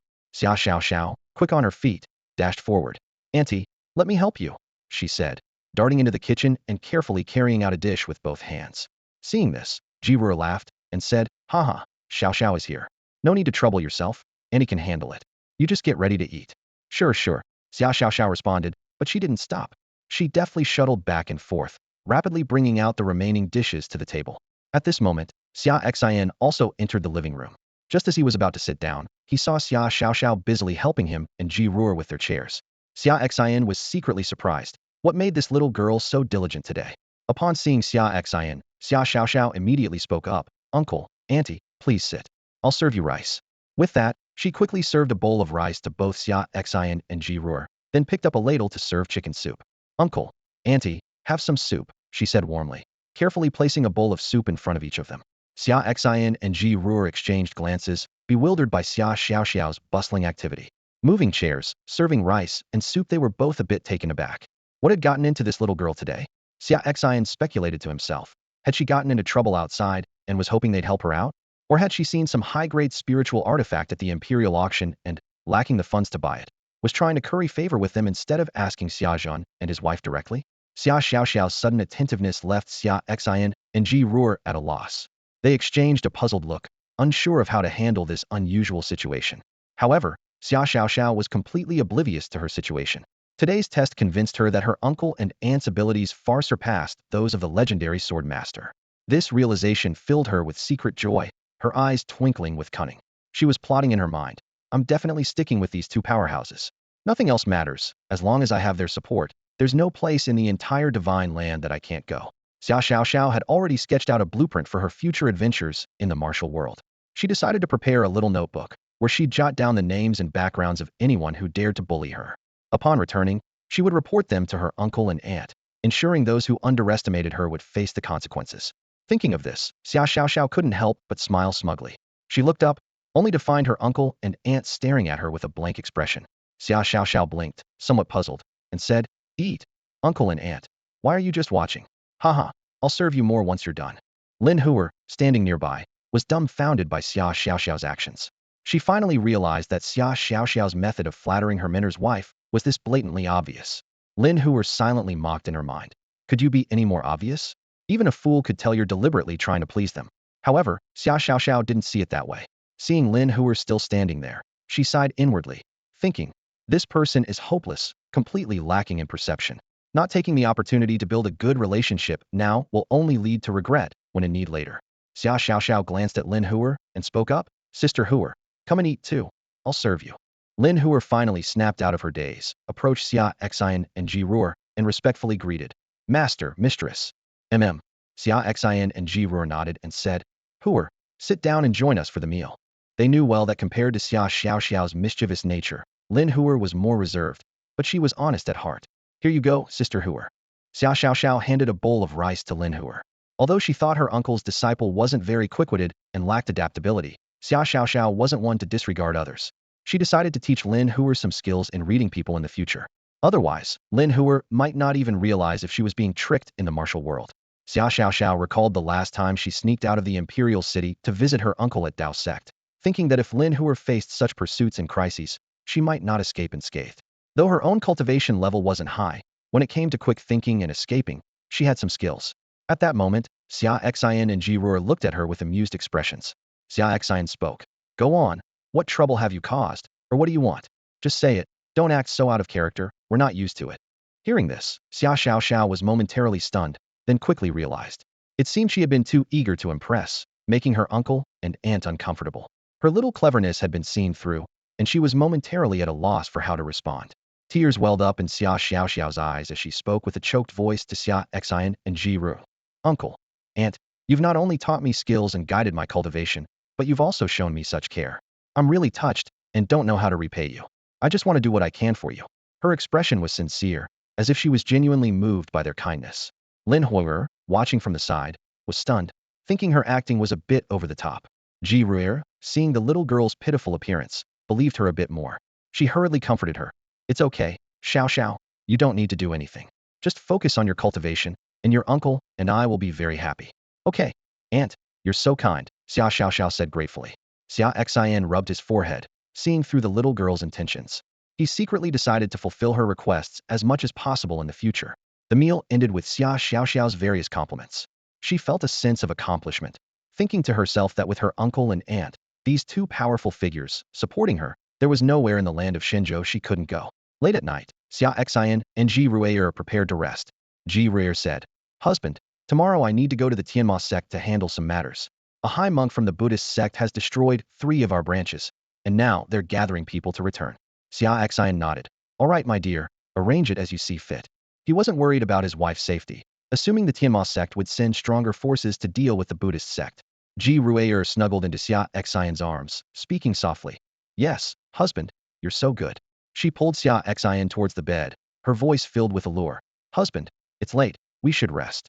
This night was destined to be anything but peaceful. Both being cultivators with special constitutions, their intimacy was unaffected. The next day, after breakfast, Ji Ruier and Xia Xian left the prince's residence with Tong Lao. Outside the great Xia dynasty, she met with the 8 great demons. Ji Ruier had changed back into her purple long dress and wore a veil. Seeing her, the 8 immediately saluted. "Master." Ji Ruier nodded coldly. "Let's go. Follow me to the Buddhist sect's main altar. Today, I will personally deal with the person who harmed you yesterday." The group flew towards the Buddhist domain. In less than an hour, Ji Ruier led them to the sky above the Buddhist sect's main altar. She unleashed the terrifying aura of the samsara realm, and a monstrous demonic power enveloped the surroundings, causing the sky to darken. Hunyuan Demon Lord shouted excitedly. "The Empress of our Tienma sect is here. Duhui, you old bald monk, come out and meet your end." Below, countless Buddhist sect practitioners struggled under the pressure. Hearing this, they were filled with terror, thinking, how did the Duhui monk provoke such a female demon? Isn't this courting disaster? In the land of Shenzhou, the only force entirely controlled by the Buddhist sect is the Buddha domain, known for its many powerful figures, particularly at the main headquarters of the sect. When Jier released that chilling, demonic aura, alarms immediately sounded deep within the headquarters. Dozens of powerful Vajra Arhats, including the sect's abbot, ascended into the air. Jier, leading 9 fierce demon heads, approached aggressively, demanding that monk Duhui come out to face death. The abbot frowned, realizing that Duhui must have angered the heavenly demon sect while away. He sighed inwardly, recalling how he had repeatedly warned Duhui not to act rashly when he left following the destruction of the Vajra temple. Unfortunately, Duhui ignored the advice, believing himself invincible after elevating his cultivation from the 9th level of the unoriginated realm to the 2nd level of the hidden palace realm over 1,000 years of seclusion. Duhui had sworn to descend into the world to vanquish demons and suppress the demonic forces. However, things did not go as planned. Not only did he fail to shake the demonic path, but he didn't even encounter a single hidden palace realm expert before being nearly killed by an unknown sword deity. He was forced to self-destruct his hidden spirit and flee in disgrace, losing all the cultivation he had painstakingly acquired over a millennium. Taking a deep breath, the abbot led dozens of Vajra Arhats to hover in midair, confronting Jier and the 9 demon heads of the heavenly demon sect. He said solemnly, "Lord of the heavenly demon sect, it is true that my uncle, Duhui, has greatly offended you. But now he has self-destructed his hidden spirit and lost a millennium's worth of cultivation. I ask you to be merciful and spare his life." Jier snorted coldly, her eyes flashing with icy light. "Humph. Duhui slaughtered my sect's divisions in 3 regions and severely injured my 8 subordinates. And now you ask me to be merciful? I will say this one last time. Bring Duhui out to face his death, or I will destroy this place today." Her gaze swept over the dozens of unoriginated realm Buddhist experts before her, filled with disdain. By her side were the 9 demon heads, including the likes of Granny Tongyin, Demon Lord Hunyuan, and Ghost King Zichuan, all at the 9th level of the unoriginated realm. These individuals were her most reliable aides, skilled in annihilating sects and eradicating forces. Without a hidden palace realm expert to oppose them, they were invincible. The heavenly demon sect's strength extended far beyond this. They boasted no fewer than 100 unoriginated realm experts, with over half stationed at headquarters and others guarding important divisions across various regions. As for the old demon heads of the hidden palace realm, they were countless. Dozens of hidden palace realm experts remained in seclusion at the sect's headquarters, only emerging when the sect faced a crisis. These ancient beings, some over 5,000 years old, would come forth to eliminate enemies and aid the sect in overcoming challenges. Among them were terrifying figures at the 9th level of the hidden palace realm, just a step away from the samsara realm. Ji Ruier, the old demon empress of the samsara realm, stood proudly in the sky above the main temple of the Buddhist sect. Behind her were 9 fierce demons, exuding a menacing aura. Ji Ruier looked down coldly. calculating the strength of the heavenly demon sect. Besides her, the heavenly demon sect boasted 4 or 5 other Samsara realm demon emperors, each having lived for over 10,000 years with unfathomable power. Although they usually remained detached from worldly affairs, they would undoubtedly emerge to assist when the sect needed them.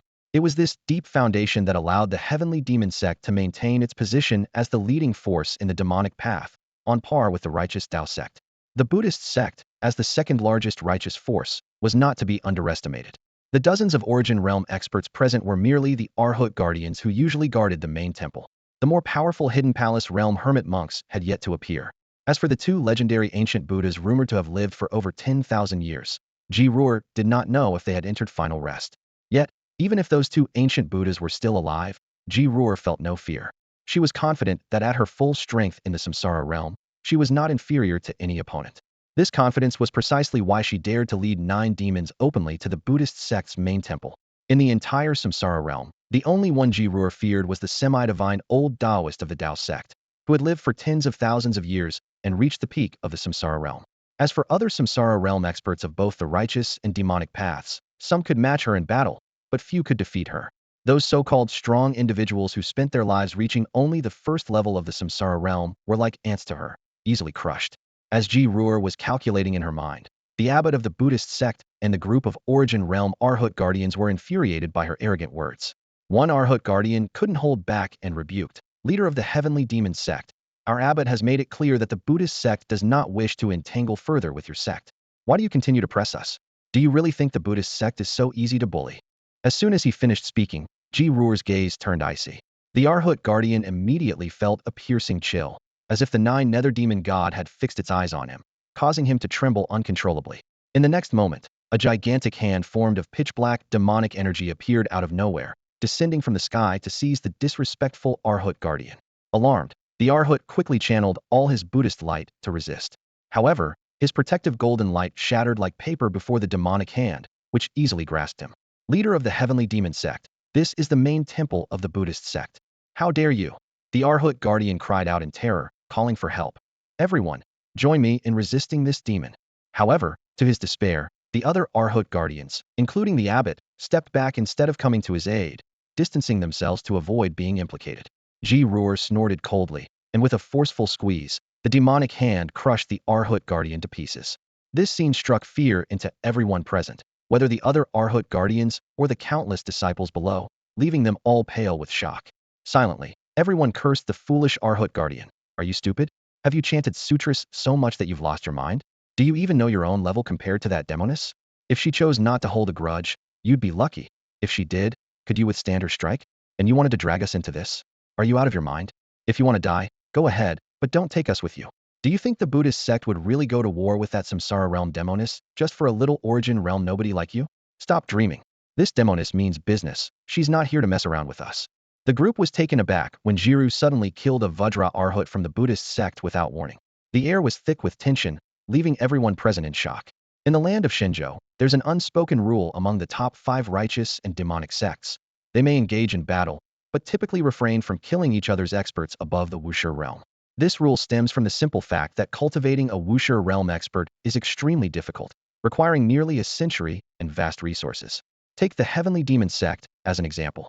Across the 1,000 regions of Shenzhou, each significant area has a branch, with an Immortal Realm elder stationed at each. This setup makes Immortal Realm experts not particularly rare among these top factions. However, those in the Wuxia realm and beyond are different. They are the true elite, scarce in number, and highly valuable.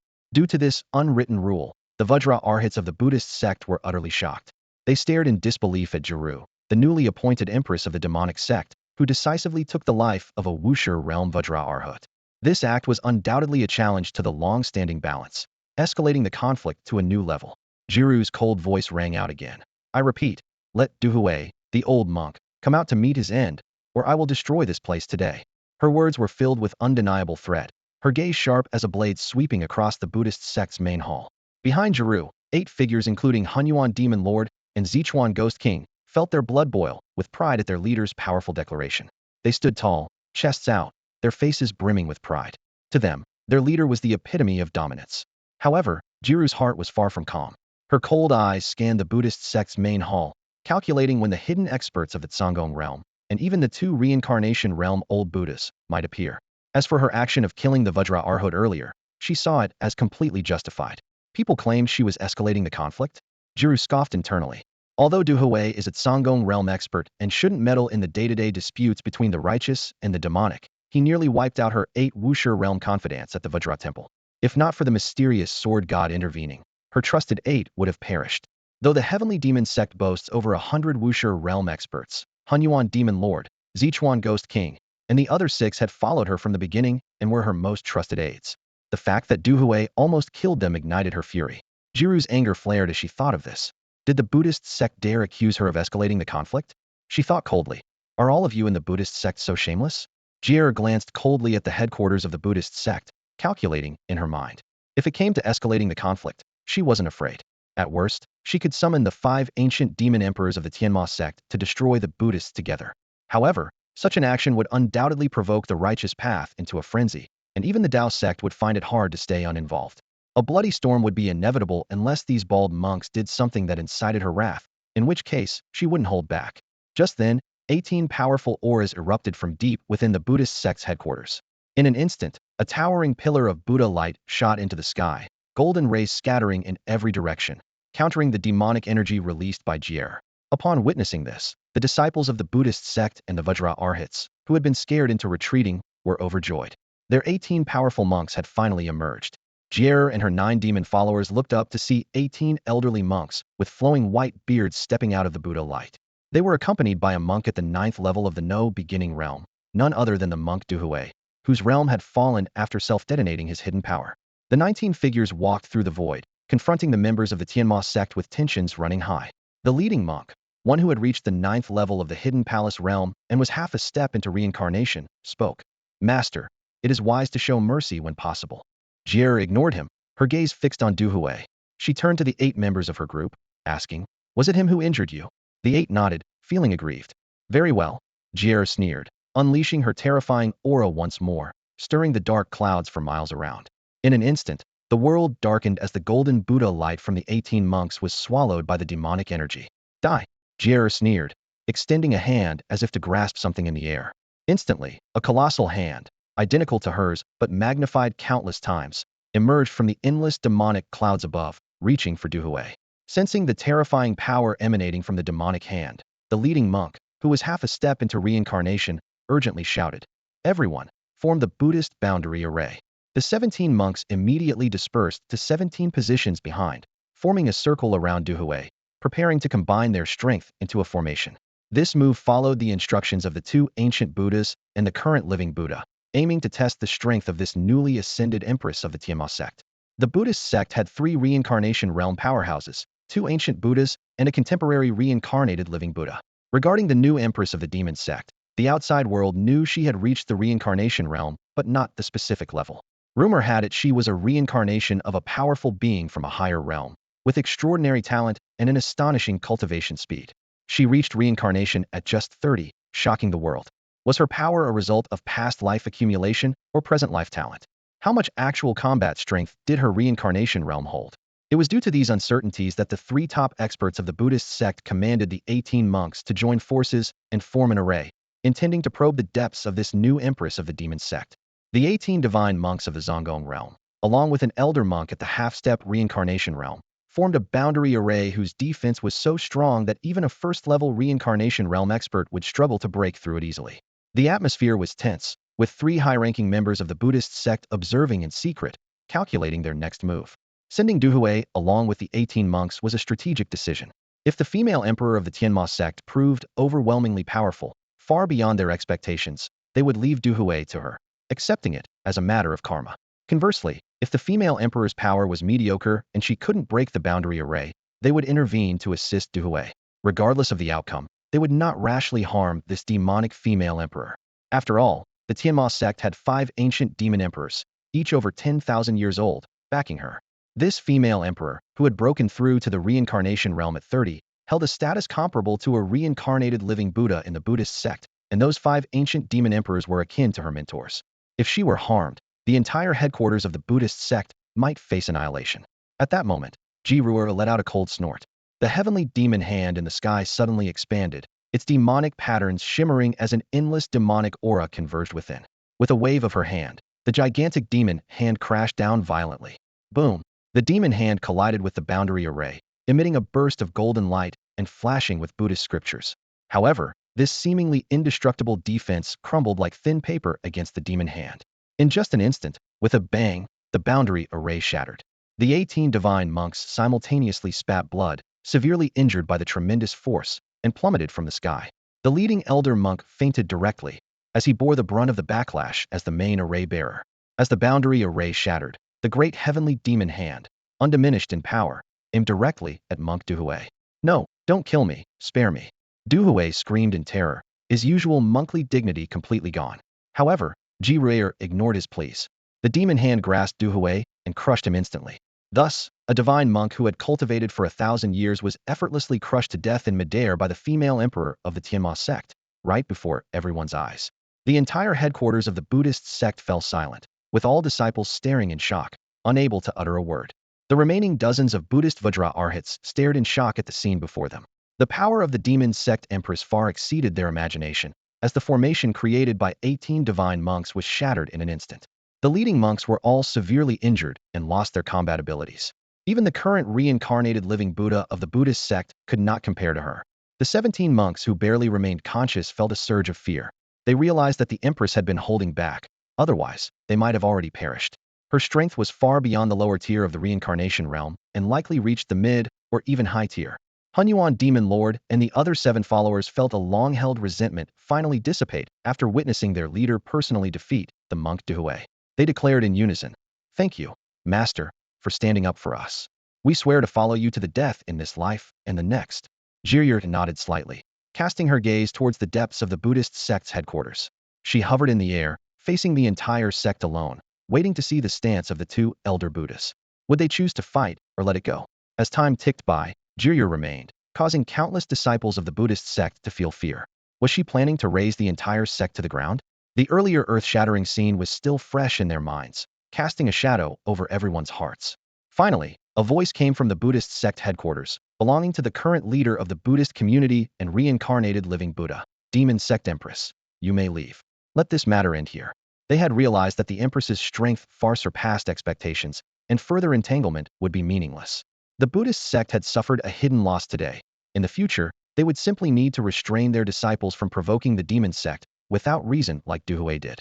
Upon hearing this, Ji-Rayer withdrew her overwhelming demonic aura, and the black demonic clouds covering the Buddhist sect headquarters gradually dispersed. She turned and left with her 9 demons, as there was no point in staying now that Duhue was dead. As the empress and her followers departed, the sky cleared, and countless disciples of the Buddhist sect finally breathed a sigh of relief. They had witnessed the might of the contemporary demon sect empress firsthand, and this news would soon spread across the land. In the future, aside from the Taoist sect, no other force would dare challenge the demon sect. With the empress's talents, she was destined to become akin to the semi-divine Taoist venerable of the Taoist sect, potentially reaching the divine realm. Meanwhile, in the prince's mansion of the great Xia dynasty, Xia Xian finished guiding Xia Xiaoxiao and Lin Huer's training and opened the sign-in system for his daily routine. He instructed the system, sign in at the prince's mansion. In the imperial city of the great Xia dynasty, only the imperial palace and the prince's mansion were special locations, and he had signed in at both. The rewards for signing in at the same location were similar, so he chose the prince's mansion. The system notification sounded. Ding! Congratulations to the host for successfully signing in at the prince's mansion and obtaining a Dan Medicine Hidden Spirit Pill. The Zongshan Pill, a unique product from the system, shimmered with a subtle glow in Xia Xian's hand. As a pill exclusive to those in the Zongong realm, its effects were nothing short of miraculous. One pill equated to a year's worth of pure cultivation progress. Since returning from the Eastern Wilderness and the Shanhuang sect, Xia Xian's cultivation had soared to the Zongong realm, with the daily sign-ins at the prince's mansion becoming his main source of Zongshan pills.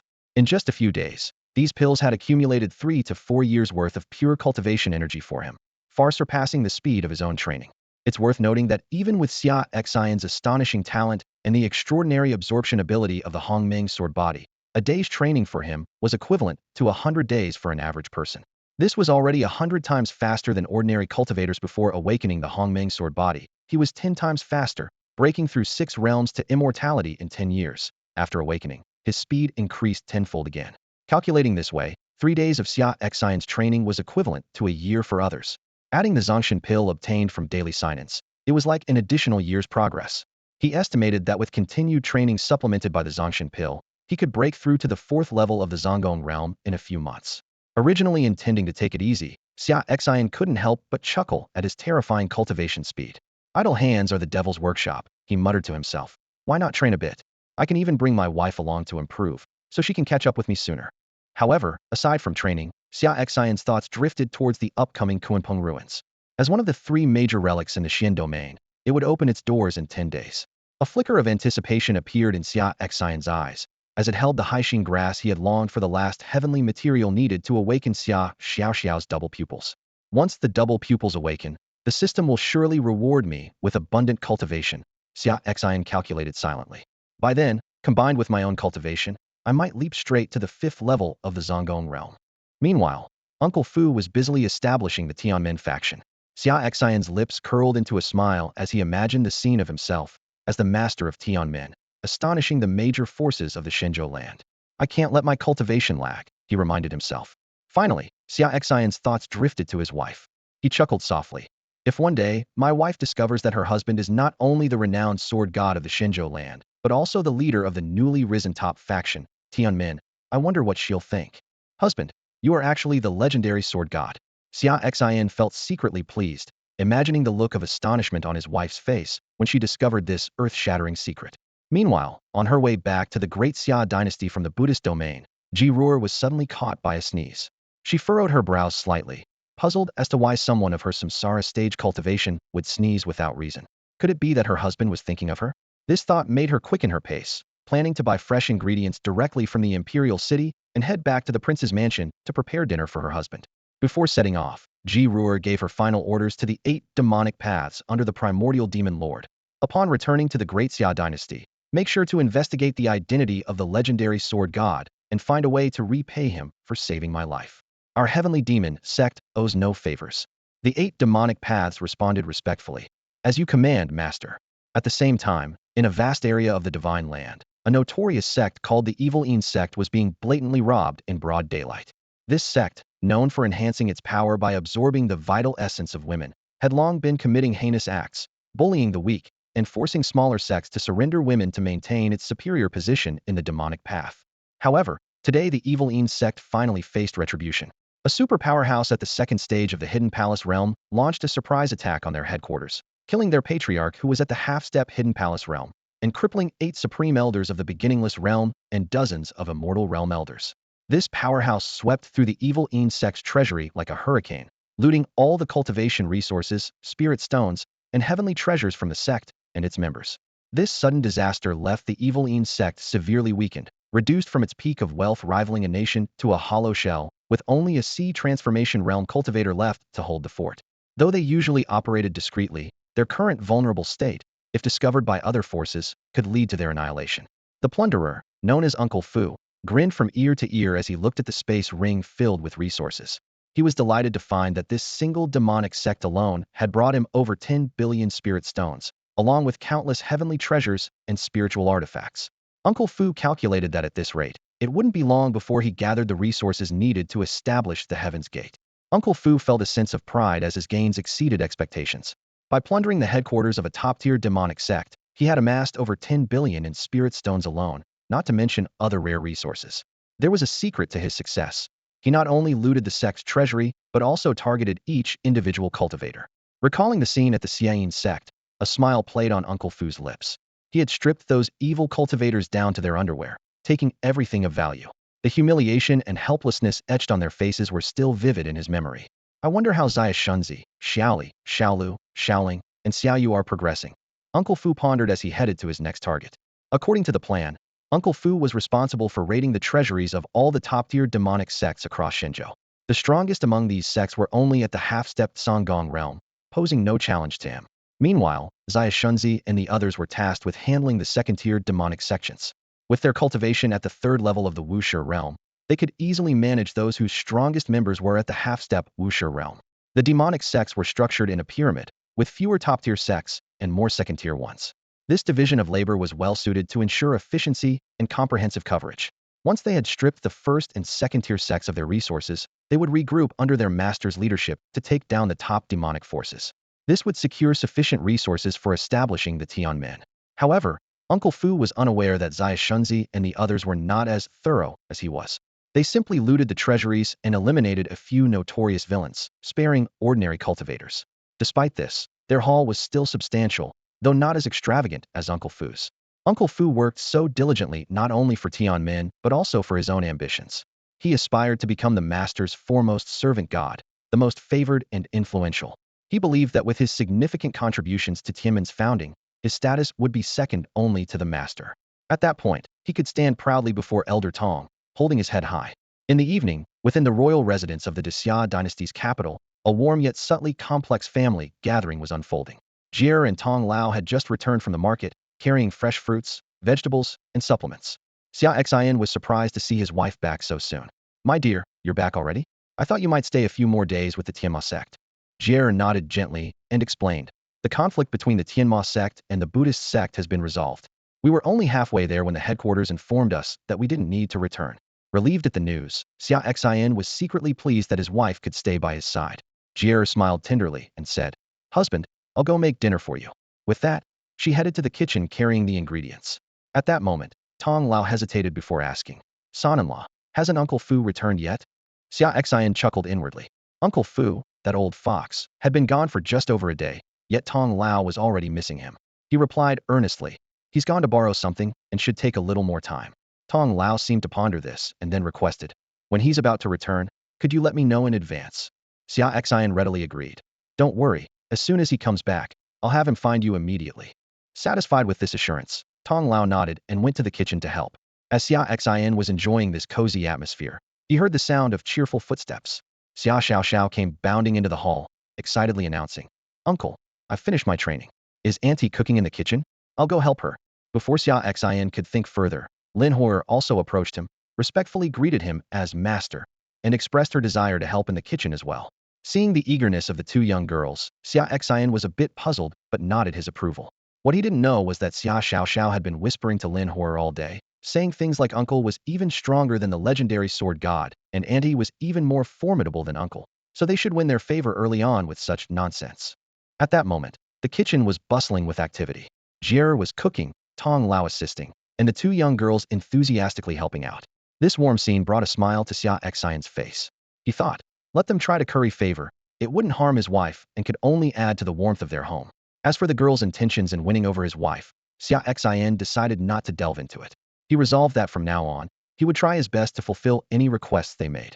And so, on this seemingly ordinary evening, the prince's residence was filled with the warmth of family, with everyone harboring their own thoughts, playing out this tender, yet subtly turbulent family gathering. 7 days passed by like flowing water. Life in the prince's mansion remained calm as usual, yet subtle changes were brewing beneath the surface. Every day, Xia Xian and Ji Ruer practiced cultivation with the two young girls, guiding them carefully before advancing their own skills. During their free time, the two would be inseparable, exchanging affectionate glances. Tong Lao would persistently ask about Uncle Fu's return, to which Xia Xian would always respond vaguely, promising to send Uncle Fu to her as soon as he returned. Ji Ruer was dedicated to preparing nourishing soups and medicines for Xia Xian every day, urging him to drink them without complaint. Lin Hor and Xia Xiao, the two young girls, developed a habit of assisting Ji Ruer, and the three of them got along increasingly well. Meanwhile, Xia Xian continued to diligently sign in to acquire the Tsongshan pills for cultivation, steadily improving his skills. However, while these 7 days were peaceful, the outside world was in turmoil, with the entire cultivation community of Shenzhou in an uproar. 7 days ago, the Empress of the Tienma cult, the leading force of the demonic path, stormed into the heart of the Buddhist domain with 9 great demons. This was in retaliation for the Buddhist monk Du Hu's destruction of 3 of her divisions and nearly killing her 8 demons. She overpowered the combined forces of 18 divine monks, killing Du Hui and a Vajra Arhat. Her formidable prowess intimidated even the 2 ancient Buddhas and the current reincarnated living Buddha of the Buddhist sect, who dared not face her directly. Rumors circulated among cultivators that the Empress had possibly reached a high level in the samsara realm, with few able to rival her in the current age. At the same time, speculation arose that the peerless sword master who defeated Du Hui with a single strike at the Vajra temple was the mysterious figure who recently annihilated the divine phoenix sect in the eastern wilderness with one sword. The 8 demons of the Tienma cult were immensely grateful, searching everywhere for this savior, but to no avail. Another explosive piece of news was that within just 7 days, a group of powerful cultivators raided evil sects across Shenzhou. Two-thirds of the first and second-tier evil sects were completely ransacked. The most ruthless among them was a Qinggong realm expert who not only plundered sect resources, but also took valuable items from individual evil cultivators, conducting a blatant robbery. Faced with such rampant behavior, the remaining one-third of the evil sects were forced to band together, seeking protection from a top-tier evil sect. They angrily issued threats, concentrating their remaining resources within this sect and provocatively challenging the bandits. Amidst this chaos, the prince's mansion of the Great Xia dynasty welcomed long-awaited figures. Uncle Fu, along with Xiao Liuzi, Xiao Shunzi, Xiao Lizi, Xiao Linger, and Xiao Yuer, returned after 7 days of raiding the evil sections. Each of them was glowing with excitement, especially Uncle Fu, whose space ring was brimming with treasures, holding dozens of them. The harvest of these 7 days left them thoroughly satisfied. The dark forces on the land of Shenzhou faced an unprecedented disaster. The team led by Uncle Fu swept through two-thirds of the first and second-tier sects, looting them of all their resources like a ferocious storm. Now, Uncle Fu stood confidently before Xia Xian, holding nearly 70 space rings filled with treasures. Master, these are our spoils, Uncle Fu proudly displayed. I personally seized half of them. Xia Xian scanned the rings with his spiritual sense and was astounded. Each ring was packed with billions of spirit stones, countless rare materials, spiritual artifacts, divine techniques, and many bizarre resources. 79 rings, each a mobile treasure trove. How many sects and dark cultivators did you plunder in these 7 days? Xia Xian asked in disbelief, looking at Uncle Fu and the others. Uncle Fu chuckled. Master, half of these resources are my personal contribution. Impressive. Xia Xian praised. Well done, I'll credit you for this achievement. Uncle Fu immediately knelt and humbly thanked him, but inside, he was ecstatic. His master's praise made all his efforts over the past 7 days worthwhile. He secretly felt that his position in his master's eyes had surpassed that of Yun Pe. Xia Xian suddenly remembered something and said, by the way, while you were away, Tong Lao kept asking about your whereabouts every day. She seems very concerned about when you'll return. You should go see her later. Upon hearing this, Uncle Fu's face lit up with joy. Really? I'll go see her right away. He was secretly delighted that Tong Lao cared so much about him. However, Uncle Fu had another important matter to report.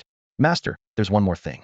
The remaining one-third of the dark forces in Shenzhou have united and taken refuge in the top-tier dark sect, the Soul Devourer Palace. They've issued a challenge to us. Uncle Fu explained that the frenzied looting over the past 7 days forced the remaining dark forces to band together. The Soul Devourer Palace, being a top-tier dark sect, had over 30 experts in the Wushi realm and 4 elders in the Zhonggong realm. The strongest among them had reached the 5th level of the Zhonggong realm, far beyond what Uncle Fu could handle. Master, I would like to request your personal intervention. Lead us 6 to the Soul Devourer Palace. The resources of the remaining dark forces, combined with the wealth of the Soul Devourer Palace itself, would be enough for us to establish a new top-tier force, Uncle Fu earnestly proposed. Xia Xian pondered for a moment and then nodded. Understood. Tomorrow, I will personally take you there and seize all the resources from the Soul Devourer Palace to establish the new force, Tianmen. Yes, Master.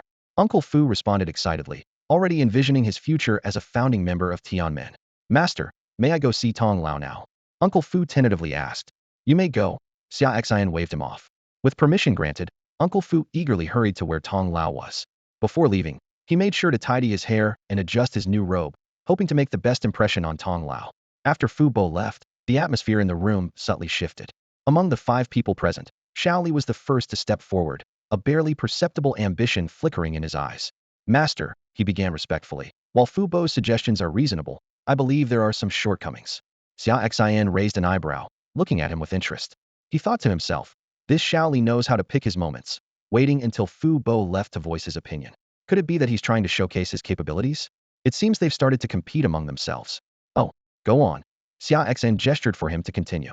Xiaoli took a deep breath and spoke with conviction. I believe that when we conquer the remaining evil forces tomorrow, we shouldn't just seize resources. If possible, we should eliminate all those gathered at the soul-devouring palace. Why do you say that? Xia Xian inquired, his gaze intense. Xiaoli spoke eloquently. I've investigated over the past few days.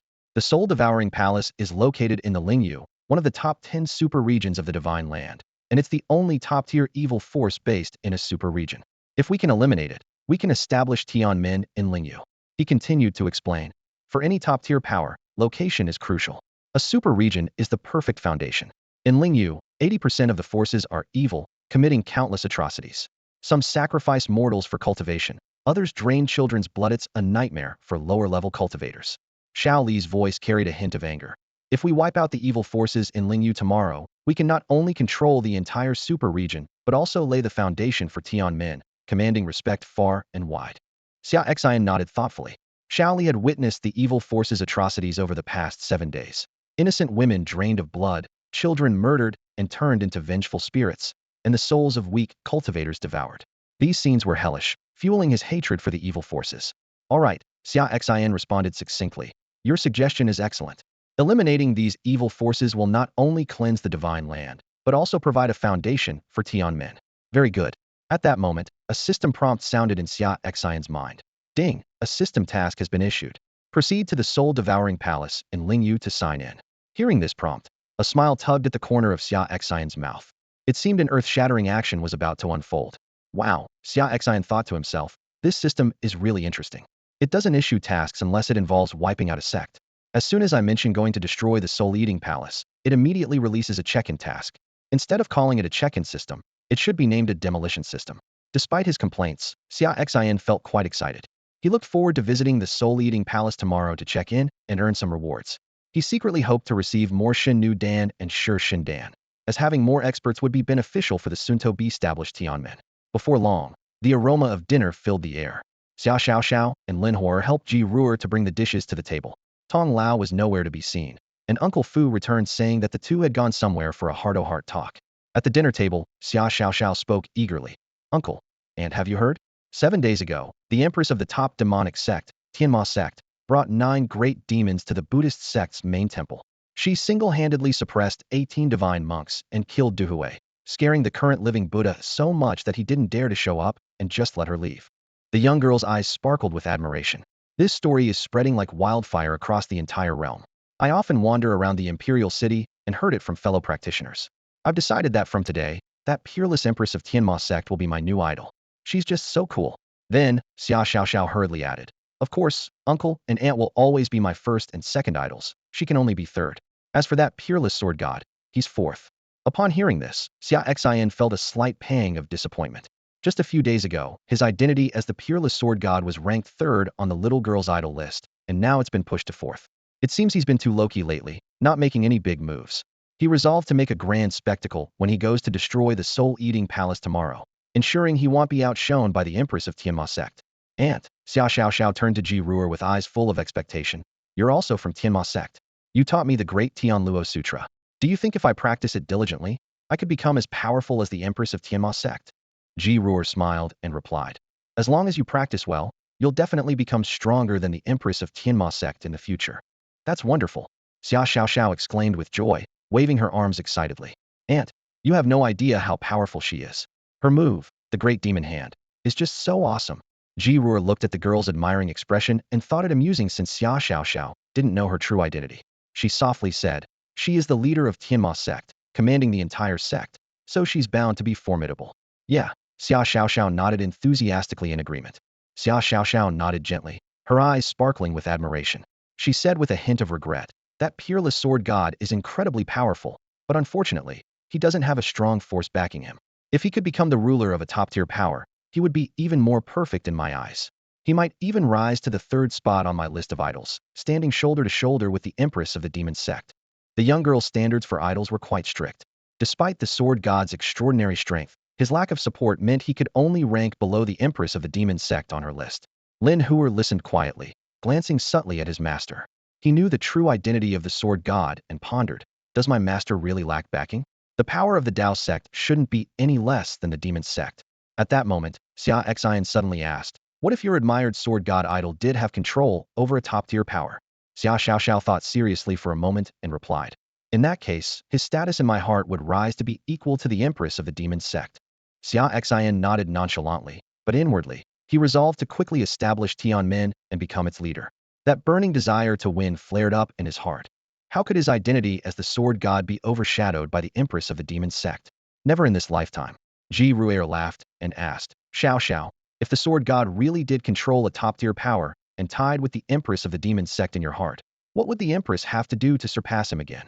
This seemingly casual question also sparked a competitive spirit in Ji Ruaer. In the young girl's idol ranking, it was unquestionable that she and her husband occupied the top 2 spots, and the Empress of the Demon Sect being third made sense. But why should that sword god be equal to the Empress? Ji Ruaer had never been inferior to anyone in her life. Xia Xiaoxiao was stumped, furrowing her brows in confusion. That's a tough question to answer. She didn't understand why her aunt and uncle cared so much about such an abstract ranking. Haha, don't think too much about it, let's eat. Ji Ruaer laughed, changing the subject. Yes, let's not discuss matters that don't concern us, Xia Xian agreed. Though the two adults changed the topic, Xia Xiaoxiao's little mind was deep in thought. Throughout the meal, she pondered, why are uncle and aunt so interested in such strange questions? The sword god and the empress of the demon sect don't even know about their ranking, so why compete over it? It's truly puzzling. Early the next morning, Fu Bo, Xiao Li, and 3 others were ready. Xia Xian led the 6 of them directly to the Soul Devourer Palace.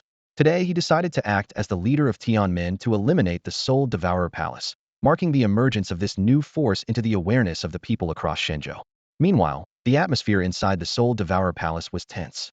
In the Grand Hall, representatives from the top 3 major and 9 secondary forces of the Dark Path had gathered, their faces filled with anger and unwillingness. Elite members from all the top and secondary dark forces across the land had assembled here, excluding the minor and insignificant groups that had long been dismissed.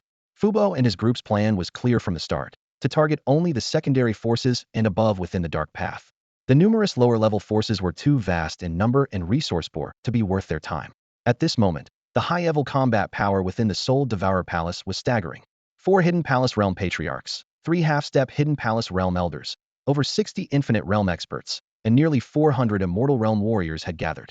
This formidable strength was enough to make the entire land tremble. A half-step Hidden Palace Realm Elder from a top dark force gritted his teeth and said, "These bandits have gone too far. We've already spread the word across the land, challenging them. If they dare to come to the Soul Devourer Palace, I swear they won't leave alive." Another Dark Path expert chimed in, "Exactly. To think they would dare to rob us in broad daylight. Do they really think we're defenseless?"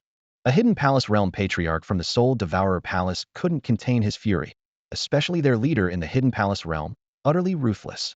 Even targeting the belongings of our cultivators, it's a disgrace to the Dark Path that hasn't been seen in centuries. While the Dark Path's reputation wasn't great across the land in regions like the Eastern Wastelands, Western Territory, Northern Deserts, and Southern Mountains, it didn't mean they were to be easily trampled upon. Everyone was now waiting for the audacious bandits to show themselves, ready to deliver a painful lesson. However, no power dared to openly bully them like this. The recent grand plunder faced by the first and second-tier demonic sects was unprecedented in thousands of years. A group of individuals, led by a formidable expert at the second level of the Hidden Palace realm, brazenly looted these demonic sects as if the top forces within the demonic path were powerless to resist. The most powerful ancestor of the soul-devouring palace, at the 5th level of the Hidden Palace realm, spoke coldly. "Now, I have set up an inescapable net within the territory of the soul-devouring palace. If they dare to come, they will surely have no place to rest in peace." He was 3 minor realms above the leader of the looting forces and was fully confident that he could ensure those arrogant intruders would not return today. At this moment, Xia Xian, accompanied by Uncle Fu and 6 others, had already arrived above the soul-devouring palace in the spiritual domain. Although the spiritual domain was somewhat distant from the mysterious domain, an ordinary sea transformation realm cultivators might need 4 or 5 days of flight to reach it. Xia Xian, using his divine speed technique and the 3rd level speed of the Hidden Palace realm, managed to bring Uncle Fu and the others to the destination in just 1 hour. Upon arriving above the soul-devouring palace, Xia Xian did not immediately challenge them. Instead, he opened the system and silently thought, "System, sign in at the soul-devouring palace." For him, destroying the soul-devouring palace was a minor task. The sign-in was of utmost importance. The system promptly responded, "Ding, congratulations to the host for successfully signing in at the soul-devouring palace and completing the system task. Ding, congratulations to the host for receiving a reward of a century's worth of pure cultivation. Ding, congratulations to the host for obtaining 1 servant god pill. Ding, congratulations to the host for acquiring 5 god slave pills. Ding, congratulations to the host for receiving the ancient innate Tao body sacred embryo cultivation method." As the notifications ended, a century's worth of cultivation instantly poured into Xia Xian, rapidly elevating his realm until it reached the 4th level of the Hidden Palace realm. Within him, a new hidden god was formed. The Hidden Palace realm involves cultivating the Tao palaces and hidden gods, allowing the 5 elements wood, fire, earth, metal, and water to circulate within, enabling endless vitality and entry into the cycle of reincarnation. The Hidden Palace realm is divided into 9 levels. The first level opens the Heart Tao Palace. The second condenses the Heart Hidden God. The third level opens the Liver Tao Palace. The fourth condenses the Liver Hidden God. The fifth level opens the Spleen Tao Palace. The sixth condenses the Spleen Hidden God. The seventh level opens the Lung Tao Palace. The eighth condenses the Lung Hidden God. The ninth level opens the Kidney Tao Palace. And the Great Perfection, half-step reincarnation realm condenses the Kidney Hidden God. As long as one can open the 5 Tao Palaces and form the 5 hidden gods within, and successfully operate the power of the 5 elements internally, they can break into the reincarnation realm. However, with each new Tao Palace opened, the difficulty multiplies. Without centuries or even millennia of cultivation accumulation, it is nearly impossible.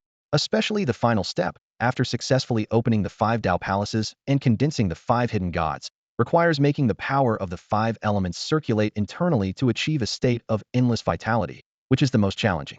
Many cultivators at the Great Perfection of the Hidden Palace realm or the half-step reincarnation realm are stuck at this step. If they cannot cross this step and make the power of the 5 elements circulate internally to achieve endless vitality, they will never enter the reincarnation realm. This step's difficulty is akin to ascending to heaven for ordinary people. However, for Xia Xian, such a bottleneck does not exist. He possesses the forbidden physique, the Hongmeng sword body, with unparalleled talent, and as long as his realm reaches, he can easily cross this step and enter the reincarnation realm. Xia Xian then reviewed the other 3 rewards: 1 servant god pill, 5 god slave pills, and the ancient innate Tao body sacred embryo cultivation method, all of which were rare treasures. The servant god pill and god slave pills could grant him an additional hidden palace realm servant god and 5 beginningless realm god slaves.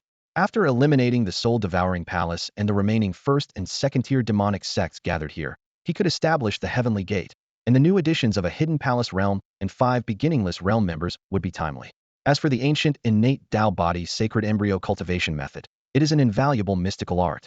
This method, according to its records, involves using heavenly materials and earthly treasures to concoct a specific innate divine liquid for pregnant women, allowing the fetus within to be nurtured into an innate Tao body sacred embryo.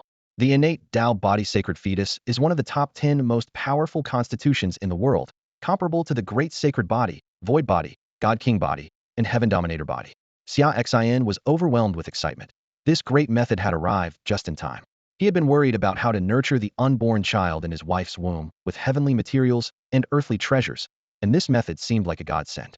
As Xia Xian quickly scanned the records on the method, he envisioned a beautiful blueprint in his mind, refining an innate divine liquid according to this method to cultivate the fetus in the womb, transforming it into an innate Tao body sacred fetus. He couldn't help but imagine that his child, even before birth, would leave peers far behind. With such astonishing talent, coupled with being born as an innate Tao body sacred fetus and having him, a peerless sword god, as a backing, the prodigies of the lower realm would hardly stand a chance against them.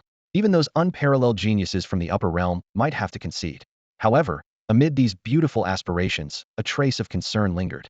Xia Xian knew well that the amount of heavenly materials and earthly treasures needed to cultivate an innate Tao body sacred fetus was staggering, possibly astronomical. But he quickly dismissed this thought, deciding to use his current resources to the fullest extent. If they weren't enough, he could always borrow from those evil sections. After all, their resources sitting idle in their treasuries would be better used for the righteous cause, perhaps even lightening their sins. At that moment, Fu Bo quietly called, "Master, is it time to act?" Xia Xian snapped back to reality, realizing that Fu Bo and the 5 others, including Xiao Li, were eager and ready to move. "Yes, let's do it." Xia Xian nodded in agreement, and with a swift motion, his sword, the Scarlet Dawn sword, was unsheathed. In an instant, the momentum of heaven and earth shifted, an endless surge of sword intent boiling over like a colossal wave, crashing down upon the soul-devouring palace below. Boom! The ground shook violently, as if an earthquake had struck. Amidst the swirling dust, a massive fissure, tens of thousands of meters long and several meters wide, appeared, splitting the soul-devouring palace in two, resembling a heavenly chasm. This time, Xia Xian had learned from his previous lesson at the Divine Phoenix Gate, controlling the power to perfection. It was enough to intimidate the evil sects within the soul-devouring palace without annihilating them all, and it wouldn't accidentally damage the precious resources in their treasury. He understood that now, being married and with a child on the way who would require vast resources, he couldn't afford to act recklessly as he did in the past. Indeed, Xia Xian's sword achieved the intended deterrent effect. All the experts above the sea-transforming realm within the soul-devouring palace, numbering in the thousands, flew out in unison, hovering in the air to confront Xin and his 5 companions. When they saw the tens of thousands of meters-long fissure below, many of the evil sect cultivators couldn't help but gasp in shock.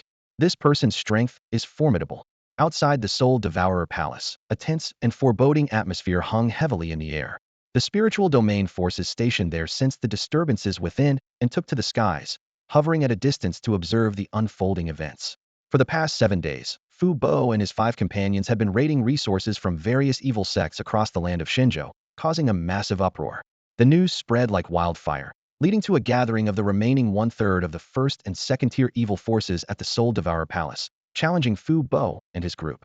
This development also drew the attention of many forces previously oppressed by these evil sects, who had been waiting near the palace, eager to see if Fu Bo and his team would respond to the challenge. Unexpectedly, Fu Bo and his companions not only arrived as promised, but also brought along the recently renowned sword deity. In recent times, no one was more talked about than this sword deity and the demon empress of the Tienma sect, who had single-handedly subdued 18 divine monks and killed the monk Duhui at the Buddhist sect's headquarters just 7 days earlier. The sword deity had annihilated the top-tier Shenhuang sect in the eastern wasteland with a single strike and had forced the monk Duhui to self-destruct his hidden spirit to escape at the Jinggang temple. Observers noticed that Xian and Fu Bo's group wore identical attire, and suddenly everything became clear. This mysterious team that had been freely plundering the evil sects across Shenzhou was actually under the command of this extraordinary sword deity. They all wore black robes and masks to conceal their identities. Fu Bo had explained this was to increase their mystique and keep the evil sects guessing. In reality, they were somewhat embarrassed by their actions and preferred to cover their faces while robbing. Even if their targets were from evil sects, they still had some sense of shame. Seeing the sword deity dressed similarly to Fu Bo's group, and the 6 showing him great respect by hovering behind him, the onlookers finally understood the origins of this enigmatic team. It was likely that their large-scale raids on the evil sects were done under the orders of this sword deity. Immediately, the members of the surrounding forces were filled with excitement. They had long suffered under the oppression of the evil sects and now wanted to see if these sects, even united, could withstand being overrun by these mysterious cultivators. Initially, they believed that with the gathering of 3 major first-tier evil forces, 9 second-tier evil forces, along with 4 Zonggong stage, 3 half-step Zonggong stage, 60 to 70 Wuxia stage, and 3 to 400 Buxiu stage experts at the Soul Devourer Palace, the mysterious cultivators would have a tough battle. But now, witnessing the sword deity personally leading the team, the situation seemed to take a turn. After all, this sword deity had destroyed the top-tier Shenhuang sect in the eastern wasteland with a single sword strike, and even the Zonggong stage 4th-level patriarch of the Shenhuang sect was no match for him. With him in command, it might just be possible for these 7 to defeat all the gathered top-tier evil experts within the Soul Devourer Palace today. Outside the Soul Devouring Palace, an earth-shattering confrontation was about to unfold. Xian stood proudly in front of Fu Bo and his 5 companions, gripping the Qishao sword with a determined gaze that swept over the upper echelons of the evil cultivators emerging from the palace. The air was thick with tension, ready to ignite at any moment. Well, who would have thought the leader behind these bandits is the newly risen peerless sword god of the Central Plains, exclaimed a half-step hidden palace realm elder of the evil faction, a hint of apprehension flickering in his eyes. He calculated silently. If it were only Fu Bo and his group, the many evil masters gathered today at the soul-devouring palace could certainly defeat them. However, with the addition of a sword god capable of annihilating the Eastern Wild's Divine Phoenix sect with a single strike, the situation suddenly became uncertain. Everyone's gaze instinctively turned to the strongest hidden palace realm 5th-level elder within the soul-devouring palace, as if silently conveying a message. If we can't handle this, it's all up to you. If even you fall, then this alliance of evil forces will have inadvertently aided them, concentrating all resources for them to seize. Xian observed the scene and spoke calmly. Is everyone here? If so, let's begin. His tone carried a hint of impatience, as if eager to conclude the battle quickly and return to the prince's residence to enjoy a warm evening with his wife. What arrogance, scoffed the hidden palace realm 5th-level elder of the soul-devouring palace. Slaying the ancestor of the Eastern Wild's Divine Phoenix sect doesn't mean you can defeat me. I've been in the hidden palace realm longer and have accumulated more experience, for over 1,000 years. Today, let me see what skills this newly risen sword god of the Central Plains possesses, to dare so brazenly seize the resources of our evil faction. Before he finished speaking, an overwhelming aura erupted from the elder. Dark red blood energy surged like a tide, instantly obscuring the sky behind him. filling the entire area around the soul-devouring palace with a heavy scent of blood. Two colossal hidden spirit phantoms appeared out of nowhere, towering behind the elder, emanating an intimidating pressure. The battle was on the verge of breaking out, with both sides' auras standing like two towering mountains, poised for a cataclysmic clash at any moment. Xia Xian slowly sheathed the Qishao sword, his eyes gleaming with a sharp resolve. He was determined to test his skills, wondering if his cultivation at the 4th level of the Tsang Palace realm, combined with the power of the Hongmeng Sword Body, could slay the soul-devouring palace ancestor at the 5th level with a single strike. As the sword was sheathed, the surrounding sword energy receded like a tide, converging into the Qishao sword in Xia Xian's hand. The scene instantly calmed, but all the spectators held their breath, fully aware that beneath this calm lay a brewing storm of a monumental sword strike. The soul-devouring palace ancestor snorted, unwilling to give Xia Xian the chance to gather his strength. He manipulated the surrounding blood energy, transforming it into countless blood-red skulls that lunged at Xia Xian with gnashing teeth and claws. The air was filled with eerie wails, and the overwhelming onslaught of blood skulls was terrifying. Xia Xian remained unfazed, letting out a soft hum. The Hongmeng Sword Body activated instantly, and a wisp of Hongmeng energy emerged from the shadow of the forbidden purple sword within his spiritual sea, entwining around the Qishao sword. In an instant, all the sword energy within tens of thousands of meters was drawn in, merging with the Hongmeng energy and transforming into a purple sword light that infused into the Qishao sword. Slash! Xia Xian shouted, executing his sword-drawing technique. As the Qishao sword was unsheathed, a purple sword light shot forth, carrying with it a sky full of sword energy, charging towards the soul-devouring palace ancestor with unstoppable force. The blood skulls were as fragile as paper before the sword energy, disintegrating into nothingness. The soul-devouring palace ancestor was struck with terror, feeling a lethal threat he hadn't experienced in a millennium. More frightening was that he was locked onto by the sword light, with no escape. In desperation, he summoned his two strongest defensive artifacts, a heaven-grade Blood Soul Bell to shield himself and a Blood Soul Seal to confront the purple sword light. All cultivators focused intently on this gripping scene. They held their breath, eager to see if the soul-devouring palace ancestors' two heaven-grade artifacts could withstand the breathtaking strike of this peerless sword god. Before everyone's eyes, the destructive sword light, condensed from Hongmeng purple energy, effortlessly pierced through the defenses of the Blood Soul Seal and the Blood Soul Bell, striking directly at the soul-devouring palace ancestor. The purple sword light flashed by, leaving a chilling trajectory in its wake. With a single stroke, Xia Xian effortlessly severed the body and soul of the soul-devouring palace's ancestor. The flash of purple sword light split the invincible ancestor of this formidable evil faction in half, sending him plummeting from the sky. For a moment, time seemed to stand still.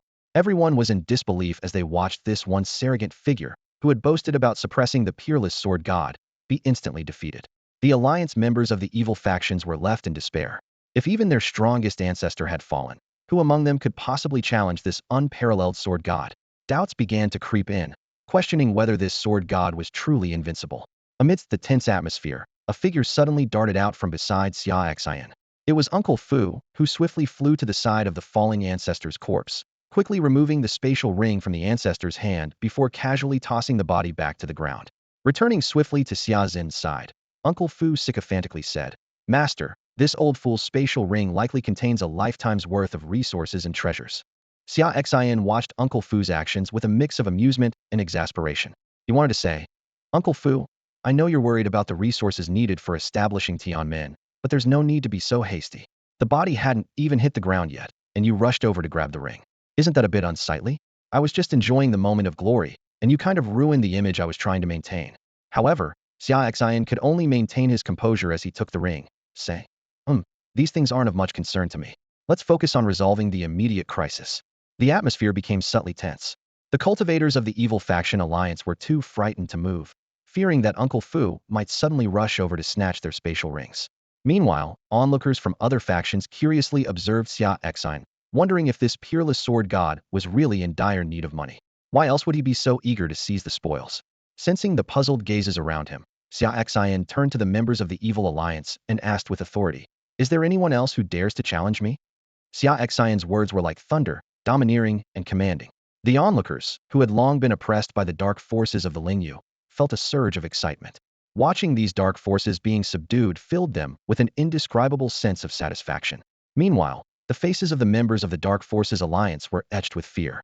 Their most powerful elder had fallen, and it seemed they could not escape the grasp of this unparalleled sword god today.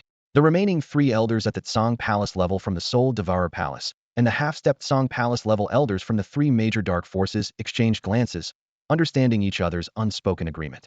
They resolved to make a desperate stand. The 6 of them unleashed their full power simultaneously, creating an awe-inspiring aura. 1 at the 4th level of Tsang Palace, 2 at the 2nd level, and 3 at the half-step level. Each wielded their most potent spiritual weapons and launched an attack on Xia Xian. They knew that if they didn't gamble everything now, they would have no chance of survival. If they could hold off Xia Xian even for a moment, escape might still be possible. However, Xia Xian was prepared. With a disdainful smile, he lightly waved his Qi Shao sword, executing the single grass sword technique.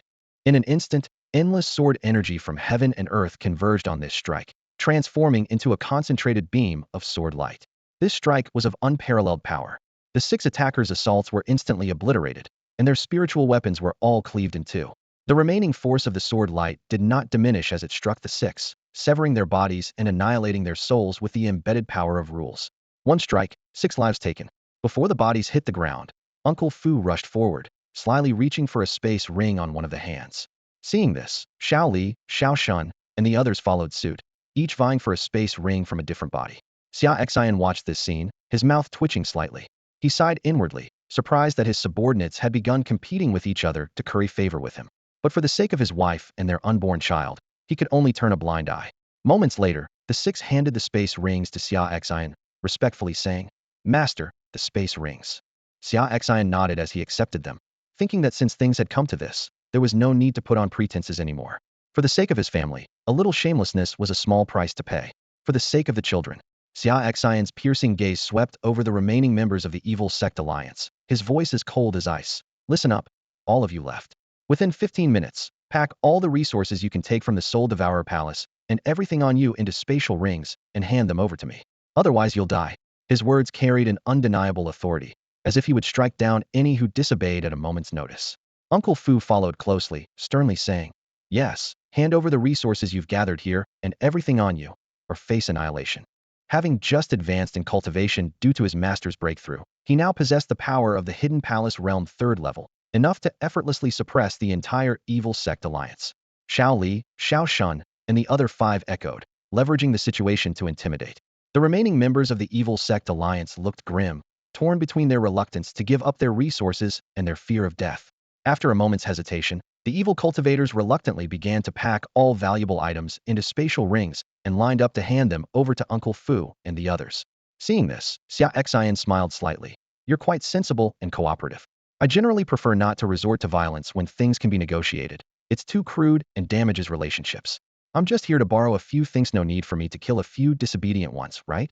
Those from various factions watching the spectacle were at a loss for words, unsure how to comment on the remarkable scene. Just a moment ago, the evil sect alliance was imposing. Yet after the 7 elders at the half-step Hidden Palace realm and above were slain, they obediently queued up to hand over their resources. After this raid, nearly everything of value within the Soul Devourer Palace's vicinity, except for the immovable palace buildings, was stripped clean. The evil sect alliance's cultivators likely had nothing left but their undergarments. The process of handing over resources took over half an hour to complete. By then, Uncle Fu and the others had collected tens of thousands of spatial rings, including those from the evil sect alliance's leaders in the air and every evil cultivator within the Soul Devourer Palace area. Even the lower-level evil disciples without spatial rings had their valuable treasures handed over in others' rings. The resources from the Soul Devourer Palace's treasury, along with those gathered by the 3 major first-tier and 9 second-tier evil sect forces, were placed into 15 spatial rings by Uncle Fu and handed to Xiaoxin. After the collection was complete, all the remaining evil sect alliance cultivators were tense and uneasy, uncertain of how this unparalleled sword deity would deal with them next. The onlookers from other factions were also curious if this sword deity, after slaying 7 elders at the half-step Hidden Palace realm and above, would spare the rest. Seeing that Uncle Fu and the others had finished collecting all the resources, Xia Xian raised a hand to the sky.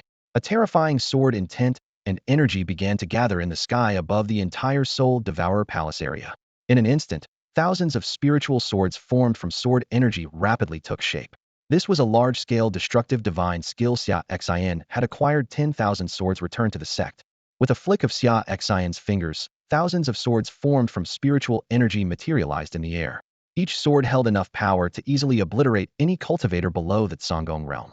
At Xia Xian's command, the sword formation descended like a torrential downpour. The surrounding cultivators from the alliance of evil forces were instantly filled with terror, scattering in all directions. However, the spiritual swords seemed to possess intelligence, targeting their prey with lightning speed. They formed an enormous net, enveloping the entire soul-devouring palace area. Wherever the sword formation reached, evil cultivators above the Huahai realm were instantly annihilated, reduced to dust. Those below the Huahai realm had their dantian pierced, their cultivation destroyed. The entire process was swift and ruthless, executed with the fluidity of flowing water. Moments later, the dense swarm of spiritual swords had crisscrossed the soul-devouring palace area multiple times, eradicating all the allied evil cultivators within. The scene left everyone present in awe, the air thick with a sense of grim determination.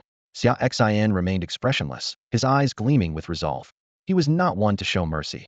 Having decided to establish the Tianmen force in the Lingyu, he couldn't allow these evil cultivators above the Huahai realm to continue existing. He understood the principle of removing the weeds to prevent regrowth. Though Xia Xian possessed immense power, he adhered to his principles. He would not harm or oppress ordinary cultivators. This was his bottom line.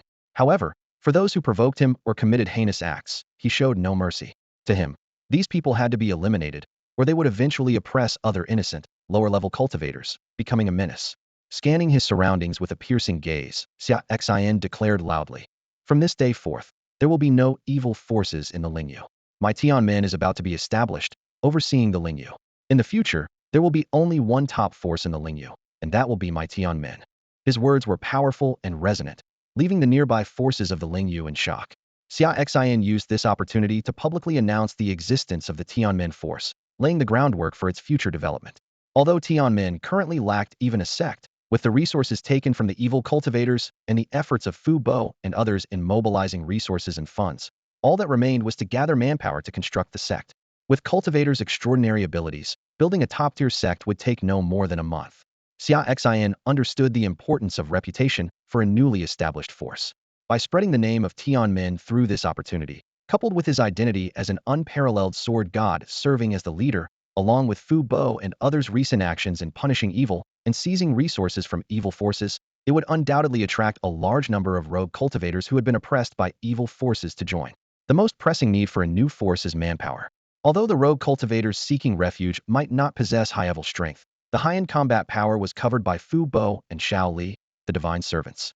These lower-level rogue cultivators could form the grassroots strength of Tianmen, achieving a dual purpose.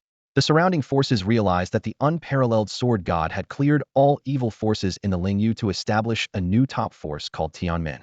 No wonder his subordinates went to such lengths to seize resources. It was all part of this grand plan. Many rogue cultivators present, who had been oppressed by evil forces, felt a stirring in their hearts, filled with anticipation and longing for this emerging Tianmen force.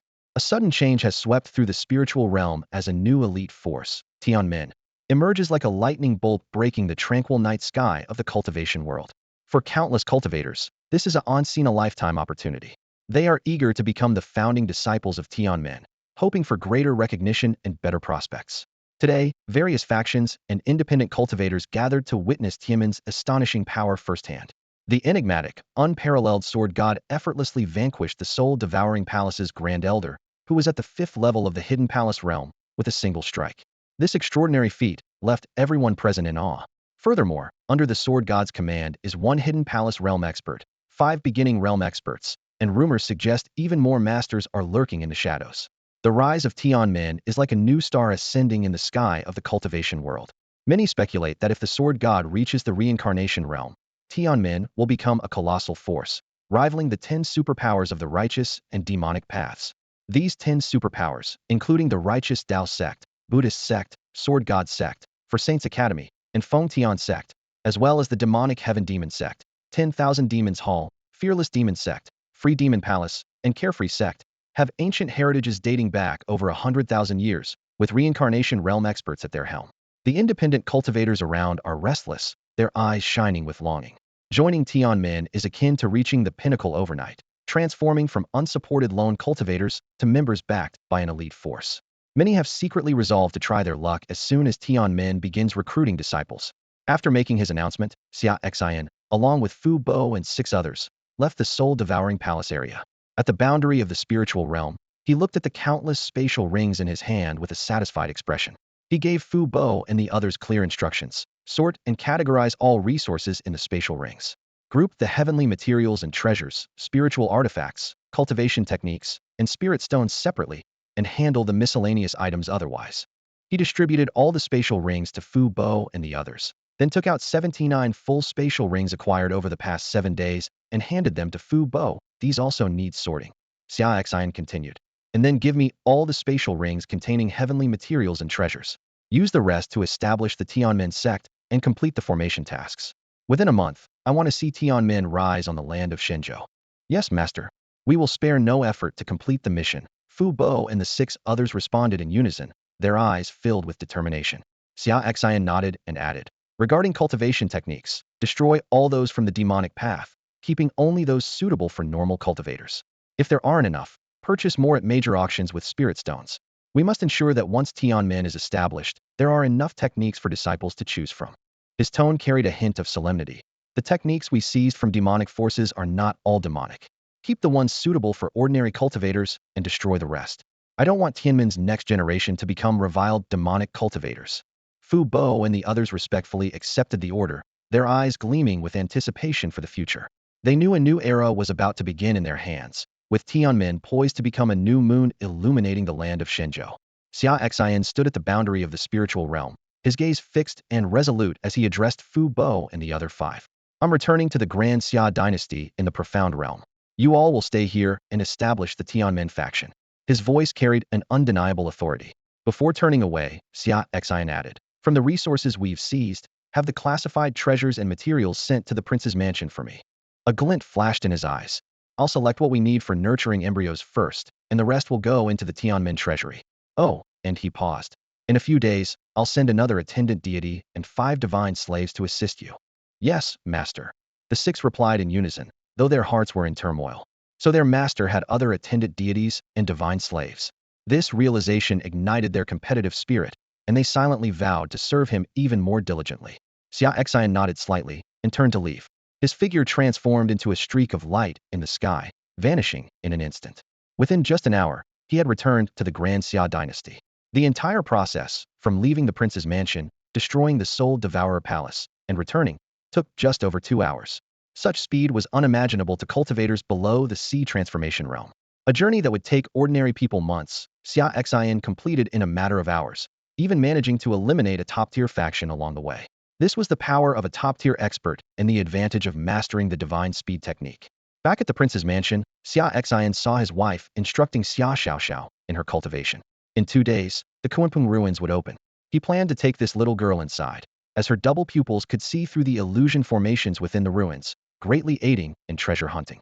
It was also an opportunity to find the last heavenly material and earthly treasure needed for her double pupil, awakening the sea heart grass. Xia Xiaoxiao was born with double pupils and had exceptional potential. Even though her double pupils hadn't awakened yet, her cultivation speed was astonishing. Under the guidance of Xia Xian and Ji Ruier, she had advanced 3 levels in just half a month, reaching the 7th level of the body refining realm.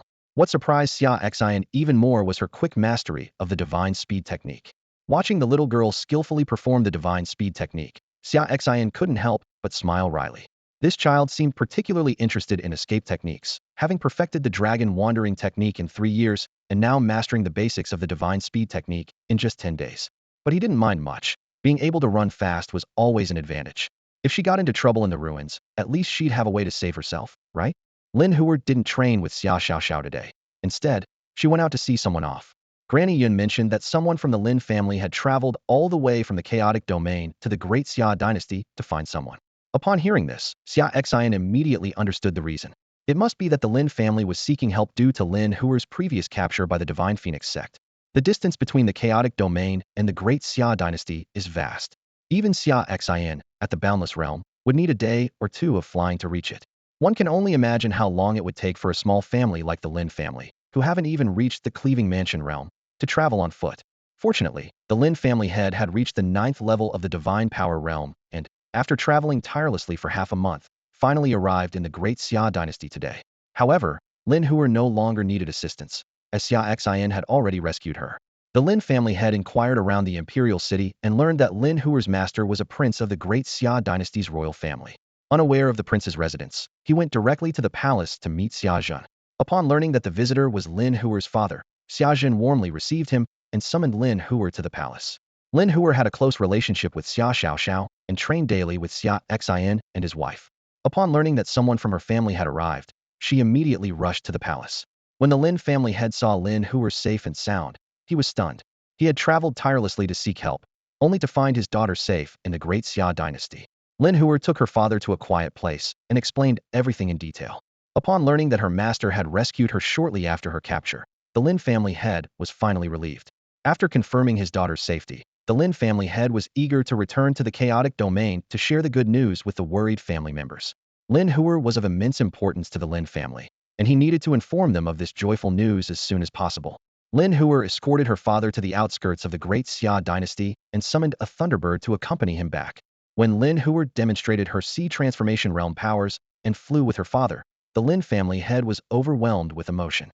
He never expected that his daughter, once captured, would return as a powerful cultivator of the sea transformation realm. Lin Huer didn't elaborate further, as her advancement came at the cost of the entire Divine Phoenix sect's blood and lives, something too difficult to explain. Before parting, Lin Huer asked if her father had revealed their purpose to Xia Zhen. She worried that if Xia Zhen found out, he might connect her master to the legendary sword god who recently shocked the land by destroying the Divine Phoenix sect with a single strike. The Lin family had assured her that he hadn't revealed anything. As the head of the family, he understood the importance of discretion. Without meeting Xia Xin himself, he wouldn't disclose their purpose to anyone. Hearing this, Lin Huer was relieved, feeling the issue was resolved. In truth, Lin Huer's concerns were unnecessary. Xia Zhen and Murongqing had long known Xia Xin's identity as the sword god. Just a few days earlier, when Uncle Fu and others were busy eradicating evil sects across the land, Xia Zhen had already inquired about this from Xia Xin. Xia Xin had confided in his brother, Xia Zhen, instructing him only to inform his sister-in-law and not to disclose the secret to others. Summer Xin was particularly intent on keeping this secret from his wife, Ji Ruer. He understood that Ji Ruer, being pregnant, was emotionally sensitive. If she discovered that her husband was the renowned sword god of the land, commanding a powerful faction, she might feel a sense of disparity. He worried that this revelation might lead to feelings of inadequacy, affecting their relationship and possibly distressing their unborn child.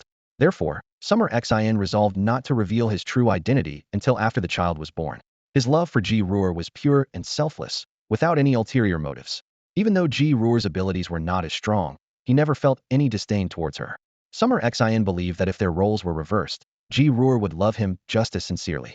In the prince's residence, Summer Xin summoned a captain of the guard and 5 guards. He promised them an opportunity, on the condition of lifelong loyalty, as he had with others before. Overjoyed, the 6 men pledged their allegiance, swearing to serve him faithfully. Summer Xin then bestowed the God's Servant pill upon the captain, Guxian, and distributed 5 God Slave pills to the other guards. He also taught them the God Servant technique and God Slave technique. After taking the pills, Guxian's power reached the 3rd level of the Hidden Palace realm, while the other 5 advanced to the 4th level of the Beginningless realm. Summer Xin appointed Guxian as an elder of the Heavenly Gate, and the other 5 as protectors, sending them to the spirit domain to assist Uncle Fu and others in establishing the Heavenly Gate. With this, the Heavenly Gate now had 4 Hidden Palace realm experts and 10 4th-level Beginningless realm masters in its ranks. The 6 men respectfully accepted their orders and departed.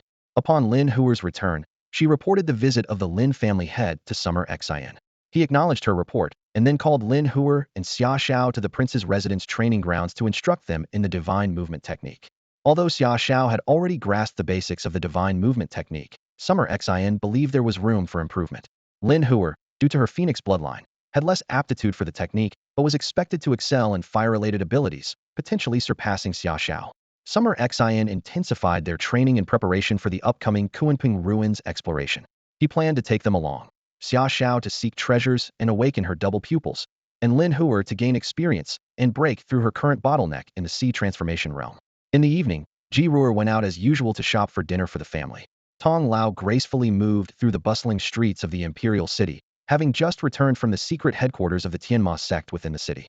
8 of the sect's leaders, including Hunyuan Demon Lord, had also returned, reporting on their 7-day search across the land of Shenzhou for the mysterious, unparalleled sword god, and on recent significant events. Tong Lao quickly caught up with Ji Ruer, who was selecting fresh vegetables at the market, and the two walked side by side towards the prince's mansion. On the way, Tong Lao quietly reported to Ji Ruer, Hunyuan Demon Lord, and the others returned today. They've reported quite a few things over the past 7 days. Ji Ruer's expression remained indifferent, as if nothing in the world could interest her except her husband. She calmly asked, "What things?" Tong Lao sighed and continued, "The 8 of them still haven't found any trace of that unparalleled sword god." Upon hearing this, Ji Ruer's tone remained cool. "Then let them keep looking. Our Tienma sect owes no one any favors." Tong Lao nodded and added, "Recently, there have been some upheavals across the land of Shenzhou. Many evil sects have been raided by a group of suddenly emerged powerful figures, and quite a few first and second-rate evil sects have suffered greatly." Ji Ruer responded nonchalantly, "If they've been raided, so be it. Those evil sects weren't good to begin with." Seeing Ji Ruer's lack of interest, Tong Lao couldn't help but add, "But the one leading the raids against the evil sects is a strong figure with ruthless methods. Not only did they empty the treasure vaults of these top evil sects, but they also stripped the resources from the evil cultivators themselves, leaving nothing behind." Ji Ruer didn't respond further and instead quickened her pace. Her only thought was to hurry back to prepare a meal for her husband. Seeing this, Tong Lao muttered to herself, "Though this person is ruthless in cleaning out those evil sects, I quite admire their character. I mean, if you're going to rob, you might as well take everything you can. Why leave the evil cultivators' belongings behind for them to enjoy later?" Realizing Ji Ruer had already walked far ahead, Tong Lao hurriedly ran to catch up. Time flew by, and 2 days passed in the blink of an eye. One of the 3 great relics of the Xian region, the Kunping relic, was about to open. Xia Xian had his elder brother Xia Zhen carefully copy the map of the Kunping relic into 3 copies, distributing them to himself, Xia Xiaoxiao, and Linhor. This was due to the vast scale of the Kunping relic, which had entrances not only in the Xian region, but also across other parts of Shenzhou, and even in the eastern wilderness, northern desert, western regions, and southern ridge.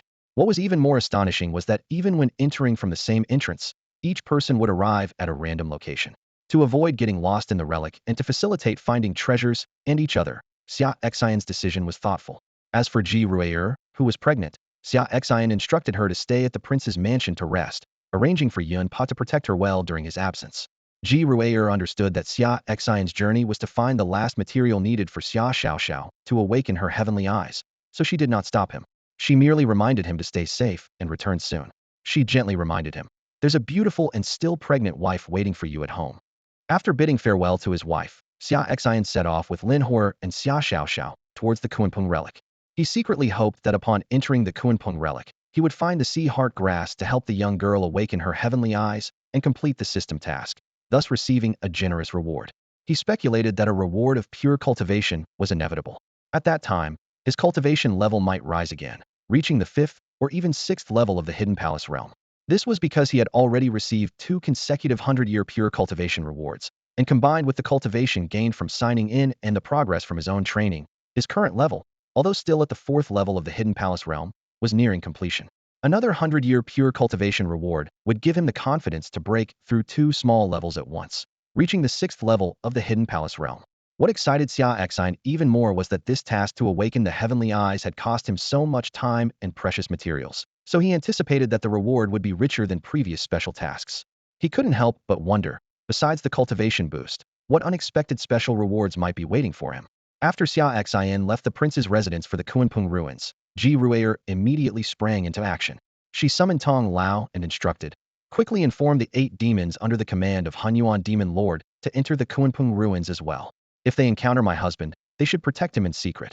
If not, they should search for the sea heart herb and bring it to me, so I can personally give it to him." A hint of tenderness flickered in Ji Ruer's eyes as she murmured to herself, "My husband is undertaking this journey to awaken Xia Xiaoxiao's double pupils. Though I am pregnant and unable to accompany him, I should still do my part." Meanwhile, at the entrance to the Kunpeng ruins, above the North Sea in the Xian domain, numerous cultivators had already gathered. The sea surface glistened as the practitioners either stood on the waves or soared through the air. Among them were elite disciples from the Xian domain and powerful figures from distant regions. Most of these cultivators were at the Qi gathering realm. Some uniquely talented ones had reached the divine power realm, and a few extraordinary individuals had even stepped into the mansion-splitting realm. Each disciple was accompanied by elders of profound strength, ready to assemble after entering the ruins for safety. The elders were mostly at the mansion-splitting realm, with the strongest reaching the sea transformation realm. As for those at the immortal realm, they were few and mostly powerful figures from outside the Xian domain. However, this did not mean the ruins lacked top-tier experts. As an ancient site, The Kunping ruins had entrances across the vast lands of Shenzhou accessible from the eastern wilderness, western regions, northern deserts, and southern ridges. Although there were not many top experts at the Xian main entrance, many undoubtedly entered from other regions. Xia Xian, Xia Xiaoxiao, and Lin Hor hovered above the entrance to the North Sea ruins, patiently waiting for it to open. Xia Xiaoxiao placed a blank notebook and a pen into her spatial ring, catching Xia Xian's attention. What are you doing? Xia Xian asked curiously. Xia Xiaoxiao gave a mysterious smile and explained, Uncle, this is my grudge book. Once we enter the ruins, we might get separated. If I encounter danger or get bullied, I'll endure it for the moment and jot down the names and backgrounds of those involved. Once we leave the ruins, I'll ask you or Aunt to help me settle the scores. After all, I'm only at the body tempering realm, so I need to keep a low profile. Xia Xian shook his head with a light laugh.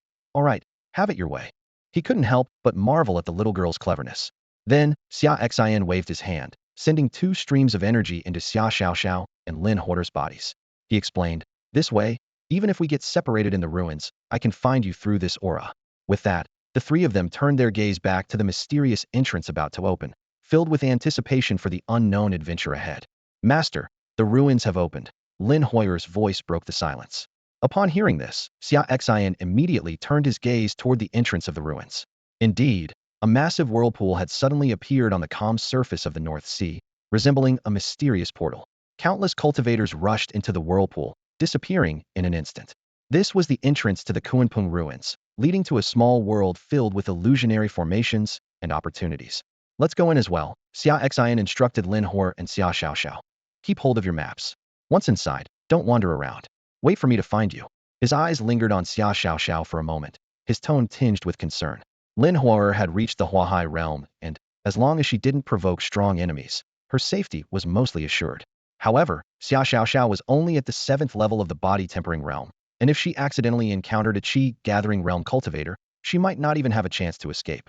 Got it, Uncle, Xia Xiaoxiao replied nonchalantly. I promise to stay put and keep myself safe until you find me. She patted her chest confidently, looking like she had done this many times before. Xia Xian nodded slightly and led the three of them toward the mysterious whirlpool. In an instant, a flash of light enveloped them as they entered the ruins. Xia Xian felt a moment of darkness and disorientation. When he opened his eyes again, he found himself in a vast landscape. It was not unlike the outside world, with land, rivers, mountains, and forests. The roars of beasts occasionally echoed from the distant woods, but Xia Xiaoxiao and Lin Hor were nowhere to be seen, evidently transported to different locations. Realizing he had successfully entered the small world of the Kunpeng ruins, Xia Xian quickly donned a black robe and mask. With cultivators from all over gathered here, he might encounter disciples or elders from Dao sect. He couldn't risk explaining why he had sneaked out of the Cliff of Reflection to explore the ruins, especially since his substitute was still there in meditation. Once disguised, Xia Xian sensed the presence he had left on his two female companions, finding they were towards the southeast. Consulting the ruins map, he saw he was on the edge, and the two women were also near the edge, conveniently aligned with him. Xia Xian decided to follow the trail to find them, while also keeping an eye out for any treasures along the way, particularly the high Xian grass. If he could find it, he would be able to awaken Xia Xiaoxiao's dual pupils as soon as he reached her. Guided by the map, Xia Xian easily avoided the illusion formations along the way. Soon, he sensed a strong sword aura emanating from a valley below, as if the entire valley was enveloped in an invisible sword intent. Drawn by the intense sword aura, Xia Xian descended into the valley. Near a small stream at the center, he discovered a peculiar treasure. The plant's leaves were as sharp as sword tips, and above the dense foliage, it bore 6 translucent, crystalline fruits. Xia Xian's eyes lit up, and he exclaimed, "This is the sword heart fruit." Xia Xian's gaze fell upon the sword heart fruit in front of him, and he couldn't help but feel a surge of excitement. This 8th-grade heavenly treasure is a rare gem, only found at the sites where masters of the Hidden Palace realm have fallen, and even then, it must come from a sword cultivator with a sword heart. Their sword heart nourishes the earth after death, giving rise to this miraculous fruit. For sword cultivators, the sword heart fruit is a priceless treasure, capable of granting them a sword heart and deepening their understanding of sword intent and swordsmanship. Xia Xian's eyes flickered with desire. Consuming this fruit, combined with his primal chaos sword body, would surely elevate his swordsmanship to new heights. Glancing around, Xia Xian speculated that a powerful Hidden Palace realm sword cultivator must have perished here a century ago.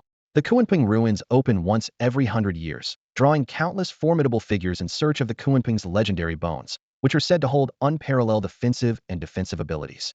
To have produced 6 sword heart fruits, the fallen sword cultivator must have been at least at the 6th level of the hidden palace realm. Xia Xian slowly approached the sword heart fruit, having already made up his mind.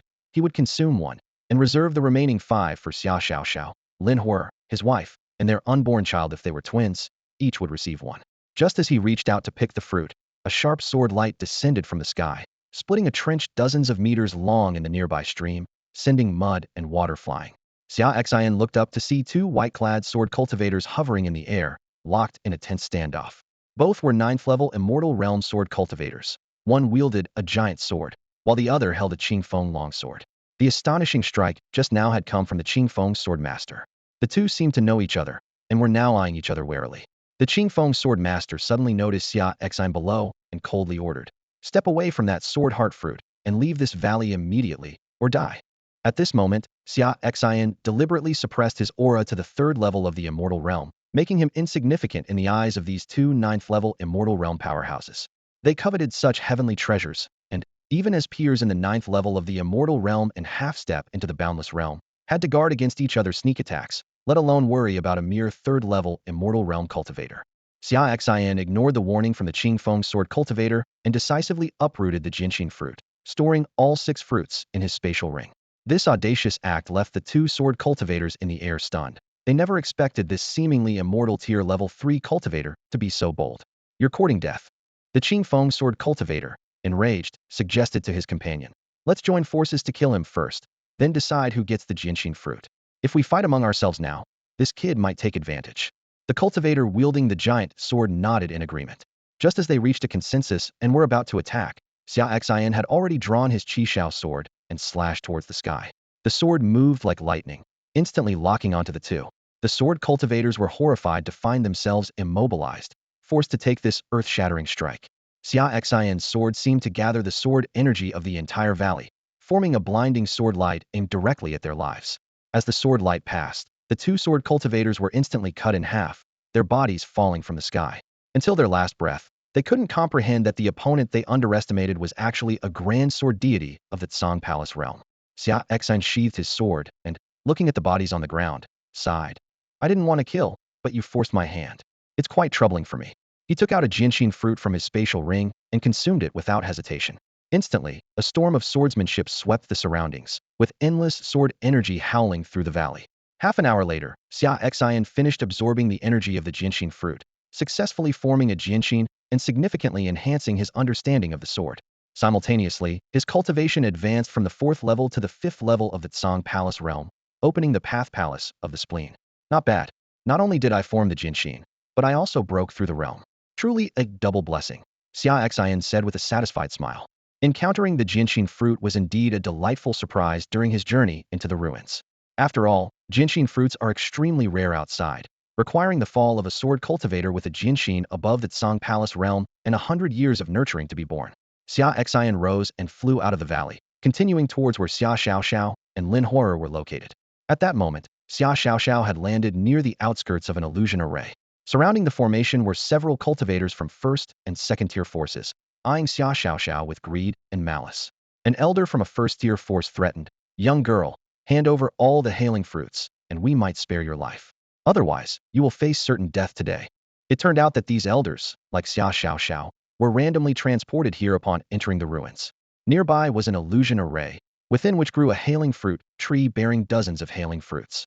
Hailing fruits are grade 5 heavenly treasures that can help a cultivator at the 9th level of the mansion splitting realm transform their mansion into a sea, breaking through to the sea transformation realm. For those already in the sea transformation realm, consuming one can raise their level by 1. Although this treasure is only effective on the first consumption, this single enhancement is enough to drive the sea transformation realm experts present into a frenzy. For ordinary cultivators at the sea transformation realm, advancing a minor realm typically requires over a decade of diligent cultivation. However, the sea spirit fruit can effortlessly elevate them by 1 minor realm, making it highly desirable. At this moment, Xia Xiaoxiao carries dozens of sea spirit fruits, all plucked from a tree she discovered using her unique vision within an illusion array. As soon as she emerged from the illusion array, she was surrounded by 4 individuals. These 4 had already sensed the presence of the sea spirit fruit within the array, but due to the array's deceptive effects, they were not confident enough to venture inside. After all, the array could easily trap cultivators at the sea transformation realm, and entering rashly might lead to unfavorable consequences. After witnessing Xia Xiaoxiao enter the array with ease, they decided to lie in wait outside. Since they couldn't enter to pick the fruits themselves, they planned to ambush the young girl and seize the fruits once she emerged. These four individuals hailed from different factions within the divine state. An elder from the top-tier righteous faction, the Kongming sect, at the 7th level of the Sea Transformation realm, and elders from the second-tier righteous factions, the Taiying sect, the Iron Mountain sect, and the Miao Miao sect, all at the 6th level of the Sea Transformation realm. Xia Xiaoxiao felt a wave of frustration as she faced the four people surrounding her. The sea spirit fruits she had painstakingly obtained from the illusion array were about to be taken from her. However, she quickly realized that in this situation, if she didn't hand over the fruits, these might resort to lethal force. She was wise enough not to reveal that her uncle was an elder of the Dao sect to intimidate them. In the secluded ruins, revealing such an identity could prompt these four to kill her to silence the matter. After all, in these ruins, killing went unnoticed, and they wouldn't fear retribution from the Dao sect later. If they spared her after learning her identity, they might face significant trouble in the future. Xia Xiaoxiao was not a naive and reckless child. Despite her young age, she was quite shrewd about human nature and the ways of the world. She decided to hand over all the sea spirit fruits and pretend to be pitiful, hoping it might grant her a slim chance of survival. Her mind quickly started calculating her next move. Xia Xiaoxiao immediately put on an act, tears streaming down her face like broken pearls. She feigned a look of terror, on the verge of crying, and with trembling hands, she took out the sea spirit fruits from her spatial ring, placing them one by one on the ground. "'Twill give you all the sea spirit fruits," she pleaded pitifully, her voice choked with emotion. "Please, don't kill me, okay?" The four cultivators of the sea transformation realm watched as the number of sea spirit fruits on the ground increased, their breathing growing rapid. Initially, they thought Xia Xiaoxiao only had a few sea spirit fruits, worried that the insufficient number might lead to a conflict over distribution. After all, they couldn't see through the illusionary formation, only sensing the presence of the sea spirit fruits through their cultivation prowess. However, when Xia Xiaoxiao produced the 11th sea spirit fruit, they were utterly stunned. This was far beyond their expectations, more than enough for each of them to receive a fair share. Although only the first fruit was effective, the others could be traded for treasures of equal value with other sea transformation realm cultivators. Sea spirit fruits were always in high demand, fetching a frenzy at auctions. Seeing the 11 sea spirit fruits on the ground, a murderous intent flickered in their eyes. As esteemed elders of reputable factions, if they were discovered robbing a young girl, they would become a laughingstock. Now that the fruits were in their possession, it was time to silence her. Killing a body refinement realm cultivator was effortless for them, provided the matter remained hidden. Sensing their murderous intent, Xia Xiaoxiao's heart tightened.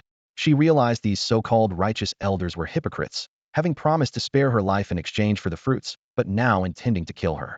Thinking quickly, Xia Xiaoxiao said, "Esteemed elders, I only have these sea spirit fruits. 11 fruits don't seem enough to divide among you." Her words hit them like a heavy blow, leaving them momentarily frozen. They looked at the 11 fruits. While each could take 2, the remaining 3 posed a dilemma. None wanted to miss out on the extra gain. Even the elder from the Kongming sect, who was at the 7th level of the Sea Transformation realm, didn't dare to claim the remaining 3 fruits for himself. Despite his superior cultivation, doing so might provoke the other 3 to join forces against him, a situation he couldn't easily handle. Seeing them caught in this dilemma over the fruit distribution, momentarily forgetting their intent to kill her, Xia Xiaoxiao smirked inwardly. She still had more sea spirit fruits hidden in her spatial ring, but she hadn't revealed them. Her plan was to use a divide-and-conquer strategy to save herself. She thought, if she could trick them into checking her spatial ring together, she could use the moment when their attention was fully occupied to perform her speed and agility techniques, diving into the illusionary formation. Once inside, the formation would shield her, allowing her to escape. Then, she would hide in the formation, waiting for her royal uncle's arrival. She carried his aura, and it wouldn't be long before he came. Once he arrived, these hypocritical elders wouldn't escape their doom. Ahead, the 4 individuals were still hesitating over how to divide the remaining 3 sea spirit fruits. At that moment, Xiao Xiao's voice broke the silence. "There's no need to worry, esteemed seniors. There are more sea spirit fruits in the illusion formation. There's a tree there with plenty of fruits. I only picked the ripe ones earlier, leaving the unripe ones on the tree. If these aren't enough, I can go back and pick the unripe ones for you. Although their medicinal power isn't as strong as the ripe ones, their quantity can make up for it. This way, there's no need for any difficulty.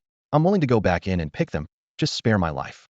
As Xiao Xiao spoke, tears glistened in her eyes, and her voice trembled slightly, making her appear pitiful. The 4 were taken aback by her words. More sea spirit fruits in the illusion formation. They silently cursed. Why didn't this little rascal mention it earlier? making them agonize for so long. Three of them immediately became excited and eagerly urged Xiao Xiao to hurry back in and pick the fruits. Xiao Xiao felt a sense of relief and was about to head into the illusion formation.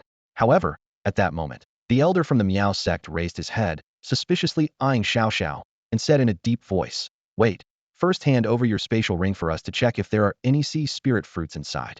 Once we confirm there are none, you can go in and pick more." With this suggestion, the other three quickly caught on. Yes, they should check the little rascal's spatial ring first to prevent any tricks. What if she was hiding some of the sea spirit fruits and planned to escape once inside? They were all unfamiliar with formations, and if Xiao Xiao entered the illusion formation again, they would be powerless. Xiao Xiao felt a jolt of anxiety at this, but quickly regained her composure and replied, "There's indeed no sea spirit fruit in my spatial ring. You can check it yourselves." By now, Xiao Xiao was very close to the illusion formation, but she didn't immediately use her dragon technique and swift move to escape. She knew all four were focused on her, and any sudden movement would result in them attacking without hesitation. Despite her speed with the dragon technique and swift move, her cultivation was only at the 7th level of the body refining realm, while the four were all powerful experts at the sea transformation realm. The disparity in strength was too great, and she couldn't predict what measures these experts might take. Therefore, she dared not risk her life. Xiao Xiao's words were skillfully chosen. She invited all esteemed seniors to check together, rather than singling out any one of them. The four were not united, full of mutual distrust. None would trust anyone else except themselves, ensuring all four would step forward to inspect together. To ensure fairness, the group decided to inspect Xia Xiaoxiao's spatial ring together, as they were wary of anyone secretly transferring the sea spirit fruits to their own ring without others noticing. The inspection and transfer of items in a spatial ring rely on spiritual consciousness, making it hard for outsiders to detect. Xia Xiaoxiao, understanding the situation, removed her ring and placed it on the ground for examination. Simultaneously, she prepared to use the dragon swimming technique and swift movement technique, ready to escape at any moment. She was certain that once the four elders discovered the 20-something sea spirit fruits in the ring, they would be shocked and start fighting over them, providing her the perfect opportunity to flee. As expected, the moment the four elders extended their spiritual senses into the ring, shock appeared on their faces. There were over 20 sea spirit fruits inside. This young girl had withheld more than 2/3 of them earlier. Amidst their astonishment, they immediately began to vie for possession of the fruits with their spiritual senses, trying to seize as many as possible. In the end, the 27 sea spirit fruits were divided among them. The elder from Kongming's sect, being quick and sharp, managed to grab 9 fruits, while the other 3 elders each secured 6. To ensure fairness, the remaining 7 fruits were divided with each of the 3 getting 3, and the Kongming sect elder receiving only 2. The unripe sea spirit fruits in the illusion array became irrelevant, as each elder now held at least 9 fruits, an unexpected windfall. Inwardly, they thought, the next step was to eliminate the cunning little girl to preserve their reputation. This young girl had the audacity to deceive them, practically courting death. However, when they looked up to where Xia Xiaoxiao had been standing, she was nowhere to be seen. She had seized the moment during their scramble for the fruits to quietly slip into the illusion array using the dragon swimming technique and swift movement technique. Damn, that little brat slipped into the illusion array. The Kongming sect elder fumed, feeling thoroughly outsmarted. "We'll just wait outside the array. She can't stay hidden forever." The other 3 elders angrily agreed. They couldn't believe a girl at the body tempering stage had managed to escape right under the noses of several sea transformation stage experts. A humiliation indeed. Inside the illusion array, Xia Xiaoxiao finally breathed a sigh of relief. She was grateful for her quick thinking, otherwise, she would have been in serious trouble.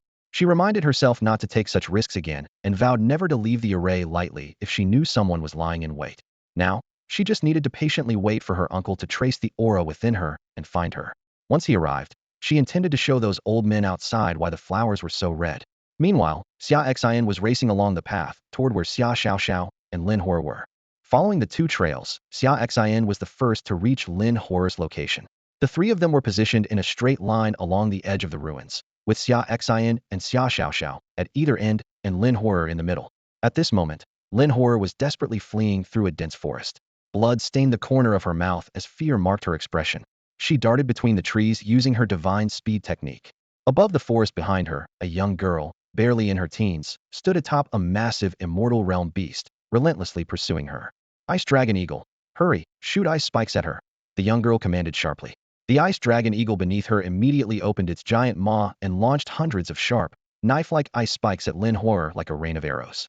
Relying on the agility granted by her divine speed technique, Lin Hor dodged left and right, using the surrounding trees as cover. Despite her efforts, one or two ice spikes occasionally struck her, each time causing her to spit blood and worsening her injuries. Ha ha ha. Let's see where you can run now. The girl laughed triumphantly as Lin Horror was hit. Once I catch you, I'll cut off your hands and feet and gouge out your eyes to see if you'll still dare to compete with me for anything. Lin Horror remained silent upon hearing this, gritting her teeth and continuing to flee with all her might. It turned out that this young girl was from the demonic path. After entering the ruins, Lin Horror discovered a 5th-grade celestial treasure, the Xian Fire Fruit Tree, near the landing area. For Lin Horror, who possessed a phoenix bloodline and specialized in fire abilities, the Xian Fire Fruit was incredibly valuable. She quickly harvested all the fruits from the tree and was about to leave when the young girl appeared, arrogantly claiming she had found the tree first and demanded Lin Horror hand over all the fruits. Naturally, Lin Horror refused to comply, but the girl's beast mount soon arrived. Although the girl herself was only at the chi gathering stage, her mount, the Ice Dragon Eagle, was a formidable beast at the immortal realm. The young girl claimed to be the granddaughter of an elder at the Hidden Palace stage from the 10,000 Demons Hall. The 10,000 Demons Hall held a status in the demonic path second only to the Heavenly Demon sect, and was on par with the Righteous Path's Buddhist sects, being a superpower with 3 samsara stage demon emperors. When I catch you, not only will I kill you, but I'll also find out who supports you and wipe them out completely, the girl threatened viciously.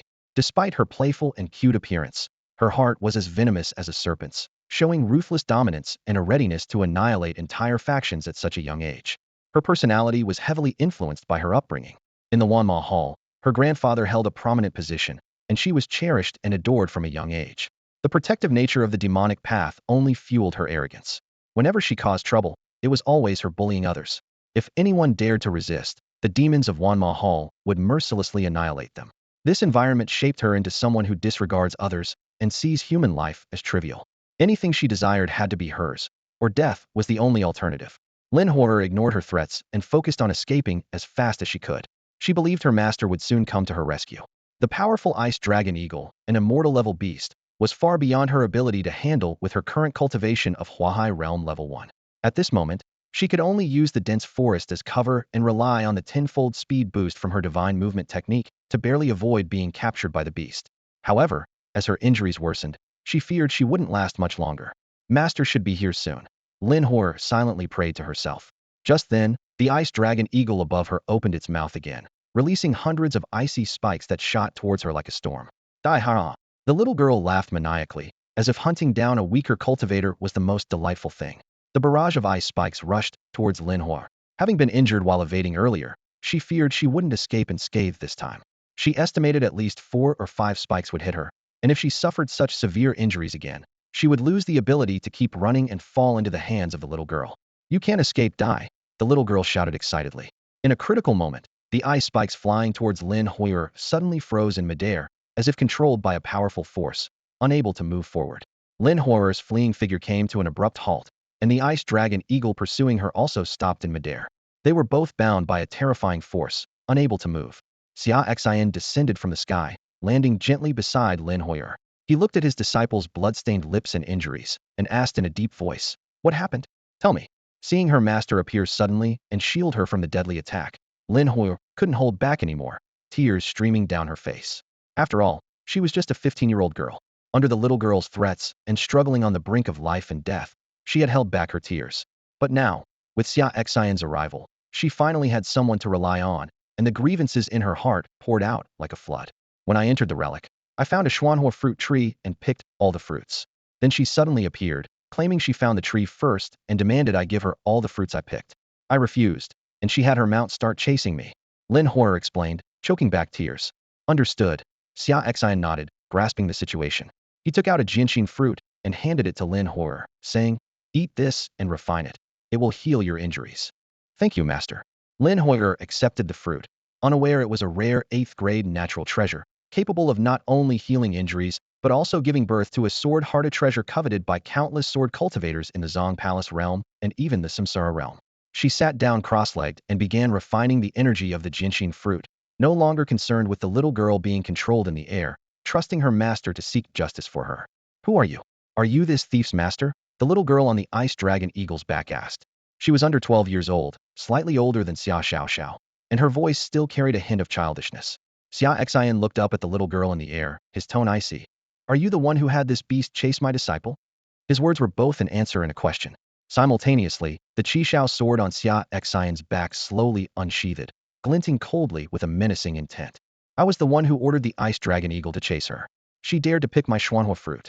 The little girl hovered in the air, her eyes gleaming with arrogance. You better step aside. I am the granddaughter of the ice demon ancestor from the 10,000 Demons Palace. You can't afford the consequences of offending me. Her words were filled with haughtiness and self-confidence.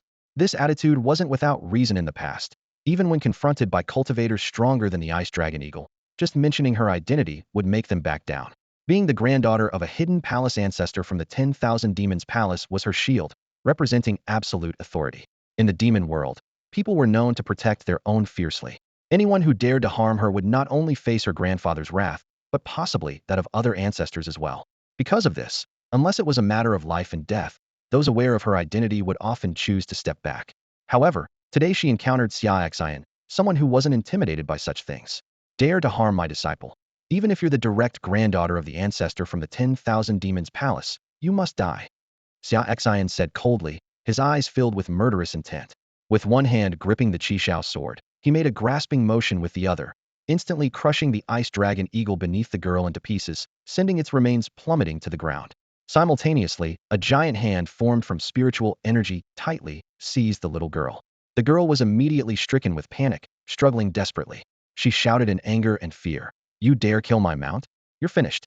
Your entire backing is finished. Once my grandfather finds out, he won't spare you." At that moment, a black jade token on the girl shattered, and a phantom emerged from it. This was an identity projection, a life-saving measure left by her grandfather, the ice demon ancestor, to be triggered in moments of life-threatening danger. Although it was merely a projection with no cultivation or attack power, it was enough to deter most cultivators. The phantom was an old man in a black robe with a white beard. Seeing his granddaughter caught in midair, the ice demon ancestor spoke with a hint of urgency. "Fellow cultivator, I don't know how my granddaughter has offended you. If you let her go, consider it a favor to our 10,000 Demons Palace. Whatever you need, just ask." At that moment, the ice demon ancestor was in the ruins, desperately rushing towards his granddaughter's location. He had triggered the aura left on the girl to stall Xia Xian, buying him time to arrive. In his mind, he'd already decided that no matter who Xia Xian was, daring to treat his granddaughter like this would cost him his life. However, Xia Xian's response was unexpected. "I don't need anything. I just want her dead," Xia Xian said calmly, without a hint of emotion. "You." The ice demon ancestor was infuriated but quickly suppressed his emotions, speaking urgently. "Fellow cultivator, please reconsider. Whatever your conditions, I'll do my best to meet them. Just spare my granddaughter." Meanwhile, not far from where Xia Xian and the others were in the forest, a figure was rapidly approaching. It was the ice demon ancestor himself. In the forest, Xia Xian sneered, a glimmer of cold light in his eyes. "She's harmed my disciple. No matter what you offer today, she must die." Upon hearing this, the ice demon ancestor's phantom turned pale. The young girl hovering in the air looked pale, her fear tinged with defiance. With a trembling voice, she threatened, "If you dare to kill me, my grandfather will make sure you die without a grave. Neither you, your family, nor the forces behind you will survive." Seeing that bribery had failed, the ice demon ancestor's apparition spoke, his voice filled with menace. "If you dare to kill my granddaughter today, even if you flee to the ends of the earth, I will not let you go." His apparition rushed towards his granddaughter, almost reaching her. Xia Xian sneered, a hint of cruelty in his eyes. "Is that so? Then I'll kill her now and wait here for you to see how you won't let me go." With that, he swiftly reached out and crushed the girl into pieces, obliterating her existence. "You seek death," roared the ice demon ancestor, his voice shaking the heavens. Due to his unique demonic cultivation, it was extremely difficult for him to have descendants. It took him nearly 500 years to have a son, and his son took several hundred more years to have this granddaughter. This is why their lineage indulged the girl so much. Yet today, Xia Xian had crushed her with a single grasp. "Today, even if I have to chase you to the ends of the earth, I won't let you go." The ice demon ancestor shouted angrily, desperately rushing towards Xia Xian's location. He couldn't believe Xia Xian would wait for him, nor did he believe Xia Xian wasn't afraid of him. As one of the top 20 ancestors of the Wanma sect, he was of mid-to upper level, possessing a 6th level Zonggong cultivation, while Xia Xian's aura indicated only the 5th level. In reality, the ice demon ancestor's arrogance stemmed from his ignorance of external affairs. Had he paid more attention, he could have deduced from Xia Xian's attire that he was the recently renowned sword god of Shenzhou, with power far surpassing his level. If he knew this, he would not have been so arrogant. Xia Xian waved his sword, shattering the apparition of the ice demon ancestor, then stood guard beside Lin Hor. waiting for the ice demon ancestor's arrival. At this moment, Linhor was in the process of refining the sword heart fruit, having completed half of it. Her cultivation level had unexpectedly risen by 2 stages, reaching the 3rd level of the Hua High realm. Around her, wisps of sword chi swirled, indicating a significant advancement in her swordsmanship. The cultivation process for a sword practitioner is as follows. First, they practice sword techniques and comprehend the power of the sword. Then they refine sword chi. Next, the sword chi can leave the body. They then understand the sword intent, achieving unity with the sword, transform the sword intent into a sword domain, and finally, within the sword domain, they comprehend the grand momentum of the world, realizing the sword force, which makes each strike accompanied by the mighty power of the world's sword path, exponentially increasing its destructive power. A novice sword practitioner starts by training with a sword manual, practicing sword techniques. Those with extraordinary talent may comprehend the power of the sword in 3 to 5 years, while those less gifted may take 10 to 20 years. The path of the sword cultivator is arduous and long, yet it is a broad avenue leading to the highest realms. A sword cultivator who has just entered the chi gathering stage already stands out among their peers, with the sharp power of their sword drawing attention. However, the true test is just beginning. Refining the power of the sword into sword chi is a transformation every sword cultivator dreams of. This process can take 5 to 10 years, with those less gifted requiring decades of rigorous practice. Once sword chi is formed, the cultivator is among the ranks of those in the cleaving mansion and transforming sea stages, with destructive power far surpassing others at the same level. Releasing sword chi from the body is another significant challenge. It requires over 10 years, or even 20, of dedicated cultivation to finally break free from the physical restraints. At this point, the sword cultivator is a standout even among those in the immortal stage, with sword chi that cuts through anything in its path. Yet, to become a true master of the sword, one must comprehend their own sword intent. This process may take decades, or even a century. Once sword intent is achieved, even among the strongest in the originless stage, there are few equals. The sword moves with intent, its sharpness unmistakable. Achieving unity with the sword is the ultimate aspiration for sword cultivators. Only the great sword cultivators in the Hidden Palace stage have the hope of reaching this, requiring hundreds or even thousands of years. Upon reaching this stage, the sword cultivator becomes the sword itself, and everything can be transformed into a sword, capable of cutting through anything. Even ordinary strong cultivators in the Hidden Palace stage, though not sword cultivators, are reluctant to oppose them, aware of their unmatched power. The pinnacle of swordsmanship is elevating from unity with the sword to the domain of swordsmanship. Only the super-strong sword cultivators in the reincarnation stage can aspire to this. When the domain of swordsmanship is opened, everything within thousands or even millions of miles becomes a world of swords. The domain is filled with endless, lethal sword chi, both offensive and defensive, making it invincible. However, to reach this level, a sword cultivator must possess extraordinary talent in swordsmanship, and even then, it requires thousands or even tens of thousands of years. The final step, condensing the momentum of the sword of heaven and earth, is even more challenging. Within their own swordsmanship domain, they gather the great momentum of the sword, making every strike carry the power of heaven and earth, as if the enemy were facing not just a single sword, but the entire force of the world. It is said that only a divine realm sword cultivator can master such a level, and even those ancient sword masters who have lived for tens of thousands of years have not reached the edge of this domain. The path of the sword is long and demanding, with each step a severe test of the sword cultivator's will and talent. However, it is this challenging journey that has forged countless legendary sword cultivators, whose stories have been passed down through the ages, inspiring future generations to continue onward. Xia Xian, a prodigy with the forbidden Hongmeng sword physique, has reached an extraordinary level of understanding in the way of the sword. The system has passed down several swordsmanship divine abilities to him: 9 heavens 1 sword, grass sword technique, 10,000 swords return to the sect, and the divine sword cultivation are teach a mastery that only divine realm experts can grasp. These abilities not only enable Xia Xian to achieve a state of perfection, but also allow him to perceive the grand momentum of the sword's world in advance. With the enhancement of the Hongmeng sword physique, Xia Xian's swordsmanship realm is comparable to that of a divine realm sword cultivator, enabling him to condense the grand momentum of swordsmanship and resonate with the world. Therefore, although he is only at the Hidden Palace realm, he is confident in his ability to kill reincarnation realm practitioners. Currently, his cultivation level cannot fully unleash the power of these divine abilities and the Hongmeng sword physique, but as his cultivation advances, coupled with the newly acquired sword heart, his control over swordsmanship will reach new heights. Holding the Qishao sword, one of the top 10 famous swords, Xia Xian is confident in battling practitioners below the high level of the reincarnation realm and even killing them. If he uses all his trump cards, including the Divine Sword Cultivation art and the Pure June Sword that has been nurtured for nearly a month, he is confident he can kill even high-level reincarnation realm practitioners with a single strike. The power of the Divine Sword Cultivation art grows with nurturing time, and after unsheathing, the sword needs to be nurtured again, so Xia Xian usually doesn't use the Pure June Sword, keeping it as his strongest trump card. At this moment, Lin Huer has refined most of the sword heart fruit, elevating her realm to the 4th level of the Sea Transformation realm. Her swordsmanship realm can now stabilize the release of sword energy, equivalent to the level of an immortal realm sword cultivator. The sword heart fruit contains all the insights into swordsmanship from a hidden palace realm grand sword cultivator who achieved unity with the sword, so Lin Huer's rapid advancement in swordsmanship after refining it is expected.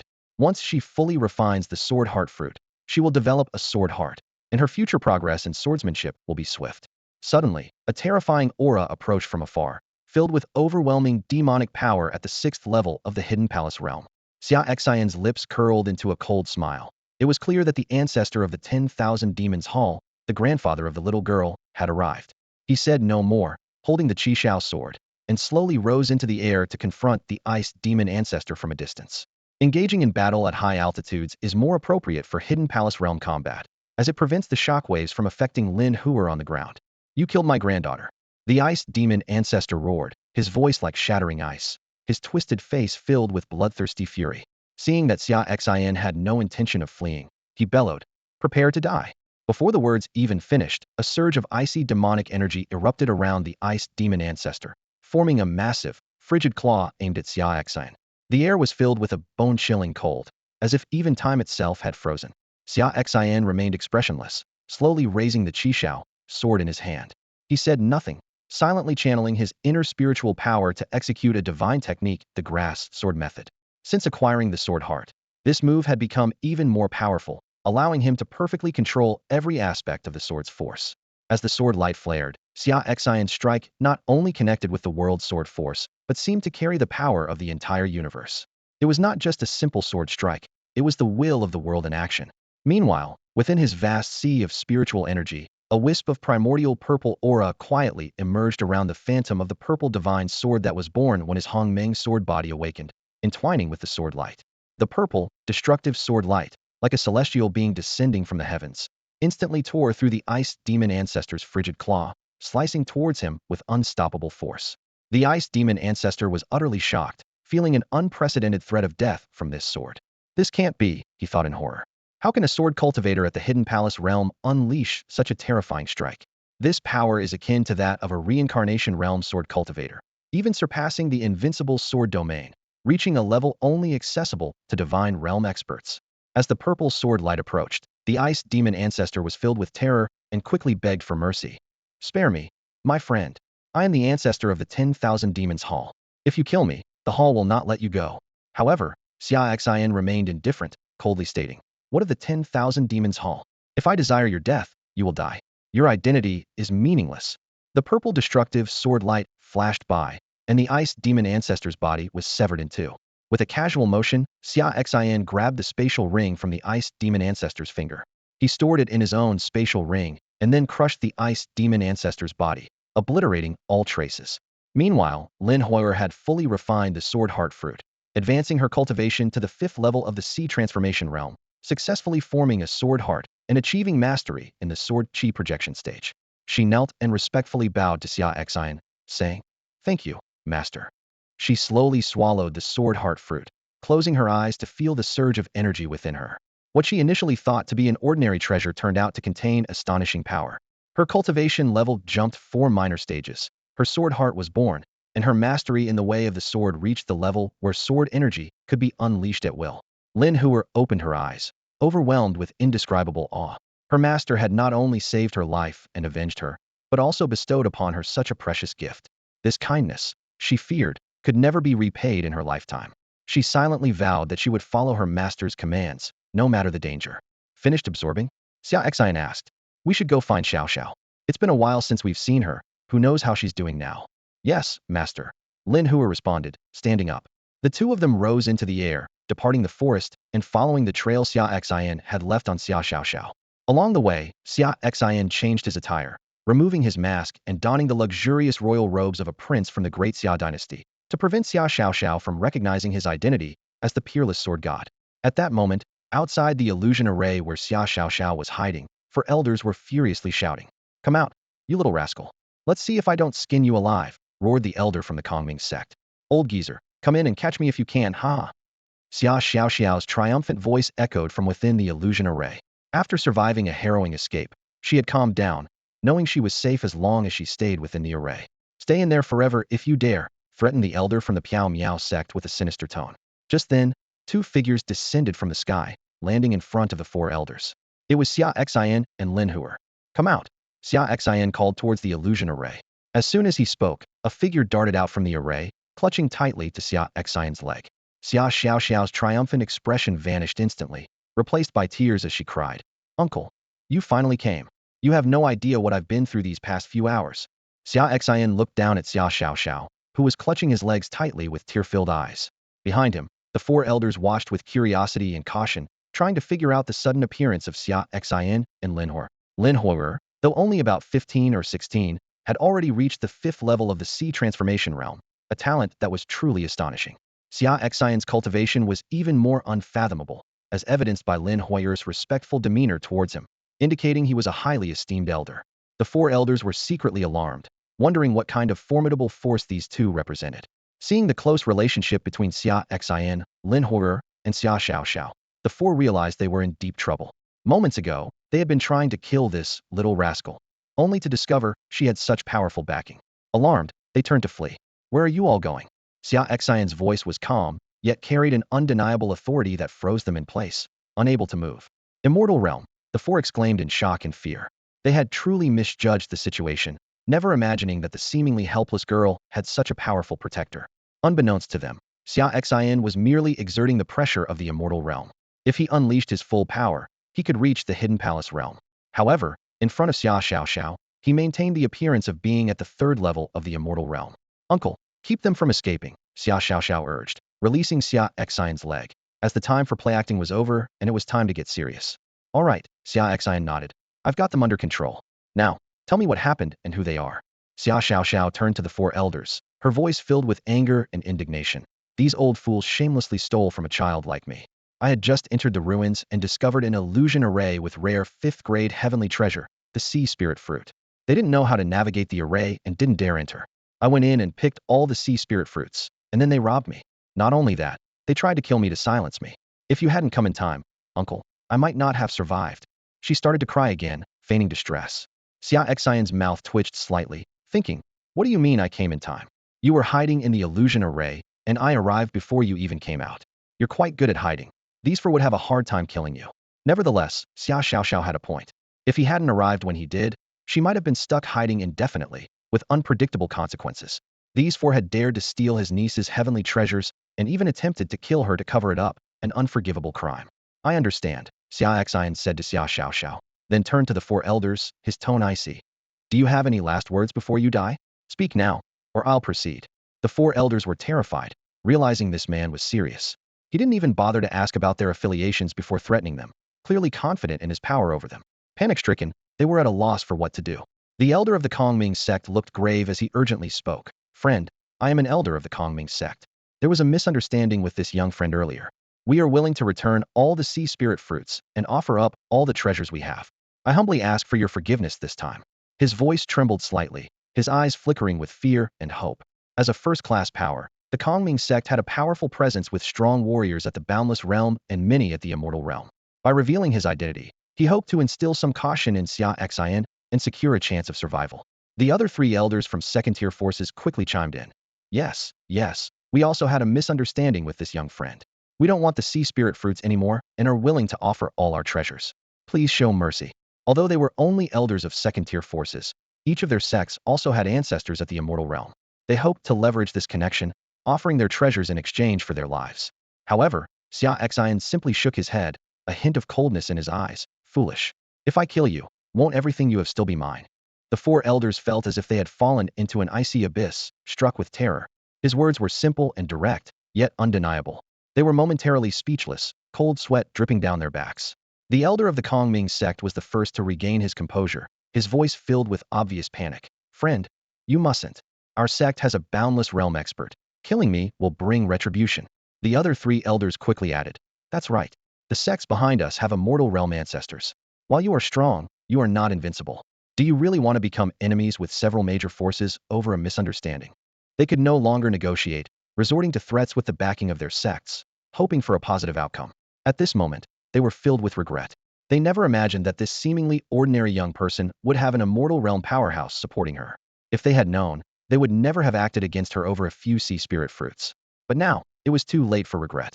Xia Xian looked at them coldly, saying calmly, are you finished? If so, it's time to go. Before they knew it, he had drawn the Qi Shao sword from his back. Sword light sliced through the air like a crescent moon, striking the four who were immobilized by pressure. The sword light flashed, and four heads fell to the ground. In their last moments, their eyes were filled with disbelief and terror. They never expected Xia Xian to act so decisively and swiftly, giving them no chance to negotiate. Lin Hor watched coldly from the side, a hint of approval in her eyes. To her, those who dared to harm her master's kin deserved their fate. Xia Xiaoxiao clapped her hands, muttering, I told you not to be so arrogant, but you didn't listen. Now look what happened. Evil deeds lead to their own demise. She then skillfully approached the four bodies, collecting their space rings and thoroughly searching them. After confirming that all valuable items were in the rings, she dusted off her hands and walked towards Xia Xian with the rings. Here, uncle, Xia Xiaoxiao handed over the rings, adding, my space ring is in the Kongming sect elder's ring. The sea spirit fruits were divided among the four of them, so each ring has some. Xia Xian nodded, accepting the rings. He retrieved Xia Xiaoxiao's space ring from the Kongming sect elder's ring, then took out all the sea spirit fruits from the four rings and placed them back into her ring, returning it to her. He had no intention of taking any of the treasures she acquired. Then, Xia Xian extracted all the treasures, martial arts techniques, and divine powers from the elder's rings and placed them in his own space ring. As for the remaining spirit stones, he divided them equally between Xia Xiaoxiao and Lin Hor. After all, they were present during the encounter, and it was only fair. Seeing the tens of millions of spirit stones gathered from the four elders' space rings, Xia Xiaoxiao couldn't help but swallow hard and wipe the corner of her mouth, excitedly asking, Uncle, are we really going to split all these spirit stones between the two of us? Although she was the little princess of the Xia dynasty, she had never carried more than 50,000 spirit stones in her life. This wasn't just because she was young, but also because Xia Zhen and his wife were worried she might squander them on frivolous things. However, at this moment, Xia Xian was ready to let her and Lin Huer split more than 20 million spirit stones, which naturally left her thrilled and excited. Yes, you two take them and split them, Xia Xian said nonchalantly, as if such a vast amount of spirit stones was insignificant to him. He took out the natural treasures from the four space rings, calculating the materials needed to refine innate divine liquid for the children. At the same time, he took out the manuals and mystical arts, planning to enrich the future Heavenly Gates library to aid the disciples' cultivation. As for the spirit stones, Xia Xian thought to himself that the ones collected by Uncle Fu and the others, along with what he had taken from the soul-devouring palace, had accumulated to several hundred billion, more than enough. Rather than leaving these spirit stones unused, it was better to give them to these two young girls. He remembered that just after he killed the four elders, Xia Xiaoxiao eagerly searched the bodies and then obsequiously presented the four space rings to him. Her intentions were clear, she simply wanted to share. As an elder, how could he let the little girl down? Uncle, you're really amazing and generous. I misjudged you before, Xia Xiaoxiao exclaimed, hugging Xia Xian's leg, her voice trembling with emotion. Misjudged me. Xia Xian was puzzled, not understanding what she meant. He was about to ask when he saw Xia Xiaoxiao and Lin Huer happily running off to divide the spirit stones. He didn't bother to ask further, thinking that the girl's thoughts were unpredictable, and who knew what she was thinking. Little did he know, Xia Xiaoxiao's words stemmed from a previous incident. At that time, Xia Xian had spent 20,000 spirit stones to buy her a profound-grade spiritual weapon, the Ice Sword. However, not long after, her aunt gifted Sister Huer a Earth-grade spiritual weapon, the Fire Cloud Sword, which was worth dozens of times more than her Ice Sword. She had thought her uncle was financially strained after marriage, which was why he only bought her the profound-grade sword. But now, seeing her uncle being so lavish, treating spirit stones as if they were nothing, and allowing her and Sister Huer to split tens of millions of spirit stones, she realized she had misjudged him. Even if he was married to her aunt, he must have his own stash. Otherwise, how could he be so generous, dismissing the spirit stones so easily? Sister Huer, there are 21,210,000 spirit stones in the four rings. How about we each take 10,605,000? Xia Xiaoxiao said excitedly, her eyes sparkling with joy. All right. Lin Huer nodded, feeling secretly delighted. Over 1 million spirit stones was a fortune to her, equivalent to several years of her family's income. She had never possessed so many spirit stones in her life. Following her master was truly beneficial. They could even seize treasures. Lin Huer thought to herself that it would be great if more clueless people came to ambush them and their master, so they could justly retaliate and rob them instead. A mischievous thought crossed her mind. At such a young age, her mind had already taken a crooked path, even coming up with something like entrapment. Xia Xiaoxiao received so many spirit stones that she couldn't stop smiling. She was already planning to go to the Imperial City auction house to buy the Earth-level spirit weapon broadsword she had been eyeing for so long once they left the ruins. The sword had a majestic design, and the auction house owner promised her a 20% discount, reducing the original price of 5 million spirit stones to 4 million. Now, with millions of spirit stones in her possession, she no longer needed to beg her stern-faced father, Xia Zhen. Xia Xiaoxiao felt secretly pleased, imagining her heroic stance as she wielded the broadsword, embodying the true spirit of a heroine. All right, stop smiling like that. You're drooling all over the place, Xia Xian teased, seeing Xia Xiaoxiao lost in her fantasy. Xia Xiaoxiao snapped back to reality and waved her hand dismissively. Oh, okay, haha. She tried to control her excitement and asked, Uncle, where are we heading next? We're going to find the sea heart fruit so you can awaken your double pupils, Xia Xian replied. That's our goal on this trip. Xia Xiaoxiao nodded and took out the map of the Kuanping ruins to study it closely. The sea heart fruit is marked in several places within the ruins. We can check them one by one, she explained. But this map was drawn 100 years ago, so things might have changed. We'll just have to search each spot. Xia Xian was unhurried. They had a whole month to explore the ruins. At his speed, he could cover the entire area. The three of them set off immediately, heading to the first location marked on the map as potentially having sea heart fruit. They arrived half a day later, only to find nothing, as it might have been picked by others or eaten by beasts. As night fell, they rested in the forest. The next day, they headed to the second location, but again, they were disappointed. On the third day, they reached the third marked spot. From a distance, they saw a tree with several fruits glimmering faintly. It was the coveted sea heart fruit. The trio was thrilled and hurried forward. However, just as they were about to approach, a massive sea serpent suddenly emerged near the fruit tree. It was a formidable demon of the sea transformation realm's 4th level, guarding the tree from other beasts. Xia Xian turned to Lin Huer and said, Huer, go ahead and deal with this demon. Let your master see your strength. Lin Huer nodded solemnly and replied, Yes, master. She drew the earth-level fire cloud sword given to her by her teacher, Jirer, and swiftly flew toward the sea serpent demon. The glint of the sword heralded an intense battle about to unfold. Uncle Huang, do you think Sister Horror can take on that snake demon? Xia Xiaoxiao asked curiously, her eyes shining with anticipation. Xia Xian smiled slightly. Her cultivation has reached the 5th level of the sea transformation realm.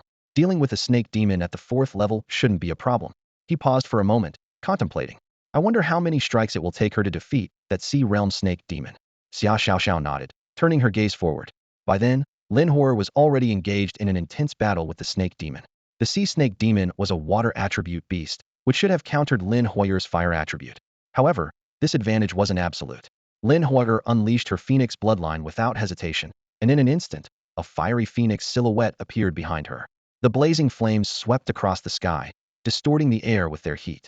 Gripping her fire cloud sword, Lin Huer activated her sword heart. Fearsome sword energy enveloped her, and with a swift strike, she unleashed a fiery spiritual sword energy that sliced through the air, targeting the sea snake demon.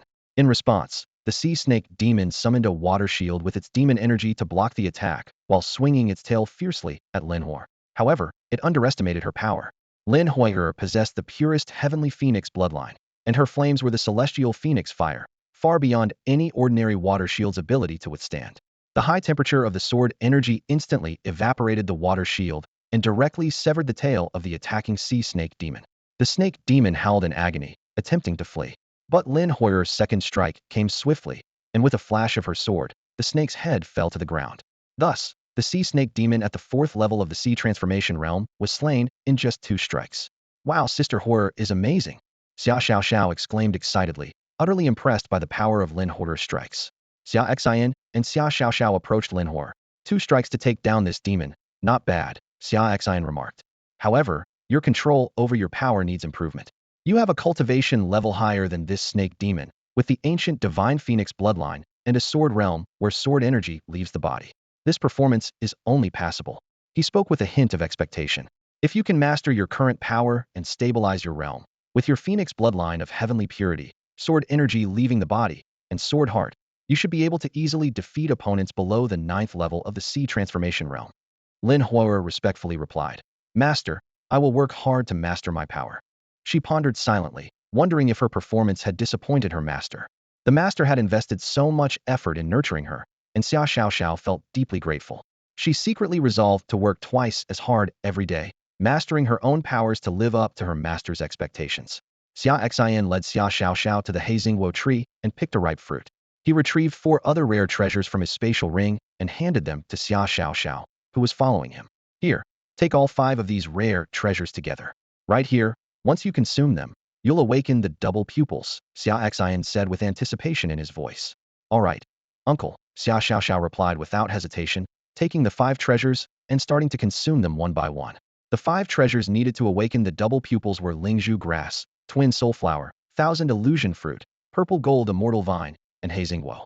The Lingzhu grass and Heizingwo were of the 5th grade, thousand illusion fruit was 6th grade, twin soulflower was 7th grade, and the most precious, purple gold immortal vine, was 8th grade. Xia Xian recalled when he and his wife discussed the treasures, and she surprisingly produced the 8th grade purple gold immortal vine. He couldn't help but marvel at her wealth, thinking he had indeed found a wealthy woman, and resolved to find even better treasures to repay her in the future. As Xia Xiaoxiao consumed these treasures, her cultivation level began to soar rapidly.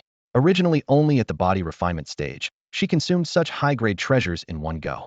If not for her double pupils helping to absorb and suppress the immense medicinal power, she might have exploded from the energy.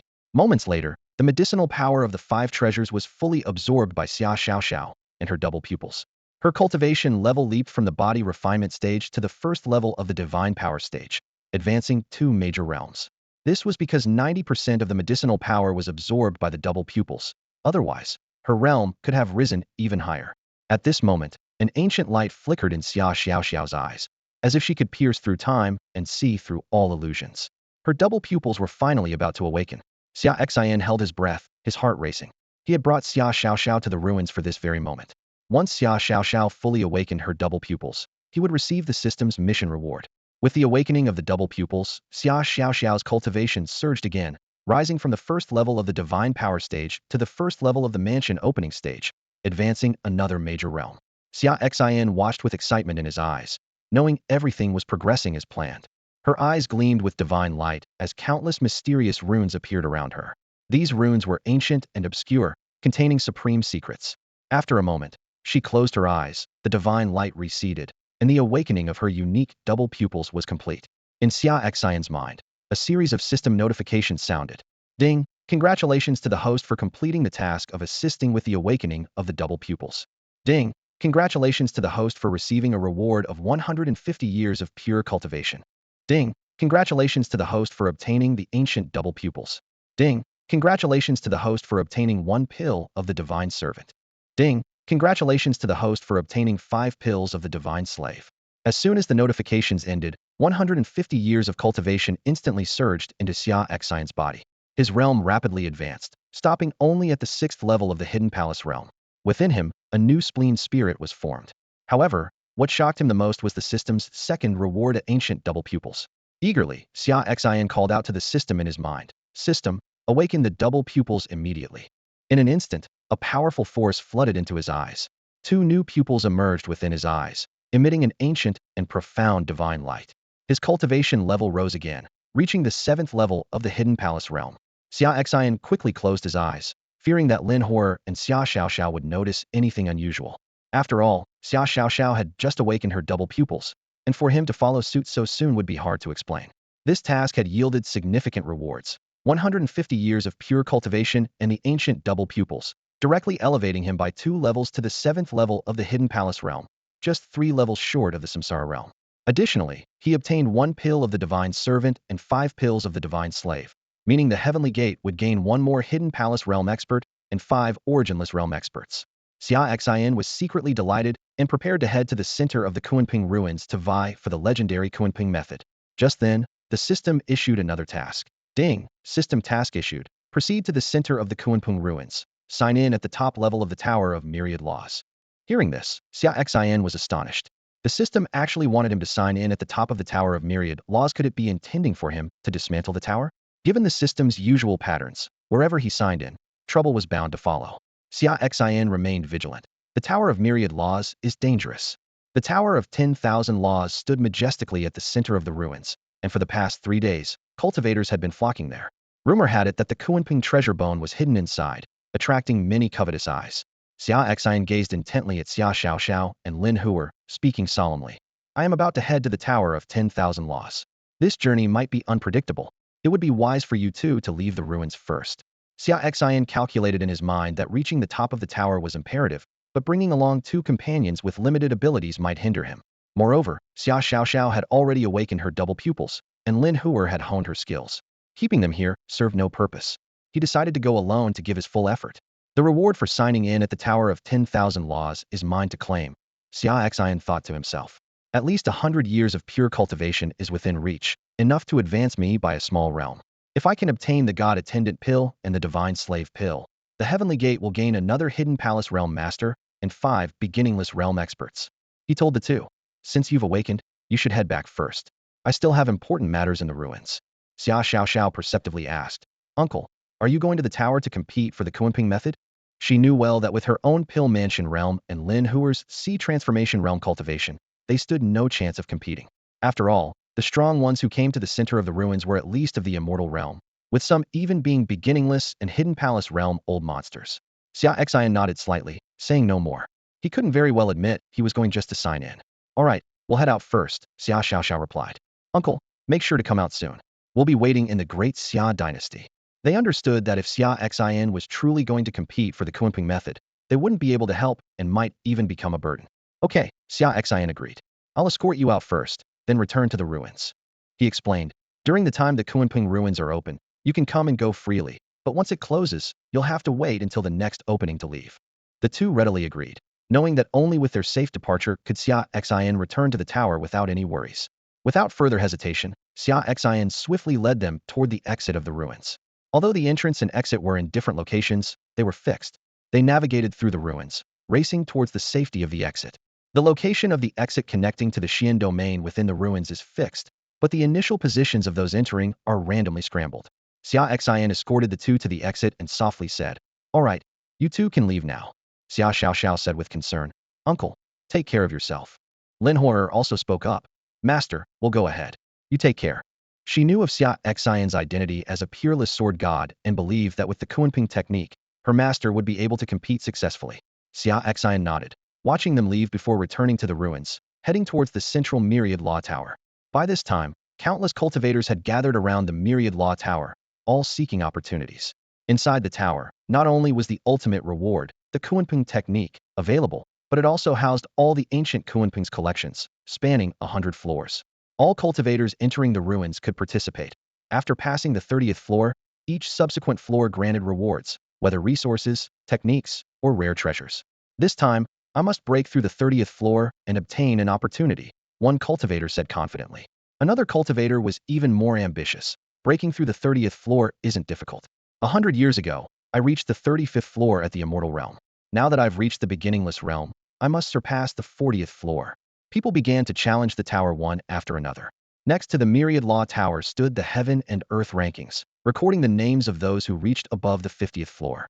The Earth ranking included those who reached 50 floors, while the Heaven ranking was for those who surpassed 70 floors. At this moment, a black-haired man in a golden dragon robe began ascending the tower, causing a stir among the crowd. It's Zhou Yuan, the prince of the ancient Great Zhou dynasty, a top power in the eastern wilderness. It's said he possesses the supreme dragon emperor physique. I wonder how many floors he can ascend, and whether he can make it to the Heaven ranking, which has remained untouched for a millennium. The Heaven ranking is incredibly difficult. Since the ruins opened, only a few dozen have ever made it. Each of them is a on-seen-a-lifetime genius, almost certain to reach the Samsara realm in the future. Nearby, a stunning woman with a white veil was asked by an elderly woman, Master, how many floors do you think Zhou Yuan can reach? The veiled woman replied calmly, At most 50 floors, he won't go beyond that. These two were not ordinary individuals. The veiled woman was the leader of the barbarian sacred sect, a superpower in the eastern wilderness, known as the barbarian sacred lord, and a super powerhouse in the Samsara realm. The elderly woman was her former protector, a great cultivator at the 9th level of the hidden palace realm. The elderly woman was surprised. Only 50 floors? I thought he could go higher. Watch, and the results will be clear soon, the veiled woman said calmly. By this time, Zhou Yuan had begun his ascent. He easily passed the first 10 floors, maintaining his speed through the 20th floor. It wasn't until the 30th floor that his pace began to slow. By the time he passed the 40th floor, the time taken was longer than for the previous 30 floors combined. As Zhou Yuan ascended each level, he invested a significant amount of time. Ultimately, he halted at the 50th level, exactly as the veiled woman in white had predicted. Although Zhou Yuan possessed a powerful supreme dragon emperor body, the Myriad Law Tower tested not only physical attributes, but also comprehensive abilities in combat and talent. The Myriad Law Tower had a unique mechanism. The younger the challenger, the weaker the guardian they faced. This served as a clever way to filter out geniuses. Young challengers with high cultivation levels had a distinct advantage, as their mere presence demonstrated exceptional talent. At this moment, Xia Xian arrived at the base of the Myriad Law Tower. As a prodigy who had reached the Hidden Palace realm before the age of 30, his goal was to reach the tower's top level. There, he aimed to complete a sign-in task and acquire the legendary Confronting technique. Emerging from the Myriad Law Tower, Zhou Yuan's name appeared on the nearby Earth ranking, placing him at 79,000th. This indicated that many strong practitioners had reached the 50th level before him. Despite the low ranking, Zhou Yuan's appearance on the list caused quite a stir. Zhou Yuan made it to the Earth ranking, truly a prodigy among the young generation of the Eastern Wastelands. His first venture into the Kunping ruins has shown such promise. His future is limitless. Those familiar with Zhou Yuan couldn't help but marvel. Indeed, to make it on the list on his first attempt at the tower if he doesn't meet an early demise, the Great Zhou dynasty will certainly gain another Hidden Palace realm powerhouse within a millennium, someone remarked. For top-tier powers, a Hidden Palace realm expert was akin to a stabilizing force. With his supreme dragon emperor body, Zhou Yuan's future achievements seemed promising. However, not everyone aspired to make it onto the ranking. Some cultivators candidly admitted, "I don't aim to rank like Zhou Yuan. I just hope to reach the 40th level and earn 10 rewards." Your goal is still quite high. I'd be content to reach the 35th level and get 5 mysterious rewards. Another set a more modest target. After all, each level beyond the 30th in the Myriad Law Tower posed significant challenges. Each level cleared granted a mysterious reward, a rare opportunity for many cultivators. With each level conquered, the power of the tower's guardian doubles. This saying is echoed among the cultivators outside the Tower of 10,000 Laws, sparking waves of awe and discussion. At this moment, an elderly woman beside a veiled woman in white couldn't hold back any longer and said, "Mistress, I can no longer tolerate these frogs in a well. They boast after merely reaching the 50th level. Let me show them a lesson." The woman in white remained silent, her quietude signaling consent. With her mistress's approval, the old woman rushed into the tower, embarking on her climb. The speed of the old woman's ascent was astonishing. Like a bolt of lightning, she swiftly broke through the 10th, 20th, 30th, and 40th levels. It was only at the 40th level that her pace slightly slowed, but she was still several times faster than Zhou Yuan. Though she was challenging with the power of the 9th level of the Hidden Palace realm, her years of experience granted her extraordinary combat prowess, allowing her to easily handle the guardians at each level. Her remarkable performance immediately captured the attention of all the cultivators outside the tower. They exclaimed in amazement, "What terrifying speed! She's much faster than Zhou Yuan. Her limit is definitely not just the 50th level. She could reach even higher. Which powerful faction does this genius belong to? We've never heard of her before." The veiled woman in white was not surprised by the old woman's performance, well aware of her capabilities. Though she couldn't reach the heavenly ranking, reaching the top 100 of the earthly ranking and the 69th level was well within her grasp. As expected, the old woman's speed significantly decreased after the 50th level.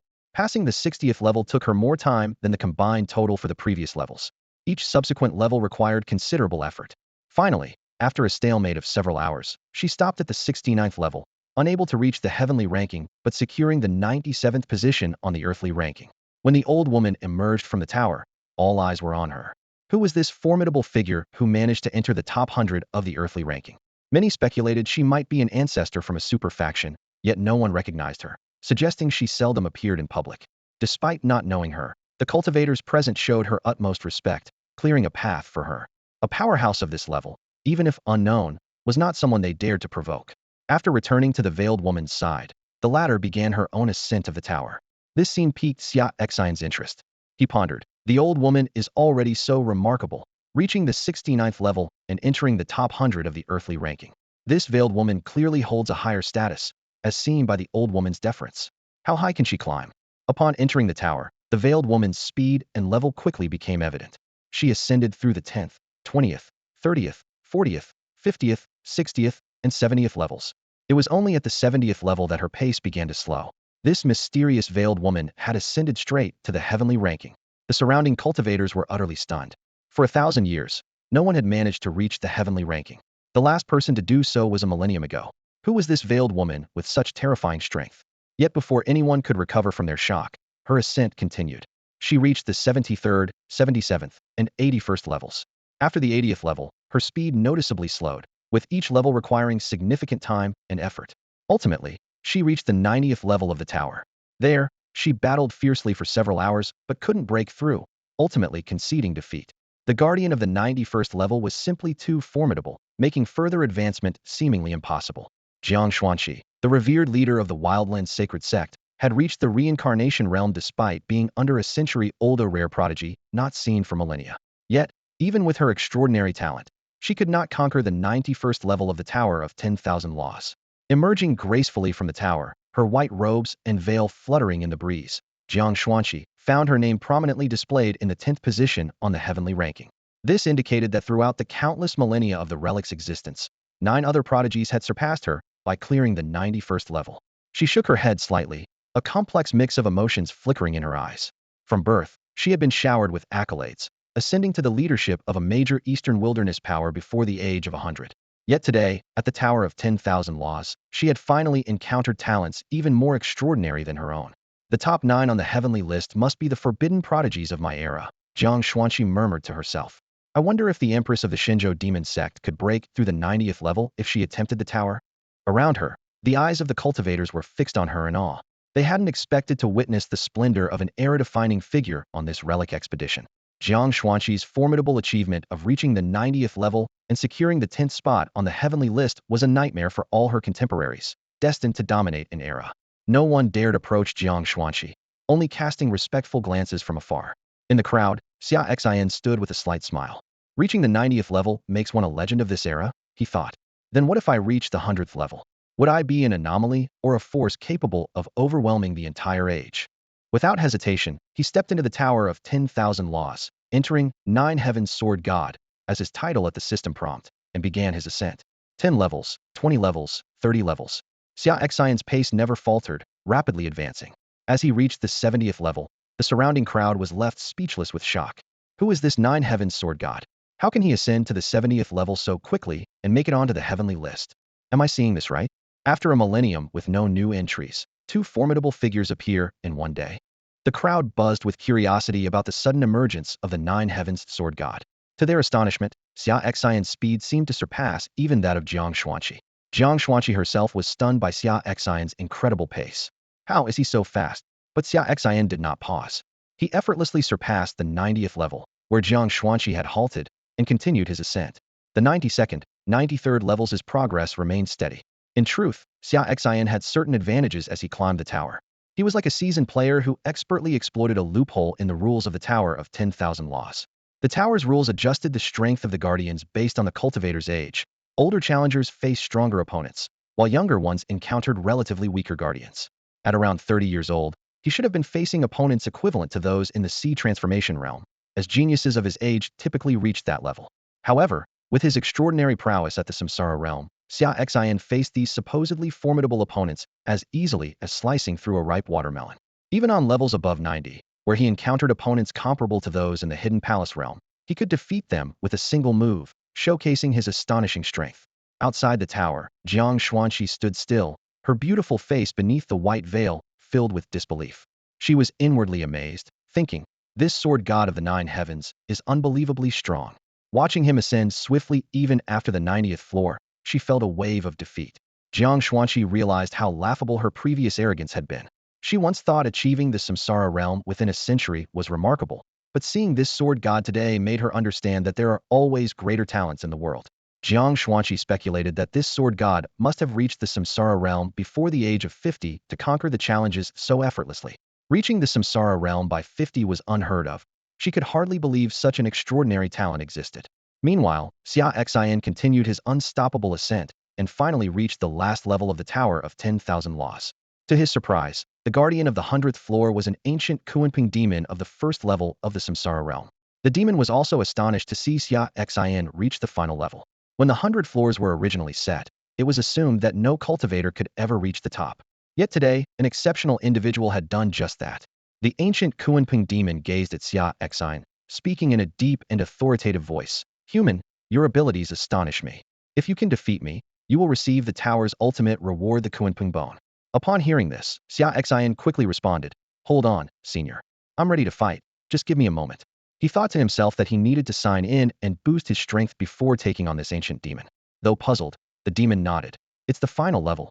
Take your time. Thank you, senior, Xia Xian replied politely. He then silently called upon the system. System, sign in at the top of the tower of 10,000 laws. Xia Xian had a plan. He worried that if he defeated the ancient Kunpeng, the tower might disappear, causing him to miss the chance to sign in. Therefore, he decided to sign in first to ensure he wouldn't miss any potential rewards. Immediately, a series of system notifications rang in his mind. Ding! Signed in successfully at the top of the tower of 10,000 laws. Congratulations on completing the system task. Ding! Congratulations, you have received a reward of 200 years of pure cultivation. Ding! Congratulations, you have obtained a drop of Kunpeng essence blood. Ding! Congratulations, you have received 1 divine pill. Ding! Congratulations, you have received 5 divine slave pills. As the notifications ended, 200 years worth of pure cultivation surged into Xia Xian's body. He felt his cultivation level rapidly rising until it stopped at the 8th level of the Hidden Palace realm. At the same time, a new hidden god, the Lung hidden god, formed within him. To his delight, he also acquired a precious drop of Kunpeng essence blood. The blood of the Kunpeng is an exceedingly rare treasure. Xia Xian was thrilled, fully aware that merging with it would not only strengthen his physical body, but also grant him the ancient divine bloodline of the Kunpeng. Known for its remarkable speed and formidable defense, the ancient Kunpeng was legendary. Once fused, his speed would skyrocket to astonishing levels, and his physical defense would be significantly enhanced. As a sword cultivator, Xia Xian was always proficient in attack, but physical defense had been his weakness. Now, with the Kunpeng blood, his defensive capabilities would greatly improve. He calculated that he would become a versatile cultivator, excelling in both offense and defense, with unmatched speed. Who could possibly rival him then? Moreover, after merging with the Kunpeng blood, acquiring the Kunpeng bone and learning the Kunpeng techniques would be much easier. Unable to contain his excitement any longer, Xia Xian immediately commanded the system. Fuse the Kunpeng blood now. As soon as he spoke, the Kunpeng blood merged into his body. His skin turned a fiery red, like a heated iron, radiating a dazzling glow and intense heat. A powerful aura erupted from within him as his body continuously strengthened during the fusion process. A golden Kunpeng tattoo appeared beneath his skin, shimmering brightly. The Kunpeng bloodline was thus born within Xia Xian. Witnessing this, the ancient Kunpeng demon was dumbfounded. It was puzzled. Did it have a son living outside, or had it left its bloodline with a human female cultivator? It couldn't recall doing such a thing. Suddenly, it remembered being invited by the Dragon Clan, where the old Dragon King had plied it with wine until it was drunk. Could the Dragon Maiden have secretly taken its essence then? That must be it. No wonder the old Dragon King had been so hospitable, even arranging for the Dragon Maiden to serve it. Curse that old Dragon King, it muttered to itself. Even after falling for millions of years, you still managed to trick me. Unaware of the ancient Kunpeng demon's thoughts, Xia Xian was fully immersed in sensing the newborn Kunpeng bloodline's power within him. The Kunpeng bloodline's purity was exceptionally high, having been fused from genuine Kunpeng blood, surpassing even the Phoenix bloodline of Lin Huer in comparison. Once activated, his physical defense and speed would instantly increase more than tenfold. Clearly, the awakening of the Kunpeng bloodline would greatly enhance his combat prowess and overall strength. Xia Xian was secretly delighted. The system city did not deceive me. Coming to sign in at the top of the Wanfa Tower was indeed the right choice. This sign-in not only granted him the Kunpeng blood, but also provided 200 years of pure cultivation, a servant god pill, and 5 god slave pills. For someone already at the high level of the Hidden Palace realm, each advancement in realm was extremely difficult.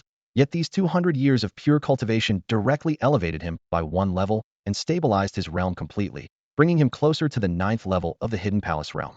As for the Servant God Pill and the 5 God Slave Pills, they were rare treasures. Xia Xian calculated that with these, Tianmen would gain another Hidden Palace Realm Master and 5 beginningless Realm Experts, significantly boosting its strength. The overall strength of Tianmen has reached a new level. This check-in was definitely worth it. After the fusion was complete, Xia Xian looked up sharply at the enormous, majestic ancient Kunpeng demon ahead. The ancient Kunpeng was also scrutinizing him with a peculiar gaze, its massive bird head slightly tilted, as if pondering something. Before Xia Xian could speak, the ancient Kunpeng's thunderous voice boomed. Boy, let me ask you a question.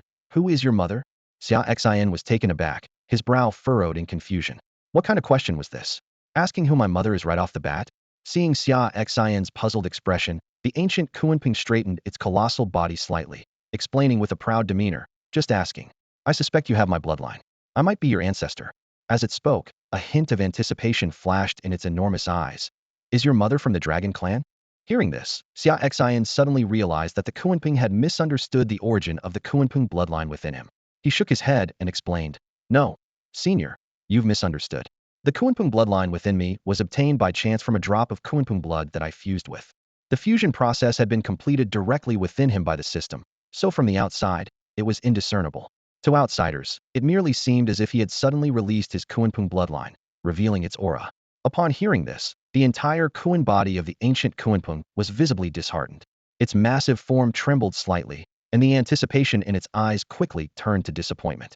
So it's not a bloodline left by me, but rather obtained by chance from Kunpeng essence blood. The ancient Kunpeng's voice carried a hint of anger. Oh, you old dragon king. You got me drunk, and instead of letting the dragon lady extract my essence, you had someone draw some of my Kunpeng essence blood. Well done indeed.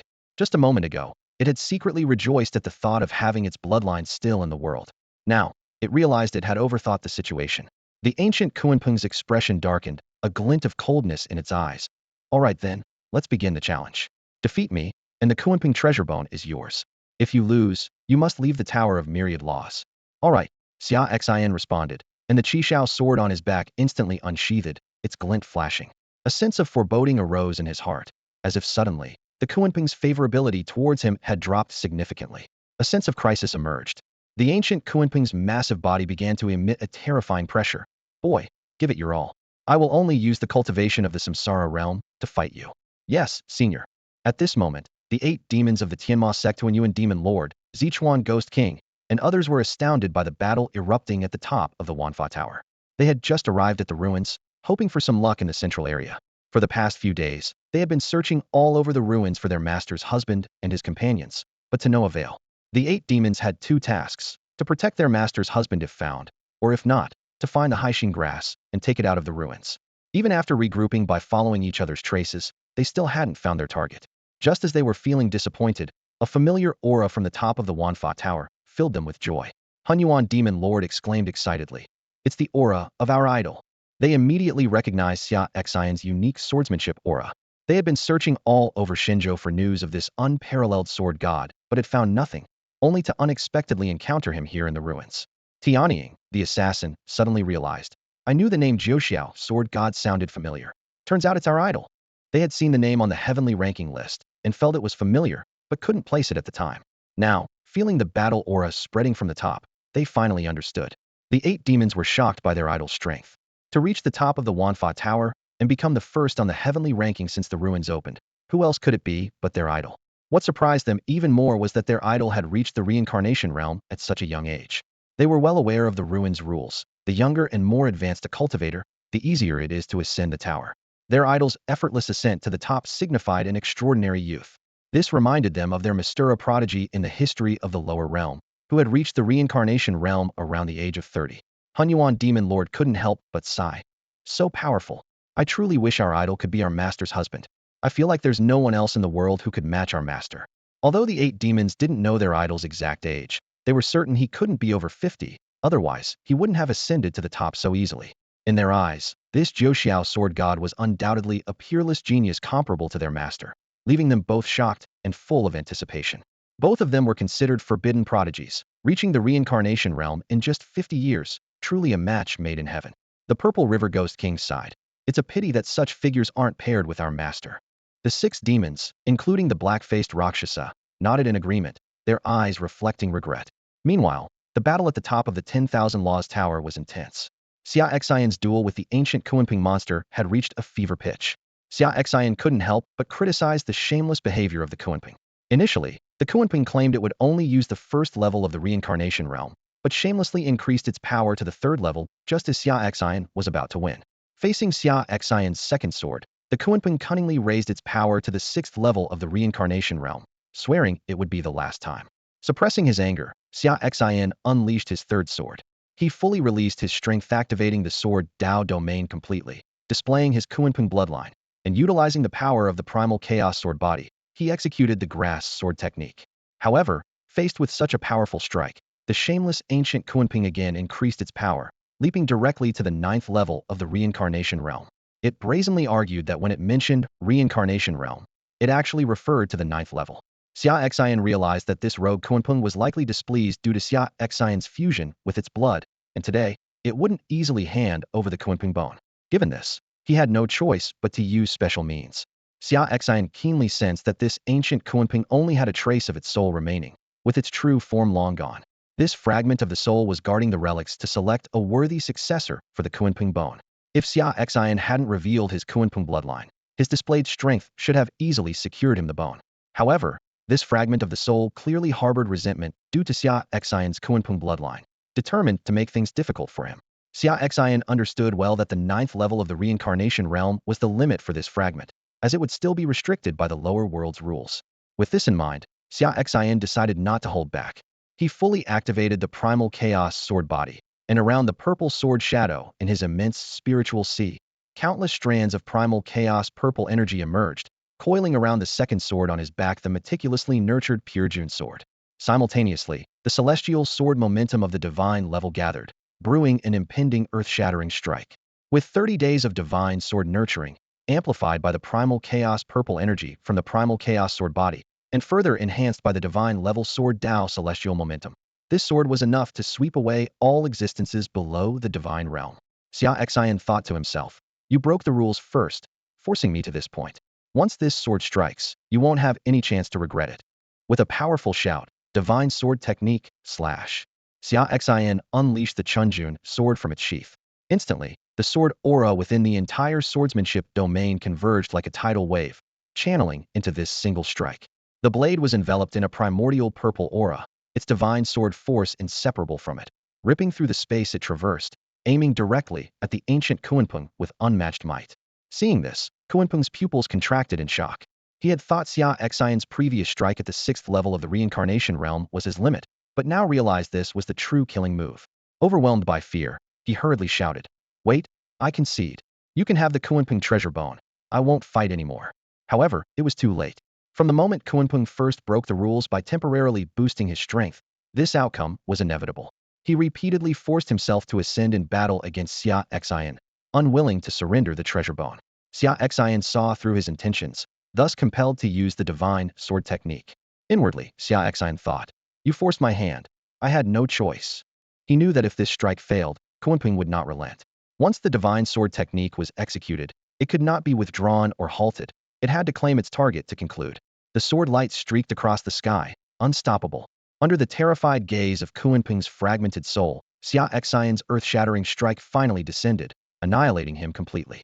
Outside, an unparalleled, terrifying sword light erupted from the ruins of the 10,000 Laws Tower, splitting the tower in half from the top, causing it to collapse with a thunderous crash. On the ground, a massive chasm stretching hundreds of thousands of meters snaked through, almost dividing the central area of the ruins in two. Xia Xian's figure appeared midair, his gaze fixed on a piece of treasure bone suspended in front of him, radiating divine brilliancy. Was the Kunpeng treasure bone. With a gesture, the bone seemed to possess a spirit of its own, flying into his hand. "Finally, it's mine," Xia Xian murmured to himself, carefully storing the treasure bone in his space ring. Then, he looked down at the 10,000 Laws Tower below, now split in two and utterly collapsed, feeling a mix of emotions. Xia Xian shook his head, his brow furrowed. The Tower of 10,000 Laws had been dismantled, and the system's plot had succeeded. He had thought himself clever earlier, planning to control his strength during the battle with the Kunpeng to avoid damaging the tower, thus evading the system's scheme. But reality hit him hard. His calculations fell short of fate's design. Suddenly, a terrifying thought flashed through Xia Xian's mind. Why did the ancient Kunpeng's split soul, initially friendly, turn hostile? Wasn't it because he had fused with the Kunpeng's essence blood and gained its bloodline? And this essence blood was given by the system. Xia Xian's face darkened instantly. He realized he was still being manipulated by the system. This wasn't escaping the system's calculations. It was a trap at every step. He couldn't help but inwardly complain. The system must have an obsession with forcing its hosts to demolish the designated sign-in locations, or it wouldn't rest easy. At this moment, countless cultivators around him looked up in shock at Xia Xian in the sky. They had only one thought. A single sword from a person could be this powerful, effortlessly cleaving the Tower of 10,000 Laws, carving an endless chasm in the central area of the ruins. This nine-heavens sword god was indeed a formidable force in the way of the sword. Jiang Xuanqi's beautiful eyes widened, equally shaken. She knew well that if she had to withstand that sword, there would be no chance of victory. That sword had reached the pinnacle of the samsara realm. Few below the divine realm could withstand it. But she keenly noticed that after Xia Xian unleashed that sword, his aura plummeted, leaving only the momentum of around the 8th level of the Hidden Palace realm. This meant Xia Xian's true realm hadn't reached the samsara realm. He had used some earth-shattering sword technique to unleash a sword even the samsara realm couldn't easily resist. Jiang Xuanqi speculated that this sword technique likely couldn't be used again in a short time. Not only did Jiang Xuanqi notice this, but the elderly woman beside her at the Hidden Palace realm, as well as several other Hidden Palace realm cultivators and those in the Immortal and Primordial realms present, also caught this detail. After Xia Xian performed the divine sword nurturing technique, his aura dropped too noticeably, as if he had been completely drained. Despite this, it was enough to prove the strength of the Nine Heavens Sword God. On the land of Shenzhou, it seemed no sword cultivator below the samsara realm could match him. Even for great sword cultivators in the samsara realm, if he unleashed that sword again, victory would be uncertain. The strength of this Nine Heavens Sword God had already placed him among the top experts on Shenzhou, comparable to those samsara realm monsters who had lived for over 10,000 years. Xia Xian glanced around at the countless cultivators, a wicked thought suddenly emerging in his mind. If someone obtained the final inheritance in the ruins, it often attracted covetous eyes and even plunder. Here, many Hidden Palace realm cultivators were present, and the white-robed veiled woman and the elderly woman were above the 8th level of the Hidden Palace realm. Would they join forces to seize his Kunping treasure bone? An immature idea formed in Xia Xian's mind. If they made the first move to seize it, could he then rightfully retaliate and claim their space rings for himself? After all, they would have initiated the malice, and he would merely be defending himself.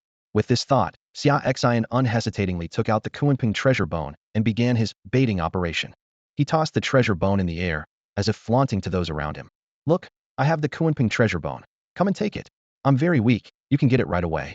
However, Xia Xian's act of not leaving immediately after obtaining the treasure bone, but instead playing a game of catch in the air, left the surrounding cultivators quite puzzled.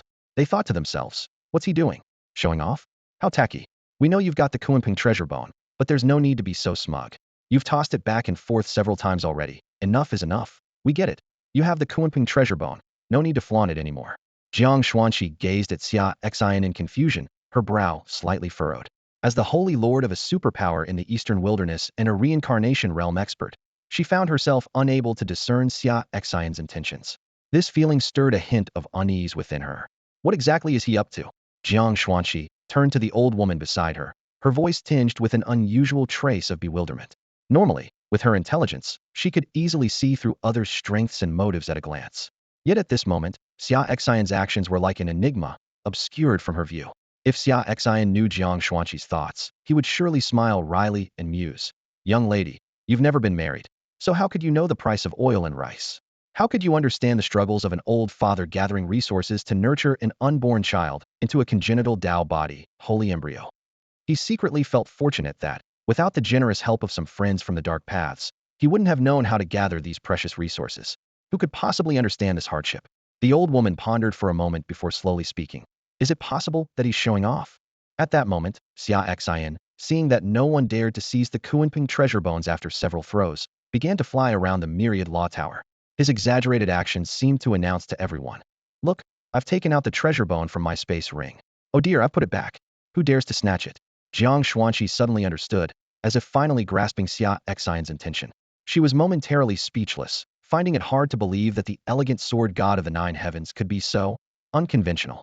The surrounding cultivators displayed similar expressions, all concluding that this sword god was indeed showing off. After all, fishing enforcement was not something they would associate with a reincarnation realm sword god.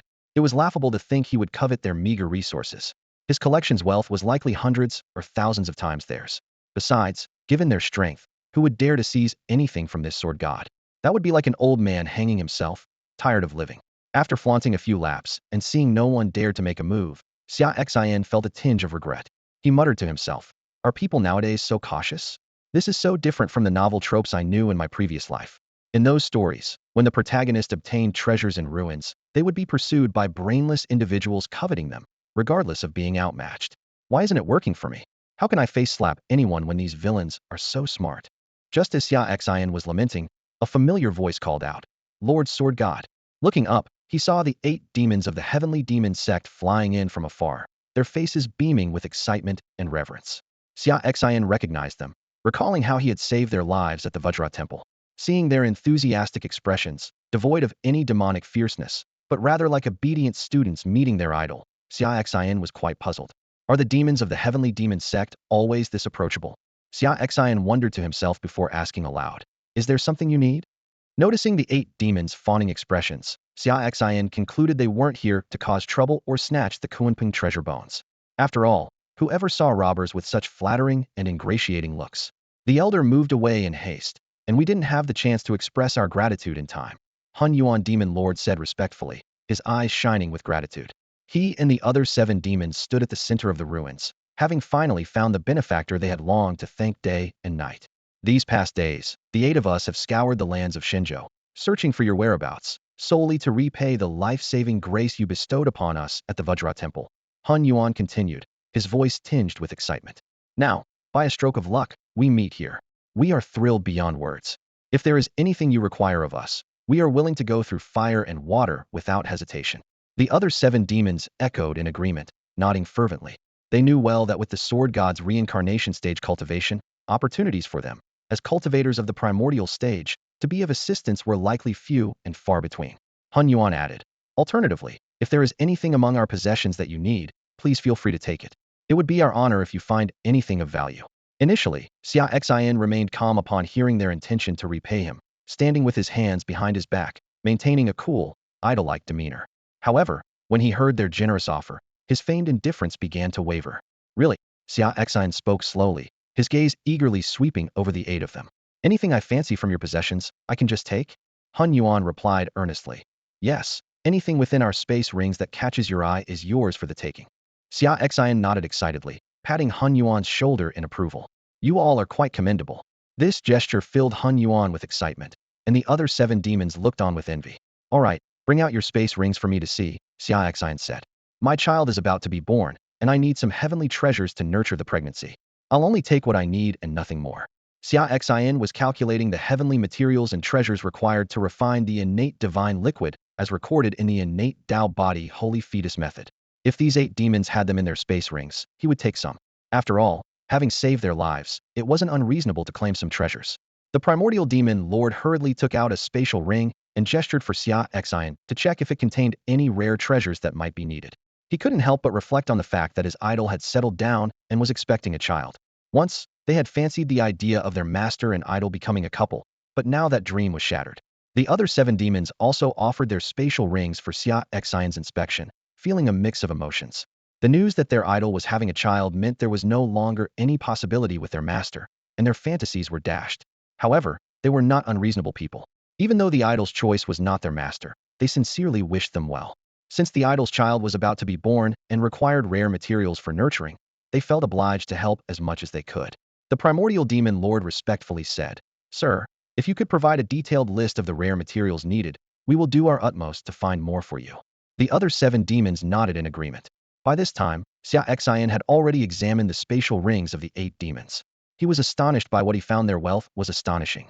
As cultivators at the 9th level of the boundless realm, their riches were likely tens of times that of ordinary cultivators at the same level and even surpassed many ancestors at the hidden palace level. What was even more surprising was the sheer variety of resources they possessed, clearly amassed from vanquishing other forces. Xia Xian looked at the 8 with a peculiar expression, and the primordial demon lord realized that their idol had guessed what they had been up to over the years. He and the other 7 demons felt a bit embarrassed and awkwardly explained, We've had some minor conflicts with other forces over the years and just happened to acquire some of their resources. The primordial demon lord then gave a shy smile and quickly added, But rest assured, sir, these resources have legitimate origins and are not ill-gotten. No one will come knocking to claim them, after all. Those sects have been wiped out. How could they come back as ghosts to seek revenge? Xia Xian chuckled to himself as he looked at the mountain of rare treasures in front of him, a hint of satisfaction in his eyes. These precious resources were obtained legitimately after they annihilated other sects, not through petty theft. Xia Xian nodded and unceremoniously extracted all the materials needed to concoct the innate divine elixir from the 8 demons' spatial rings. With the addition of these 8 valuable resources, the hope of nurturing his child into an innate Tao body saint body increased. Surprisingly, even after Xia Xian took so many resources, the stock in the 8 demons' spatial rings was only reduced by a sixth. This detail silently spoke of the terrifying wealth of the 8 demons.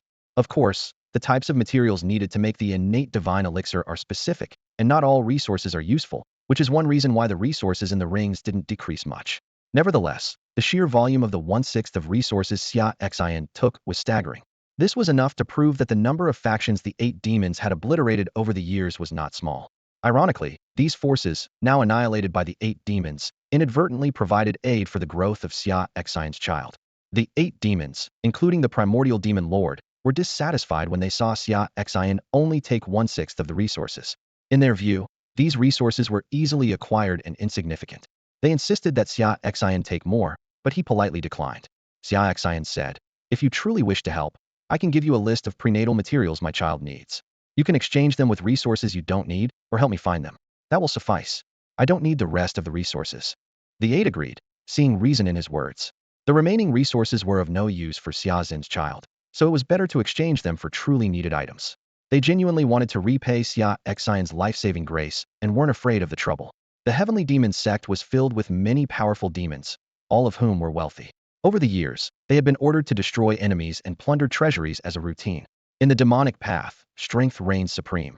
If you can destroy enemies and seize treasures, what you obtain naturally belongs to you, and the Heavenly Demon sect never interferes. The Primordial Demon Lord respectfully said, "Sir, please give us a list of the prenatal materials your child needs. We will do our utmost to find them for you." Xia Xin nodded in agreement and handed over the list of materials needed to make the innate divine elixir to the 8 demons. They assured him with great enthusiasm that they would do their best to gather these precious resources for him. Before parting, the 8 demons made a small request. They hoped Xia Xin would carve the emblem of his famous divine sword, the Qishao sword, on their wrists. This request was akin to a fan asking for an autograph from their idol. They longed for Xia Xin to personally engrave the image of the Qishao sword on their wrists, akin to a tattoo, so they could boast about receiving the sword god's personal mark. With this, they would have quite the tale to tell upon returning to the Heavenly Demon sect. Xia Xin gladly obliged, carving a vivid image of the Qishao sword on each of their wrists. The 8 demons left elated, repeatedly promising to do their utmost to gather the necessary materials for Xia Xin. Watching the 8 demons leave with childlike glee, Xia Xin couldn't help but find these demonic practitioners rather amusing. If you do them a favor, they will find ways to repay you. They repay kindness with kindness and settle grudges with vengeance, acting entirely on their own volition, free from worldly constraints. He suddenly thought that perhaps being a demon wasn't so bad after all. Xia Xin gently shook his head and turned to fly away from the center of the ruins. His mission was complete, and there was no reason for him to stay. Jiang Xuanqi watched his departing figure intently, feeling a strong urge to follow, yet she knew it would be unwise. As the holy master of the barbarian holy sect, a superpower in the eastern wilderness, she was witnessing for the first time someone surpassing her, and she was filled with curiosity about this person. "Master, he's gone far. There's no need to keep watching," the old woman beside her gently reminded. Jiang Xuanqi, slightly embarrassed, defended herself. "Oh, I wasn't really watching him. I'm just curious about who he is. Why haven't I heard any rumors about him before?" The old woman, understanding her master's flustered demeanor, thought to herself. Although her master was an exceptional talent, reaching the reincarnation realm in less than a century, she was still naive in matters of the heart. It was quite normal to admire someone stronger than herself for the first time. She remarked, "He might be a figure who has kept his strength hidden, someone who doesn't like to be too flashy." Jiang Xuanqi mused, We should leave too. I have a feeling that I will meet this 9 heavens sword god again." The old woman nodded in agreement, and the two turned to head towards the exit of the eastern wilderness. Since Xia Xin entered the ruins, 4 or 5 days had passed in the outside world. In those few days, the world had changed dramatically. First, the identity of the most mysterious peerless sword god in Shenzhou was revealed to be the master of a secretive faction known as Tianmen. Tianmen was a powerful force, boasting many strong practitioners at the hidden palace and primordial levels. 5 days ago, the peerless sword god led the senior members of Tianmen to annihilate all the evil cultivator factions gathered at the Soul Devourer Palace. The news spread like wildfire. It turned out that the recent strikes against the evil forces in Shenzhou were orchestrated by the higher-ups of Tianmen. Tianmen announced its intention to establish its headquarters in the spirit domain, aiming to become a rising top-tier force. Suddenly, all of Shenzhou was abuzz with discussions. Meanwhile, the remaining 3 top evil factions in Shenzhou demanded an explanation from Xia Xin for eradicating the evil alliance at the Soul Devourer Palace. They believed that the actions of the peerless sword god were excessive and disrupted the balance. Did this indicate that Tianmen intended to rise to the top by stepping on the evil factions? The evil factions knew that if this set a precedent and they did not respond, they would be seen as weak and easily bullied. This would lead to further shrinking of their survival space in Shenzhou. Therefore, the remaining three top evil factions united, led by the strongest, the Blood God Temple, to prepare for the situation. A shocking piece of news swept across the land of Shenzhou like a whirlwind. The master of Tianmen, the renowned unparalleled sword god, had single-handedly annihilated all the evil forces of the Soul Devourer Palace. This news was like a bombshell, causing a massive upheaval in the cultivation world. The remaining three top evil factions were furious upon hearing this. They jointly issued a warning. If Tianmen did not provide a reasonable explanation, they would spare no effort to annihilate it. This was no idle threat, as these three forces were immensely powerful, with over a dozen elders at the Hidden Palace realm. Among them, the Blood God Patriarch of the Blood God Temple was the most terrifying, having reached the half-step reincarnation realm, a pinnacle of combat power among the evil forces. With such a formidable figure holding the fort, they had no fear of the so-called unparalleled sword god. However, Tianmen's troubles did not end there. While the evil forces were eyeing them covetously, the second-ranked superpower of the demon path, the Hall of 10,000 Demons, also turned its attention to Tianmen. It turned out that one of their patriarchs, the Ice Demon Patriarch, had unexpectedly perished in the Kunpeng ruins. Enraged, the Hall of 10,000 Demons immediately sent several Hidden Palace realm elders to investigate the ruins. Through secret techniques, they sensed sword intent and aura at the site of the Ice Demon Patriarch's demise, identical to that during the annihilation of the Soul Devourer Palace by the unparalleled sword god. This discovery convinced the Hall of 10,000 Demons that the death of the Ice Demon Patriarch was linked to this sword god. They promptly issued an ultimatum to Tianmen. If the sword god could not clear his name, the Hall of 10,000 Demons would strike with fury, vowing to destroy Tianmen. As a superpower with 3 reincarnation realm demon emperors and nearly 20 Hidden Palace realm elders, the Hall of 10,000 Demons would not allow their patriarch to die in vain. Meanwhile, far away in Sword Emperor City of the Eastern Wilderness, a storm was brewing. A peerless sword immortal, who had reached the peak of the Hidden Palace realm 1,000 years ago and was hailed as invincible in Eastern Wilderness swordsmanship, suddenly announced that he had broken through to the reincarnation realm, mastering the invincible swordsmanship domain. He then challenged the unparalleled sword god of Shenzhou to a duel at Sword Emperor City. This showdown not only concerned the grievances of the Divine Phoenix sect, but was also meant to determine the superior in swordsmanship. It turned out that just a month ago, Shunhuang's sect was annihilated by a single strike from Xia Exine, with everyone in the sect wiped out except for a few elders and disciples who were not at the headquarters. These survivors had been kneeling outside Sword Emperor City for over a month, hoping to persuade the Sword Immortal to avenge Shunhuang's sect. This Sword Immortal had been the master of the Phoenix Fairy of Shunhuang sect 1,000 years ago and had deep ties with the sect. Now, with Shunhuang's sect facing such a calamity, the survivors hoped the Sword Immortal would seek justice for them and restore the honor of Eastern Wilderness swordsmanship.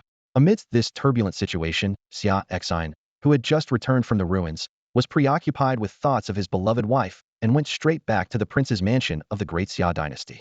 However, just as he stepped into the mansion, a series of system prompts suddenly echoed in his mind. Ding! System task issued. Sign in at the Blood God Temple. Ding! System task issued. Sign in at the Hall of 10,000 Demons. Ding! System task issued. Sign in at Sword Emperor City. These sudden special tasks left Xia Exine bewildered. He couldn't help but wonder, what was going on? How did these three forces provoke the demolition system to such an extent that it issued 3 tasks at once? While Xia Exine was still puzzled, he suddenly remembered something that touched him. The esteemed Zhuan had sent him explosive scatter petals and 26 love letters. Having never received love letters before, Xia Exine felt a warm sensation in his heart, finding a sliver of comfort amidst the chaotic situation. As the series of tasks flashed through Xia Exine's mind, he pondered the potential dangers hidden behind each location. The Wanma Hall, the second-ranked force in the demonic path. Xia Exine recalled the scene where he personally killed the Ice Demon Patriarch and his granddaughter from the Wanma Hall in the ruins, causing him to frown. He speculated that they might have discovered some clues, which led them to suspect him. The Blood God Hall, a prominent force of the evil path in the Shenzhou lands, is overseen by the Blood God Patriarch, who is at the half-step reincarnation stage.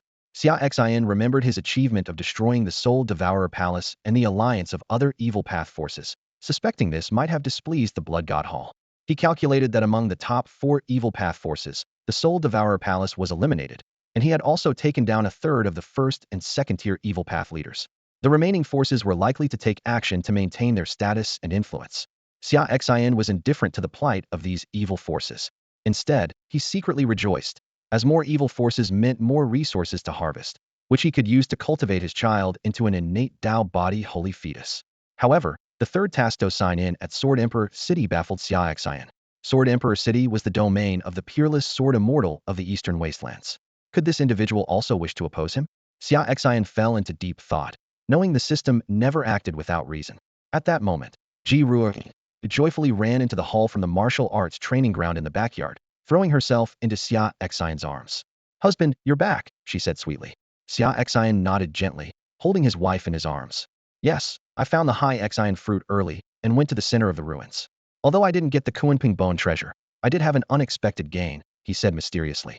"My dear, I obtained a secret method for nurturing the fetus, which can ensure our child is born with exceptional constitution and talent." Xia Xian planned to take this opportunity to reveal the formula for the innate Tao body holy fetus technique. However, he decided to only disclose the formula for the innate divine liquid, without mentioning its remarkable effect in cultivating the holy fetus, to avoid arousing Ji Ruoyi's suspicion. "This secret method can be used about a month into pregnancy," Xia Xian continued. "I've collected some resources from the ruins, just enough to refine the divine liquid needed for the method. If it's not enough, I'll find a way." Ji Ruoyi nodded obediently. "All right, husband, I'll follow your arrangements." She thought to herself that if her husband's secret method didn't work well, she would seek other ways to nurture the fetus. Jier asked softly, "Husband, what kinds of rare materials are needed for this secret technique? I have some collections and can help gather some for you." As she spoke, she was already considering using the treasure vault of the Tienma sect. For the sake of their child, she decided to temporarily use the sect's resources. If questioned by the sect's leaders later, she would explain it as a temporary loan. Although she was the sect leader, the treasure vault belonged to the entire sect, accumulated by generations of followers, so she could only say it was a temporary borrowing. Xia Xian responded warmly. "All right, let's use what I've collected first, and if it's not enough, we'll go from there." In his view, it was best to use the resources he had gathered over time. After all, how much could an immortal level cultivator have in their collection? Hearing this, Jier buried her head in Xia Xian's embrace and playfully said, "All right, husband, it's been a few days, and I've missed you terribly. Tonight, you must make up for it all." Xia Xian couldn't help but smile wryly. In this regard, his wife was indeed very diligent. He could only reply, "All right, my dear." Jier excitedly said, "Well, it's getting late. I'll go buy some groceries and cook for you, and also get some herbs for a nourishing soup." With that, she left the prince's residence with Granny Tong to buy groceries. Xia Xian then summoned Yunpa, intending to find out what had happened in the outside world during his time in the relics, and why the system had issued 3 consecutive tasks. When Yunpa arrived, she respectfully greeted him, "Master." Xia Xian nodded and asked, "Report to me what has happened in the outside world during the 4 or 5 days I was in the relics, and how the establishment of Tianmen is progressing." As a spirit servant, Yunpa's cultivation level increased with Xia Xian's. Now that Xia Xian had reached the 8th level of the Hidden Palace realm, Yunpa and others had reached the 7th level. Besides guarding Jier's safety at the prince's residence, Yunpa was responsible for communicating with Fu Bo and others to stay updated on external events and report back to Xia Xian. Yunpa began, "Yes, master. In the past few days, the location for Tienman's sect has been chosen, situated on a spiritual vein with the densest spiritual energy in the spirit domain. Previously, it was occupied by a major demon at the 1st level of the Hidden Palace realm. After Fu Bo subdued the demon, he successfully took control of the spiritual vein." Xia Xian nodded in approval. "Well done. The location for a powerful sect must be chosen in a place rich in spiritual energy, such as on a spiritual vein or where spiritual energy converges."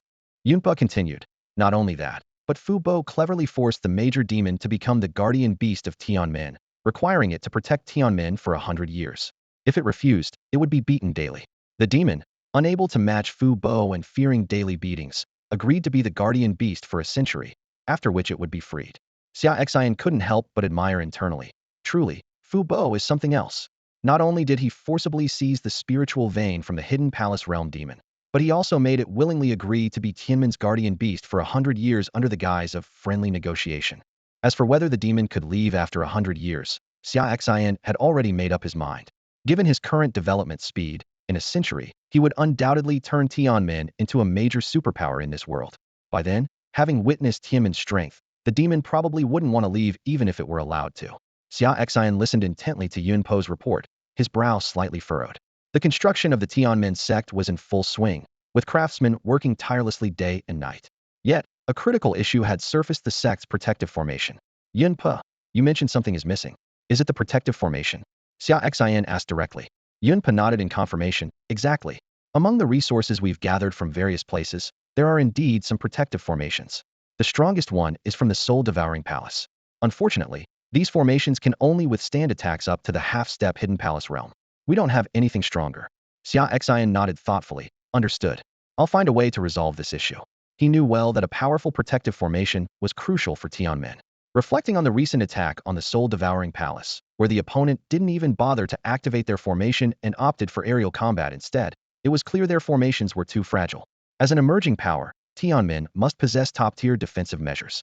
Yunpa continued her report.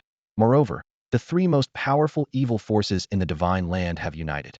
They've gathered at the Blood God Hall, led by the Blood God Patriarch, demanding an explanation from you for the destruction of the soul-devouring palace. They question whether you think the evil forces are easy targets and threaten to mobilize their entire might to annihilate Tianmen if no explanation is given. Xia Xian chuckled coldly. Interesting. It seems the demolition system assigned me the Blood God Hall sign-in task for a reason. If they want an explanation, I'll personally deliver it. Not only that, but I'll also take their resource treasury and every demonic cultivator's spatial ring. Any movement from the 10,000 Demons Hall or the Eastern Wilderness? Xia Xian inquired, already anticipating the answer. Yunpa replied, the 10,000 Demons Hall suspects you killed their ice demon patriarch in the ruins and demands an alibi.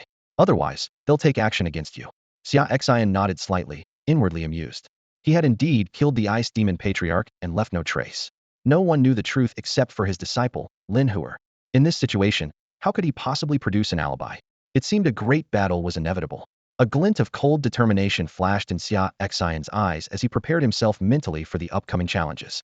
The members of the Wanma Palace, although lacking direct evidence linking Xia Xian to the death of the ice demon ancestor, have started to suspect him due to the sword aura left at the scene. Xia Xian understands that in the ways of the demonic path, direct evidence is not always necessary. If they believe you are responsible and you cannot provide an alibi, it is enough for them to convict you. Moreover, once the news of Xia Xian splitting the Wanfa Tower in one strike reaches the Wanma Palace, they will be convinced it was his doing. At that point, whether he can provide an alibi or not will be irrelevant. The Wanma Palace will undoubtedly take action against him. Xia Xian decided to temporarily set aside the matter of the Wanma Palace and instead inquire about the situation at the Eastern Wilderness Sword Emperor City. Yunpa responded, the peerless sword immortal of the Eastern Wilderness was the master of the Phoenix Fairy of the Divine Phoenix sect 1,000 years ago. When the Divine Phoenix sect was destroyed, some of the lucky survivors knelt outside the Sword Emperor City for a month, finally persuading him to come out of seclusion. This invitation to duel with the master is both to compete in the way of the sword and to resolve the grievances of the Divine Phoenix sect. Xia Xian suddenly understood, and everything made sense. He decided to tackle these issues one at a time, first instructing Yunpa to gather the 2 princely guards captains and 10 guards, as he had important matters to arrange. Yunpa left to carry out his orders. Xia Xian recalled the gains from his recent trip to the Kuanpeng ruins, where he obtained 2 servant god pills and 10 god slave pills. These could be used to cultivate 2 more hidden palace realm and 10 beginningless realm experts for Tianmen, which would be quite useful. Before long, the 2 princely guards captains and 10 guards came to the hall and knelt before Xia Xian. As per usual, Xia Xian explained the price of becoming a servant god or god slave and asked if they were willing. Unsurprisingly, all 12 accepted the opportunity for advancement. Xia Xian then distributed the pills to the 12 and taught them the servant god art and god slave art. After consuming the pills, the 2 captains, Helian Jie and Ouyang Jing, advanced to the 7th level of the hidden palace realm, while the other 10 reached the 8th level of the beginningless realm. Now, with Fubo, Yunpa, and Shaoli among others, Tianmen had 5 hidden palace realm and 20 beginningless realm experts, forming the foundation of a top-tier force. Coupled with Xia Xian, whose cultivation was at the 8th level of the hidden palace realm, but whose combat power reached the high-tier reincarnation realm, Tianmen could contend with some of the weaker superpowers. Xia Xian suddenly remembered Xia Xiaoxiao's idol ranking list. Previously, without the backing of a top-tier force, he only ranked 4th based solely on his identity as a peerless sword god, behind the demon sect Empress. Now that he had established a formidable backing, it was time for that girl's list to be re-ranked. Xia Xian resolved internally, as the 9 heavens sword god, he would never be inferior to anyone, not even the demon sect Empress. This time, he was determined to surpass her ranking. Xia Xian calmly instructed his 10 subordinates. Today, stay on standby at the residence. Tomorrow, accompany me to the Blood God Temple. Since they want an explanation, I will go there myself and have a proper discussion with them. The 10 men immediately knelt down and respectfully responded, yes, master. Meanwhile, within the headquarters of the heavenly demon sect in the Imperial city, the atmosphere was tense. The 8 demons of the heavenly demon sect, sent to the Kuanping ruins by Ji Ruer, had returned. Although they did not find their master's husband, they unexpectedly encountered the legendary sword god they had long admired and even had the honor of conversing with him. What shocked them even more was that the sword god had split the Tower of 10,000 Laws with a single strike. They felt there was no point in staying at the ruins any longer. As for the sea heart fruits their master had instructed them to find, they had already located them before leaving. After all, these 5th-grade treasures were not uncommon in the Kunpeng ruins. The primordial demon lord respectfully presented a few sea heart fruits. Master, here are the sea heart fruits. Ji Ruer waved her hand dismissively. My husband has already found them himself, so they are no longer needed. Yes, master. The primordial demon lord put away the fruits and excitedly reported. Master, we encountered the legendary sword god in the ruins. He is incredibly powerful. He split the Tower of 10,000 Laws with one strike. His strength in the reincarnation realm is probably at a high level. The 8 demons proudly displayed the red sword pattern on their wrists and said, Master, look, this is the divine sword pattern personally engraved by our idol. The primordial demon lord continued, we have repaid our idol's life-saving grace in our own way. His child is about to be born and needs some treasures for nurturing, so we gave him everything he needed. The 8 demons excitedly praised the sword god's prowess and boasted about his autograph, unaware that Ji Ruer's beautiful face was already showing signs of anger. Isn't your idol supposed to be me? Ji Ruer's voice was icy. You went to the ruins, met some sword god once, and now I'm replaced as your idol? The primordial demon lord and the 8 demons immediately panicked, hastily kneeling to explain. Please calm down, master. Our loyalty to you is as clear as day and night. You will always be our #1 idol, our most loyal master. The legendary sword god can only be second. His status is nowhere near yours. Ji Ruer snorted coldly and ignored them, turning to leave with Tong Lao.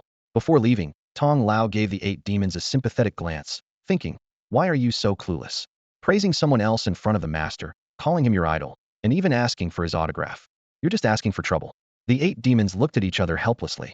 They knew well that their master, despite being exceptional in every way, was extremely jealous and wouldn't tolerate them having another idol. Jier and Tong Lao returned from their shopping trip in the city, carrying various medicinal herbs and daily necessities as they stepped through the gates of the prince's residence. They had just come back from the base of the heavenly demon sect, where the reverence of the 8 demons for the unparalleled sword god had left Jier feeling displeased. However, the thought that her husband was coming home today lifted her spirits, and she decided not to dwell on the 8 demons' behavior for the time being. She thought to herself, if they dare act like that in front of me again, I'll show them. Do they think I've lost my edge? Just because they were swayed by the sword god during one expedition doesn't mean they can undermine me. Meanwhile, Xiao Xiao, Xia Xian, and Lin Hora were gathered together, engaged in a lively discussion about Xiao Xiao's idol ranking list. The debate centered on whether the unparalleled sword god or the demon sect empress should hold the 3rd position. Xiao Xiao originally intended to elevate the sword god to tie for 3rd place with the empress. However, her aunt advised against it, reasoning that the demon sect empress was a reincarnation stage grand cultivator, whereas the sword god had not yet reached that level. After considering her aunt's advice, Xiao Xiao decided to maintain the original ranking. Demon sect empress 3rd, sword god 4th. She believed that despite the recent prominence of the Heavenly Gate faction, it still lacked the deep-rooted heritage of the heavenly demon sect.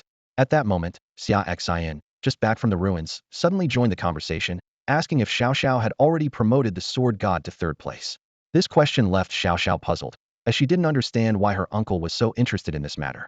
Xiao Xiao explained her reasoning for the rankings in detail, considering cultivation levels and background influences.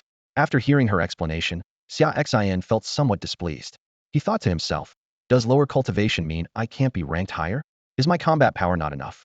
Was my feat of splitting the 10,000 Laws Tower in the ruins, being unmatched below the divine realm, so easily overlooked? Must I be placed 4th? Despite his inner dissatisfaction, Xia Xian maintained a composed exterior, responding calmly. Lin Hora watched this unfold, secretly amused. Knowing that her master was the unparalleled sword god, she found her master's reaction both interesting and endearing. Her master was clearly eager to know if his ranking had improved, yet had to pretend not to care upon hearing the result. Seeing her master trying to conceal his true feelings, Lin Hora found the scene both humorous and heartwarming. She felt fortunate to witness this more human side of her usually imposing master, which only deepened her sense of closeness to him. Xia Xiao looked at Xia Xian with confusion, her brow slightly furrowed. Uncle, what do you mean by that? Xia Xian smiled mysteriously and began to explain. You two left the Kuanping ruins early, so you probably don't know about the earth-shattering event that happened at the center of the ruins afterward. His words immediately captured the attention of Xia Xiaoxiao and Lin Huer. At this moment, Ji Ruer also walked over curiously and asked, "Husband, what exactly happened in the ruins later?" Xia Xian glanced at the three of them, his tone tinged with excitement. That peerless sword god was extraordinary. With a single strike, he split the Wanfa Tower. The power of that strike was something even high-level reincarnation realm experts would struggle to withstand. It was truly awe-inspiring. He turned to Xia Xiaoxiao and said earnestly, "That's why I said you lack foresight. Although that sword god's cultivation hasn't reached the reincarnation realm, he possesses battle strength at that level. You dismissed him from the third place on the idol list because of his cultivation? Isn't that shallow? How many in this world can possess reincarnation realm strength while still at the hidden palace realm? He is a Ancient Millennium prodigy, yet you failed to see his potential and placed the demon sect empress above him. Isn't that short-sightedness?" Xia Xian spoke convincingly, analyzing the situation thoroughly. Xia Xiaoxiao listened, somewhat stunned, realizing that her uncle seemed to make a lot of sense. However, at this moment, Ji Ruer spoke up. "Your analysis is quite reasonable, husband. That sword god is indeed extraordinary. But," she turned to Xia Xiaoxiao and continued, "Aunt thinks that just this alone isn't enough to place him above the demon sect empress." Ji Ruer explained, "Xiaoxiao, think about it.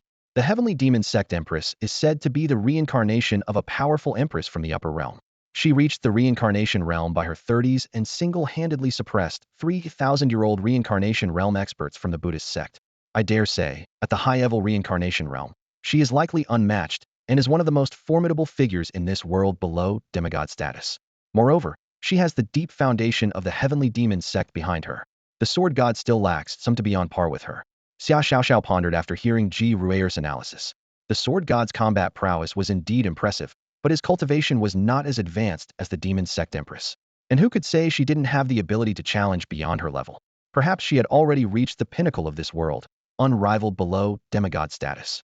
Xia Xian stood in the crowd, a slight frown on his face. He listened to the surrounding chatter, calculating silently. The fact that the unparalleled sword god was ranked alongside the demon sect empress as third seemed somewhat undeserved. He casually suggested with a nonchalant smile, "If the sword god knew he was ranked fourth, he might actually be quite pleased." Despite his words, Xia Xian's heart was filled with discontent.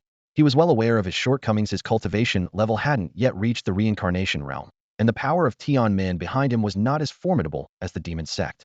Yet, he vowed silently, 30 years east of the river, 30 years west of the river. Never underestimate a poor sword god. Never underestimate a poor Tianmen. A determined look flashed in Xia Xian's eyes.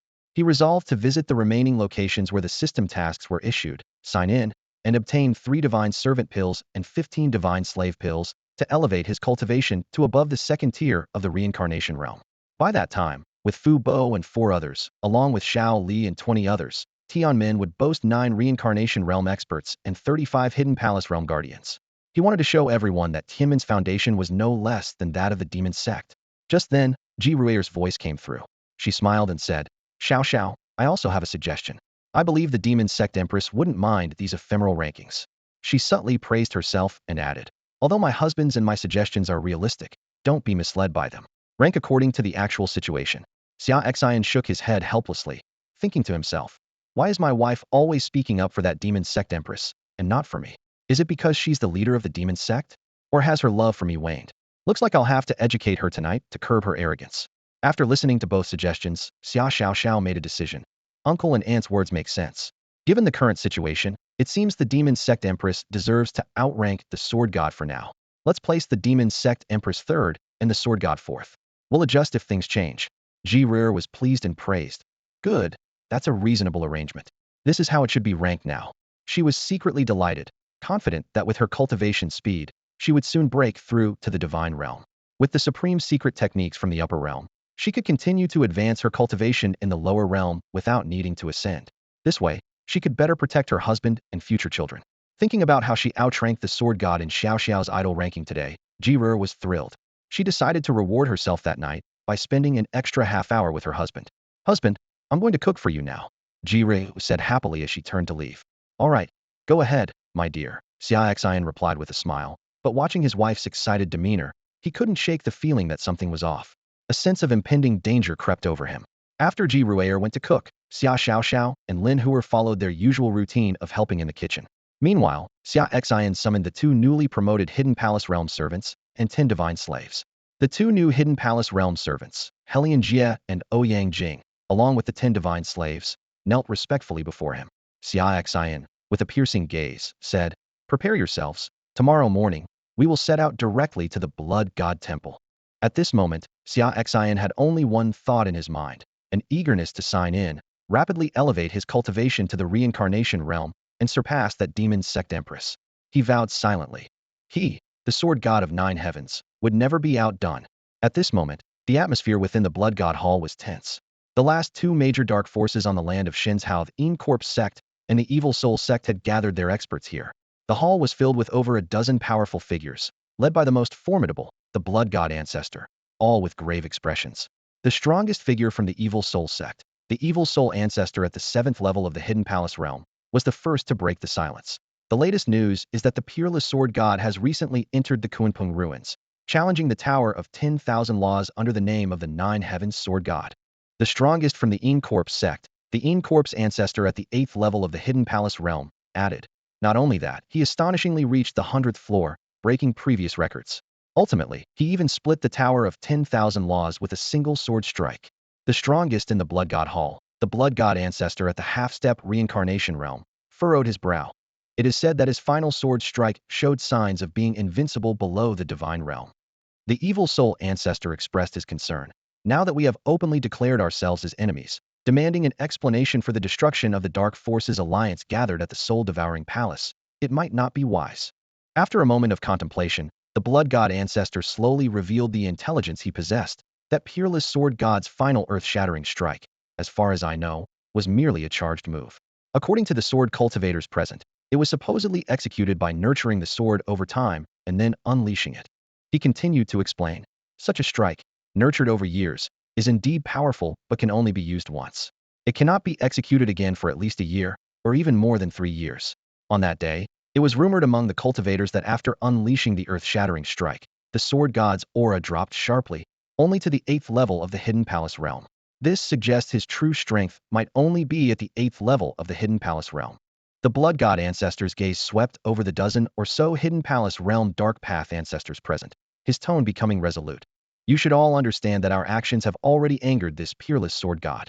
With his attitude of better to kill wrongly than to let go towards dark forces, once he regains his strength, we will face an exterminating disaster. This is our only chance. We must eliminate him completely while he cannot use that sword-nurturing secret technique. The atmosphere in the hall suddenly became tense, everyone realizing the Blood God Ancestor's intention not to retreat, but to seize the opportunity to eliminate this enormously threatening sword god. They had already witnessed the potential of this sword god, whose feat of reaching the top of the Tower of 10,000 Laws had left everyone in fear. If they did not act quickly, they would never have peace. The Evil Soul Patriarch narrowed his eyes, his tone filled with vigilance and murderous intent. This young man may be young, but his cultivation level is already so high. If we let him continue to grow, our evil sects might have no place to stand in the future. He turned to the other patriarchs and said in a deep voice, I agree with the Blood God Patriarch's proposal. While he cannot yet use that sword-nurturing secret technique, we must eliminate him, or the consequences will be dire. The Patriarch of the Corpse sect nodded in agreement, a cold gleam in his eyes. Indeed, that so-called unparalleled sword god is actually only at the 8th level of the Hidden Palace realm. And here, we have a half-step reincarnation realm expert, one at the 8th level of the Hidden Palace realm, one at the 7th level, and about 10 mid to low-level Hidden Palace realm patriarchs. I refuse to believe that with this lineup, we can't take him down. Agreed. Agreed. The other patriarchs chimed in, their eyes filled with greed and murderous intent. They unanimously decided to take advantage of the moment when the sword god couldn't use the sword-nurturing secret technique to kill him and eliminate any future threats. However, these patriarchs were unaware that even without relying on the sword-nurturing secret technique, Xia Xian could easily annihilate them. More importantly, what Xia Xian mastered was not an ordinary sword-nurturing technique, but a divine level 1. This technique surpassed ordinary ones in both speed and power. The speed of the divine level sword-nurturing technique was over 100 times faster than that of ordinary techniques. Just 1 month of nurturing could achieve the power equivalent to 10 years of nurturing with a regular technique. For a prodigy like Xia Xian, with his supreme talent in swordsmanship, the forbidden Hongmeng sword body, and a powerful sword heart, the power of the swords he nurtured could multiply several times over. In short, 1 month of Xia Xian's sword nurturing was as powerful as 50 years for a typical sword cultivator. The terrifying potential of this killer move was evident. Even nurturing for just 5 days could easily kill high-level reincarnation realm experts. Meanwhile, in the prince's mansion of the Great Xia dynasty, everyone had just finished dinner. Xia Xian and Ji Ruer sat in a quiet cultivation chamber, where Xia Xian began crafting the innate divine liquid according to the methods outlined in the innate Tao body holy fetus technique. The process of crafting the innate divine liquid was extremely complex. Just a single drop required thousands of heavenly materials and treasures, ranging from 1 to 10 of each. Among them were 5th and 6th grade materials, and even rare 7th and 8th grade ones were needed. Ji Ruer stood by, watching Xia Xian's busy figure, utterly amazed. She thought to herself, what kind of secret technique is this? Did it really come from the myriad lost tower in the Kunping ruins? Even in the upper realms, she had never heard of such a powerful secret technique. For a moment, Ji Ruer couldn't help but wonder where her husband's secret technique originated. Could he really have obtained such a heaven-defying technique with his immortal realm cultivation while exploring the tower? Despite her doubts, Ji Ruer chose not to ask. She believed that her husband had his reasons for not telling her. She decided to quietly stay by his side, watching Xia Xian's focused figure as he diligently crafted the liquid. Xia Xian concentrated entirely on the task, following the innate Tao body holy fetus technique provided by the system to craft the innate divine liquid. Although some of the required heavenly materials were quite rare, the technique included notes on substituting them with other materials of similar properties and effects. This significantly reduced Xia Xian's pressure, as crafting even a single drop of the liquid would otherwise have been extremely challenging. Xia Xian gazed at the small bowl of innate divine liquid in his hand, feeling a mix of emotions. This single bowl represented all the resources he had seized from the iced demon ancestor and the 8 demons of the heavenly demon sect, the rewards from conquering 100 floors of the Tower of 10,000 Laws, and all his accumulated treasures. The fact that such a vast amount of resources could only produce this one small bowl highlighted the rarity of the innate divine liquid. He recalled the records in the secret method. To cultivate an unborn child into an innate Tao body sacred fetus, the pregnant mother must consume at least one small bowl of innate divine liquid daily from the first month of pregnancy, without interruption. In the later stages of pregnancy, especially in the months leading up to childbirth, 3 bowls a day were required to ensure the fetus reached the quality of an innate Tao body sacred fetus. Xia Xian's hand trembled slightly. Even with the resources that Fu Bo and others had recently seized, he estimated he could only produce about 10 more bowls of divine liquid. This meant that all his painstakingly accumulated resources were only enough for 10 days of consumption for his wife. After 10 days, he would need to find another solution. Cultivating an innate Tao body sacred fetus required continuous consumption for 3 years. Such a uniquely constituted fetus required 3 full years of gestation in the mother's womb, unlike the ordinary 10-month term. Moreover, the last few months before birth demanded at least 3 bowls of divine liquid each day. Xia Xian sighed inwardly, wondering where he could possibly gather such enormous resources. He mused to himself, "My child, to nurture you, it seems I might have to turn to less savory means. I'll have to pay a visit to the uncles and elders of the dark sects in the eastern wastelands, western regions, northern deserts, and southern ridges. If you manage to become an innate Tao body sacred fetus, don't forget their help in the future." Xia Xian sighed with a sense of melancholy. He knew full well that even borrowing all the resources from every dark sect in this world might not suffice. He needed a new strategy. Truly, marriage is a man's grave, he thought wryly. For the next 3 years, I'll be working tirelessly for my wife and child. Suddenly, an idea flashed through Xia Xian's mind. Could he borrow resources from other worlds beyond this one? The upper realm, as the ascension place for all lower small worlds, was vast and boundless. Although there were many lower worlds of varying sizes, the world he inhabited was just one of them. However, this plan required reaching a divine realm powerful enough to break through the barriers between worlds. For now, the urgent task was to quickly enhance his cultivation to address his wife's immediate needs. Xia Xian handed the precious bowl of innate divine liquid to Ji Ruer, forcing a smile and gently saying, "My dear, this is something special. Please drink it." Ji Ruer received the divine liquid, her eyes filled with tender affection, and softly replied, "Husband, you've worked hard." During the time Xia Xian had been refining the innate divine liquid, she found him becoming increasingly mysterious and enigmatic. Xia Xian continuously retrieved a vast array of rare treasures from his spatial ring, leaving everyone in awe. Ji Ruer was stunned and deeply moved as she gazed at the mountain of precious herbs before her. She pondered silently. How could an immortal realm cultivator possess such an abundance of treasures? Even more intriguing was the source of the secret method for refining the divine fetal protection elixir. Ji Ruer's eyes fell on Xia Xian, who appeared relaxed, as if these rare treasures were nothing noteworthy. A warm feeling surged within her as she imagined her husband tirelessly traveling around, seeking help for her and their unborn child. Despite the hardships and difficulties, Xia Xian never mentioned them, silently bearing the burden. When Xia Xian handed the elixir to her with a beaming smile, Jiru was so touched, she nearly wept. She wanted to say something, but words failed to capture her emotions at that moment. In the end, she simply whispered, "Husband, thank you for your hard work." In those simple words lay boundless love and gratitude. Ji Ruer recalled her past life. Back then, she practiced the path of detachment and had reached the pinnacle of the great emperor realm in the upper world, standing among the strongest. Yet, she could never take that final step into the celestial realm. So, she chose to reincarnate in the lower world and restart her cultivation journey. In this life, she chose the path of affection. She longed to experience a normal life, marriage, children, a husband, and family ties. She believed these connections could perfect her path and help her take that crucial step to achieve immortality. In the ruins, while concealing her cultivation, Ji Ruer encountered Xia Xian. His unique aura and way of thinking, along with his eloquent speech, immediately attracted her. During their month together, they often engaged in playful banter, with her teasing and sometimes scolding him for his poorly cooked beast meat, even biting him in anger.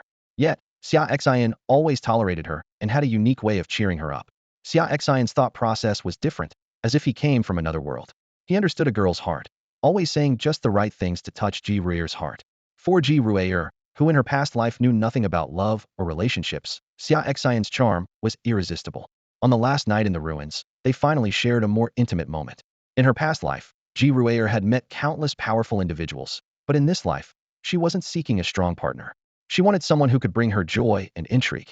Xia Xian perfectly matched her expectations. His forward-thinking and understanding of a girl's heart, combined with his ability to make her laugh, set the stage for their story to unfold. "Why are you crying, my dear?" Xia Xian asked, gently pulling Ji Ruer into his arms as he noticed tears forming in her eyes. Ji Ruer placed the vial of innate divine liquid softly on the table beside them and nestled against Xia Xian's chest, speaking softly. "Husband, I just feel that you're too good to me. I can't live without you, and I want to be with you forever."